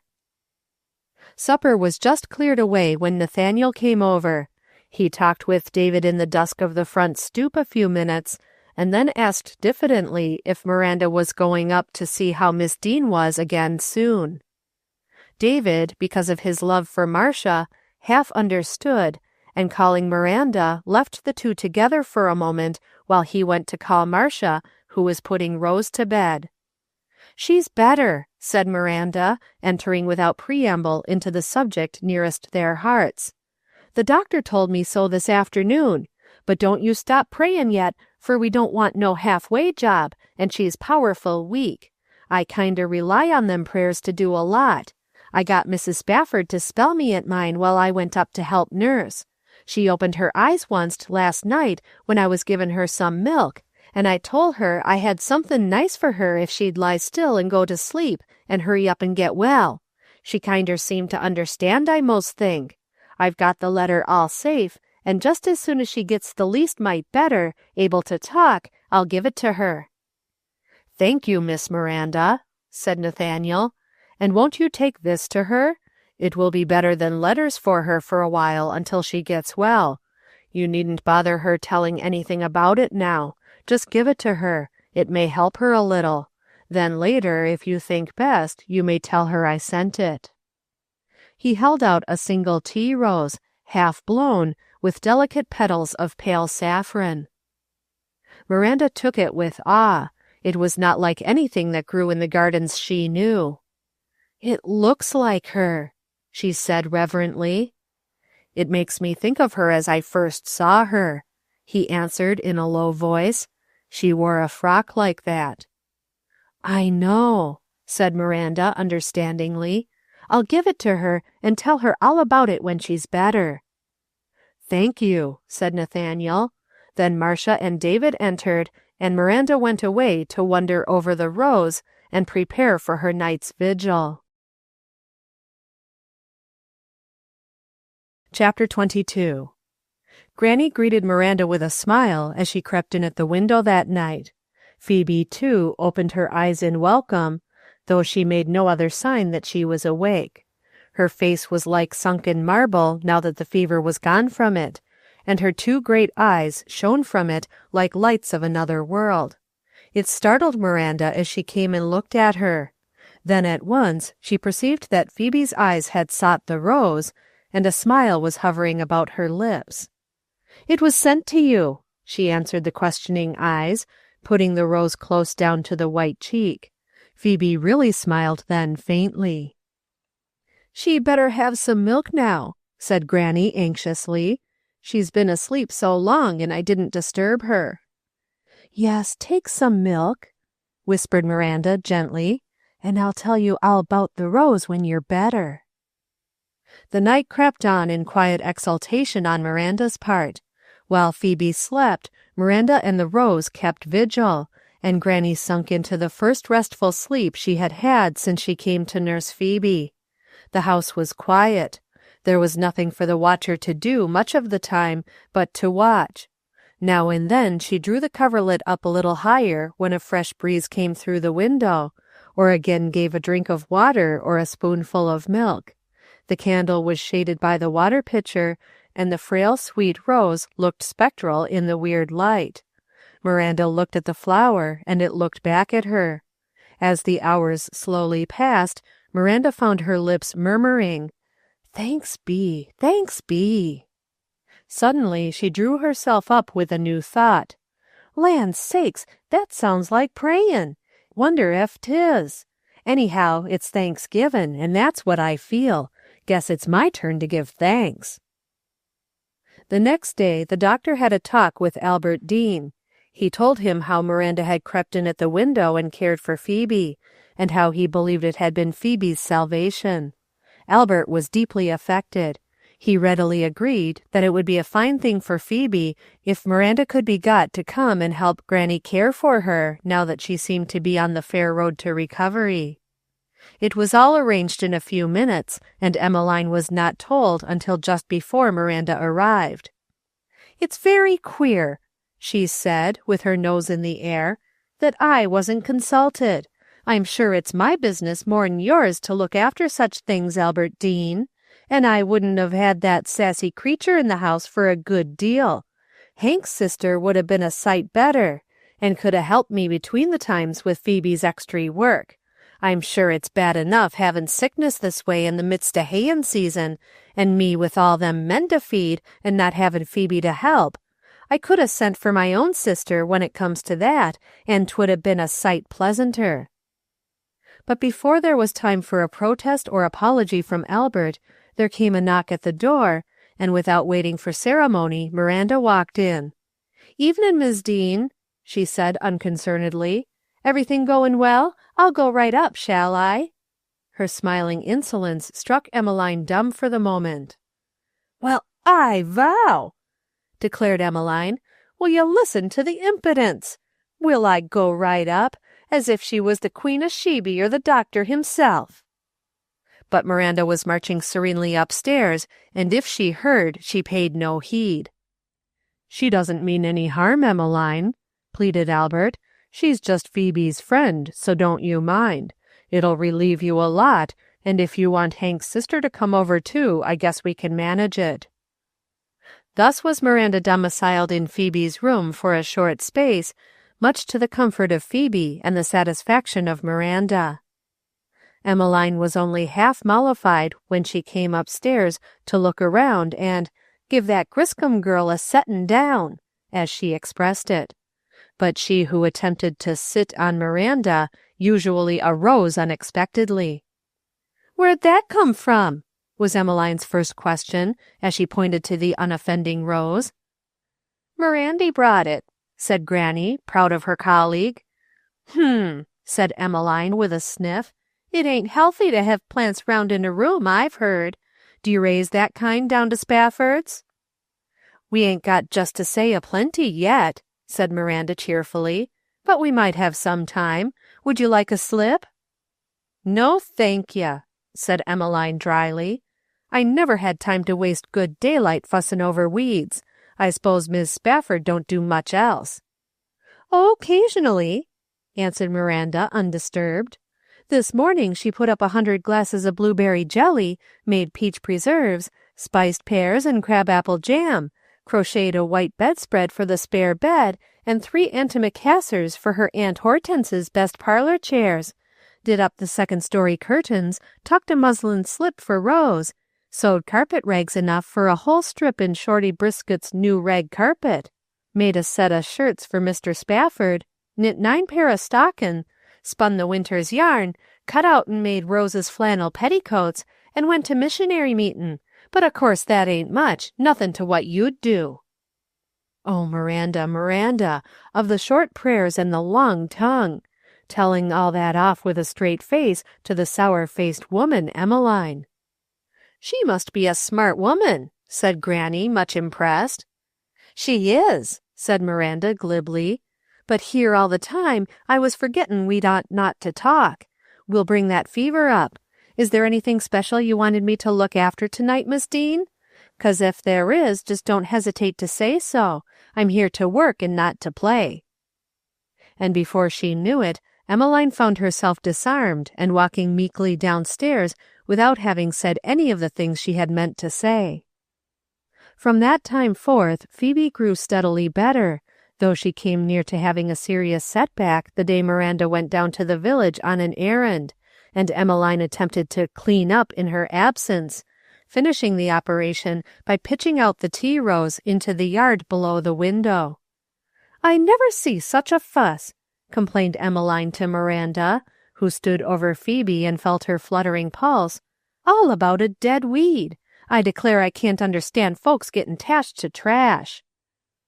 Emmeline was somewhat anxious at the upset state of the patient, who was yet too weak to talk much, but who had roused herself to protest vigorously as the rose was hurled through the window, and then could not keep back the disappointed tears. But Miranda, mindful of the weak state of her patient, and wishing to mollify Emmeline as much as possible, tried to pour oil on the troubled waters. "Never mind, Mis' Deane, no harm done. Phoebe just wanted to keep them leaves for her handkerchers. They smell real nice. I'll pick 'em up, Phoebe. They won't be hurt a mite. They're right on the green grass." Miranda stole down and picked up the leaves tenderly, washing them at the spring, and brought them back to Phoebe. Emmeline had gone off sniffing with her chin in the air. "I was silly to cry," murmured Phoebe, trying feebly to dry her tears. "But I loved that sweet rose. I wanted to keep it just as it was in a box. You haven't told me about it yet, Miranda. How did she come to send it?" "It ain't hurt a mite, Phoebe, only just 3 leaves come off. I'll lay it together in a box for ya. Now let me put my bonnet off, and you lay quiet and shut your eyes while I tell you about that rose. First, though, you must take your milk. It wasn't her at all that sent you that rose, Phoebe Deane. You s'picioned 'twas Mrs. Marcia, didn't you? But 'twa'n't at all. It was a man." "Oh, Miranda!" The words came in a moan of pain from the bed. Not, Miranda, you never would have brought it if Hiram Green—" "Land's sake, child, what's took ya? Course not. Why, if that nimshe'd undertake to send you so much as a blade of grass, I'd fling it in his mean little face. Don't you worry, dearie, you just listen. 'Twas Nathaniel Graham sent you that rose. He said I wasn't to say nothin' 'bout it till you got better, and then I could say 'twas from him if I wanted to. I didn't say anythin' yet, 'cause I had more to tell, but I ain't sure you're strong 'nough to hear any more now. Better take a nap first." No, Miranda, do tell me now. Well, I reckon I better. I've most busted wanting to tell you several times. Say, did you ever get a letter from Nathaniel Graham, Phoebe? Why, no, of course not, Miranda. Why would I get a letter from him? Well, he said he wrote you one onct, and he asked me did I know if you'd got it, and I said no, I was sure you didn't, 'cause you said onct you hadn't ever got a letter 'cept from your mother, and so he said he'd write it over again for ya, and I've had it in my pocket for a long time, waitin' till I dared give it to ya. So here 'tis, but I won't give it to you 'thout you promise to go right to sleep 'fore you read it, for you've had more goin's on now'n is good for ya. Phoebe protested that she must read the letter first, but Miranda was inexorable, and would not even show it to her until she promised.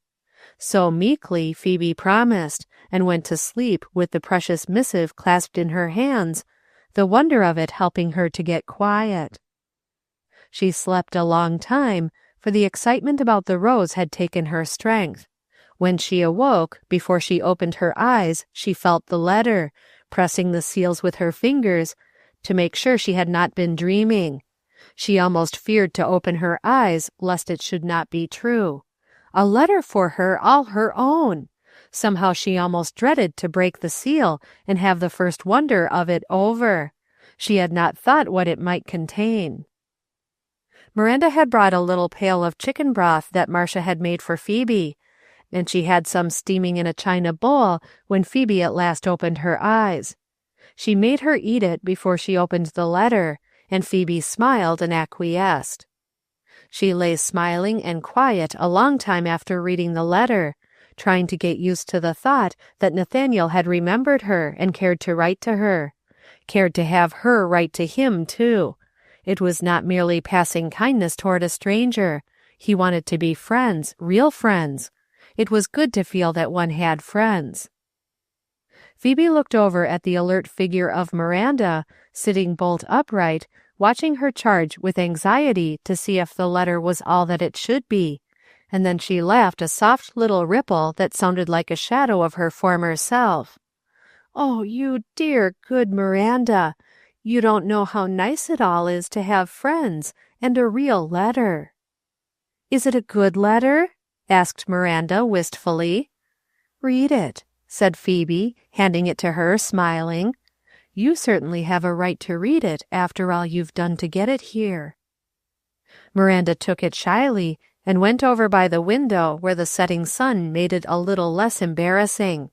She read it slowly and carefully, and the look on her face when she returned it showed she was satisfied. "I seen him the mornin' he went back to New York," she admitted after a minute. "He said he'd look for that answer soon as you got better. You're goin' to write, ain't you?" anxiously. "Because he seemed real set up about it." "How soon may I answer it?" she answered. "We'll see," said Miranda briskly. "The first business is to get strong." They spent many happy days together, those two girls, with nothing to worry them, and as Phoebe began to get strong and could be propped up with pillows for a little while each day, Miranda at length allowed her to write a few lines in reply to her letter, and this was the message that in a few days thereafter traveled to New York. "My dear Mr. Graham, it was very pleasant to receive your letter and to know that you thought of me and prayed that I might get well. I think your prayers are being answered. It will be good to have a friend to write to me, and I shall be glad to correspond with you. I want to thank you for the beautiful rose. It helped me to get well. Its leaves are sweet yet. I have been a long time writing this, for I am very weak and tired yet, and Miranda will not let me write any more now, but you will understand and excuse me, will you not? Your friend, Phoebe Deane." Miranda had to go home soon after that, for it was plain Emmeline was wanting to get rid of her, and Marcia was to have guests for a couple of weeks. Squire Schuyler and his wife were coming to visit for the first time since little Rose's birth, for it was a long journey for an old man to take, and the squire did not like to go away from home. Miranda felt that she must go, much as she hated to leave Phoebe, and so she bade her good-bye, and Phoebe began to take care of herself. She was able to walk around her room, and soon to go downstairs, but somehow when she got down into the old atmosphere, something seemed to choke her. She felt weary and wanted to creep back to bed again. So, much to Emmeline's disgust, she did not progress as rapidly as she ought to have done. "You need to get some ambition," said Emmeline in disgust the first morning Phoebe came down to breakfast, and sat back after 1 or 2 mouthfuls.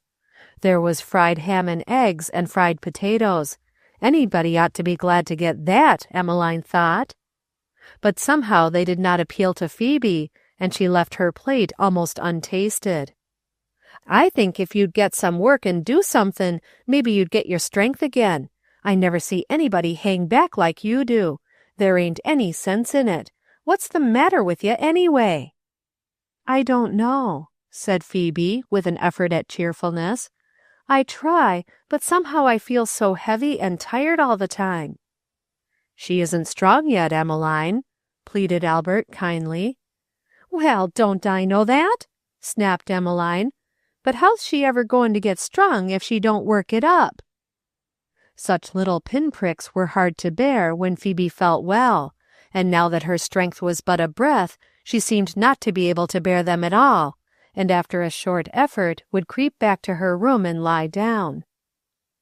Miranda discovered her all huddled in a little heap on her bed late one afternoon when she came up to bring Phoebe her second letter, for Nathaniel had arranged that for the present he would send his correspondence to Phoebe through Miranda. Neither of them said aloud it was because Hiram Green brought up the Deane's mail so often, but both understood. Miranda and the letters succeeded in cheering up Phoebe, but the ex-nurse felt that things were not going with her charge as prosperously as they should, and she took her trouble back to Marcia. "Let's bring her down here, Miranda," proposed Marcia. "Father and Mother are going home on Monday, and it will be quiet and nice here. I think she might spend a month with us and get strong before she goes back and tries to work." Miranda was delighted, and took the first opportunity to convey the invitation to Phoebe, whose cheeks grew pink and eyes bright with anticipation. A whole month with Mrs. Spafford and Miranda! It was too good to be true. It was Monday morning when they came for her with the big old chaise. Emmeline and Hank's sister were out hanging up clothes. Emmeline's mouth was full of clothespins, and her brow was dark, for Hank's sister talked much and worked slowly. Moreover, she made lumpy starch and could not be depended upon to keep the potatoes from burning if one went out to feed the chickens. It was hard to have trained up a good worker and then have her trail off in a thunderstorm and get sick and leave the work all on one's hands without ambition enough to get well. Emmeline was very ungracious to Marcia. She told Albert that she didn't see what business Mrs. Spafford had coming round to run their house. She thought Phoebe was better off at home, but Albert felt that Mrs. Spafford had been exceedingly kind. So it was with little regret that Phoebe was carried away from her childhood's home and into a sweet new world of loving kindness and joy, where the round cheeks and happiness of health might be coaxed back. Yet to Phoebe it was not an unalloyed bliss, for always there was the thought with her that by and by she must go back to the old life again, and she shuddered at the very thought of it, and could not bear to face it. It was like going to heaven for a little time and having to return to earth's trials again. The spring had changed into the summer during Phoebe's illness, and it was almost the middle of July when she began her beautiful visit at the Spaffords. Chapter 23. Hiram Green had been exceedingly quiet since the night of the runaway. The old plough horse had kicked something loose about the chaise in his final lurch before he started to run, and it goaded his every step. He thought Hiram was striking him with a club. He thought the thunder was pursuing him. He thought the lightning was reaching for him as it darted through the livid sky. And down the road he flew, mile after mile, not slowing up for curves or excrescences in the road, but taking a short cut at the turns, rearing and shying at every flash of lightning. The chaise came lurching after, like one tied to a whirlwind, and Hiram, clinging, cursing, lashing out madly with his whip, was finally forced to spend his time in holding on, thinking every minute would be his last. As the horse saw his own gate at last, however, he gave a final leap into the air and bounded across the ditch, regardless of what was behind him, perhaps hoping to rid himself of it. The chaise lurched into the air, and Hiram was tossed lightly over the fence and landed in the cow pasture. Something snapped, and the horse entered his own dooryard, free at last from the thing which had been pursuing him. The rain had begun to come down in driving sheets now, and brought Hiram to his feet in spite of his dazed condition. He looked about him in the alternate dimness and vivid brightness, and perceived that he was close to the Deanes. A moment's reflection made it plain that he must get up some kind of a story, so he put on the best face that he could and went in. "We've had an accident," he explained, limping into the kitchen, where Emmeline was trying to get supper and keep the fretful baby quiet. "The blamed horse got scared at the lightnin'. I seen what was going to happen, and I held him on his haunches for a second while Phoebe jumped. She's back there a piece now, I reckon, for that blamed critter never stopped till he landed to home, and he placed me in a awkward position in the cow pasture, with the chaise all broke up. I guess Phoebe's all right, for I looked back and thought I saw her trying to wave her hand to me, but I 'spect we better go hunt her up soon as this here storm lets up. She'll likely go in somewheres. We'd just got past old Mrs. Dozenberry's." That was all the explanation the Deanes had ever had of the adventure. Phoebe had been too ill to speak of it at first, and after she got well enough to come downstairs, and Albert had questioned her at the table about it, she had shuddered and turned so white, saying, "Please don't, Albert, I can't bear to think of it," that he had never asked her again. During her illness, Hiram had been politely concerned about her welfare, taking the precaution to visit the post office every day and inquire solicitously for any mail for her, in a voice loud enough to be heard all over the room, and always being ready to tell just how she was when anyone inquired. It never entered Albert's head that Hiram was not as anxious as he was during those days and nights when the fever held sway over the sweet young life. As for Emmeline, she made up her mind that where ignorance was bliss, 'twas folly to be wise, and she kept her lips sealed, accepting Hiram's explanation, though all the time secretly she thought there must be some deeper reason for Phoebe's terrible appearance than just a runaway. She was relieved that Phoebe said nothing about it, if there had been trouble, and hoped it was forgotten. The day after Phoebe went to the Spaffords to visit, Hiram came up to see Emmeline in the afternoon when he knew Albert was out in the hayfield. "Say, do you still favor livin' down to the village?" he asked, seating himself without waiting for an invitation. Emmeline looked up keenly and wondered what was in the air. "I have said so," she remarked tentatively, not willing to commit herself without further knowledge. "Well, you know that lot of mine down there opposite the Seceder church? It has a big weepin' willer same as in the churchyard, and a couple of plum trees in barren. How'd you like to live on that lot?" Said Emmeline stolidly. "Much good 'twould do me to like it. Albert'll never buy that lot, Hiram Green. There ain't no use asking him. You wasn't thinking of building there yourself, was ya?" Emmeline looked up sharply as this new thought entered her mind. Perhaps he wanted her to hold out the bait of a house in the village to Phoebe. "Nah, I ain't going to build in no village at present, Mis' Deane," he remarked dryly. "Too fur from work for me, thank you. But I was thinking I'd heard you say you wanted to live in the village, and I thought I'd make a bargain with you. Say, Emmeline, 'tain't no use mincin' matters. I'm a-goin' to marry Phoebe Deane, and I want you should help me to it. I'll make you this offer. It's a real generous one, too. The day I marry Phoebe Deane, I'll give you a deed to that lot in the village. Now, what do you say? Is it a bargain?" "What to do?" questioned Emmeline. She would be caught in no trap. "I've done all I know how. I'd like my sister Mandy to come here to live, and there ain't room for her while Phoebe stays. But I don't see what I can do more'n what I've done already. Wouldn't she make up to you none the day you came home from the barn raisin'?"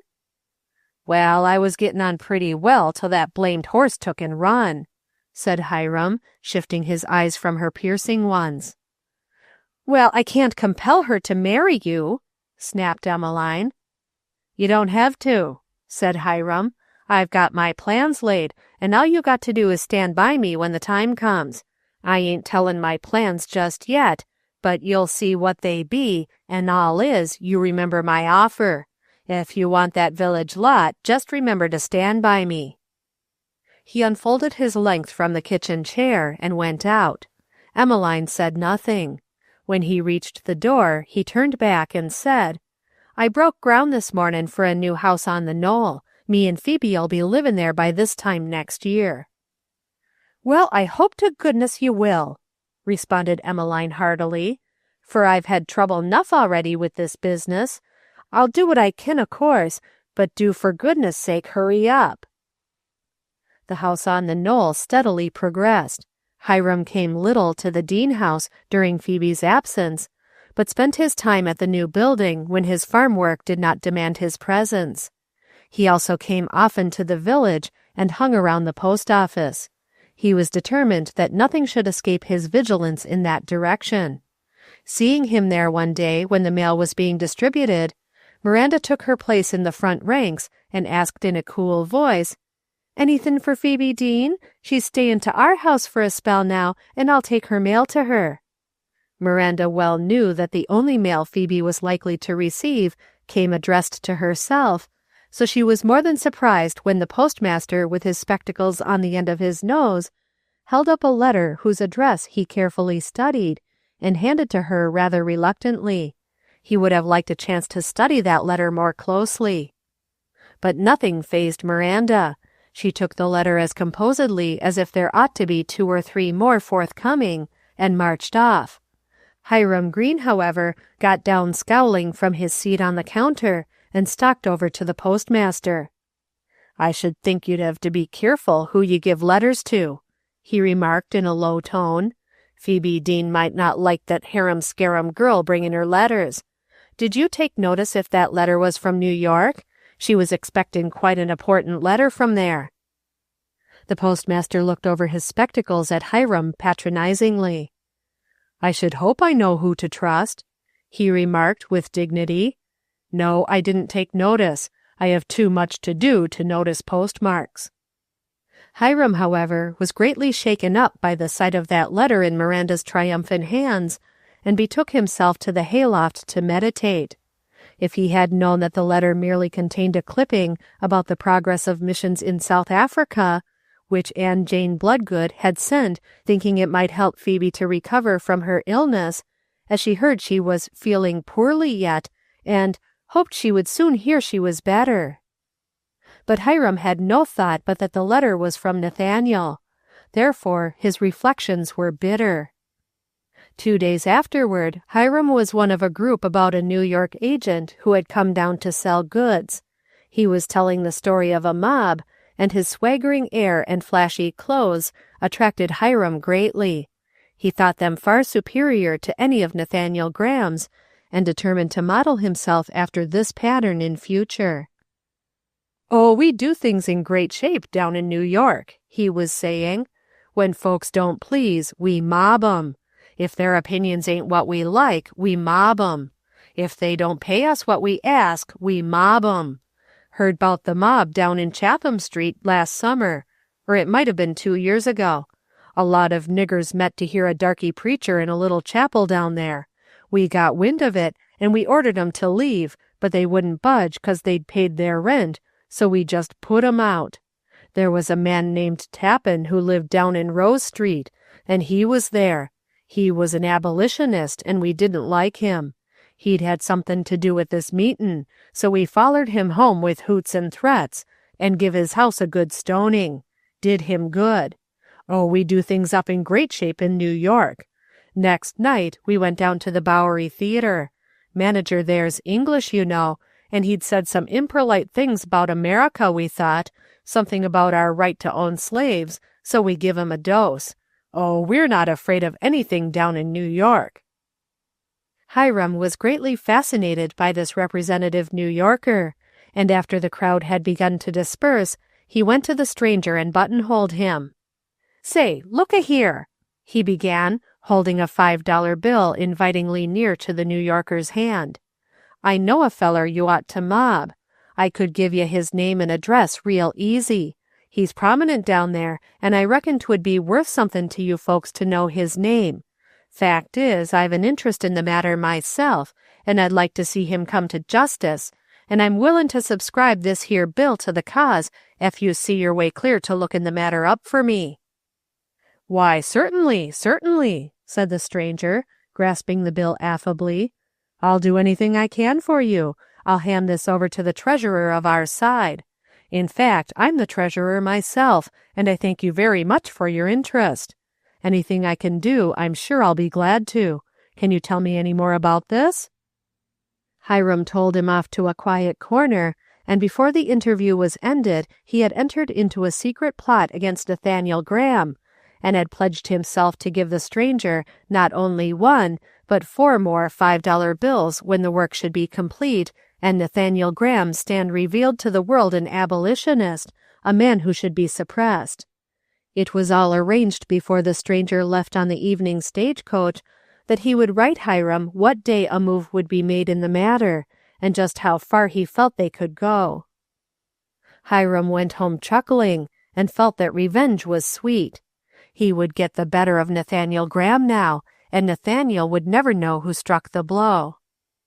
A few days afterward, there came a letter from the stranger saying that all things were prospering, but it would be impossible to get up a thoroughly organized mob and do the work without a little more money, for their funds were low.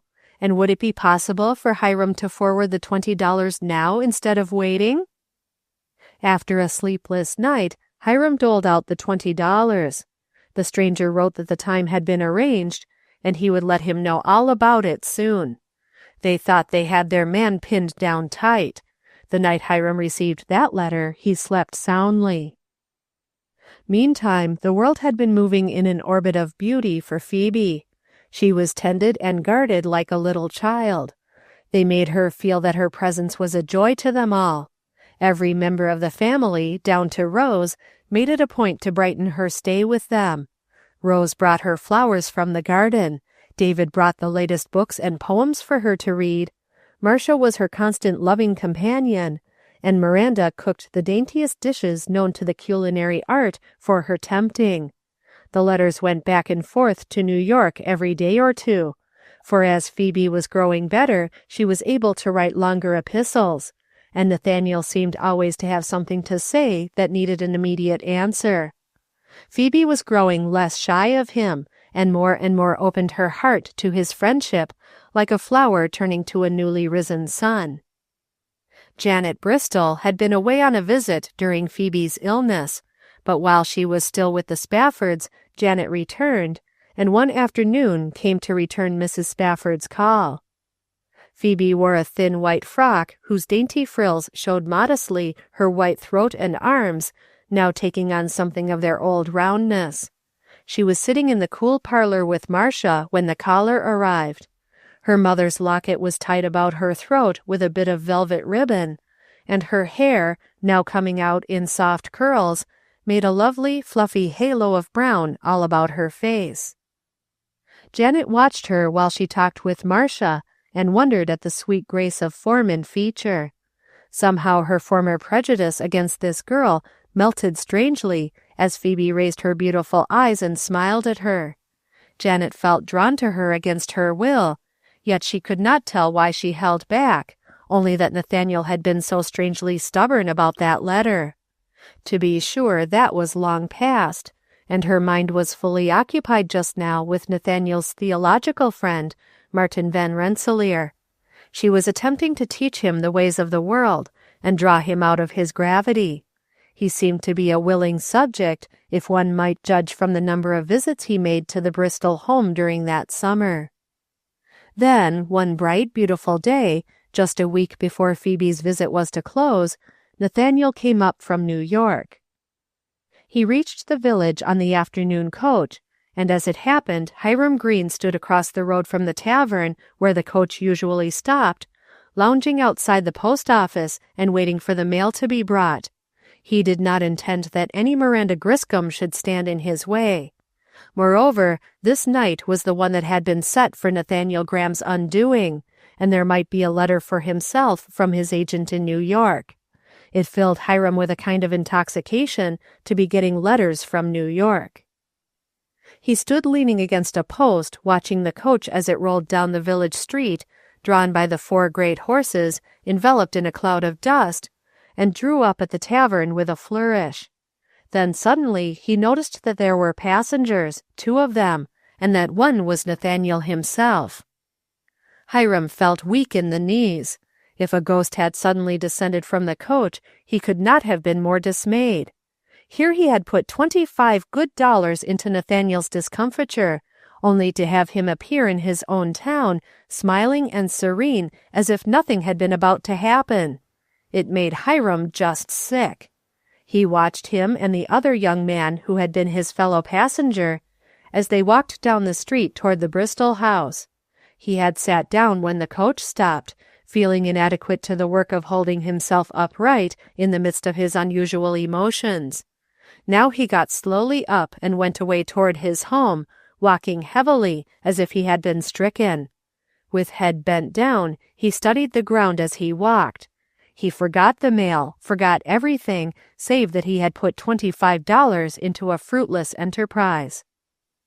Midway between the post office and his home, he stopped and wheeled round with an exclamation of dismay. Gosh, 90! Then after a pause, he let forth a series of oaths. It was plain Hiram was stirred to the depths of his evil nature.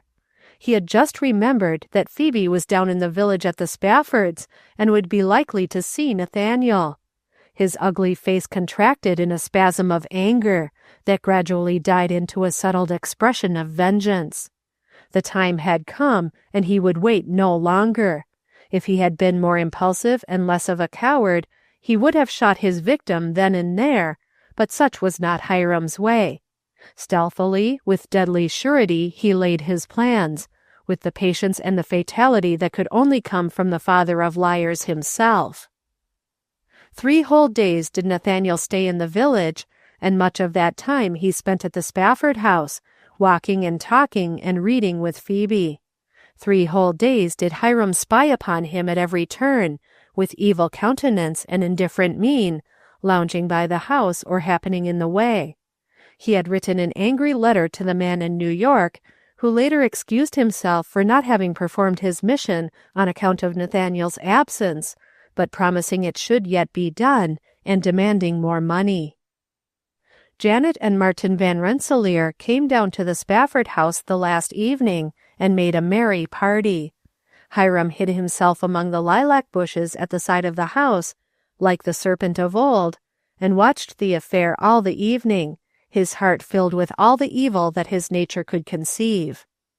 Phoebe, in her simple white frock, with her lovely head crowned with the short curling hair, and her exquisite face agleam with the light and mirth that belonged to youth, and which she was tasting for almost the first time, made a beautiful picture. So Miranda thought as she brought in the sugary seed cakes and great frosted pitcher of cool drink, made from raspberry and currant jelly mixed with water from the spring. If Miranda could have known of the watcher outside, the evening might have ended in comedy, for she would certainly have emptied a panful of dishwater from the upper window straight into the lilac bushes. But Miranda's time had not yet come, and neither had Hiram's. So Nathaniel and Phoebe sat by the open window and said a few last pleasant words, and looked a good-bye into one another's eyes, the depth and meaning of which neither had as yet fathomed. They did not know that not 2 feet away was the evil face of the man who hated them both. He was so near that his viperous breath could almost have touched their cheeks, and his wicked heart, burning with the passionate fires of jealousy and hatred, gathered and devoured their glances as a raging fire will devour fuel. He watched them, and he gloated over them, as a monster will gloat over the victims he intends to destroy. Chapter 24. The next morning on the early coach, Nathaniel and Martin went away. Hiram was there to see that they were really gone, and to send word at once to New York. That afternoon Phoebe went back to her brother's house, the light of health and happiness beginning to glow in her face. It was hard to go back, but Phoebe was happy in the thought that these friends were true, who would continue even in the midst of daily trials. Everybody had urged her to stay longer, but Phoebe felt that she had already stayed longer than she should have done, and insisted that she must begin life again, that it was not right to lie idle. The truth was, Phoebe had in mind a little plan, which she wanted to think about and talk over with Albert. This stay with the Spaffords had brought to a climax a great longing she had had in her heart to go to school somewhere for a little while. She had a great thirst for knowledge, and she began to think that perhaps it might be possible to gratify it, for there was that money of hers lying idle in the bank. She might take some of it and go away for a year to a good school, if Albert thought so, and she almost believed he would, if only he could be persuaded before Emmeline heard of it.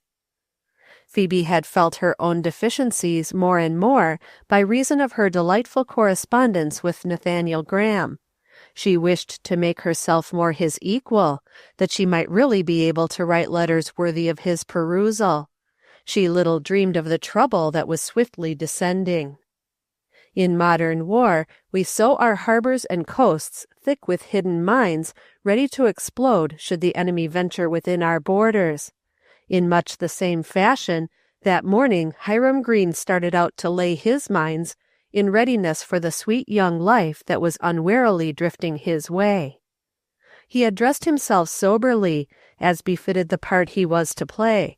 He harnessed his horse and chaise, and taking a wide berth of country in his circuit for the day, he drove first to the home of an old aunt of his, to whom he had never been bound by many loving ties, yet who served his purpose, for she had a tongue that wagged well, and reached far. After the greetings had been exchanged, Hiram sat down with a funereal air in the big chair his relative had brought out of the parlor in honor of his coming, and prepared to bring forth his errand.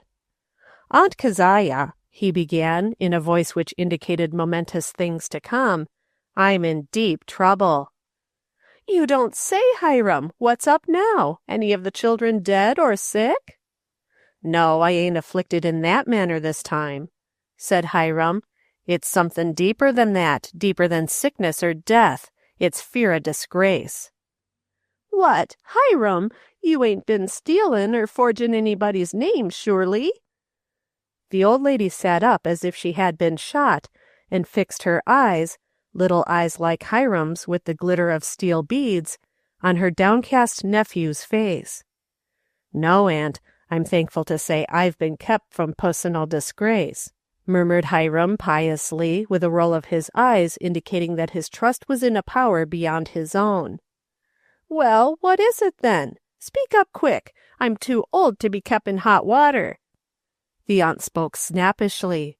Hiram perceived that he had made his impression. "Well, you see, it's this way, aunt. You must have heard I was taking notice again." "That was to be expected, Hiram, you so young and with children to look after. I hope you picked out a good worker." "Yes," admitted Hiram with satisfaction. "She is a right smart worker, and I thought she was 'bout as near perfect all through as you could find 'em, and I kind o' got my heart sot on her. I've done everything she wanted that I knowed, even to building a new house down on the knoll for her, which wa'n't necessary 'tall, bein' as the old house is much better 'n the one she's been brung up in. Yet I done it for her, and I been courting her for quite a spell back now, been to see her every night reg'lar, and home from meetin' and singin' school whenever she took the notion she wanted to go." Hiram drew a long sigh, got out a big red and white cotton handkerchief, and blew his nose resoundingly. The old lady eyed him suspiciously to gauge his emotion with exactness. "Long 'bout 6 or 8 weeks ago." Hiram's voice grew husky now. "She took sick. 'Twas this 'ere way. We was comin' home from a barn raisin' over to Woodbury's, and it was getting near dark, and she took a notion she wanted to pick some violets along the roads. I seen a storm was coming up, and I argued with her agin it, but she would have her way, and so I let her out and told her to hurry up. She got out and run back of the courage a piece and begun picking, and in a minute, all of a sudden, something hit the horse's hind leg. I can't tell what it was, maybe a stone, or it might have been a stick, but I never took no thought at the time. I grabbed for them reins, and just as the horse started to run, there come a big clap of thunder that scared the horse worse'n ever. I hung on to them reins, and looking back, I seen her standing kind of scared-like and white in the road a-looking after me, and I hollered back, "You go to the Widder Dusenberry's till I come back for ya. It's going to rain." Then I had to tend to that horse, for he was running like the very old scratch. Well, of course I got him stopped and turned round and went back, but there wasn't a sign of her anywhere to be seen. The Widder Dusenberry said she hadn't seen her since we drove by fust. I went back for her brother, and we searched everywhere, but we couldn't find her no place, and will you believe it, we couldn't find a sign of her all night. But the next morning she come sailing in looking white and scared and fainted away, and went right to bed real sick. We couldn't make it all out, and I never said much 'bout it, 'cause I didn't suspicion nothing at the time, but it all looked kinder queer afterward. And what I'd like to know is, who threw that ar stone that hit the horse? You see, it's all come out now that she's been cutting round the country with a strange young man from New York. She's met him off in the woods and round. They say they used to meet not far from here. Right down on the timber lot back of your barn was one place they used to meet. There's a holler tree where they'd hide their letters. You 'member that big tree taller than the rest, a big white oak 'tis, that has a squirrel harbor in it? Well, that's the one. They used to meet there, and once she started off on some errand for her sister-in-law in the coach, and he, as bold as life, went long. Nobody knows where they went. Some says Albany, some says Schenectady, but anyhow she never come back till late the next day, and no countin' for where she'd been. Her sister-in-law is a nice respectable woman, and they all come of a good fambly. They'll feel turrible about this, for they've never spicioned her any more'n I done. She's got a sweet purty face like she was a saint. Them is always the very kind that goes to the dogs, quoth Aunt Keziah, shaking her head and laying down her knitting. Well, Aunt Keziah, said Hiram, getting out his handkerchief again, I come to ask your advice in this matter. What be I to do? Do? Snapped Aunt Keziah. Do, Hiram Green? Why, be thankful you found out 'fore you got married. It's hard on you, course, but 'tain't near so hard as 'twould 'a been if you'd 'a found out after you was tied to her. And you just haven't had such a hard time and all with a sickly wife dyin'. I declare, Hiram Green, you suddenly have been preserved. But don't you think, maybe, Aunt Keziah, I ought to stick to her? She's such a purty little thing, and everybody's down on her now, and she's begged me so hard not to give her up when she's in disgrace. She's promised she'll never have nothing more to do with those other fellers. There were actually some hypocritical tears being squeezed out of Hiram's little pig eyes and rolling down in stinted quantities upon the ample kerchief. It would not do to wipe them away when they were so hard to manufacture, so Hiram waited till they were almost evaporated and then mopped his eyes vigorously. Well, Hiram Green, are you that soft-hearted? I declare to goodness, but you do need advice. Don't you trust in no such promises. They ain't wuth the breath they're spoken in. Just you have nothing more to do with the hussy. Thank goodness there's plenty more good workers in the world, healthy ones, too, that won't give up and die on ye just in harvest. Well, Aunt Keziah. Hiram arose and cleared his throat as if a funeral ceremony had just been concluded.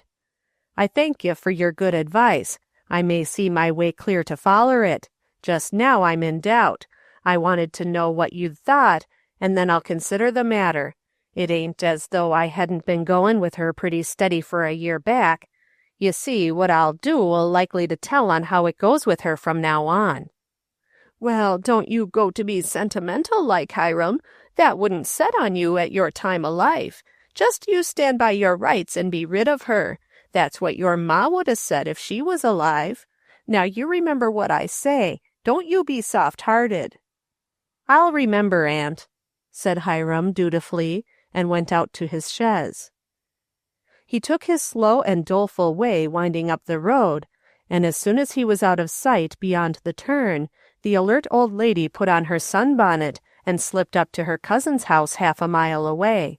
She was out of breath with the tremendous news she had to tell, and marveling all the way that Hiram had forgotten to tell her not to speak of it. Of course he intended to do so, but then of course he wouldn't object to having Lucy Drake know. Lucy was his own cousin once removed, and it was a family affair in a way. Hiram's next visit was to the widow Dozenberry's. Now the widow Dozenberry had often thought that her good daughter would make a wise choice for Hiram Green, and could rule well over the wild little Greens, and be an ornament to the house and farm of Green. Therefore it seemed a special dispensation of Providence that Susanna had that afternoon donned her best sprigged chins and done her hair up with her grandmother's high-backed comb. She looked proudly over at her daughter as Hiram sat down in the chair that Susanna had primly placed for him near her mother. When the few preliminary remarks were concluded, and the atmosphere had become somewhat breathless with the excitement of wondering what he had come for, Hiram cleared his throat ominously and began. "Mrs. Dozenberry," he said, and his countenance took on a deep sadness, "I called today on a very sad errand." The audience was attentive in the extreme. "I want to ask, did you take notice of me and Phoebe Deane a-ridin' by the day of Woodbury's barn raisin'?" "Well, yes," admitted old Mrs. Dozenberry reluctantly. "Now to you mention it, I believe I did see you drivin' by, for there was black clouds comin' up, and I says to Susanna, says I, 'Susanna, we mebbe ought to bring in that web o' cloth that's out to bleach. It maybe might blow away.'" "Well, I thought p'raps you did, Mis' Dozenberry, and I want to ask, did you take notice of how we was sittin' clost to one another, she with her head restin' on my shoulder like? I hate to speak of it, but Mis' Dozenberry, wouldn't you have thought Phoebe Deane was real fond o' me?" Mother Dozenberry's face darkened. What had the man come for? "I certain should," she answered severely. "I don't approve of such doin's in open road." "Well, Mis' Dozenberry, maybe 'twas a little too sightly a place, but what I wanted to know from you, Mis' Dozenberry, was this. You saw what you saw. Now, won't you tell me, when a man has gone that fur, in your opinion, is there anything that would justify him in turnin' back?" "Well, there might be," said the old lady, somewhat mollified. "Well, what for instance?" "Well, he might have found he thought more of someone else." And her eyes wandered toward her daughter, who was modestly looking out of the window. "Anything else?" Hiram's voice had the husky note now, as if he were deeply affected. "Well, I might think of something else. Give me time." "What if he found out she wa'n't all he thought she was?" Mother Dozenberry's face brightened. "Course that might 'fect him some," she admitted. "I see you don't understand me," sighed Hiram. "I take it you ain't heard the bad news 'bout Phoebe Deane."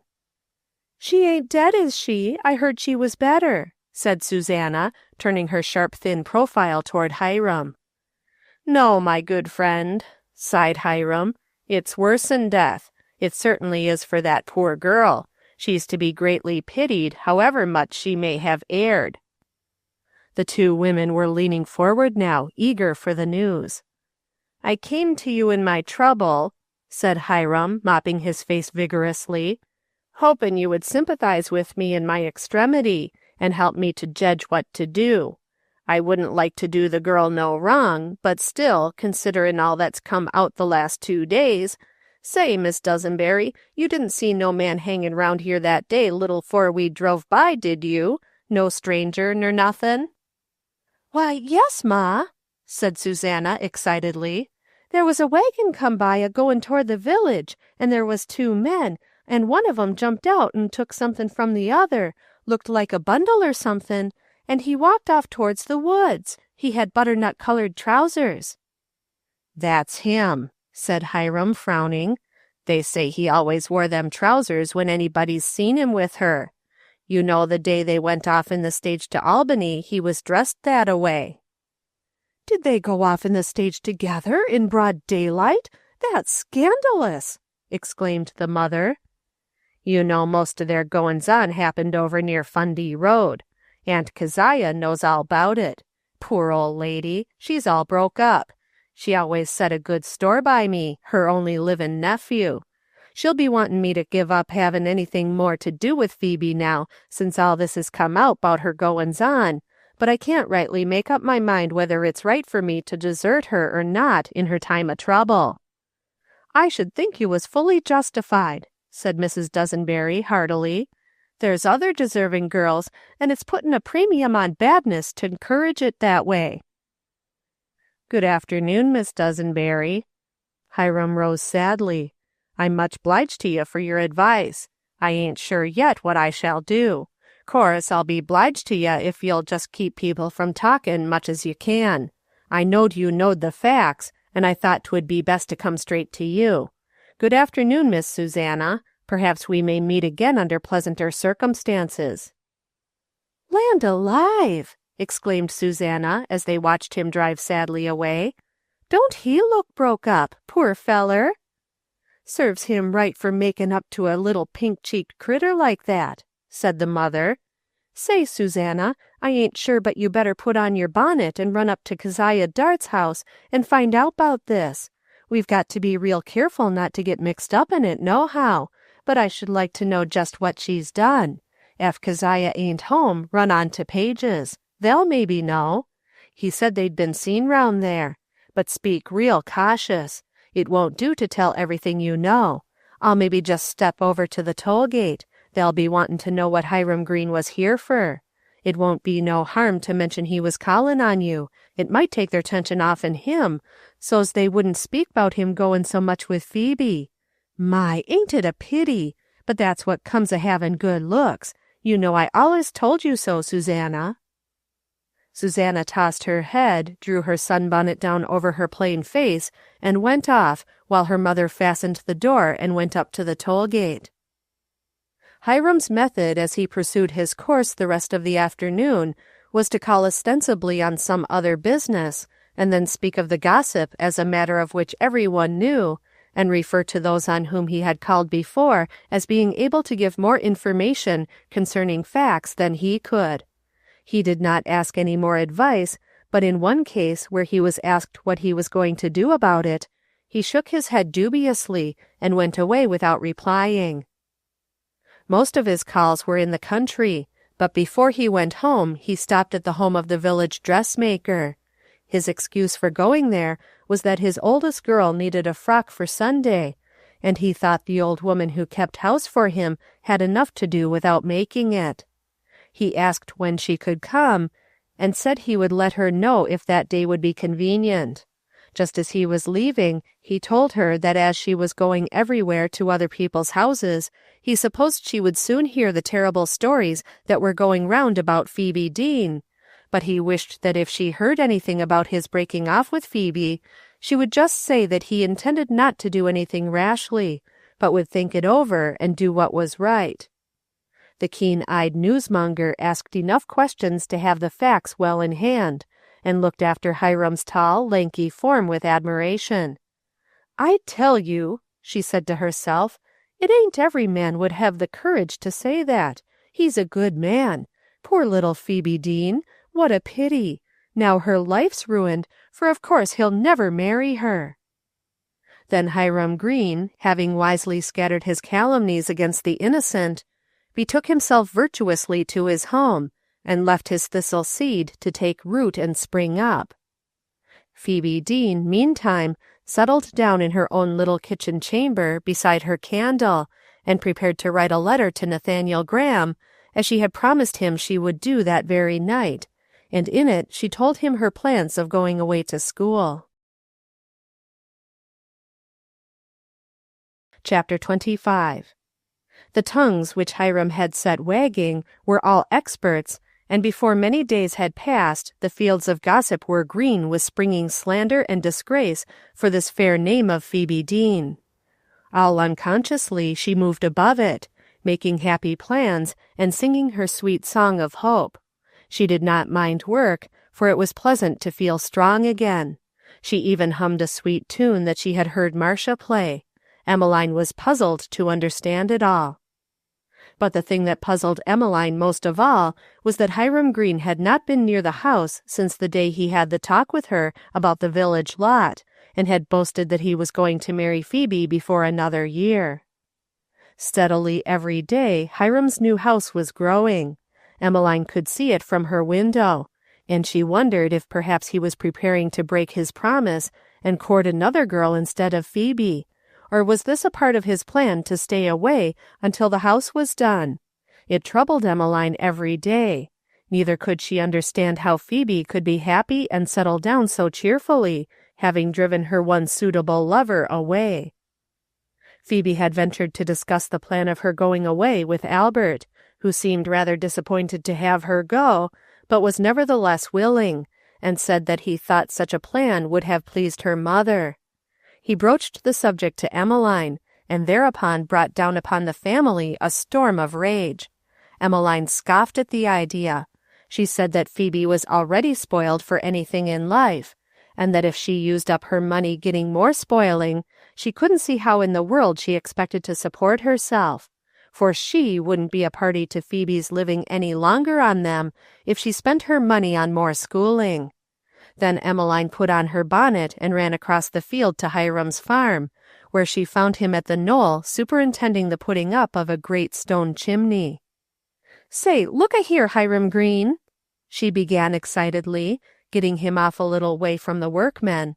"What do you mean by such actions? Have you give up Phoebe Deane, or haven't ye?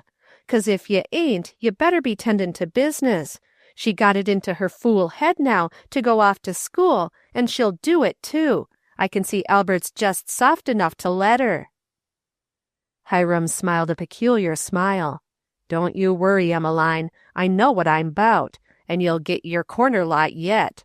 Phoebe Deane won't go off to no boardin' school, not yet a while, or I'll miss my guess. Just you leave it to me."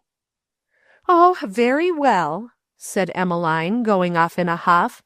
She returned by a roundabout route to her home, where she proceeded to make life miserable for Phoebe and Albert in spite of all that they could do. Then one morning, lo, the little town was agog with the gossip about Phoebe Deane, and it had grown into enormous proportions, for as it travelled from the circle of country round about into the town, it condensed into more tangible form, and the number of people who had seen Phoebe Deane with strange men at the edge of dark, or in lonely places, grew with each repetition. Everybody seemed to know it and be talking about it, except Phoebe herself and her own family and friends. Somehow no one had quite dared to mention it before any of them yet.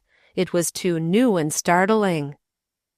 Sunday morning the Deanes went to church, and there were strange turnings away from them, and much whispering, nodding, and nudging as they passed. It had not been expected that Phoebe would appear in church. It was considered brazen in her to do so. It was evidently all and more true. Hiram Greene came to church, but he did not look toward the Dean's pew. He sat at the back with pious manner and drooping countenance, and after church made his melancholy way out without stopping to talk or attempting to get near Phoebe. This was observed significantly. Also the fact that Mrs. Spafford walked down the aisle in friendly converse with Phoebe Deane, as if nothing had happened. Evidently she had not heard yet. Somebody ought to tell her. They discussed the matter in groups on the way home. Old Mrs. Baldwin and her daughter Belinda were much worried about it. They went so far as to call to the doctor and his wife, who were passing their house that afternoon on the way to see a sick patient. "Doctor," said Mrs. Baldwin, coming out to the sidewalk as the doctor drew up to speak with her, "I ain't a-going to bother you a minute, but I just wanted to ask if you knew much about this story that's been going round about Phoebe Deane. It seems as though someone ought to tell Mrs. Spafford. She's been real kind to the girl, and she don't seem to have heard it. I don't know her so well, or I would, but somebody ought to do it. I didn't know but you or your wife would undertake to do it. They walked down the aisle together after church this morning, and it seemed too bad. David Spafford wouldn't like to have his wife so conspicuous, I know. Belinda says he was out of town yesterday, so I suppose he hasn't heard about it yet, but I think something ought to be done." "Yes, it is a very sad story," chirped the doctor's wife. "I just heard it myself this morning. The doctor didn't want to believe it, but I tell him it comes very straight." "Oh, yes, it's straight," said Mrs. Baldwin, with an ominous shake of her head and a righteous roll of her eyes. "It's all too straight. I had it from a friend who had it from Hiram Green's aunt's cousin. She said Hiram was just bowed with grief over it, and they were going to have a real hard time to keep him from marrying her in spite of it." The doctor frowned. He was fond of Phoebe. He felt that they all had better mind their own business and let Phoebe alone. "I would be quite willing to speak to Miss Hortense or Miss Amelia Spafford," said the doctor's wife. "I'm intimate with them, you know, and they could do as they thought best about telling their niece." "That's a good idea," said Mrs. Baldwin. "That quite relieves my mind. I was real worried over that sweet little Mrs. Spafford, and she with that pretty little Rose to bring up. They wouldn't of course want a scandal to come anywhere near them. They better look out for that Griscom girl. She comes from poor stock. I said long ago she'd never be any good, and she's been with that Phoebe Deane off and on a good bit." "Oh, I think that was all kindness," said the doctor's wife. "Mrs. Spafford was very kind during Phoebe Deane's illness. The doctor knew all about that." "Yes, I suppose the doctor knows all about things. That's the reason I called you, and on Sunday, too. But I thought it was a work of necessity and mercy. Well, good afternoon, doctor. I won't keep you any longer." "There's that pretty Miss Bristol ought to be told too, Ma," reminded Belinda. "That's so, Belinda," said the doctor's wife. "I'll take it upon myself to warn her, too. So sad, isn't it? Well, good-bye." And the doctor's chaise drove on. The doctor was inclined to prevent his wife from taking part in the scandal business, but his wife had her own plans which she did not reveal. She shut her thin lips and generally did as she pleased. The very next day she took her way down the shaded street and called upon the aunts of the house of Spafford, and before she left she had dropped her eyes and told in sepulchral whispers of the disgrace that had befallen the young protege of their niece, Mrs. David Spafford. Aunt Amelia and Aunt Hortense lifted their hands in righteous horror, and thanked the doctor's wife for the information, saying they were sure Marcia knew nothing of it, and of course they would tell her at once, and she would henceforth have nothing further to do with the Deanes. Then the doctor's wife went on her mission to Janet Bristol. Janet Bristol was properly scandalized, and charmingly grateful to the doctor's wife. She said of course Phoebe was nothing to her, but she had thought her rather pretty and interesting. She was obviously bored with the rest of the good woman's call, and when it was over she betook herself to her writing desk, where she scribbled off a letter to her cousin Nathaniel concerning a party she wished to give and for which she wanted him and his friend Martin Van Rensselaer to come up. At the close she added a hasty postscript. "The doctor's wife has just called. She tells me I must beware of your paragon, Miss Deane, as there is a terribly scandalous story going around about her and a young man. I didn't pay much attention to the horrid details of it. I never like to get my mind filled with such things, but it is bad enough, and of course I shall have nothing further to do with her. I wonder Mrs. Spafford did not have the discernment to see she was not all right. I suspected it from the first, you know, and you see I was right. My intuitions are usually right. I am glad I have not had much to do with her."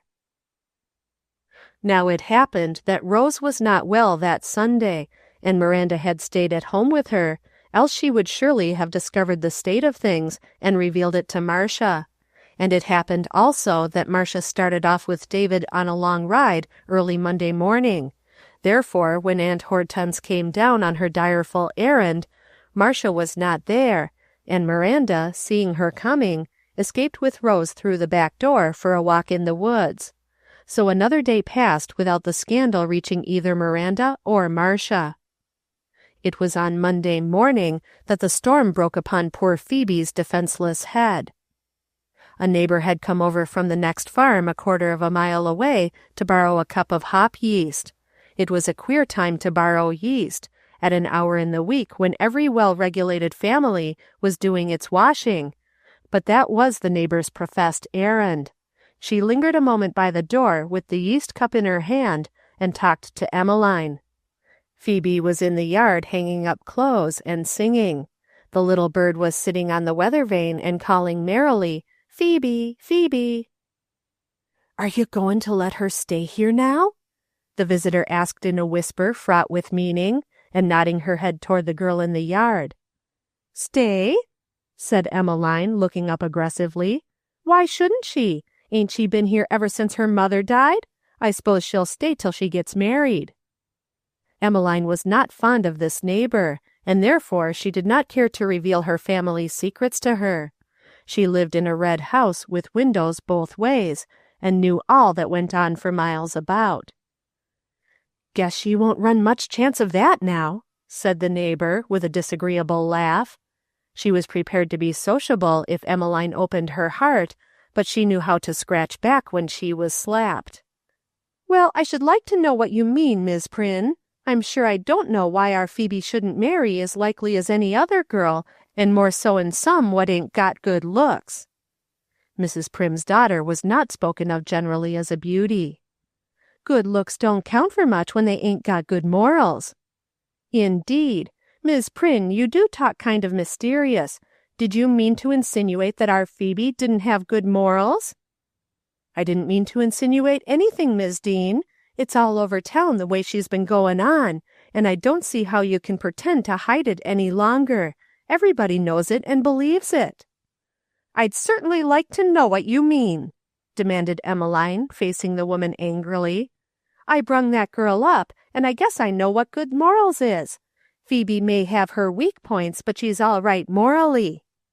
"Facts is facts, Miss Deane," said the neighbor with a relish. "I deny that there's any facts to the contrary," screamed Emmeline, now thoroughly excited into championing the girl whom she hated. The family honor was at stake. The Deanes had never done anything dishonorable or disgraceful. "I suppose you don't deny that she spent the night out all night the time of the storm, do ya? How do you explain that?" "I should like to know what that has to do with morals." The neighbor proceeded to explain with a story so plausible that Emmeline grew livid with rage. "Well, 'pon my word, you've got a lot to do running round with such lies as them. Where'd you get all that, I'd like to know?" "It all comes straight enough, and everybody knows it, ef you are stone blind. Folks has seen her round in lonely places with a strange feller. They do say she kissed her right in plain sight of the road near the woods one day. And you know yourself she went off and stayed all night. She was seen in the stagecoach 'long with a strange man. There's witnesses. You can't deny it. What I want to know is, what are you going to do about it? 'Cause if you keep her here after that, I can't let my daughter come here any more. When girls is talked about like that, decent girls can't have nothing to do with 'em. You think you know a whole lot about that girl out there, singing songs in this brazen way with the whole town talking about her. But she's deceived you, that's what she's done. And I thought I'd be good enough neighbor to tell you, if you don't know already. But as you don't seem to take it as 'twas meant, in kindness, I'd best be goin'." "You'd best had," screamed Emmeline, "and be sure you keep your precious daughter to home. Hum's the place for delicate little creatures like that. You might find she was deceiving you if you looked sharp enough." Then Emmeline turned and faced the wondering Phoebe, who had heard the loud voices and slipped in through the woodshed to escape being drawn into the altercation. She had no idea what it was all about. She had been engaged with her own happy thoughts. "I'd like to know what all this scandal's about, Phoebe Deane. Just set down there and explain. What kind of goings on have you had, that all the town's talking about you? Miss Prynne comes and says she can't let her daughter come over here any more if you stay here. I don't know that it's much loss, for she never come to mount to much. But I can't have folks talking that way. No decent girl ought to have her name kicked around in that style. I may not have had a great education like you think you've got to have, but I knowed enough to keep my name off folks' tongues, and it seems you don't. Now I'd like to know what young man or men you've been kitin' round with. Answer me that. They say you've been seen in the woods alone and walking at night with a strange man and going off in the stagecoach. Now what in the world does it all mean?"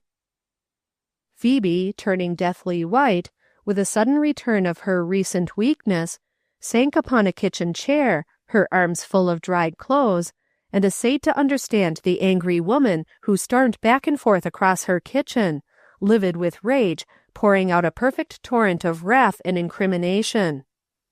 When there came a moment's interval, Phoebe would try to answer her, but Emmeline, roused beyond control, would not listen.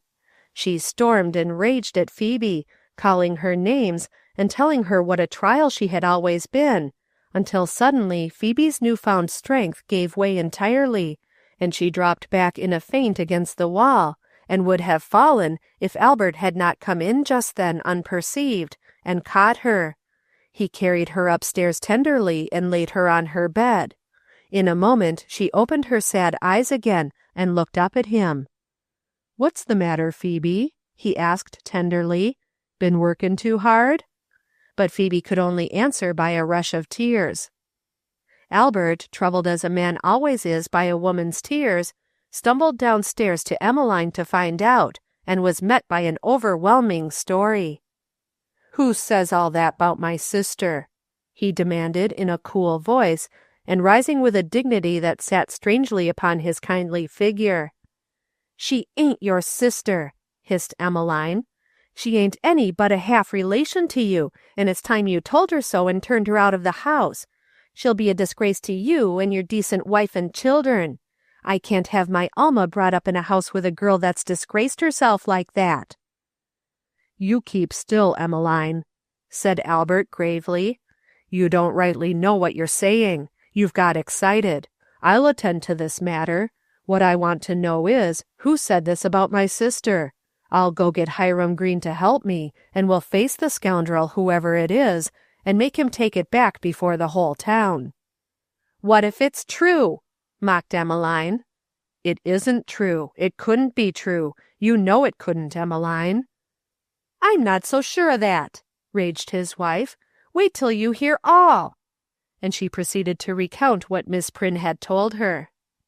"I'm ashamed of you, Emmeline, that you'll think of such a thing for a minute, no matter who told you. Don't say another word about it. I'm going out to find Hiram." "Ain't you noticed that Hiram ain't been comin' here lately?" Emmeline's voice was anything but pleasant. Albert looked at her in astonishment. "Well, what of that? He's a good man, and he's fond of Phoebe. He'll be sure to go with me and defend her." Albert went out, and she saw him hurrying down the road toward Hiram's. Hiram, like an old spider, was waiting for him in the barn. He had been expecting him for 2 days, not thinking it would take so long for the news to spread into the home of the victim. He looked gloomy and noncommittal as Albert came up, and greeted him with half-averted eyes. "I've come to get your help," said Albert, with expectant goodwill. "Hiram, have you heard all this fool talk about Phoebe? I can't really believe folks would say that about her, but Emmeline's got it in her head, everybody knows it." "Yes, I heard it," admitted Hiram, reaching out for a straw to chew. "I spent one whole day last week going round trying to stop it, but 'twa'n't no use. I couldn't even find out who started it. You never ken them things. But the worst of it is, it's all true." "What?" "Yes," said Hiram dismally. "'Tis. I'm sorry to say it to you, what's been my friend, 'bout her I hope to marry some day, but I seen some things myself. I seen that day they talk 'bout in the edge of the woods, and I seen her cut and run when she heard my wagon comin', and when she looked up and see it was me, she was deadly pale. That was the fust I knowed she wasn't true to me." Hiram closed his lying lips and looked off sorrowfully at the hills in the distance. "Hiram, you must be mistaken. There is some explanation." "All right, Albert, glad you can think so. Wished I could. It mos' breaks my heart thinkin' 'bout her.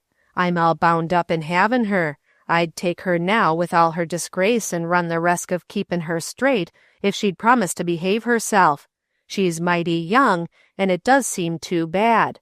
But you see, Albert, I seen her myself with my own eyes in the stagecoach along with the same man what kissed her in the woods, and you know yourself she didn't come back till next night."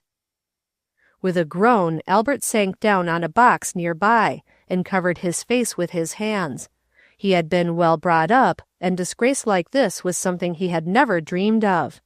His agony amazed the ice-hearted Hiram, and he almost quailed before the sight of such sorrow in a man, sorrow that he himself had made. It embarrassed him. He turned away to hide his contempt. "It comes mighty hard on me to see you suffer that way, Albert, and not be able to help you," he whined after a minute. "I'll tell you what I'll do. I'll marry her anyway. I'll marry her and save her reputation. Nobody'll dust say anything 'bout my wife, and if I marry her, that'll be as much as to say this all ain't so, and maybe it'll die down." Albert looked up with manly tears in his eyes. "That's real good of you, Hiram. I'll take it as mighty kind of you if you think there isn't any other way to stop it.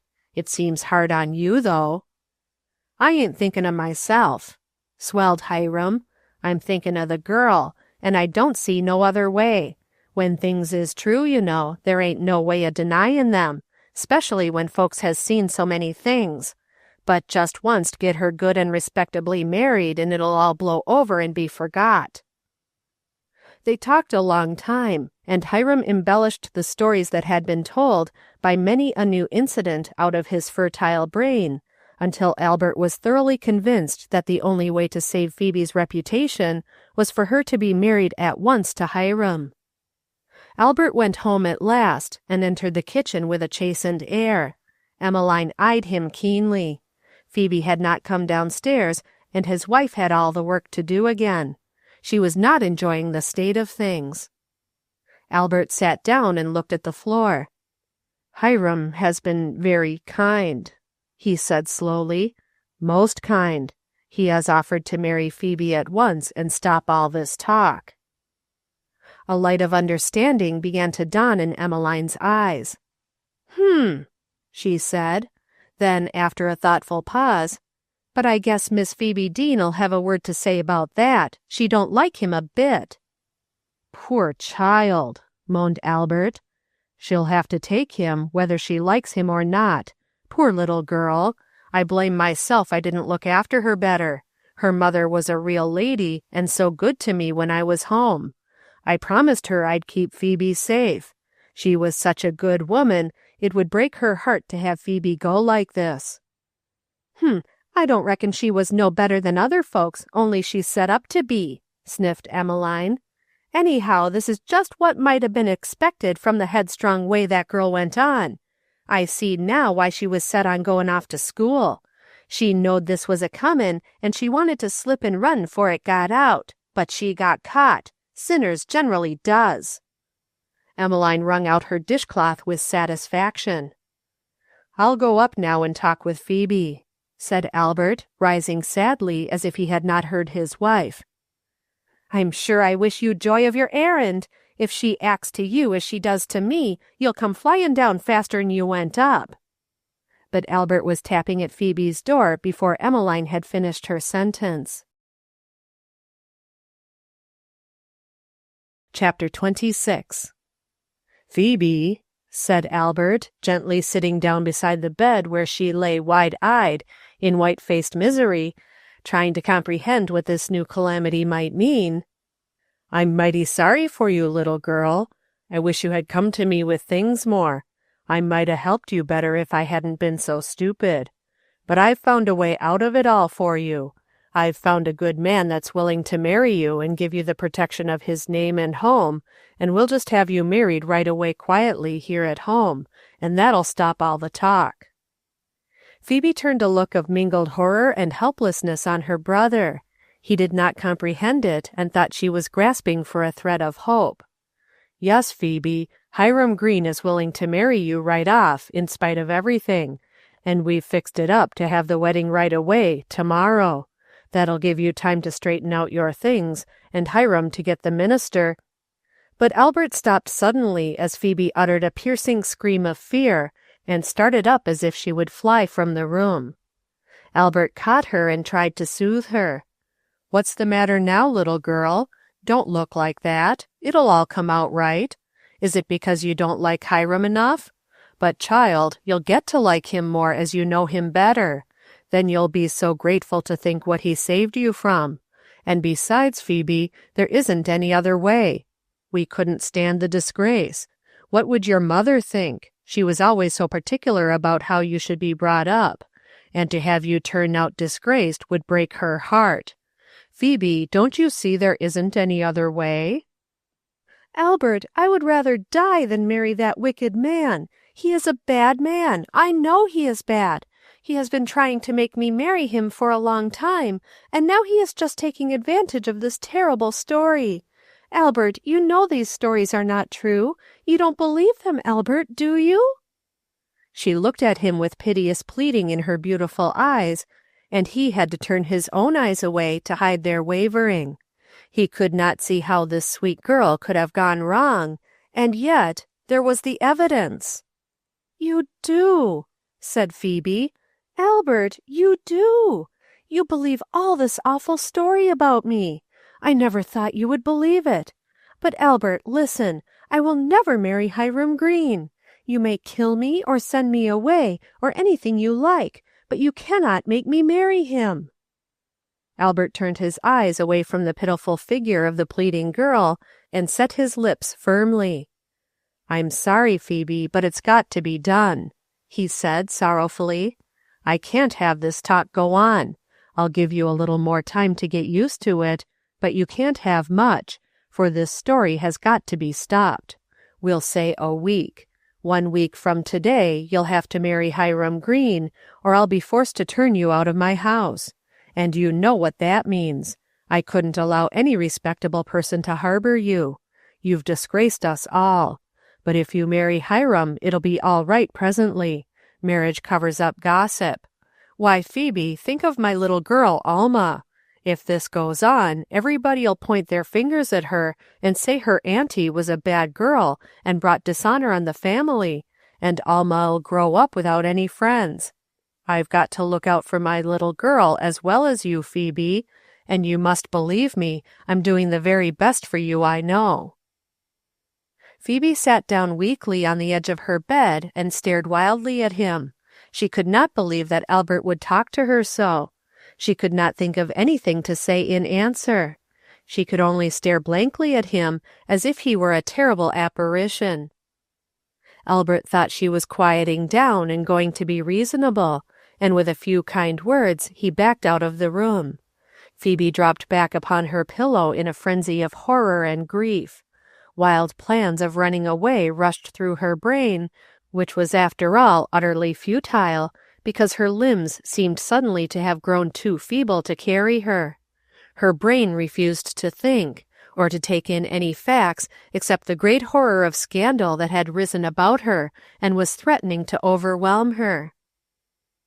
Emmeline declined to take any dinner up to her. She said if Phoebe wanted anything to eat, she might come down and get it. She wasn't going to wait on a girl like that any longer. Albert fixed a nice plate of dinner and carried it up, but Phoebe lay motionless with open eyes turned toward the wall and refused to speak. He put the plate on a chair beside her and went sadly down again. Phoebe wondered how long it would take one to die, and why God had not let her die when she had the fever. What had there been to live for anyway? 1 short bright month of happiness. The memory of it gripped her heart anew with shame and horror. What would they say, all those kind friends? Mrs. Spafford and her husband, Miranda, and Nathaniel Graham. Would they believe it too? Of course they would, if her own household turned against her. She was defenseless in a desolate world. She would never more have friends and smiles and comfort. She could not go away to school now, for what good would an education be to her with such a disgrace clinging to her name and following her wherever she went? It would be of no use to run away. She might better stay here and die. They could not marry her to Hiram Green if she was dead. Could one die in a week by just lying still? So the horror in her brain raged over and over, each time bringing some new phase of grief. And now it was a question if her friends would desert her, and now it was the haughty expression on Janet Bristol's face that day she carried the letter to Nathaniel, and now it was the leer on Hiram's face as he put his arm about her on that terrible drive, and now it was the thought that she would have no more of Nathaniel's long, delightful letters. All day long she lay in this state, and when the darkness fell, a half-delirious sleep came upon her, which carried the fears and thoughts of the day into its unresting slumber. The morning broke into the sorrow of yesterday, and Phoebe, weak and sick, arose with one thought in her mind, that she must write at once to Nathaniel Graham and tell him all. She must not be a disgrace to him. With trembling hands and eyes filled with tears, she wrote, "Dear Mr. Graham, I am writing to you for the last time. A terrible thing has happened. Someone has been telling awful stories about me, and I am in disgrace. I want you to know that these things are not true. I do not even know how they started, for there has never been any foundation for them. But everybody believes them, and I will not disgrace you by writing to you any more. You will probably be told the worst that is said, and perhaps you will believe them as others do. I shall not blame you if you do, for it seems as if even God believed them. I do not know how to prove my innocence, nor what the end of this is to be. I only know that it is not right to keep you in ignorance of my shame, and to let you write any longer to one whose name is held in dishonor. I thank you for all the beautiful times you have put into my life, and I must say goodbye forever. Gratefully, Phoebe Deane." The letter was blistered with tears before it was finished. She addressed it and hid it in her frock, for she began to wonder how it would get to the mail. Probably Miranda would never come near her again, and she could not be seen in the village. She dared not ask anyone else to mail the letter, lest it would never reach its destination. She spent the rest of the day in quietly putting to rights her little belongings, unpacking and gathering together things she would like to have destroyed if anything should happen to her. She felt weak and dizzy, and the food that Albert continued to bring her seemed nauseous. She could not bring herself to taste a mouthful. It was so useless to eat. One only ate to live, and living had been finished for her, it appeared. It was not that she had resolved to make away with herself by starvation. She was too right-minded for that. She was simply stunned by the calamity that had befallen her, and was waiting for the outcome. Sometimes, as she stood at the window looking out across the fields, which had been familiar to her since her childhood, she had a feeling that she was going away from them all soon. She wondered if it meant that she was going to die. She wondered if her mother felt so before she died. Then she wondered why she did not run away, but always when she thought that, something seemed holding her back, for how could she run far when she could not keep up about her room but a few minutes at a time for dizziness and faintness? And how could she run fast enough to run away from shame? It could not be done. Whenever in her dreams she started to run away, she always stumbled and fell, and then seemed suddenly struck blind and unable to move further. And all the village came crowding about her and mocking her like a great company of cawing crows met around a poor dead thing. Late Tuesday afternoon, Miranda came out to see her. Emmeline opened the door, and her countenance grew black when she recognized the visitor. "Now you can just turn right around and march home," she commanded. "We don't want no folks around. Phoebe Deane's in turrible disgrace, and you've had your part in it if I don't miss my guess. No, you ain't goin' to see her. She's up in her room, and been shut up there ever since she heard how folks has found out 'bout her capers.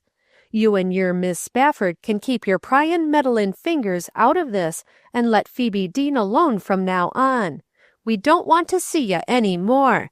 Your spoilin' and pettin' has only hastened the disgrace." The door slammed in Miranda's indignant face, and Emmeline went back to her work. "She needs a good shakin'," remarked Miranda indignantly to herself.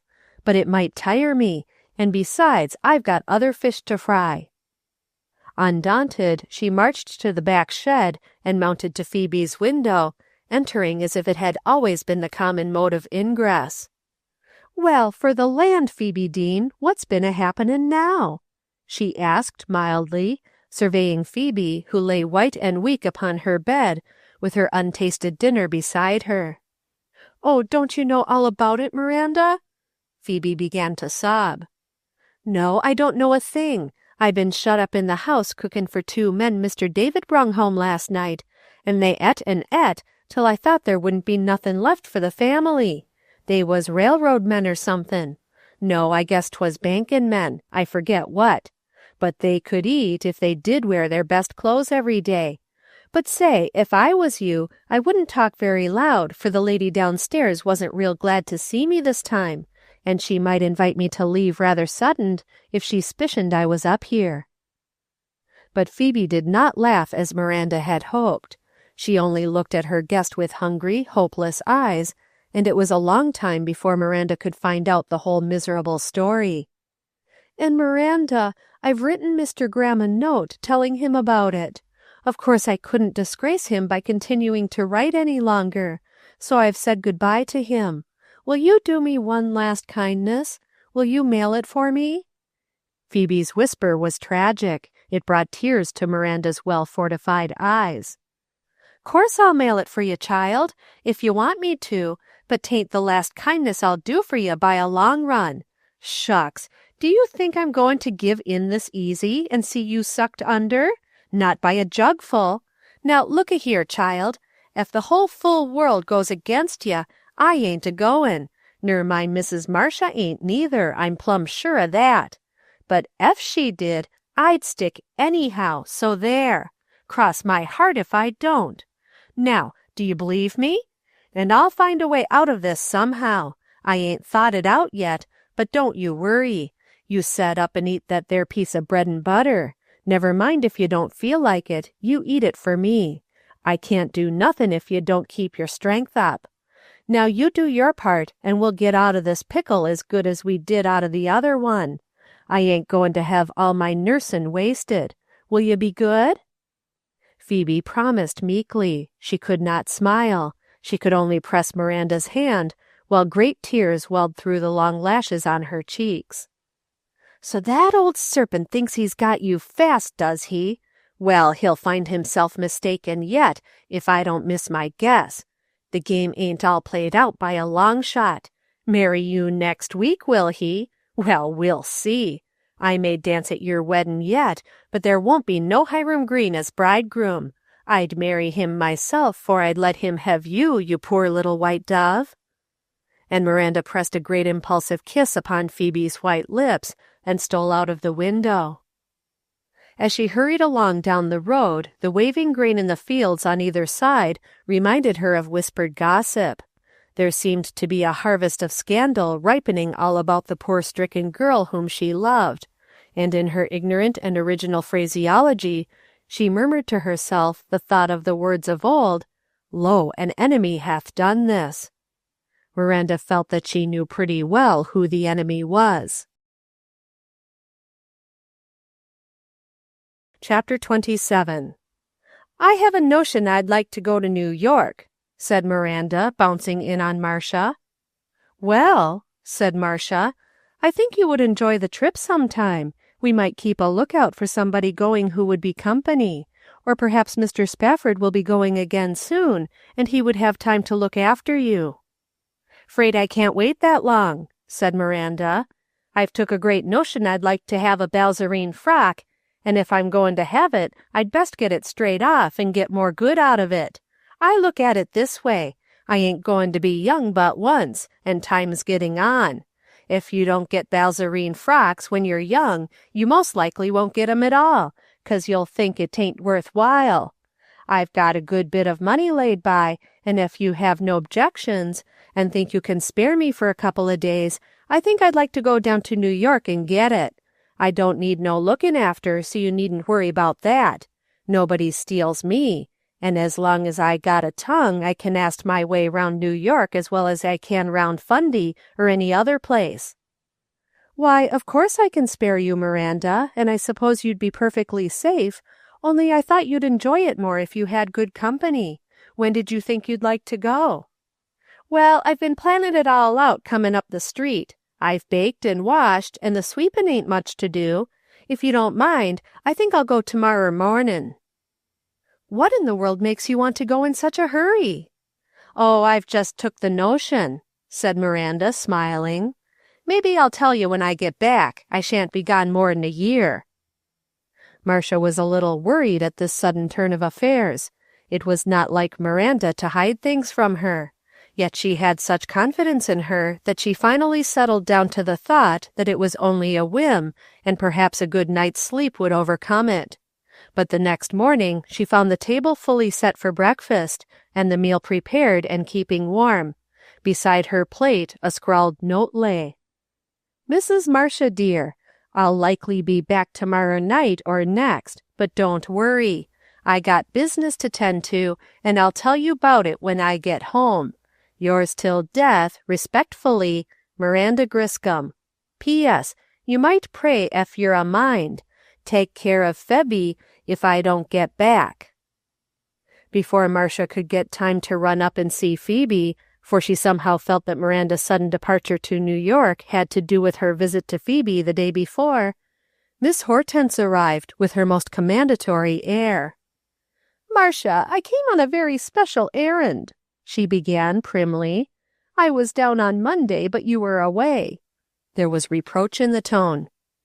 "Yes, I went with David," responded Marcia brightly, but Miss Hortense would brook no interruption. "It's of no consequence now. I would have come yesterday, but we had company all day, the Pattersons from above Schenectady. I couldn't leave very well. But I hurried down this morning. It's about that Deane girl, Marcia. I suppose you haven't heard the dreadful reports that are going around. It really is disgraceful in a decent town. I'm only glad she got out of your house before it became town talk. It all shows what ingratitude there is in human nature to think she should repay your kindness by allowing herself to be talked about in this shameful way." Marcia exclaimed in dismay, but Miss Hortense went straight on to the precise and bitter end, giving every detail in the scandal that had come to her ears, details at which even Hiram Green would have opened his eyes wide in surprise, and would never have believed that they grew out of his own story. Marcia listened in rising indignation. "I am sorry that any such dreadful story is abroad, Aunt Hortense," she answered earnestly. "But really, if you knew the girl, you would understand how impossible it is for this to be true. She is as sweet and pure and innocent as my little Rose." "I should be sorry to have David's child compared to that miserable girl, Marcia," said Miss Hortense severely, rising as she spoke. "And I am sure that after my warning, if you do not shut that wretched creature forever out of your acquaintance, I shall feel it my duty to appeal to David and tell him the whole story, though I should dislike to have to mention anything so indelicate before him. David is very particular about the character of women. He was brought up to be, and Amelia and I both agree that he must be told." "I shall tell him myself, of course, and he will see if anything can be done to stop this ridiculous gossip," said Marcia indignantly. "David is as fond of Phoebe as I am." "You will find David will look on it in a very different way, my dear. You are young and a woman. You do not know the evil world. David is a man. Men know. Goodbye, my dear. I have warned you." And Aunt Hortense went pensively down the street, having done her duty. Marcia put her bonnet on, took little Rose, and walked straight out to Albert Deane's house, but when she reached there, was denied admission. Alma opened the door, but did not ask the caller in. In a moment she came back from consulting her mother and said, "Ma says Aunt Phoebe's up in her room and don't wish to see no one." The door was shut unceremoniously by the stolid little girl, who was embarrassed before the beautiful, smiling Rose in her dainty attire. Marcia turned away, dismayed, hurt, at the reception she had received, and walked slowly homeward. "Wasn't that a funny little girl?" said Rose. "She wasn't very polite, was she, Mother?" Then Marcia went home to wait until she could consult with David. When Nathaniel received his cousin Janet's letter, his anger rose to white heat. Every throb of his heart told him that the stories about Phoebe were false. Like Miranda, he felt at once that an enemy had done this, and he felt like searching out the enemy at once and throttling him into repentance. He read the postscript through twice, and then sat for a few minutes in deep thought, his face shaded by his hand. The office work went on about him, but his thoughts were far away in a sunlit autumn wood. After a little, he got up suddenly, and going into the inner office where he could be alone, sat down quickly and wrote. "My dear Phoebe," he had never called her that before, it was always Miss Deane. "I have loved you for a long time, ever since that afternoon when I found you among the autumn leaves in the woods. I have been trying to wait to tell you until I could be sure you loved me, but now I can wait no longer. I am lonely without you. I want you to be here with me. I love you, darling, and will love you forever, and guard you tenderly, if you will give me the right. Will you forgive this abrupt letter, and write immediately, giving me the right to come up and tell you all the rest? Yours in faithful love, Nathaniel Graham." After he had sent it off, enclosed to Miranda, he scribbled another to Janet. "Dear Janet," it read, "wherever did you get those ridiculous stories about Phoebe Deane? They are as false as they are foolish. Everybody that knows her at all knows they could not be true. I insist that you deny them whenever you have the opportunity, and for my sake that you go and call upon her. I may as well tell you that I am going to marry her if she will have me, and I want you, Janet, to be like a sister to her, as you have always been to me. Any breath against her name I shall consider as against mine also. So please, Janet, stand up for her for my sake. Your loving cousin, Nathaniel." After these 2 letters had been dispatched, Nathaniel put in the best day's work he had ever done. Miranda had reached Albany in time to catch the evening boat down the Hudson. She was more tired than she had ever been in all the years of her hard-working life. The bouncing of the stagecoach, the constant change of scenery and fellow passengers, the breathlessness of going into a strange region, had worn upon her nerves. She had not let a single thing pass unnoticed, and the result was that even her iron nerves had reached their limit at last. Besides, she was more worried about Phoebe Deane than she had ever been about anything in her life. The ethereal look of the girl as she bade her good-bye the night before had gone to her heart. She half feared Phoebe might fall asleep and never awaken while she was gone on her desperate errand of mercy. "Land's sake alive," she muttered to herself, as she crept into her bunk in the tiny stateroom and lay down without putting off any of her garments save her bonnet and cape. "Land's sake alive, I feel as if I'd been threshin'. No, I feel as if I'd been threshed," she corrected. "I didn't know I had so many bones." Nevertheless, she slept little, having too much to attend to. She wakened at every step in the night, and she heard all the bells and calls of the crew. Half the time she thought the boat was sinking, and wondered if she would be able to swim when she struck the water. Anyhow, she meant to try. She had heard it came natural to some people.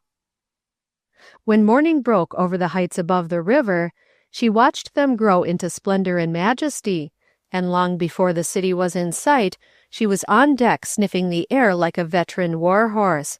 Her eyes were dilated with excitement, and she made a curious and noticeable figure as she gripped her small bag of modest belongings and sat strained up and ready for her first experience of city life. She felt a passing regret that she could not pause to take in more of this wonderful trip, but she promised herself to come that way again some day, and hurried over the gangplank with the others when the boat finally landed. Tucked safely away in her pocket was Phoebe's letter to Nathaniel, and safe in her memory was its address. every passenger with whom she had talked upon the voyage, and she had entered into conversation with all except a man who reminded her of Hiram Green, had given her detailed directions how to get to that address, and the directions had all been different. Some had told her to walk one way and take a cab, some another way. Some had suggested that she take a cab at the wharf. She did none of these things. She gripped her bag firmly and marched past all the officials, through the buildings, out into the street. There she stood a moment, bewildered by the noise and confusion, a marked figure even in that hurrying throng of busy people. Small boys and drivers immediately beset her. She looked each over carefully, and then calmly walked straight ahead. So far, New York did not look very promising to her, but she meant to get into a quieter place before she made any inquiries.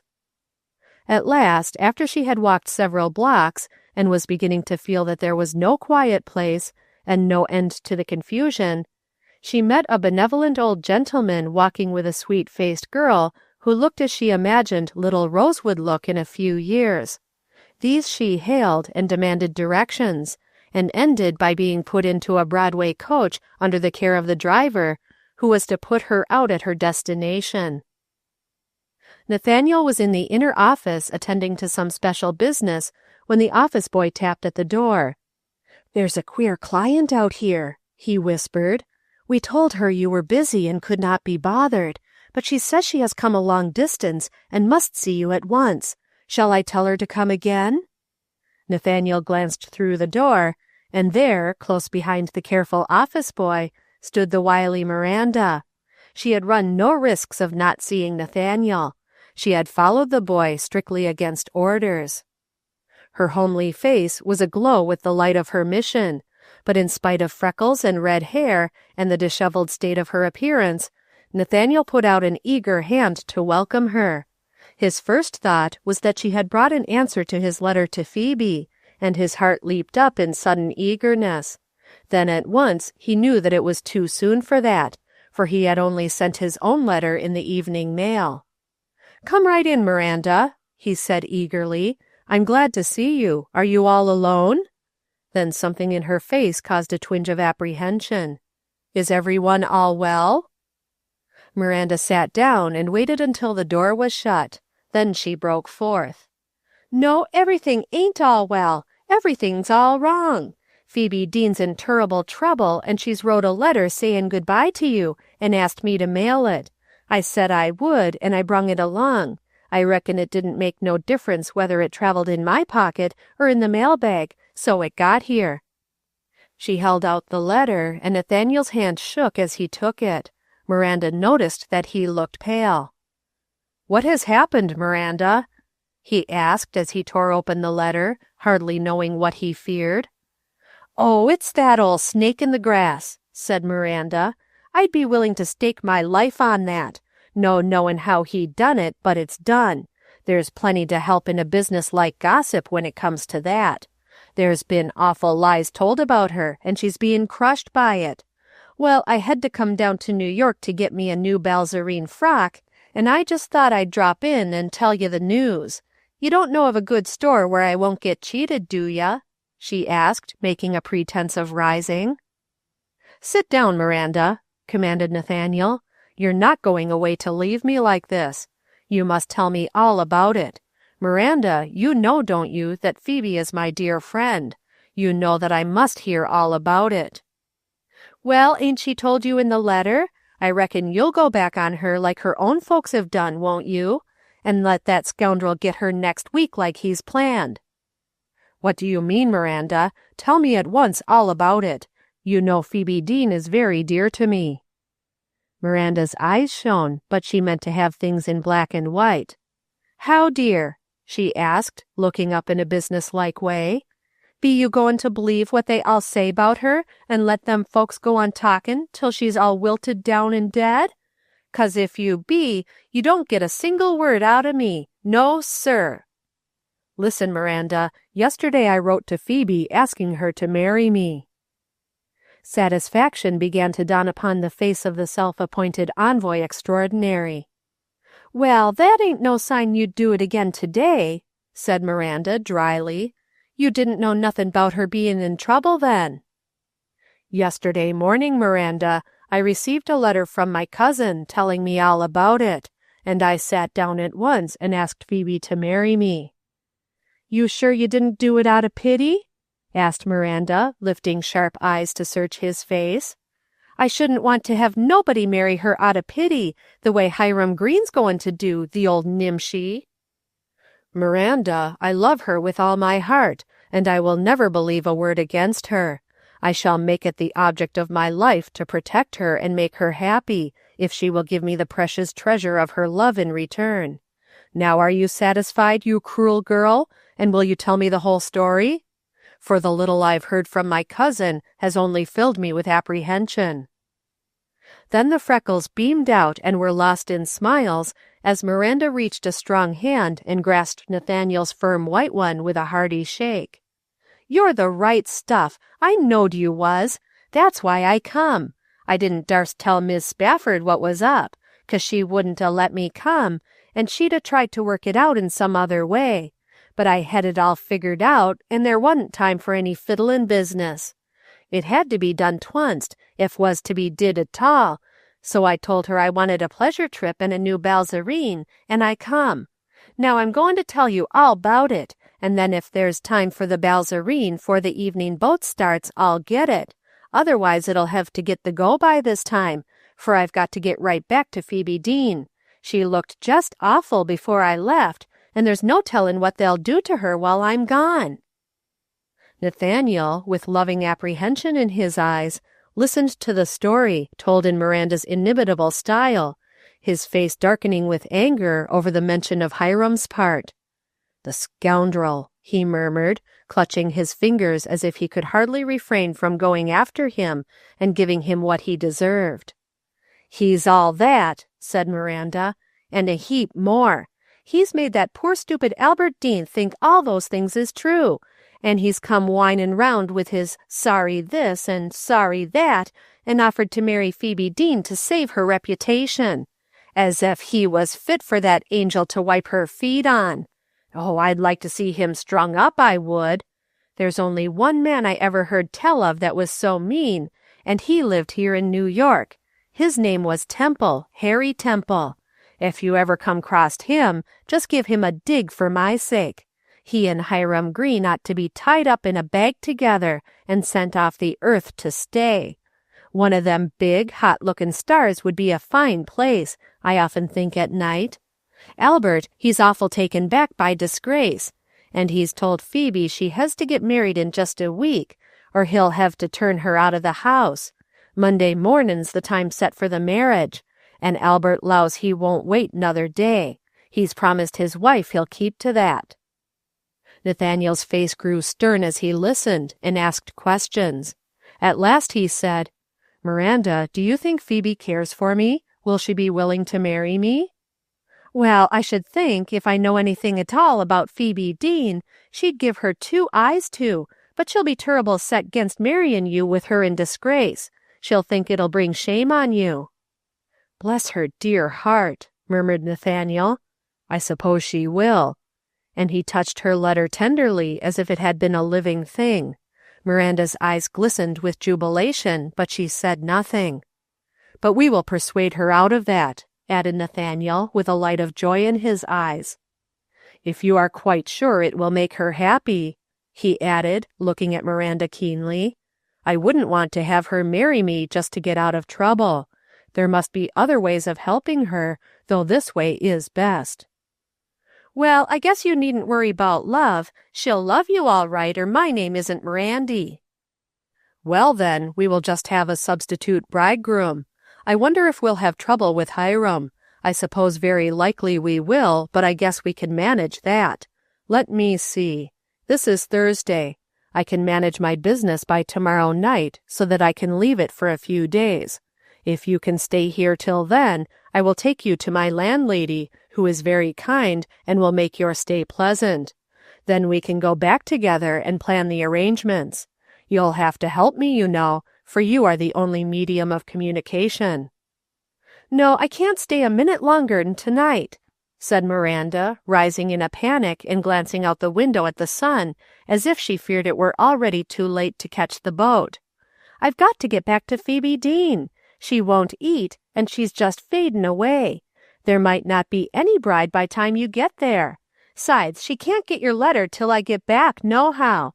I'll have to go home on the boat tonight, and you come tomorrow. You see, if there's going to be a weddin', I'd like real well to get my balzarine made in time to wear to it. That'll give me plenty time, with Miss Spafford to help cut it out. Do you suppose there's time for me to go to a store? It took a long time to get up here from the river." Nathaniel arose. "You have plenty of time, and if you'll wait 10 minutes, I will go with you. We can get some dinner and go to the store, and we can arrange things on the way." Miranda settled down in the great office chair and watched Nathaniel's white fingers as they wrote on the legal paper. When it was finished and folded, he took another piece of paper and wrote, "My darling, I have just received your letter, and I am coming to you as quickly as I can arrange my business to get away. Miranda will bring you this, and will tell you all I have said. I will be there in time for the wedding morning, and if you will have me instead of Hiram Green, I shall face the whole world by your side, and tell them they are liars. Then I will bring you back with me to stay with me always. My heart is longing to see and comfort you, but I must not write any more, for I have a great deal to do before I go. Only this I must say, if you do not feel you love me, and do not want to marry me, I will help you some other way to get free from this trouble, and to have it all explained before the world. There is just one thing I am resolved upon, and that is that you shall be guarded and loved by me, whether you will marry me or not. You are too precious to suffer. Yours with more love than you can ever fathom, Nathaniel." He sealed, addressed it, and handed it to Miranda, who took it with a gleam of satisfaction in her honest eyes. She was almost willing to run home without her balzarine, now that she had that letter. She did not know what he had written, of course, but she knew it was the right thing, and would bring the light of hope again to Phoebe's eyes. Then they went out into the bustling, strange streets of the city. Miranda was too excited to eat much, though Nathaniel took her to his own boarding place and tried to make her feel at home. He kept asking if it wasn't almost time for the boat to leave, until he had to explain to her just how much time there was, and how quickly they could get to the wharf. They went to a store, and Miranda did not take long to pick out her frock. It seemed as if the very one she had always longed for most lay draped upon the counter, and with quick decision she bought it.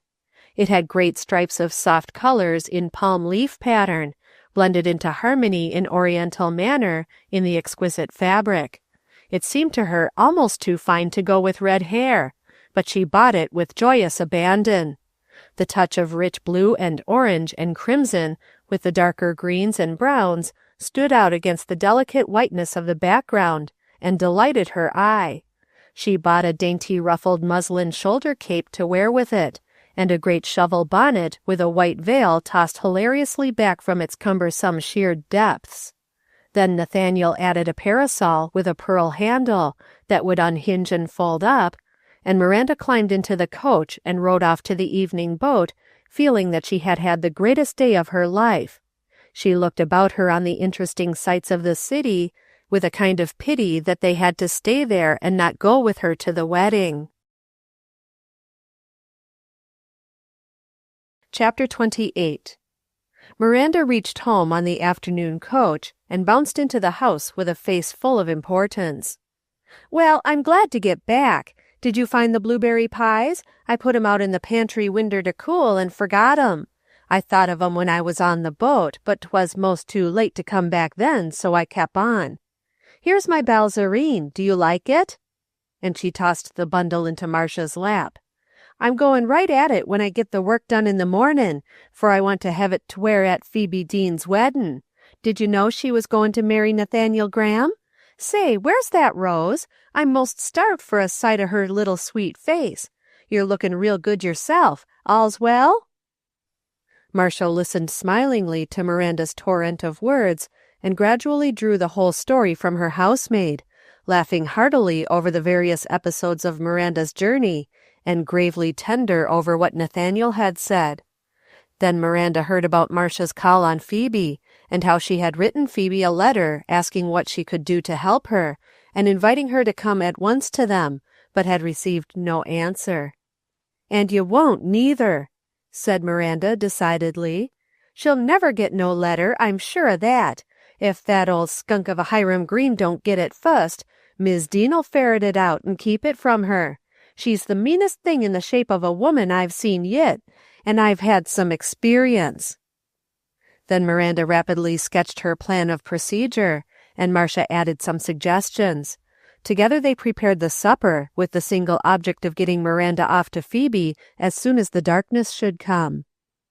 It was quite dark, and Phoebe was lying in a still, white heap upon her bed, when Miranda stole softly in.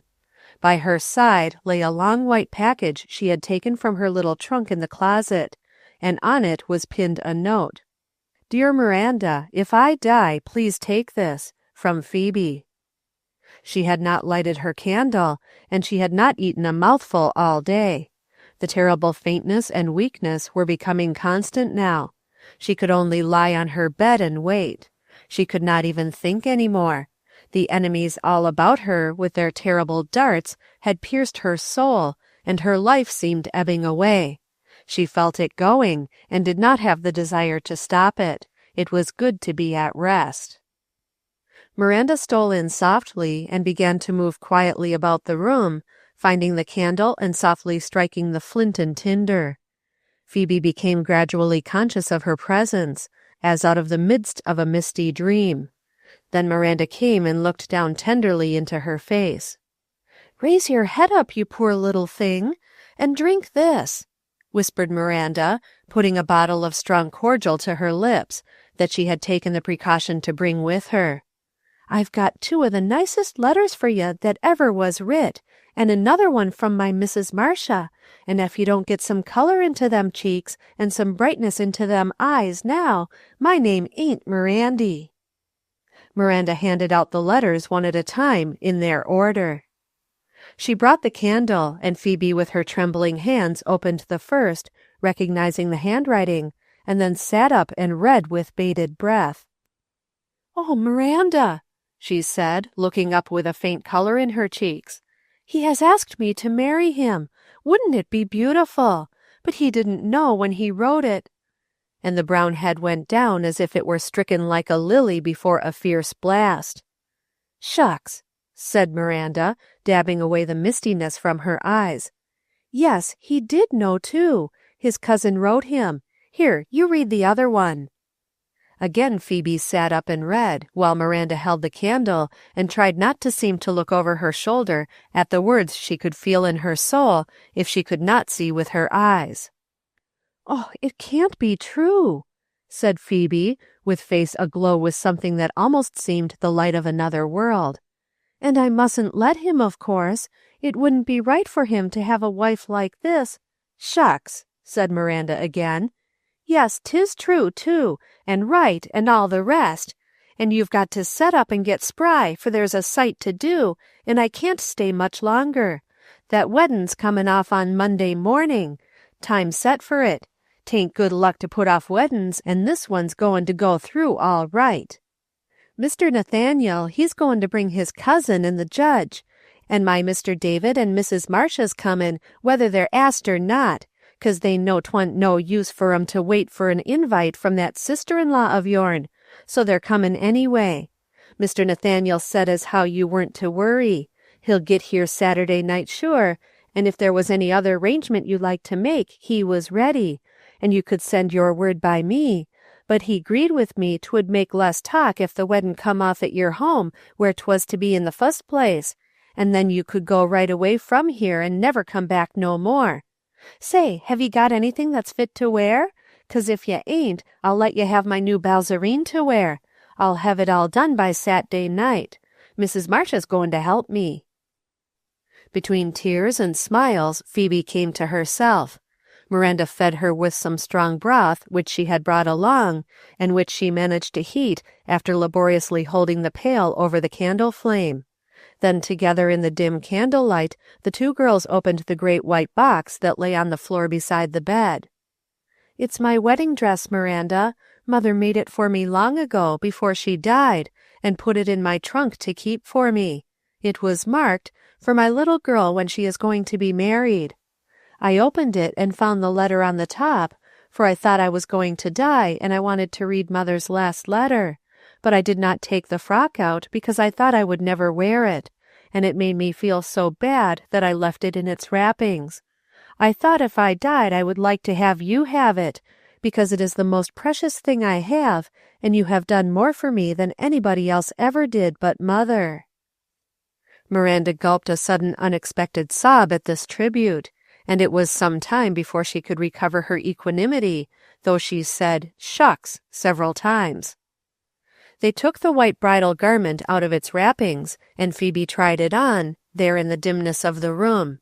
It was thin white book muslin, all daintily embroidered about the neck and sleeves by the dead mother's hand.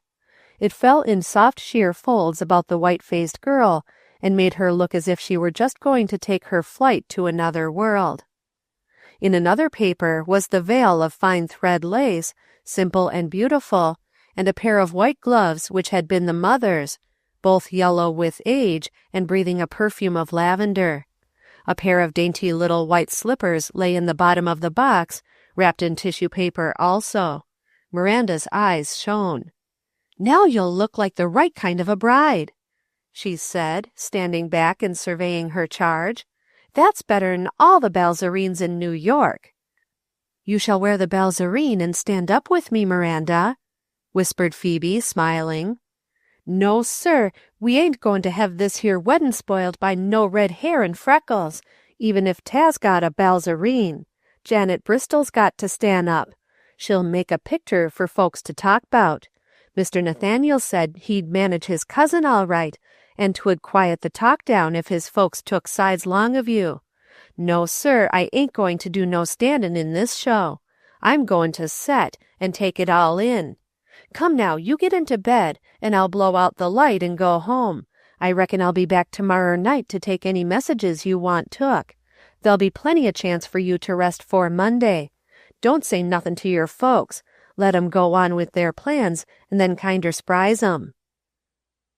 The next morning Phoebe arose, and feeling much refreshed, dressed herself carefully and went downstairs. She had a quiet, grave look upon her face, but in her eyes there was a strange light which she could not keep back. Emmeline looked up in surprise when Phoebe came and took hold with the work. She began to say something slighting, but the look in Phoebe's face somehow stopped her. It was a look of joyful exultation, and Emmeline, firmly believing the girl was justly talked about, could not understand and thought it hypocrisy. Albert came in a few minutes and looked relieved. "Well, Phoebe, I'm glad you've made up your mind to act sensibly and come downstairs. It wasn't right to fight against what had to be, and every one of us knew was for the best," he said. Phoebe did not answer. In spite of the help that was coming to her, it hurt her that Albert believed the slander against her, and the tears came into her eyes as he spoke. Emmeline saw them and spoke up in a sermonizing tone. "It's right she should feel her shame and repent, Albert. Don't go and soft soap it over as if she hadn't done nothing to feel sorry for." Then Phoebe spoke. "I have done nothing to feel sorry for, Emmeline. I have not sinned. I am only sorry that you have been willing to believe all this against me." Then she went quietly on with her work, and said no more, though Emmeline's speech was unsealed, and she gave Phoebe much good advice during the course of the day.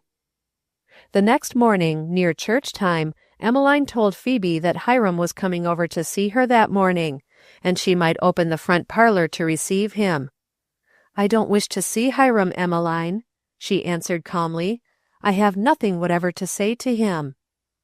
"Well, upon my word, Phoebe Deane," said Emmeline, getting red in the face with indignation over the girl. "Goin' to get married tomorrow mornin' and not wantin' to see Hiram Green. I should think you'd want to talk over 'rangements." "Yes, I am going to be married tomorrow morning," said Phoebe, with a triumphant ring to her voice, But I do not want to see Hiram Green. I have no arrangements to talk over with him. My arrangements are all made." Phoebe went away to her room and remained there the rest of the day. Nathaniel had arrived. She knew that by special messenger coming and going over the woodshed roof. There had been sweet messages of cheer, and he had promised to come for her in the morning.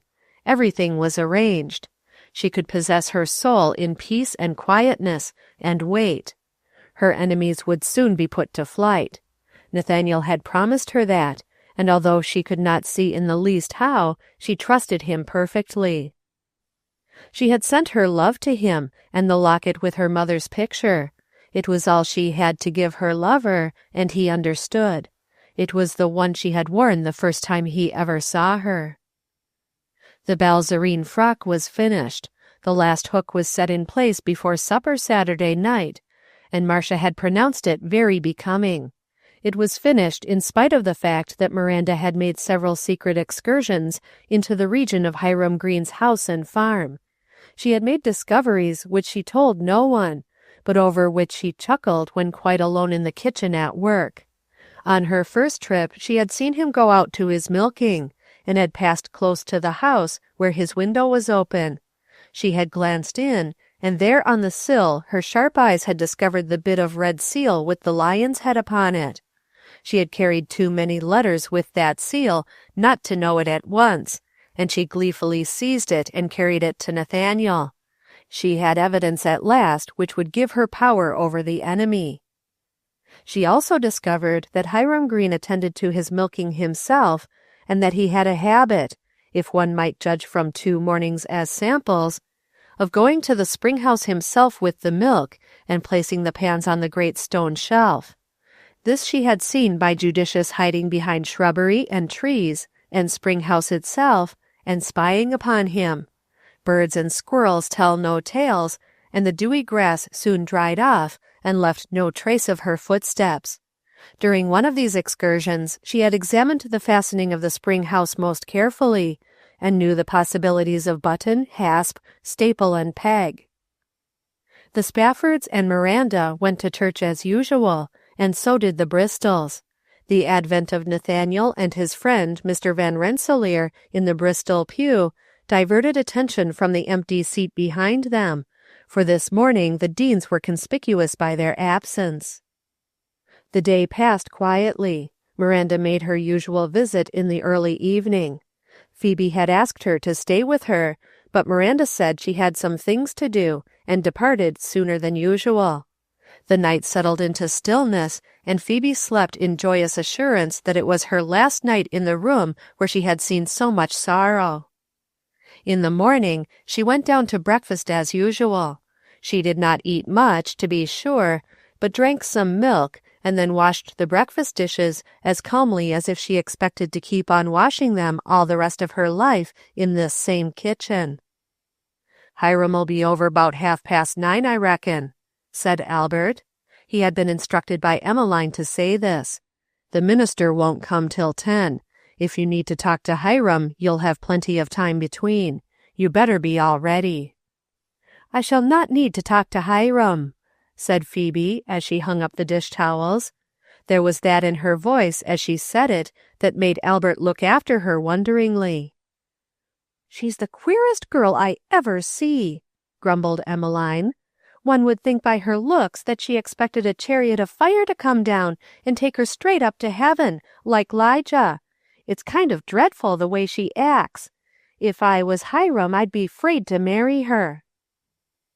Miranda arrived over the shed roof soon after Phoebe went upstairs. She wore her old calico, and if one who knew had observed closely, he would have said it was a calico that Miranda never used any more, for it was very old.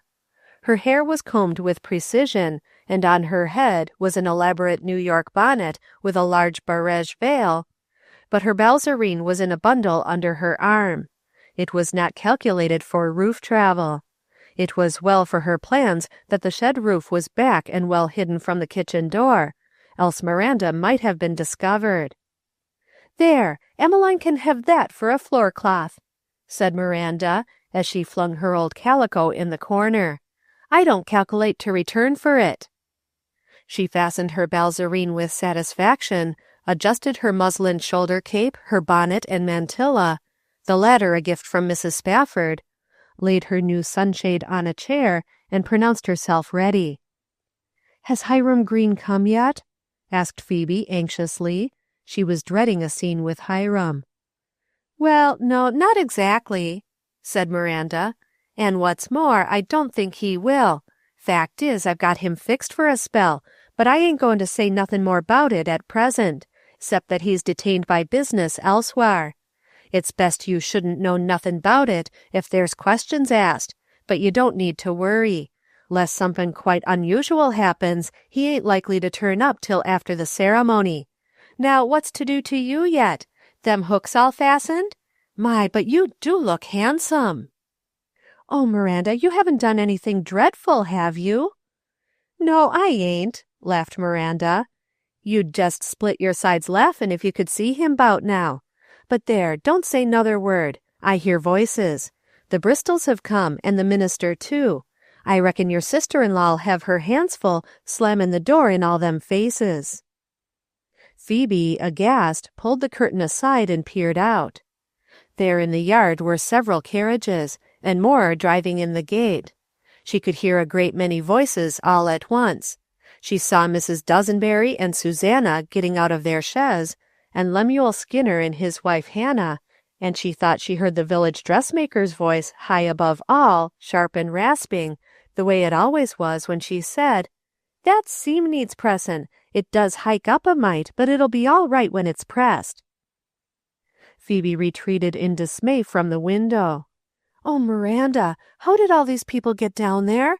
Emmeline will be so angry. She is in her room dressing yet. It doesn't seem as if I dared go down." "For the land's sake, how should I know? I s'pose Providence sent 'em, for they can't say a single word after the ceremony's over. Their mouths'll be all nicely stopped. Don't you worry." Miranda answered innocently, but for one instant, as she looked at Phoebe's frightened face, her guilty heart misgave her. Perhaps she had gone a step too far, for it was Miranda who had slipped here and there after church on Sunday, and whispered a brief invitation to those who had gossiped the hardest, wording it in such a way that they all thought it was a personal invitation from Phoebe. In every case she had added, "Don't say nothin' till after it's over," and each thinking himself especially favored, had arrived in conscious pride, and as they passed Hiram Green's new house, they had remarked to themselves what a fine man he was for sticking to Phoebe in spite of all the talk. But Miranda never told her part in this, and Emmeline never got done wondering who invited all those people. Miranda's momentary confusion was covered by a gentle tap on the door, and Phoebe in a flutter rushed to hide her friend. "I'm afraid it's Emmeline," she whispered. "She may not let you go down." "Like to see her keep me up," said Miranda boldly. "My folks has come. I ain't 'fraid now," and she boldly swept the trembling bride out of the way and threw the door open. Janet Bristol, in a silken gown of palest pink, entered and walked straight up to Phoebe. "You dear little thing," she exclaimed. "How sweet you look! That frock is beautiful, and the veil makes you perfect. Nathaniel asked me to bring you this and make you wear it. It was his mother's." She fastened a rope of pearls around Phoebe's neck and kissed her as a sister might have done. Miranda stood back and gazed with satisfaction on the scene. All was as it should be. She saw nothing further to be desired. Her compunctions were gone. "Nathaniel is waiting for you at the foot of the stairs," whispered Janet. "He has his mother's ring for you. He wanted me to tell you. Come, they are ready. You must go ahead." Down the stairs went the trembling bride, followed by her bridesmaid. Miranda grasped her precious parasol and tiptoed on behind. Nathaniel stood at the foot of the stairs waiting for her. Emmeline, with a red and angry face, was waiting on her most unexpected guests, and had no time to notice what was going on about her. The original wedding guests, consisting of a row of little Greens and the old housekeeper, were submerged in the Sunday gowns of the new arrivals. "Where's Hiram?" whispered Albert in Emmeline's ear, just as she was giving Hiram's Aunt Keziah Dart a seat at the best end of the room. "Goodness, ain't he come yet? I s'posed he was upstairs talking to Phoebe. I heard voices." She wheeled round, and there stood the wedding party. Nathaniel, tall and handsome, with his shy, pale bride upon his arm. Janet, sparkling in her pink gown and enjoying the discomfiture of guests and hostess alike, and smiling over at Martin Van Rensselaer, who stood supporting the bridegroom on the other side. It bewildered Emmeline. The little assemblage reached out into the front door yard, and peeped curiously in at the doors and windows, as if loath to lose the choice scene that was passing. The old minister was talking now, and a hush fell over the company.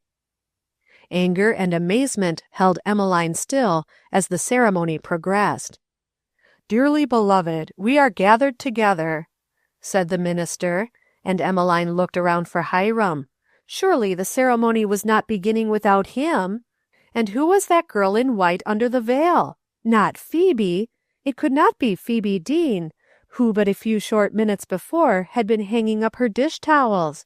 Where did she get that veil and frock? What had happened? How did all these people get here? Had Phoebe invited them? And why did not somebody stop it? "Let him speak now, or forever after hold his peace," came the words, and Emmeline gave a great gasp and thought of the corner lot opposite the Seceder church.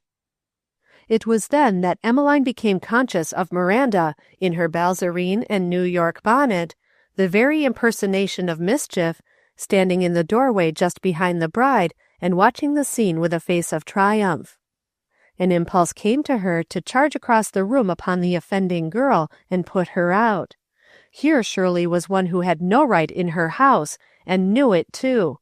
Then all at once she caught the eye of Judge Bristol fixed sternly upon her face, and she became aware of her own countenance, and restrained her feelings. For after all, it was no mean thing to be allied to the house of Bristol, and to know that the cloud of dishonour which had threatened them was lifted for ever. She looked at Judge Bristol's fine face and heavy white hair, and began to swell with conscious pride. The last "I will" was spoken, the benediction was pronounced, and the hush that followed was broken by Nathaniel's voice. "I want to say a few words," he said, "about a terrible mistake that has been made by the people of this village regarding my wife's character. I have made a most thorough investigation of the matter during the last 2 days, and I find that the whole thing originated in an infamous lie told with intention to harm one who is entirely innocent. I simply wish to say that whoever has spoken against my wife will have to answer to me for his words in a court of justice. And if any of you who are my friends wish to question any of her past actions, be kind enough to come directly to me, and they will be fully explained, for there is not a thing in her past that will not bear the searching light of purity and truth." As soon as he had ceased speaking, David and Marcia stepped up with congratulations. There was a little stir among the guests. The guilty ones melted away faster than they had gathered, each one anxious to get out without being noticed. The Bristol coach, drawn by 2 white horses, with coachman and footman in livery, drew up before the door. Nathaniel handed Phoebe in, and they were driven away in triumph, the guests that they passed shrinking out of sight into their vehicles as far as possible. Albert and Emmeline looked into each other's dazed faces, then turned to the old housekeeper and the row of little Greens, their faces abnormally shining from unusual contact with soap and water, and asked in concert, "But where is Hiram?" Miranda, as she rode guilelessly in the carryall with Mrs. Spafford, answered the same question from that lady with, "Where do you s'pose? I shed him in the spring house airly this mornin'." Then David Spafford laid down upon his knee the reins of the old grey horse, and laughed loud and long, could not stop laughing, and all day long it kept breaking out, as he remembered Miranda's innocent look, and thought of Hiram Green, wrathful and helpless, shut in his own spring house while his wedding went on without him. There was a wedding breakfast elaborate and gay at Judge Bristol's, presided over by Janet, who seemed as happy as though she had planned the match herself, and whose smiling wishes were carried out immediately by Martin Van Rensselaer. There was one more duty for Nathaniel to perform before he took his bride away to a happier home. He must find and face Hiram Green. So, leaving Phoebe in the care of Mrs. Spafford and his cousin Janet, and himself accompanied by his uncle, Martin Van Rensselaer, and Lemuel Skinner in the capacity of village constable, he got into the family carryall and drove out to Hiram's farm. Now Nathaniel had not been idle during the Sabbath which intervened between his coming back to the village and his marriage. Aside from the time he spent at the morning church service, he had been doing a Sabbath day's work which he felt would stand well to his account. He had carefully questioned several of the best-known gossips in the village with regard to the story about Phoebe. He had asked keen questions that gave him a plain clue to the whole diabolical plot.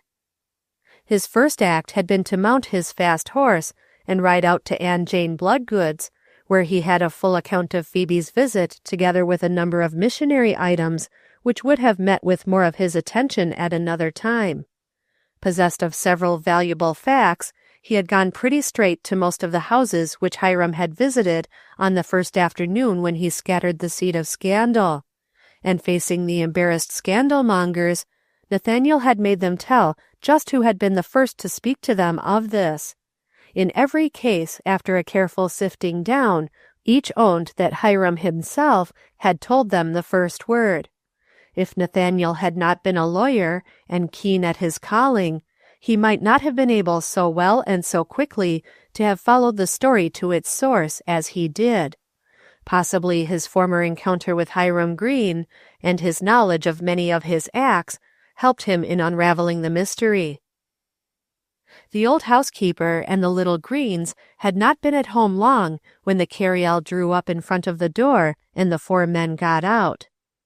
"I been everywhere but to the spring house," said the housekeeper, shaking her head dolefully, "and I can't find trace of him nowhere.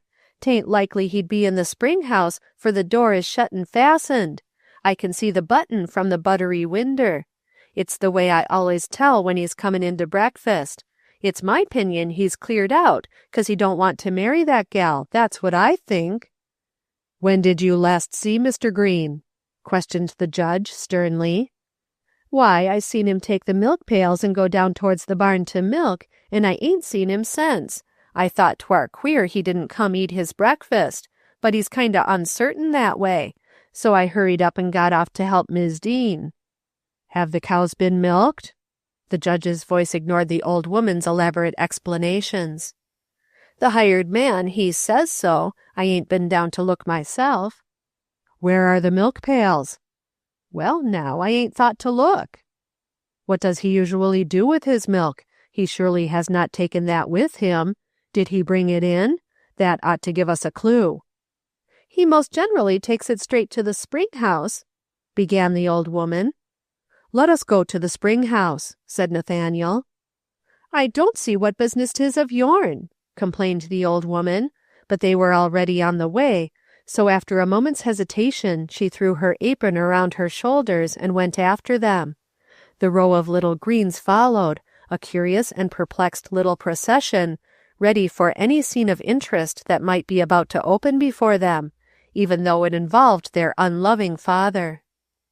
It was Lemuel Skinner, with his cherry lips pursed importantly, who stepped forward by virtue of his office, turned the wooden button, drew out the peg, pulled off the hasp, and threw the heavy door open. Out stumbled Hiram Green, half blinded by the light and rubbing his eyes. "Mr. Green, we have called to see you on a matter of importance," began Lemuel apologetically, quite as if it were the custom to meet householders on the threshold of their spring houses. "Sorry, I can't wait to hear it," swaggered Hiram, blinking, and trying to make out who these men were. "I got an engagement. Fact is, I'm going to be married, and I'm late already. I'll have to be excused, Lem." "It's quite unnecessary, Mr. Green," said Lemuel, putting out a detaining hand excitedly. "Quite unnecessary, I assure you. The wedding is all over. You're not expected any more." Hiram stood back and surveyed Lemuel with contempt. "Gosh 90," he sneered. "How could that be when I wa'n't there? I guess you don't know I was going to marry Phoebe Deane. I'm right sure there wouldn't be no one else marry her." Nathaniel stepped forward, his face white with indignation. "You are speaking of my wife, Mr. Green," he said, and his voice was enough to arrest the attention of even the self-complacency of a Hiram Green. "Let me never hear you speak of her in that way again. She did not at any moment in her life intend to marry you. You know that well, though you have tried to weave a web of falsehood about her that would put her in your power. The whole thing is known to me from beginning to end, and I do not intend to let it pass lightly. My wife's good name is everything to me, though it seems you are willing to marry one whom you had yourself defamed. I have come here this morning, Mr. Green, to give you your choice between going to jail or going with me at once and taking back all the falsehoods you have told about my wife." Hiram, in sudden comprehension and fear, glanced around the group, took in the fact of the presence of Judge Bristol, remembered Nathaniel's threat of the year before about bringing him up before his uncle, remembered that Lemuel Skinner was constable, and was filled with consternation. With the instinct of a coward and a bully, he made a sudden lunge forward towards Nathaniel, his fists clenched, and his whole face expressing the fury of a wild animal brought to bay. "You lie!" he hissed. But the next instant he lay sprawling at Nathaniel's feet, with Lemuel bustling over him like an excited old hen. It was Martin Van Rensselaer who had tripped him up just in time. "Now, gentlemen, don't let's get excited," cackled Lemuel, laying an ineffective hand on the prostrate Hiram. "Step aside, Mr. Skinner," said Nathaniel, towering over Hiram. "Let me settle this matter first. Now, sir, you may take your choice. Will you go to jail and await your trial for slander, or will you come with us to the people before whom you scattered this outrageous scandal and take it all back?" "You've made a big mistake," blustered Hiram. "I never told no stories about Phoebe Deane. It's somebody else has done it if it ain't true. I was going to marry her to save her reputation." "How did you think that would save her reputation?" questioned Judge Bristol, and somehow his voice made cold chills creep down Hiram's spine. "Why, I was going to deny everything after we was married." "Your stories don't hang very well together," remarked the judge dryly. "You will be obliged to deny them now," said Nathaniel wrathfully. "Take your choice at once. I'm not sure, after all, but the best way would be to house you in jail without further delay. It is almost a crime to let such a low-lived scoundrel as you walk at large. No one's reputation will be safe in the hands of a villain like you. Take your choice at once. I will give you 2 minutes to decide." Nathaniel took out his watch. There was silence over the meadow behind the spring house, but a little bird from a tree up the road called, "Phoebe, Phoebe," insistently, and a strange tender light came into Nathaniel's eyes. "The time is up," said Nathaniel. "What do you want me to do?" asked the captive sullenly. "I want you to go with me to every house that you visited the day you started this mischief and take it all back. Tell them it was untrue, and that you got it up out of whole cloth for your own evil purposes." "But I can't tell a lie," said Hiram piously. "Can't you? Well, it will not be necessary. Come, which will you choose? Do you prefer to go to jail?" "Gentlemen, I'm in your hands," whined the coward. "Remember, I have little children." "You should have remembered that yourself, and not brought shame upon them and other innocent beings." It was the judge who spoke these words, like a sentence in court. "Where have I got to go?" Nathaniel named over the places.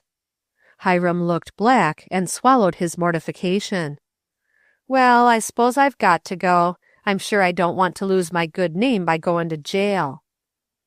They set him upon his feet, and the little posse moved slowly up the slope to the house and thence to the carryall. After they were seated in the carryall, Hiram in the back seat with Lemuel and Martin on either side of him, Nathaniel turned to Hiram.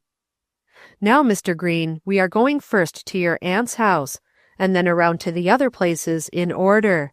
You are to make the following statement and nothing else. You are to say, 'I have come to take back the lies which I told about Miss Phoebe Deane, and to tell you that they are none of them true. I originated them for my own purposes.'" Hiram's face darkened. He looked as if he would like to kill Nathaniel.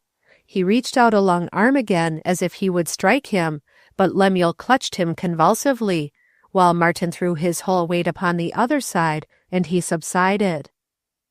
"You will have from now until we reach the jail to think about it, Mr. Green. If you prefer to go to jail instead, you will not be hindered. Mr. Skinner is here to arrest you on my charge if you will not comply with these conditions." Sullen and silent sat Hiram.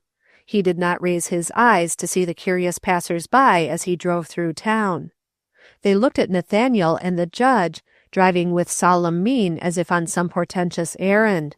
They noted the stranger and the constable on either side of the lowering Hiram, and they drew their own conclusions, for the news of the wedding had spread like wildfire through the village.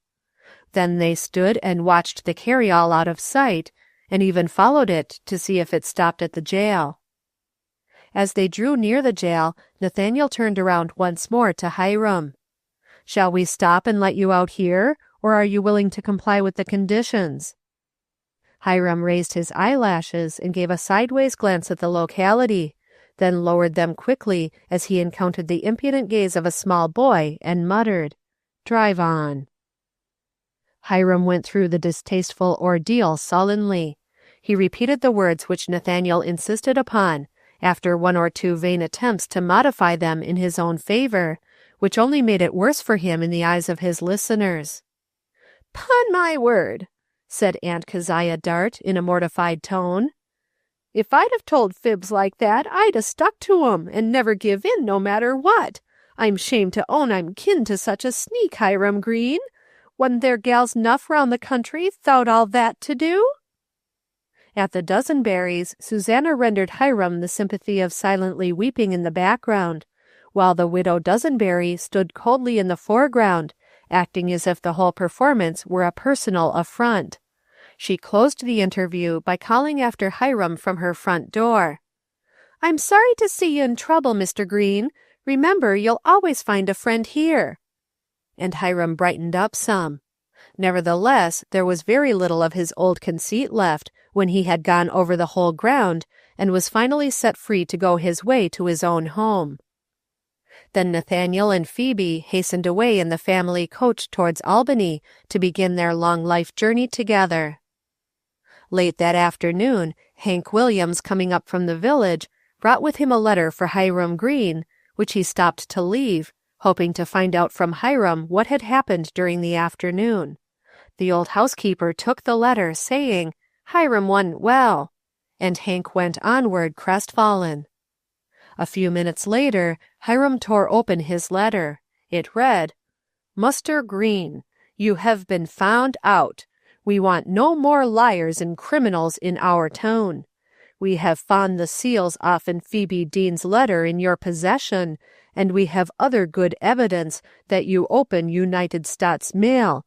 We will give you 1 week to sell aught, and leave town. Ef you ever show your head agin near or in New York, you will be tarred and feathered in punishment 'cordin' to law. Yours for revenge, a feller townsman." That night, while his household slept, Hiram Green went forth from his house to parts unknown, leaving his little children to the tender mercy of Aunt Keziah Dart, or whoever might be touched with a feeling of pity for them. And Miranda, who, without the counsel or knowledge of anyone, had written the remarkable epistle which sent him out, lay down serenely and slept the sleep of the just. And that same night the moon shone brightly over the Hudson River, like a path of silver for the two who sat long on deck, talking of how they loved Miranda with laughter that was nigh to tears. The End. End of Phoebe Deane by Grace Livingston Hill,